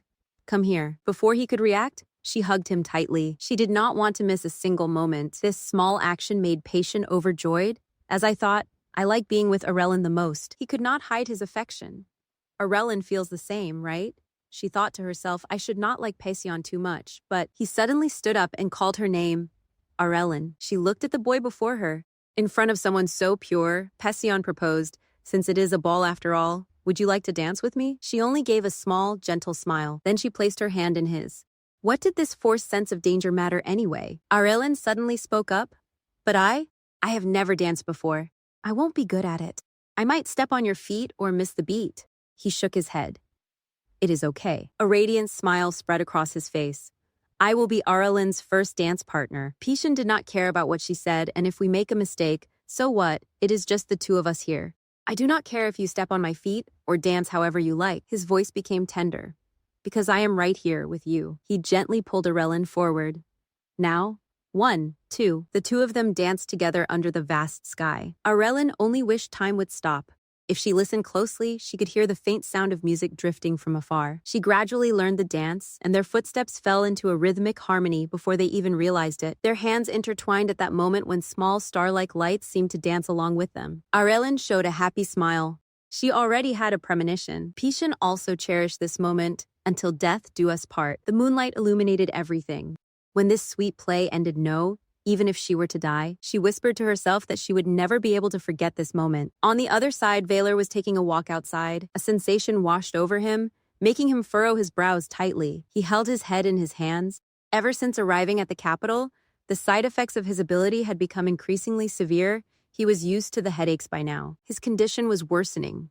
But now, even outside the mansion, he was tormented by visual and auditory hallucinations. Valor recalled that in the north, he did not need to distinguish whether something was a hallucination. He just had to destroy everything. This exhausted him. But in the imperial capital, he could not do that. His gaze grew colder. And yet, in his heart, Valor understood the side effects always showed him these wretched hallucinations.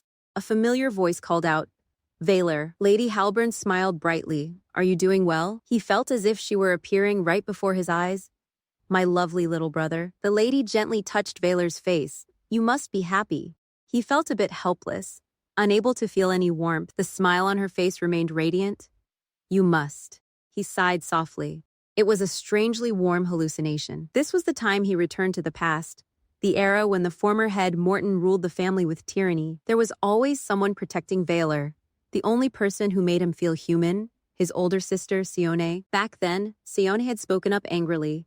This house is insane. She stared intently forward. Everyone except for you and me. Back then, Valor knew it clearly. Naturally, Sione hated Halburn and the cruel acts their father committed in the name of family secrets. He knew even more. Seeing their mother slowly go mad while imprisoned, no one could possibly love this family. As time passed, Sione always used her intelligence to evade Morton's wishes. Things grew worse as she frequently opposed him. To Morton, she was a thorn in his side. Then, one day, Sione screamed in anger, I do not want to. I told you I do not want to. She had completely lost it. I hate this marriage. Valor realized she had been sold off for a political marriage. Morton still did not care. Be useful for once in your life. He coldly read out her name, Sione Sigria Halburn. Her entire body trembled. Just a little longer. Just a little more. And it would have been fine. Why now? Her vision blurred. If she were gone, Valor would. Her younger brother, who knew nothing, would. When he turned around, Morton wore a wicked smile. That was when Sione accepted the harsh truth. Her body collapsed to the ground. The servants ran over. Valor looked back in worry. He could never forget that moment. He remembered it vividly. A mechanical voice rang out, "Your sister has fulfilled her utility. That is enough. Do not worry needlessly. You perform your duty, my son." Valor's eyes were filled only with hatred. His body shook with rage, but back then he was too weak. While the most precious thing was crumbling before his eyes, he could do nothing. He blamed himself for the fact that this entire tragedy originated from a single person. Valor was heartbroken. That feeling of helplessness had rooted itself deep in his heart until the day his mother took her own life to escape Morton's chains. What was bound to happen happened. It erupted into an irredeemable fury. Morton reproached him angrily. "How could you do this to me?" Valor did not seem to care. At 16, that was the same age his sister had been forced into an unwanted marriage. Morton trembled and kept blaming him. "How could you do this on the day your mother just passed away? Are you trying to destroy the family?" Naturally, Valor did not care at all.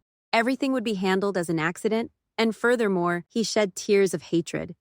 "It was not my mother and sister who left, it was you who killed them with your own hands, father." Morton's mouth only curled into a helpless smile. He rasped, "Arrogant brat. Do you think by doing this you can escape my grasp?" There was a hint of mockery in his voice.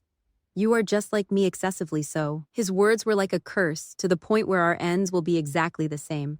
"So engrave this moment in your heart, Valor." A hateful smile played on his lips. "One day your own child will kill you too." Valor remained emotionless as the man breathed his last, leaving that curse behind. He had briefly thought that after killing the old man, things would get better. Life is not a dream. And perhaps because of that curse-filled final testament, he gradually fell apart just as the old man had said. Valor looked up at the sky. Before he knew it, he was tormented by visual and auditory hallucinations to an irredeemable degree. Looking to the side, he realized one lucky thing. It seemed no one knew about his condition. Something caught his attention. Valor glanced to the side. This voice was. He immediately followed the sound. What met his eyes was the sight of Arellen dancing with Pishion. Valor wondered, is it an illusion? But if it is far too real. Seeing the smile on her face, he was surprised. How peaceful it was. The corner of his mouth twitched into a smile. It seemed this was the first time he had seen her smile like that. The party continued as usual. Mayhen sighed and thought, this is truly exhausting. He had temporarily taken refuge on the second floor.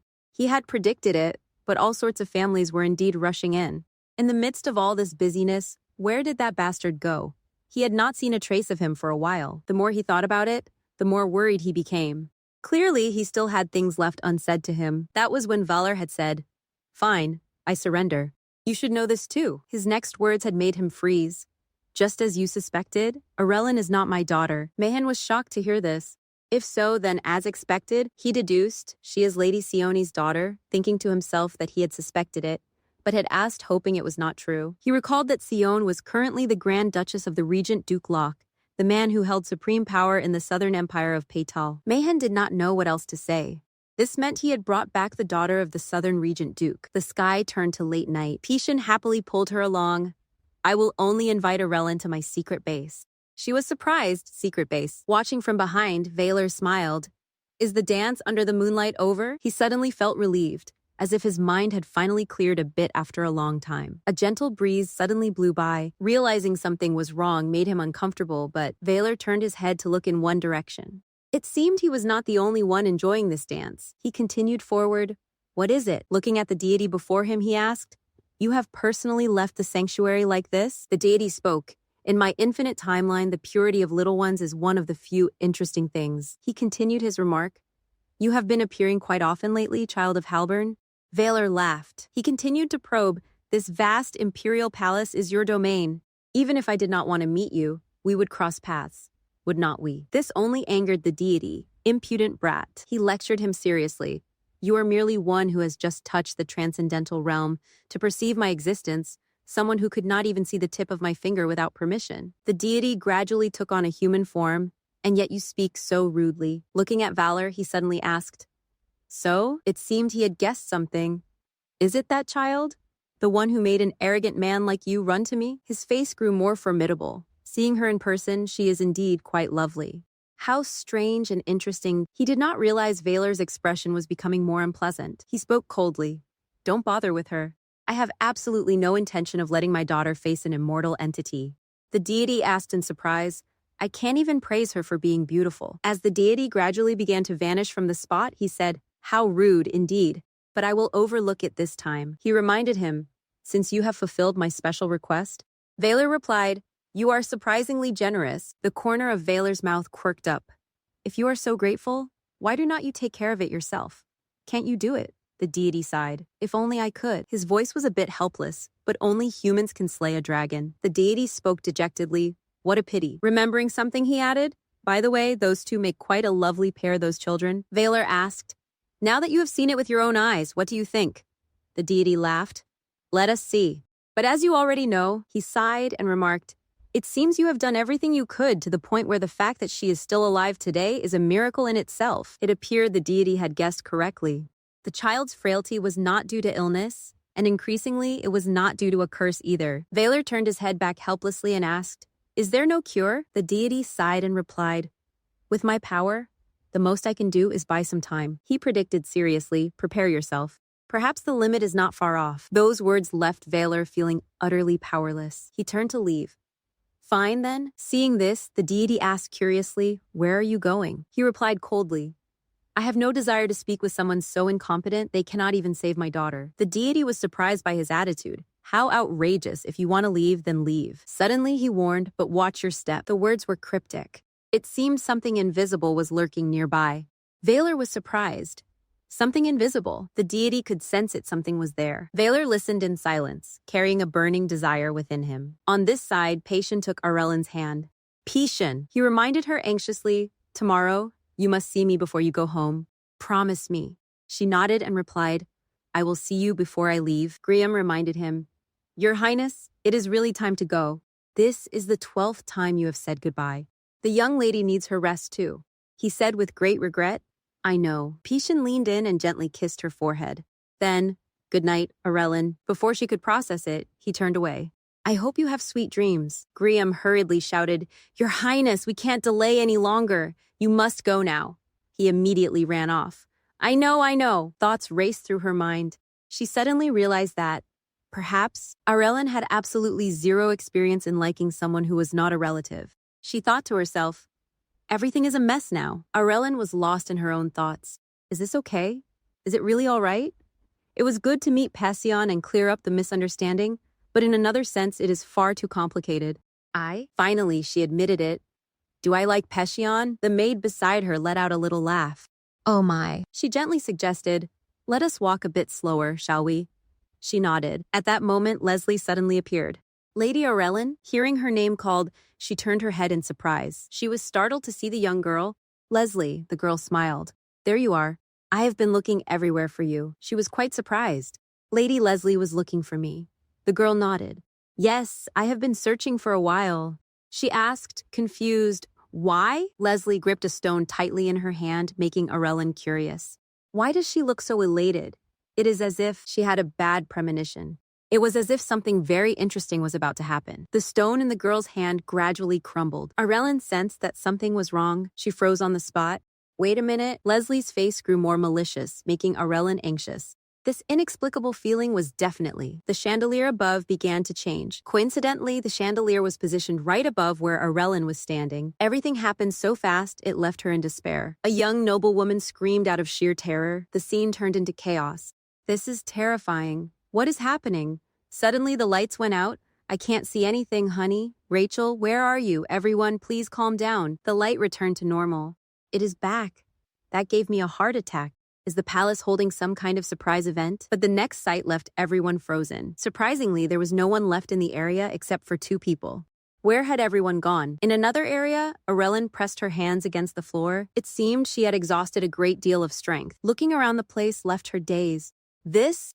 Where exactly? Her face showed her confusion. Where am I now? The space was completely unfamiliar. Aurelian could feel it. The atmosphere was entirely different. Her expression grew serious. I have seen this scene somewhere before. It is exactly like when I was at the Charit mansion. She continued to scan the area. A parallel world, right? It still had that same eerie atmosphere as always. Aurelian told herself, my intuition is screaming at me to run, but since this is the second time, I feel strangely calm. She sensed something was not right. Or perhaps she glanced to her side. Perhaps it was because this time she was not alone. Leslie was right beside her, bursting into tears. Where is this place? Because my mother told me to do it. The space made the young girl cry out in fear. I'm scared. What is this? I want to go out, Arellen thought awkwardly. It seems she is not going to be of any help. She stepped closer and asked, Hey, are you okay? The girl could not calm down. I'm so scared I do not know anything. What do we do now? While the girl was still in despair, Arellen remarked, Leslie, I know you are scared, but first calm down. Before she could finish, the girl ran away, leaving her bewildered. It would be better to... That is what I was about to say, but the girl had already vanished, leaving her speechless. Nothing has even happened yet, so why run off like that? Drawing attention like that will only attract things that were not even there. Arellen continued to observe the place carefully. She had no good memories with Leslie, but if she left her alone, the girl would surely cause trouble. I have been moving all day. I do not have the strength to run anymore. She walked along the corridor, calling out, Leslie. She tried to find a sign of the girl. Leslie, it is okay. Come out! Walking so much had made her quite tired. Leslie, her footsteps suddenly stopped. But Arellen looked around. She did not see any monsters like last time. It was actually very quiet. She could perceive everything, even the sound of footsteps, conversations, or even the wind could not be heard. Her face turned pensive. It was as if the space was incredibly gloomy within this vast imperial palace. She was a bit worried. I am the only living creature left. A sense of unease welled up in her heart. Arellen's whole body began to tremble. What should I do? She thought of her close friend. I want to see Mihen. A noise from behind made her turn her head abruptly. She called out in a helpless whisper, Mama. On this side, Valor entered the imperial palace. He felt something was off, even if only for a fleeting moment. It seemed he had realized it. The entire palace barrier had certainly been shaken. He went everywhere searching for the abnormality. I checked the barrier stones as a precaution, but the stones themselves show nothing unusual. This left him bewildered. Does that mean someone directly interfered with the palace barrier? Valor was lost in his own thoughts. Who on earth could it be? The one who slumbers in idleness? The immortal of the palace? The so-called invisible one? He deduced. It must be an entity of great stature to be able to hide from my eyes. He sighed softly. Though it is a bit of a bother, I suppose I should act before things get worse. Seeing a group of mages gathered caught Valor's attention. High-level mages. It seems they have noticed the abnormality in the barrier as well. He stood in silent thought for a moment. He was someone who did not care what happened to others. In that case, let them handle the investigation. They will manage on their own. Valor told himself, I just need to report back to Edward. Something tore through the space in that spot. The mages all noticed it at once. That is, they realized it was a parallel world. Valor was also surprised. A rift had opened. This is not a good omen. Tonight will be the final night for some people. He turned to walk away. Someone will be swallowed by that crevice and die. A voice called out, Valor. The deity reminded him, your daughter has been pulled in. This unwanted situation left Valor feeling utterly helpless. A mage noticed something was wrong and was taken aback. They hurriedly warned, Hey, what are you doing? Get back, that thing is dangerous. Do you want to be sucked in and die? But those words only annoyed Valor. Hey, you there, he reminded them coldly. Report to His Majesty. Tell him he must settle this situation at all costs. After saying that, he vanished, leaving the mages bewildered. Wait a minute, they were confused. Seriously? What was that? Their faces were dazed. Does he have a death wish? To explain the parallel world, it is another world that exists like a shadow of reality. Valor tried to enter this place, a place where an ordinary person, upon stepping foot inside, would be tormented by all sorts of hallucinations and soon go mad. Finally, he arrived. It was truly a land of the dead. And yet, the deity offered comfort. If it is that child, she will probably be fine. He understood well, because entering and leaving this world freely was the duty of the Halburn house. He spoke. I intended to show her the way, but she rushed off so quickly. A small smile touched the corner of his lips, even though he continued to pretend he did not care. The deity guessed it. You truly do love your child. Valor thought as he walked. The parallel world of the palace is the domain of slumbering idleness. If it is the young lady who has been protected by medicine all this time, she surely won't be harmed. He realized one important thing. The problem is that the invisible one has sneaked in there. Valor frowned, looking ahead. He closed his eyes tightly to calm himself. In his heart, he felt a bit anxious and prayed, please. He continued to search the place. I hope you are safe and sound without any injuries. Valor's heart felt as if it were suspended in mid-air. Just stay right where you are. He searched his way into a room. Inside, Arellen was sitting there all alone. Valer's heart ached even more. He walked down the corridor searching for that specific room. Arellen was still inside that vast room. Valer opened the door and stepped inside. Perhaps because he had moved so quickly, he felt exhausted. Arellen was still hiding to one side. Seeing that she was safe, he let out a long sigh. As he approached, he heard a voice calling, "Mama?" Valer spoke gently. "I'm sorry." Sitting down in front of her, he explained, "Because I am your father." Only seeing that Arellen was safe made Valer feel relieved. "I'm sorry." He sat down and explained tenderly, "Because I am your father." She was still surprised. "Is it an illusion?" He shook his head. "No." She wondered then, is it a dream? He denied it again. No way. Her expression changed immediately. "You can hear me," Valer explained. "I did not hear you. I read your expression." He reached out and gently wiped her tears. "But thank goodness you still have enough strength to be surprised." Seeing Valer appear, Arellen breathed a sigh of relief. It felt real. It definitely was not a hallucination. She realized something was off. But why is this person here? Even though I knew if I stayed put, someone would come for me. She had thought of Mihan, my lady, or even Pasion mobilizing soldiers to find Errol. But the person was not Mihan, nor was it Pasion. Arellen looked at the man in front of her. She had not expected the Grand Duke to come. There was a hint of expectation in her eyes. "Did you come looking for me? All the way here?" Valer replied gently. "Of course." She was a bit curious. "Why?" He glanced at her in surprise. "What do you mean? Why?" At the same time, he reached out and picked her up. "Of course I had to come find you." In front of Arellen, he repeated it once more. "Because you are my daughter." Those words were more than her brain could process. She spoke up hurriedly. "This is a very dangerous place." He nodded. "I know." Arellen continued, "You could get hurt or find yourself in danger." Valer smiled. "So what?" He gently pulled her into his arms. "Because my daughter is here." In his heart, he felt relieved. "Anyway, it is a relief because I found you safe." She noticed something beads of sweat. She thought to herself, could it be that he ran everywhere to find me in this vast and dark place? Arellen suddenly remembered. She had thought he was just an eccentric man, always joking senselessly and saying insincere things. Her perspective had changed. It turned out he was also a man who knew how to act like this. Valer called out, "Daughter?" He asked curiously, "Aren't you scared?" Arellen realized he had run to the point of being out of breath. She was silent for a moment, then answered obediently, "I'm not scared." Arellen continued to check her surroundings. "You are amazing. Are you hurt anywhere? Did you fall?" She nuzzled into his chest. "I'm fine." She felt a warmth in her heart. To be honest, he had said he did not hate her. It seemed she understood now he had said he could do anything for her. The truth about Valer surprised her, but she had not been able to fully believe those words just because he called her daughter, or because there were eyes watching. She had not felt any love or bond. In her memories, Valer was very faint, present only out of duty. Arellen had even assumed that he was probably just pretending to be a father. She thought to herself, "I always thought that way." He gently stroked her head. "No fever, I see." Arellen was still lost in her own thoughts. He was the one who drew boundaries first and refused to look others in the eye. She had also realized the problem. Wasn't that me too? In that space, Valer had appeared this man. No, her father. He approached her in his own way, and though he was clumsy, he was trying to protect her. Thinking of this, Arellen was suddenly moved. She gripped Valer's clothes tightly. Then she looked at him with a worried face. "What about you, father?" This question took him quite by surprise. Those adorable words made Valer feel comforted. He smiled and held her, saying, "What? I did not hear that. Can you say it again, my daughter? You have to speak clearly for your father to hear." "My ears have been a bit fuzzy lately." Seeing Arellen sigh, he reminded her, "Don't avoid the question." She explained, "No, I was just checking if you were okay." Valer was a bit disappointed. "And you're back to calling me you again?" It was just getting good. "My daughter is truly an insincere child, is not she?" Arellen felt awkward. "There are children like that too." He gently rubbed her head. "I'm very happy that my daughter was worried about me." He continued to carry her away from there. "Now, we must head back quickly. Your mother will be very worried."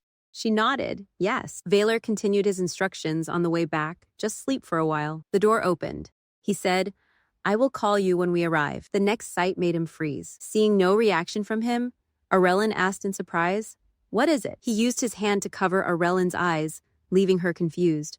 "What is wrong? Why so suddenly?" Valer gripped her hand tightly. "Now, listen carefully." He instructed her seriously. "Hold on to this tightly and only look straight ahead. No matter who calls you, absolutely do not answer. Just keep walking and think only of the person you want to see most and your happiest memories. Valor's tone grew more anxious. No matter what appears, that is still the right path. Arellen still did not understand what was happening. Father, why? He laughed. Only now do you finally call me father? She turned back to look at him. What about you? Are you okay? He reminded her. I'm fine. You go first. Look straight ahead. Seeing him push her forward, Arellen was about to call out, wait. The smile Valor wore carried a bit of hope. You can do it, right? She wanted to say more. Father, but the area had completely changed. A large explosion occurred in that spot. A large wall crumbled. Cheyenne's voice rang out. How strange. He felt puzzled.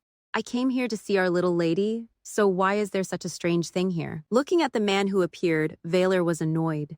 It is you. He had guessed it, the one who had touched the barrier. Cheyenne was quite surprised. You can see me. He had become completely enraged. I do not care about that. What the hell do you think you are doing? Valor reminded him crossly. My daughter was almost hurt. Arellen turned back and called out loudly. Father, she sensed something was wrong. What is this? Clearly, Father was just here a moment ago. The surroundings were eerily quiet and pitch black. Could it be that she was the only one sent elsewhere? The scene before her caught Arellen's attention. When she looked down, a small compass had appeared in her hand, a compass artifact. She remembered Valor's words, hold on to this tightly and only look straight ahead. No matter who calls you, absolutely do not answer. Just keep walking and think only of the person you want to see most and your happiest memories. Arellen gripped the compass tightly. Hearing those words and seeing the shape of the artifact, she knew it was a tool to guide the way. She felt like a pitiful child. Father, Valor had sacrificed himself for her again. This is only for one person. I will protect you, my dear daughter. Arellen thought, but if there is such a wonderful thing, we could have gone together. Why did Father stay in that dangerous place alone? Her mood became more unsettled. Suddenly, I am so worried. She remembered what he had said. Anyway, it is a relief because I found you safe. In that moment, Valor had asked joyfully, only now do you finally call me father? Arellen did not know how to describe this feeling. She gripped the compass tightly, then she stepped forward. I must return quickly and call him until he is sick of hearing it. As she walked, Arellen thought to herself, Mehen always said that while he did not know about other things regarding the Grand Duke, he was extremely strong. He had been so certain, saying that even if he were thrown into the middle of hell alone, he would still return safely the next day. Arellen quickened her pace. So, I just need to do my part well. She tried to comfort herself. When I return, he will surely appear before me as if nothing happened. I just have to do my part. She constantly recalled the instructions. Only look forward, don't answer anyone. Happy memories, the person you want to see. At some point, Arellen grew curious, but she really wanted to turn her head back. What was it? Right behind that door. She tried to remember. Because she was busy answering her father, she could not see clearly, but she was sure she had felt something. Something. Arellen even felt a bit of fear. It was incredibly terrifying. Suddenly, she stopped with a start. Happy memories. Her face turned pale. Oh no. A crack appeared on the compass in her hand. I was too careless. The scene shifted to the vast castle. Pishin ran forward, calling out Arellen. He searched the area in despair. Arellen, where are you? Going back to earlier, after losing Arellen, the power went out everywhere. The entire palace was suddenly plunged into darkness. Though his heart was full of unease and he had returned, the maid cried as she recounted everything. There was a flash of light, and then the surroundings began to shake. When it became bright again, her tone became increasingly desperate. Lady Arellen and Lady Leslie have vanished without a trace. Pishin froze. It had already happened. He blamed himself as he ran. Even if Griam urged me, I should have stayed by Arellen's side. As always, he had left Griam behind, even though he was helpless. Why are you blaming me? Hundreds of questions appeared in his head. Was Arellen safe? What if she vanished just as Leslie approached? The thoughts made it impossible for Peshin to stay calm. There must be some kind of plot. How can I find Arellen? What should I do? Finally, he ran to another location. His eyes widened as he saw something. In front of Peshin was a stone statue. It stood in the very center of the space. He hurried inside. Opening the large doors, he remembered. There was a time he recalled following his father in here. The space here made him curious, the only sanctuary of the palace, where only direct heirs to the royal family were permitted to enter. Pishin ventured deeper inside.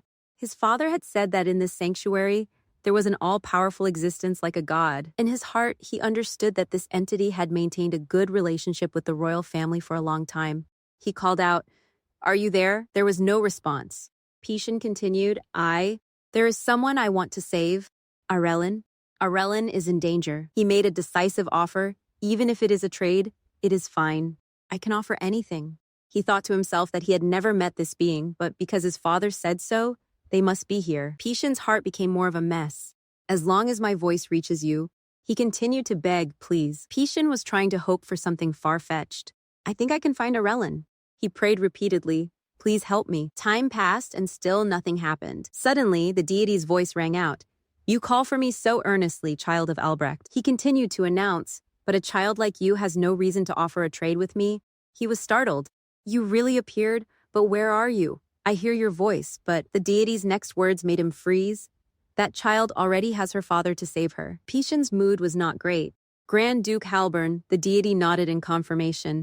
Yes, your gaze has suddenly changed. He continued to advise him. So do not worry. Just sit still and the girl will return here safely. Pishin suddenly clenched his fist. His gaze became suspicious. I cannot trust that man? The deity was surprised. Why are you so angry? He continued to beg, if you know he has gone to save Arellen, then you know where Arellen is, right? I will go find Arellen myself. Please help me. The deity was surprised. You want to go yourself? He spoke with absolute resolve. Yes, I must go immediately. She might be all alone and terrified right now. The deity's expression grew more ominous. I could help you, but then he questioned coldly. How much of what you have are you willing to trade? The conditions continued to be laid out. Half your lifespan, an arm, or perhaps a pair of eyes. The deity leaned in close to Pishin. Just how much are you willing to wager? He thought secretly to himself. If I intimidate him this much, he will surely give up soon. Even if he can't see me, he should be able to feel the pressure. Suddenly, Pishin spoke up. Everything. His next words made the deity freeze. Everything. I will wager everything. I promised Arellen I would not let this happen again. He said with determination, I will definitely protect her. Time seemed to stand still. The deity was stunned by such a pure desire. A small smile played on his lips. No calculation or exaggeration. Truly a rare heart to find in this palace. He asked himself, am I being swayed by this child's power? Pishin felt someone was patting his head. The deity spoke. What a lovely brat. I was only joking. The space around them seemed to shift. He was suddenly transported to a completely different place. The deity picked him up and announced, I have changed my mind. I will help you. It just so happens there is someone I want to punish, he explained calmly. Though it won't be easy, my protection will shield you. He pushed Pishin into the parallel space. Go forth bravely, child of Albrecht. Falling from a height, he let out a cry of pain. Everything happened so fast he did not have time to react. Fortunately, Pishin landed right on a soft bed. Before him, Valor was confronting Cheyenne. He summoned a sword from the void, then he pointed it at his opponent. A triumphant smile appeared on Cheyenne's face. Both immediately lunged into battle. They fought from one side to the other. In reality, it was Valor attacking while Cheyenne merely dodged. Sensing something, he thought, clearly my ability to see through secrets is working normally. So why? He stared silently at the opponent before him. Why can't I see this guy's true form? Cheyenne simultaneously struck up a conversation. You? He asked curiously. You must be the current Duke Halburn, are not you? Hearing his name, Valor turned back irritably. You know me. The man laughed, finding it interesting. How could I not? You are quite famous. The more he heard, the angrier Valor became. Then that means Valor continued to charge forward with his sword. You knew full well, yet you still dared to touch my daughter. Cheyenne sighed as he talked. Should I say that is right, or should I say I had no other choice? His gaze suddenly turned cold.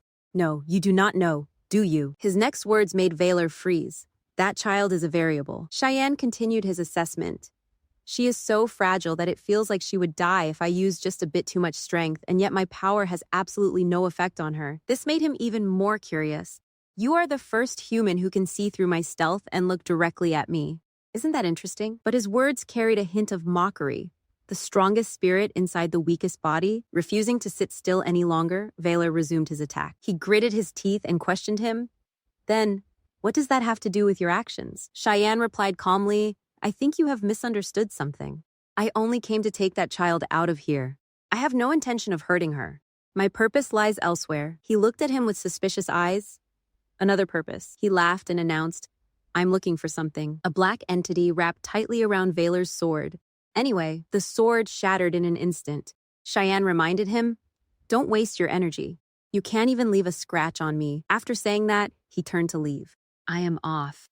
I may look like this, but I am quite busy. Valor began the next round of combat. Did you think I would let you escape that easily? He suddenly turned back to warn him. You should get out of here soon yourself. Even for a Halburn, it won't be easy to escape with this level of contamination. As a Halburn, you should know a contaminated parallel world. Cheyenne left calmly. It will use every means to hold humans back. Valor still did not care. You should worry about your own safety instead. Seeing that he would not let it go, he laughed. Fine then, both sides prepared to charge back into battle. There was no other choice. In the blink of an eye, Valor leaped into the air. He raised his sword high, prepared to deal with this strange man, but the next sight made him freeze. Before he knew it, Cheyenne had completely vanished. He sighed. I lost his trail. Valor turned to search his surroundings. Both the pressure and the aura had vanished without a trace. He had been completely fooled. He also realized that since his ability had no effect, the man was likely an immortal or an existence close to it. He sighed and turned to leave. Never mind. That is not what is important right now. Valor wanted to leave the place because that man had disrupted it. The parallel world was being contaminated faster than expected. One slip up and he would be trapped in this world forever. He reminded himself, I must quickly find my daughter and get out. A familiar voice called out, making him freeze. Valor. Sione called out, Valor, come here to your sister. He was surprised. Is it already too late? He told himself he had to ignore it. It was just an illusion created by this contaminated world. Sione walked toward him. My dear little brother. Her voice was a bit choked up. I missed you so much. Sensing something from her hand, Valor was startled. Warmth. He did not know how to react. This was not a normal illusion. The sister behind him had a physical form. Sione blamed herself. I'm sorry because I could not protect you until the end. She did not know what else to say because I left you all alone. Valor told himself, my reason knows better than anyone that this is just a ridiculous illusion. Yet his heart felt something different, his sister's voice, her familiar scent, even the warmth he felt at his fingertips. He did not know how to react. It was all a lie, so why? Valor looked closely at Sione's face. Why did his heart feel like she? He tried to keep himself calm. Was alive. On this side, Arellen tried to ignore everything. She comforted herself, only look forward. Do not answer no matter who calls. Happy memories. The person I want to see, she grew more flustered, repeating, only look forward. Do not answer no matter who calls. Happy memories. The person I want to see, she suddenly thought of her foster mother. That is right, Mihen. Let us think about Mihen. I will just think about Mihen waiting at the palace and keep walking. Her pace grew faster and faster. She had been walking for a long time and the sound had not gotten closer, proving that it was definitely just making scary noises and could not actually approach. Arellen continued to look at the compass. The artifact was only cracked. The light had not gone out yet. She tried to push forward just a little more. At the same time, she reassured herself, just a little more and I will be there. In the darkness, a piano appeared. A familiar silhouette appeared behind it. Seibom. The melody of a violin began to play. The man lost his composure and shouted, Lee Seibom, she gasped in panic. The compass in her hand immediately shattered. Time seemed to stop in that place. Arellen was so desperate she held her breath. It is over. A light shone directly onto her body. No, she realized in despair. Isn't it cheating to call my past life's name here? Looking around, she understood clearly. She could never forget those familiar curtains and floors. Even the arrangements were identical to her past life. Except there was no accompanist, the piano was empty. The voice kept calling, Saibom. Arellen was in total despair. It was the voice she thought she could finally forget. The woman smiled and reminded her, you have to look straight at Mother. She turned her head back in fear. Don't forget. The voice had a hint of triumph, that you are Mother's only light. She did not want to face this woman at all. It was the start of a horrific nightmare. Back in her past life, there was a time after she finished a performance when her teacher, Emmanuel, had spoken to her. He looked at her with sad eyes. Saibom, have you ever played music for yourself? She asked back in surprise. Pardon? He continued his remark. Your playing is always wonderful and perfect, but sometimes I wonder. I do not know why, but I feel as if I have never heard your true music. Emmanuel sighed softly. I hope you will try it just once. Not for anyone else, but your own music, so that you yourself can enjoy it. Seibom was still confused back then. At first, she could not understand the exact meaning of those words because to her, the violin was merely a tool to please her mother. She thought, play for myself. What does that even mean? Her hands were covered in scars from thousands, tens of thousands of practice sessions. Finally, she realized she was not there at all. A ripple appeared in her heart, yet that confusing question haunted her and became a knot in her soul. Until one day, at a music competition, the final hurdle, Seibom's hands began to tremble. Those words had become a curse to her. She could no longer produce the melodies, her first and final mistake. Her mother went completely insane. She remembered her mother's distorted expression in that moment. Se-bom understood then. She finally realized that her sacrifices and efforts were all meaningless. She was utterly desperate. From then until now, Se-bom asked herself, what have I been playing? From that day on, she changed. She could never play the violin again. The wounds on her hands grew more numerous, whether it was to sway her mother's heart or sometimes to find the music for herself. She had changed countless strings soaked in blood and pus. It was all a failure, but every time was the same, the fear of that day. She did not want to face it again. It kept holding her back. Sweat should not have been dripping down Aurelin's face. The memory she was once so arrogant about. She did not know what to do, thinking she could have truly forgotten by now. On the stage, she realized she was crying, perhaps because of the grief. What if she had given up on seeking approval and stepped out of that room back then? Or if she had not heard the news of her mother's student winning? Aurelin blamed herself. Then that night, she would not have run blindly onto the road. At that time, she had only one thought: to meet her mother at any cost. That agonizing memory was something Aurelin could not bear to face. Her body froze on the spot. Suddenly, a dark shadow turned its head and called out, "Aurelin." That terrifying voice rang out. "Are you enjoying the story? It is time to decide." It reminded her coldly. "You have been through it once, so you know, right? No matter how sincerely you love someone, how it all ends." The shadow questioned Aurelin. "Imagine if the ones you love most turned their backs on you once more. What would it be like this time?" The words were impossible to refute. Both Mehen and Peishan, while they cherish and love you most now. What if your place is replaced by someone else, just like back then? The words were like a knife to her heart. Can you endure it? She could only listen in silence. Anyway, you won't live much longer. Even if you wake up, you will only find pain and misery. If you fall asleep here now, you can be happy. It was still tempting Aurelin, so everything seemed to shatter. Just disappear like this. She was falling into a completely different space. Her eyes slowly closed. My body is so heavy. No matter how she tried to resist, it was futile. It felt like she was sinking underwater. She sighed and blamed herself. But anyway, it is a relief that I did not make the same mistake this time. The light in her eyes gradually faded. Everyone will be sad at first, but soon they will all be smiling again. Suddenly, a hand gripped her arm. "You can't." Luckily, Peishan had arrived just in time. "Aurelin, wake up." The sudden light made her frown. It is too bright. She thought in confusion. Is this an illusion too, since it is the end? This radiant, sparkling light looks just like Peishan. He quickly pulled her forward. "Aurelin, are you okay? We have to leave. This place looks too dangerous." Peishan was startled when she refused to follow. He turned back in panic and called, "Errol." Seeing no reaction, he grew even more worried. "What is wrong?" I said. "Let us go." She did not want to continue anymore. "You go." He was surprised. "What?" Aurelin explained helplessly. "Actually, I know well that the end has already been decided." She remembered Chloe's face. "I also know that if I disappear, you will find someone else to replace me." This string of words left Peishan bewildered. What on earth are you talking about, Aurelin? She lowered her head sadly. "I'm sorry, Peishan." Her eyes were filled only with despair. "This is my final request." She seemed to be begging. "Let go of my hand and go." Peishan was frantic. He hurriedly reached out to her. Then he pulled her tightly into his arms. He tried to comfort her in his own way. "Don't scare me like this. Don't cry. Don't cry. Aurel. Is it because I came too late? Is that why, right?" He blamed himself even more. Aurelin must have been so scared. "I'm sorry. I tried to find you as fast as I could, but it did not go smoothly." Though his words were clumsy, he was sincere. "Hey, Errol. I just do not want to leave Aurelin alone. I won't leave you behind." Step by step, he pulled her out of the dark pit.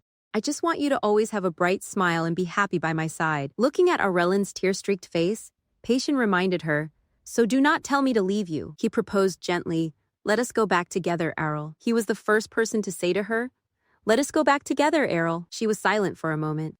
Her mind gradually. Aurelin regained her composure.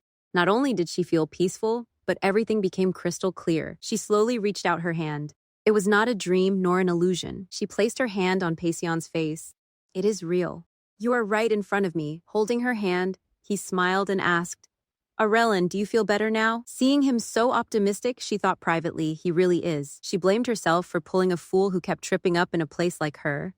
Up once again, a place where she had never been forgiven even once. Peishan always used his own way to embrace her. Yet how many times had he? He was always closing the distance between them. So many memories flooded back, moving Aurelin deeply. How many times? She recalled helplessly how he said they could start over, said she just needed to stand up. Pishin was always the one who pulled her toward the light. You are holding my hand and pulling me up. She silently called his name in her mind. Pishin, she spoke. I do not want to be alone anymore. He nodded happily in agreement. I will stay by your side. Arelin looked at the boy before her. Do you know? He continued to explain. I will stay by your side for as long as Arelin wants. Arelin's heart was full of mixed emotions. To him, it was so obvious. She asked, what if it is for a lifetime? Pishin only smiled gently. He leaned in closer to her and announced, then I will like it even more. The more he spoke, the more excited he became. If I can be with Arelin not just for a lifetime but forever, I would love that. She finally felt relieved. To her, every moment was boundless salvation. She pinched Pasion's cheek. You dummy? He was surprised. What? Why? I am actually very smart. Arelin turned away. It is just that you look that way. He probed curiously. Look like what? Was my face funny just now? She shook her head and replied, I am not telling. Seeing Arelin walk away, Pasion became flustered. What? Arelin, where are you going? We have to go back. She kept walking. Don't worry. I won't have dark thoughts anymore. He still followed her. Then what are you planning to do? At this question, Arelin stopped abruptly. She remembered the memory of her past life. Say goodbye. Arelin smiled gently and replied, somehow I feel like I can do it now. She slowly reached her hands forward. She felt the lights in her hands, sensing something was off. Peshin was startled. A stage spotlight suddenly shone down. His surroundings left him completely amazed. What is this place? Arelin also understood. As I thought. Those illusions earlier were created from imagination, just a fleeting thought, and they appeared. Pishin was still looking around curiously. This architecture is something I have never seen before. Are those sparkling things magic items? She ignored him and kept walking. Even so, this time, she felt completely at peace. She looked around. Perhaps because the purpose was to defeat her, it used the nightmare she created. Everything was exactly the same as back then. Arelin held the instrument in her hand. The violin felt familiar in her grip. An audience had appeared all around the temperature, the atmosphere, the people filling the stands. Her eyes suddenly stopped on the stage, and also that terrifying woman appeared. Her mother's eyes were watching her. Arelin raised the violin. Perhaps this was a scene that would never be seen a second time. Her sudden action left Passion dazed.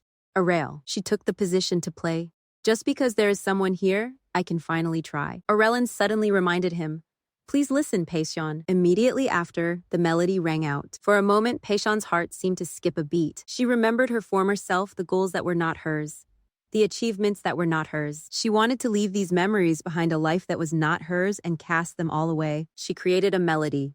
This is my own music. On this stage, Arelin was the protagonist. The melodious sound made her feel light, so gentle and refreshing. She felt it clearly. It felt as if only the violin and she herself existed. In her heart was an indescribable emotion. So this is what my true sound is like. Arelin smiled slightly. I am living right here and now. From the stands, her mother called out, Lee Say-bom. She was absolutely furious. You have disappointed mother once again. Her voice rang out with indignation. You have to listen to mother. What do you think you are doing? Arelin recalled a memory, Edward Elgar's Salute d'amour, the melody full of love that her mother had played for her for the first time. Looking at the woman before her, she understood clearly. Of course you won't remember, because you are not the real mother, just an illusion created from my memories. She smiled. Yet, Arelin called out, Mother? Her next words were like a farewell. Please be happy. She could never forget those feelings. I will remember the immense love you once gave me. But for now, she wanted to bid farewell to this past. I will also live a truly happy life. These words made Sai-bom's mother freeze. The melodious tune continued to play. She seemed to lose herself in every note. The space suddenly shattered. That was when Arelin escaped from the painful memory. She raised her head and looked forward. Her hand holding the violin also lowered. Light illuminated everything here. In another area, Valor understood. Even though they were old memories faded with time, occasionally in his mind, his expression turned somber as the image of his sister appeared, the one who used to discuss hope without hesitation. Sione spoke excitedly. I said that right? That no matter what hardships come, you must hold on to the light in a corner of your soul. She smiled as she walked and explained. That way, later on, when all the bad people are gone and your time comes, you can find your life again. The opportunity will surely come, Valor. So, Sione smiled and taught him, at that time, do not be bound by anything. Live your own life. Valor had always kept these words in his heart. Back in reality, he thought silently, if the last existence binds your life, Sione was still speaking. I am sorry, Valor. He looked at the woman before him. It was always her. She blamed herself. Then I could not protect you until the end. He sighed softly, thinking it might as well be an illusion of the shadow world. He felt conflicted. If only you knew that because of me, you could not escape this horrible Halburn. That because of me, all your plans were ruined. It would be so much better. He looked closely at Sione's face. Why, even at times like this, were you still doing everything for me? She continued talking. I missed you so much, my little brother. He suddenly questioned her. Why are you here? She explained. Why else? I came to get you. There is no time to hesitate. She pulled him in one direction. Let us go, Valor. He realized that both her footsteps and her way of speaking were identical to the sister in his memories. A hint of regret lingered in his heart. It was merely an illusion that would vanish with a snap of his fingers, and yet Valor gripped Sione's hand tightly. It felt so real. He felt a sense of reluctance. It was tragically indescribable. A melodious sound rang out, catching his attention. Out of habit, Valère immediately turned his head. He looked at the small girl before him in confusion. A violin. That melody was like a beam of light, blowing away the gloom of his life. In that moment, Valor finally woke up. He looked around the place. Impossible. Is the contamination being purified? Seeing him stop, Sione called out in surprise, Valère. She wore a sad smile. I hear a truly memorable sound coming from somewhere. Simultaneously, the image of Sione vanished, a sound as free as a child, yet full of grace. Arellen was still playing those melodies on her violin. In this very moment, she could finally be herself. Seeing this sight for the first time left Paisyon stunned. He was filled with admiration. So beautiful. To think Arellen could play a piece like this. He looked around.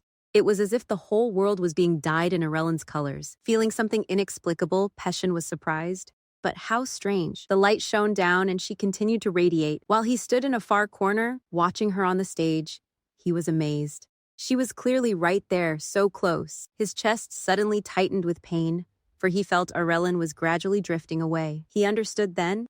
Something made his heart feel incredibly heavy. Arellen continued to play the violin with passion. She seemed to lose herself in every melody. Time seemed to stand still as the space began to shift. These things called memories also began to fade away. The stage there gradually started to crack. The music echoed to where Cheyenne was about to depart. A strange smile played on the corners of his mouth. Suddenly, the deity appeared before him.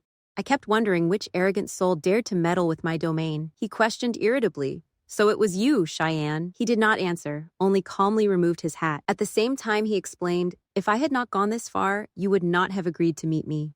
The deity snapped. Is there any reason for me to meet an insolent trespasser? He sighed softly. Don't be so angry. I only stirred things up a little. He asked in surprise. A little. Cheyenne suddenly glanced to one side. Wouldn't it have been better if you appeared more discreetly? He continued his remark. Today you do not seem like yourself at all. Even fighting back, the deity shot Cheyenne a sidelong glance. He asked a question. Surely you must know. Then he brushed past the deity, that the life of a mortal entangled with an immortal will only become wretched. The deity suddenly recalled Pesion's words and remarked, no matter how young, he is still a child of the royal family. It seems he realized what it means to set foot in this sanctuary. The deity sighed softly. Furthermore, since they are children I have taken a liking to, I shall decline any useless concerns. After saying that, he turned back to Cheyenne. So, what was your reason for causing this commotion to call me? He announced. A trade? He coldly refused. I do not just trade with anyone. He replied, I am not just anyone. Cheyenne smiled. And besides, whether it is you or me, our goals are similar. You are a dragon, and I am. He knew his identity well, a hunter of mages. A confident smile appeared on his face. The deity turned back irritably to question him.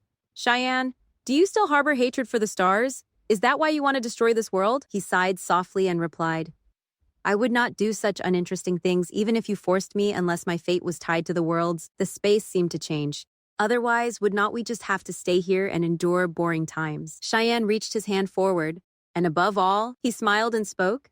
It is hard to come by such a good show. It would be a pity to destroy it. His voice carried a hint of mockery. A melody that can wash away enchantment is not that wonderful. Cheyenne continued his assessment. Though it is still very weak, it is erasing my power. I suppose those who are being slowly consumed nearby have regained their senses quite a bit by now. His face suddenly turned ominous. As expected, she always exceeds expectations, our little lady. His voice carried a sense of anticipation. It was no longer just about observing. Cheyenne declared, I have already decided I want to capture her in the palm of my hand. The change in the area caught Aurelian's attention. Her surroundings were brightening again. She realized she had done it the final farewell. Suddenly, Pession, standing to one side, began to clap. He praised her excitedly. That was amazing. Truly a wonderful performance, Aurel. She turned her head to look at him.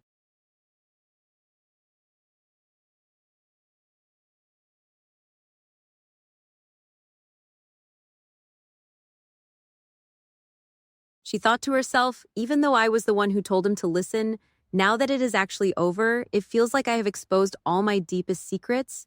So it is a bit strange. But oh well, even so. A smile appeared on her face.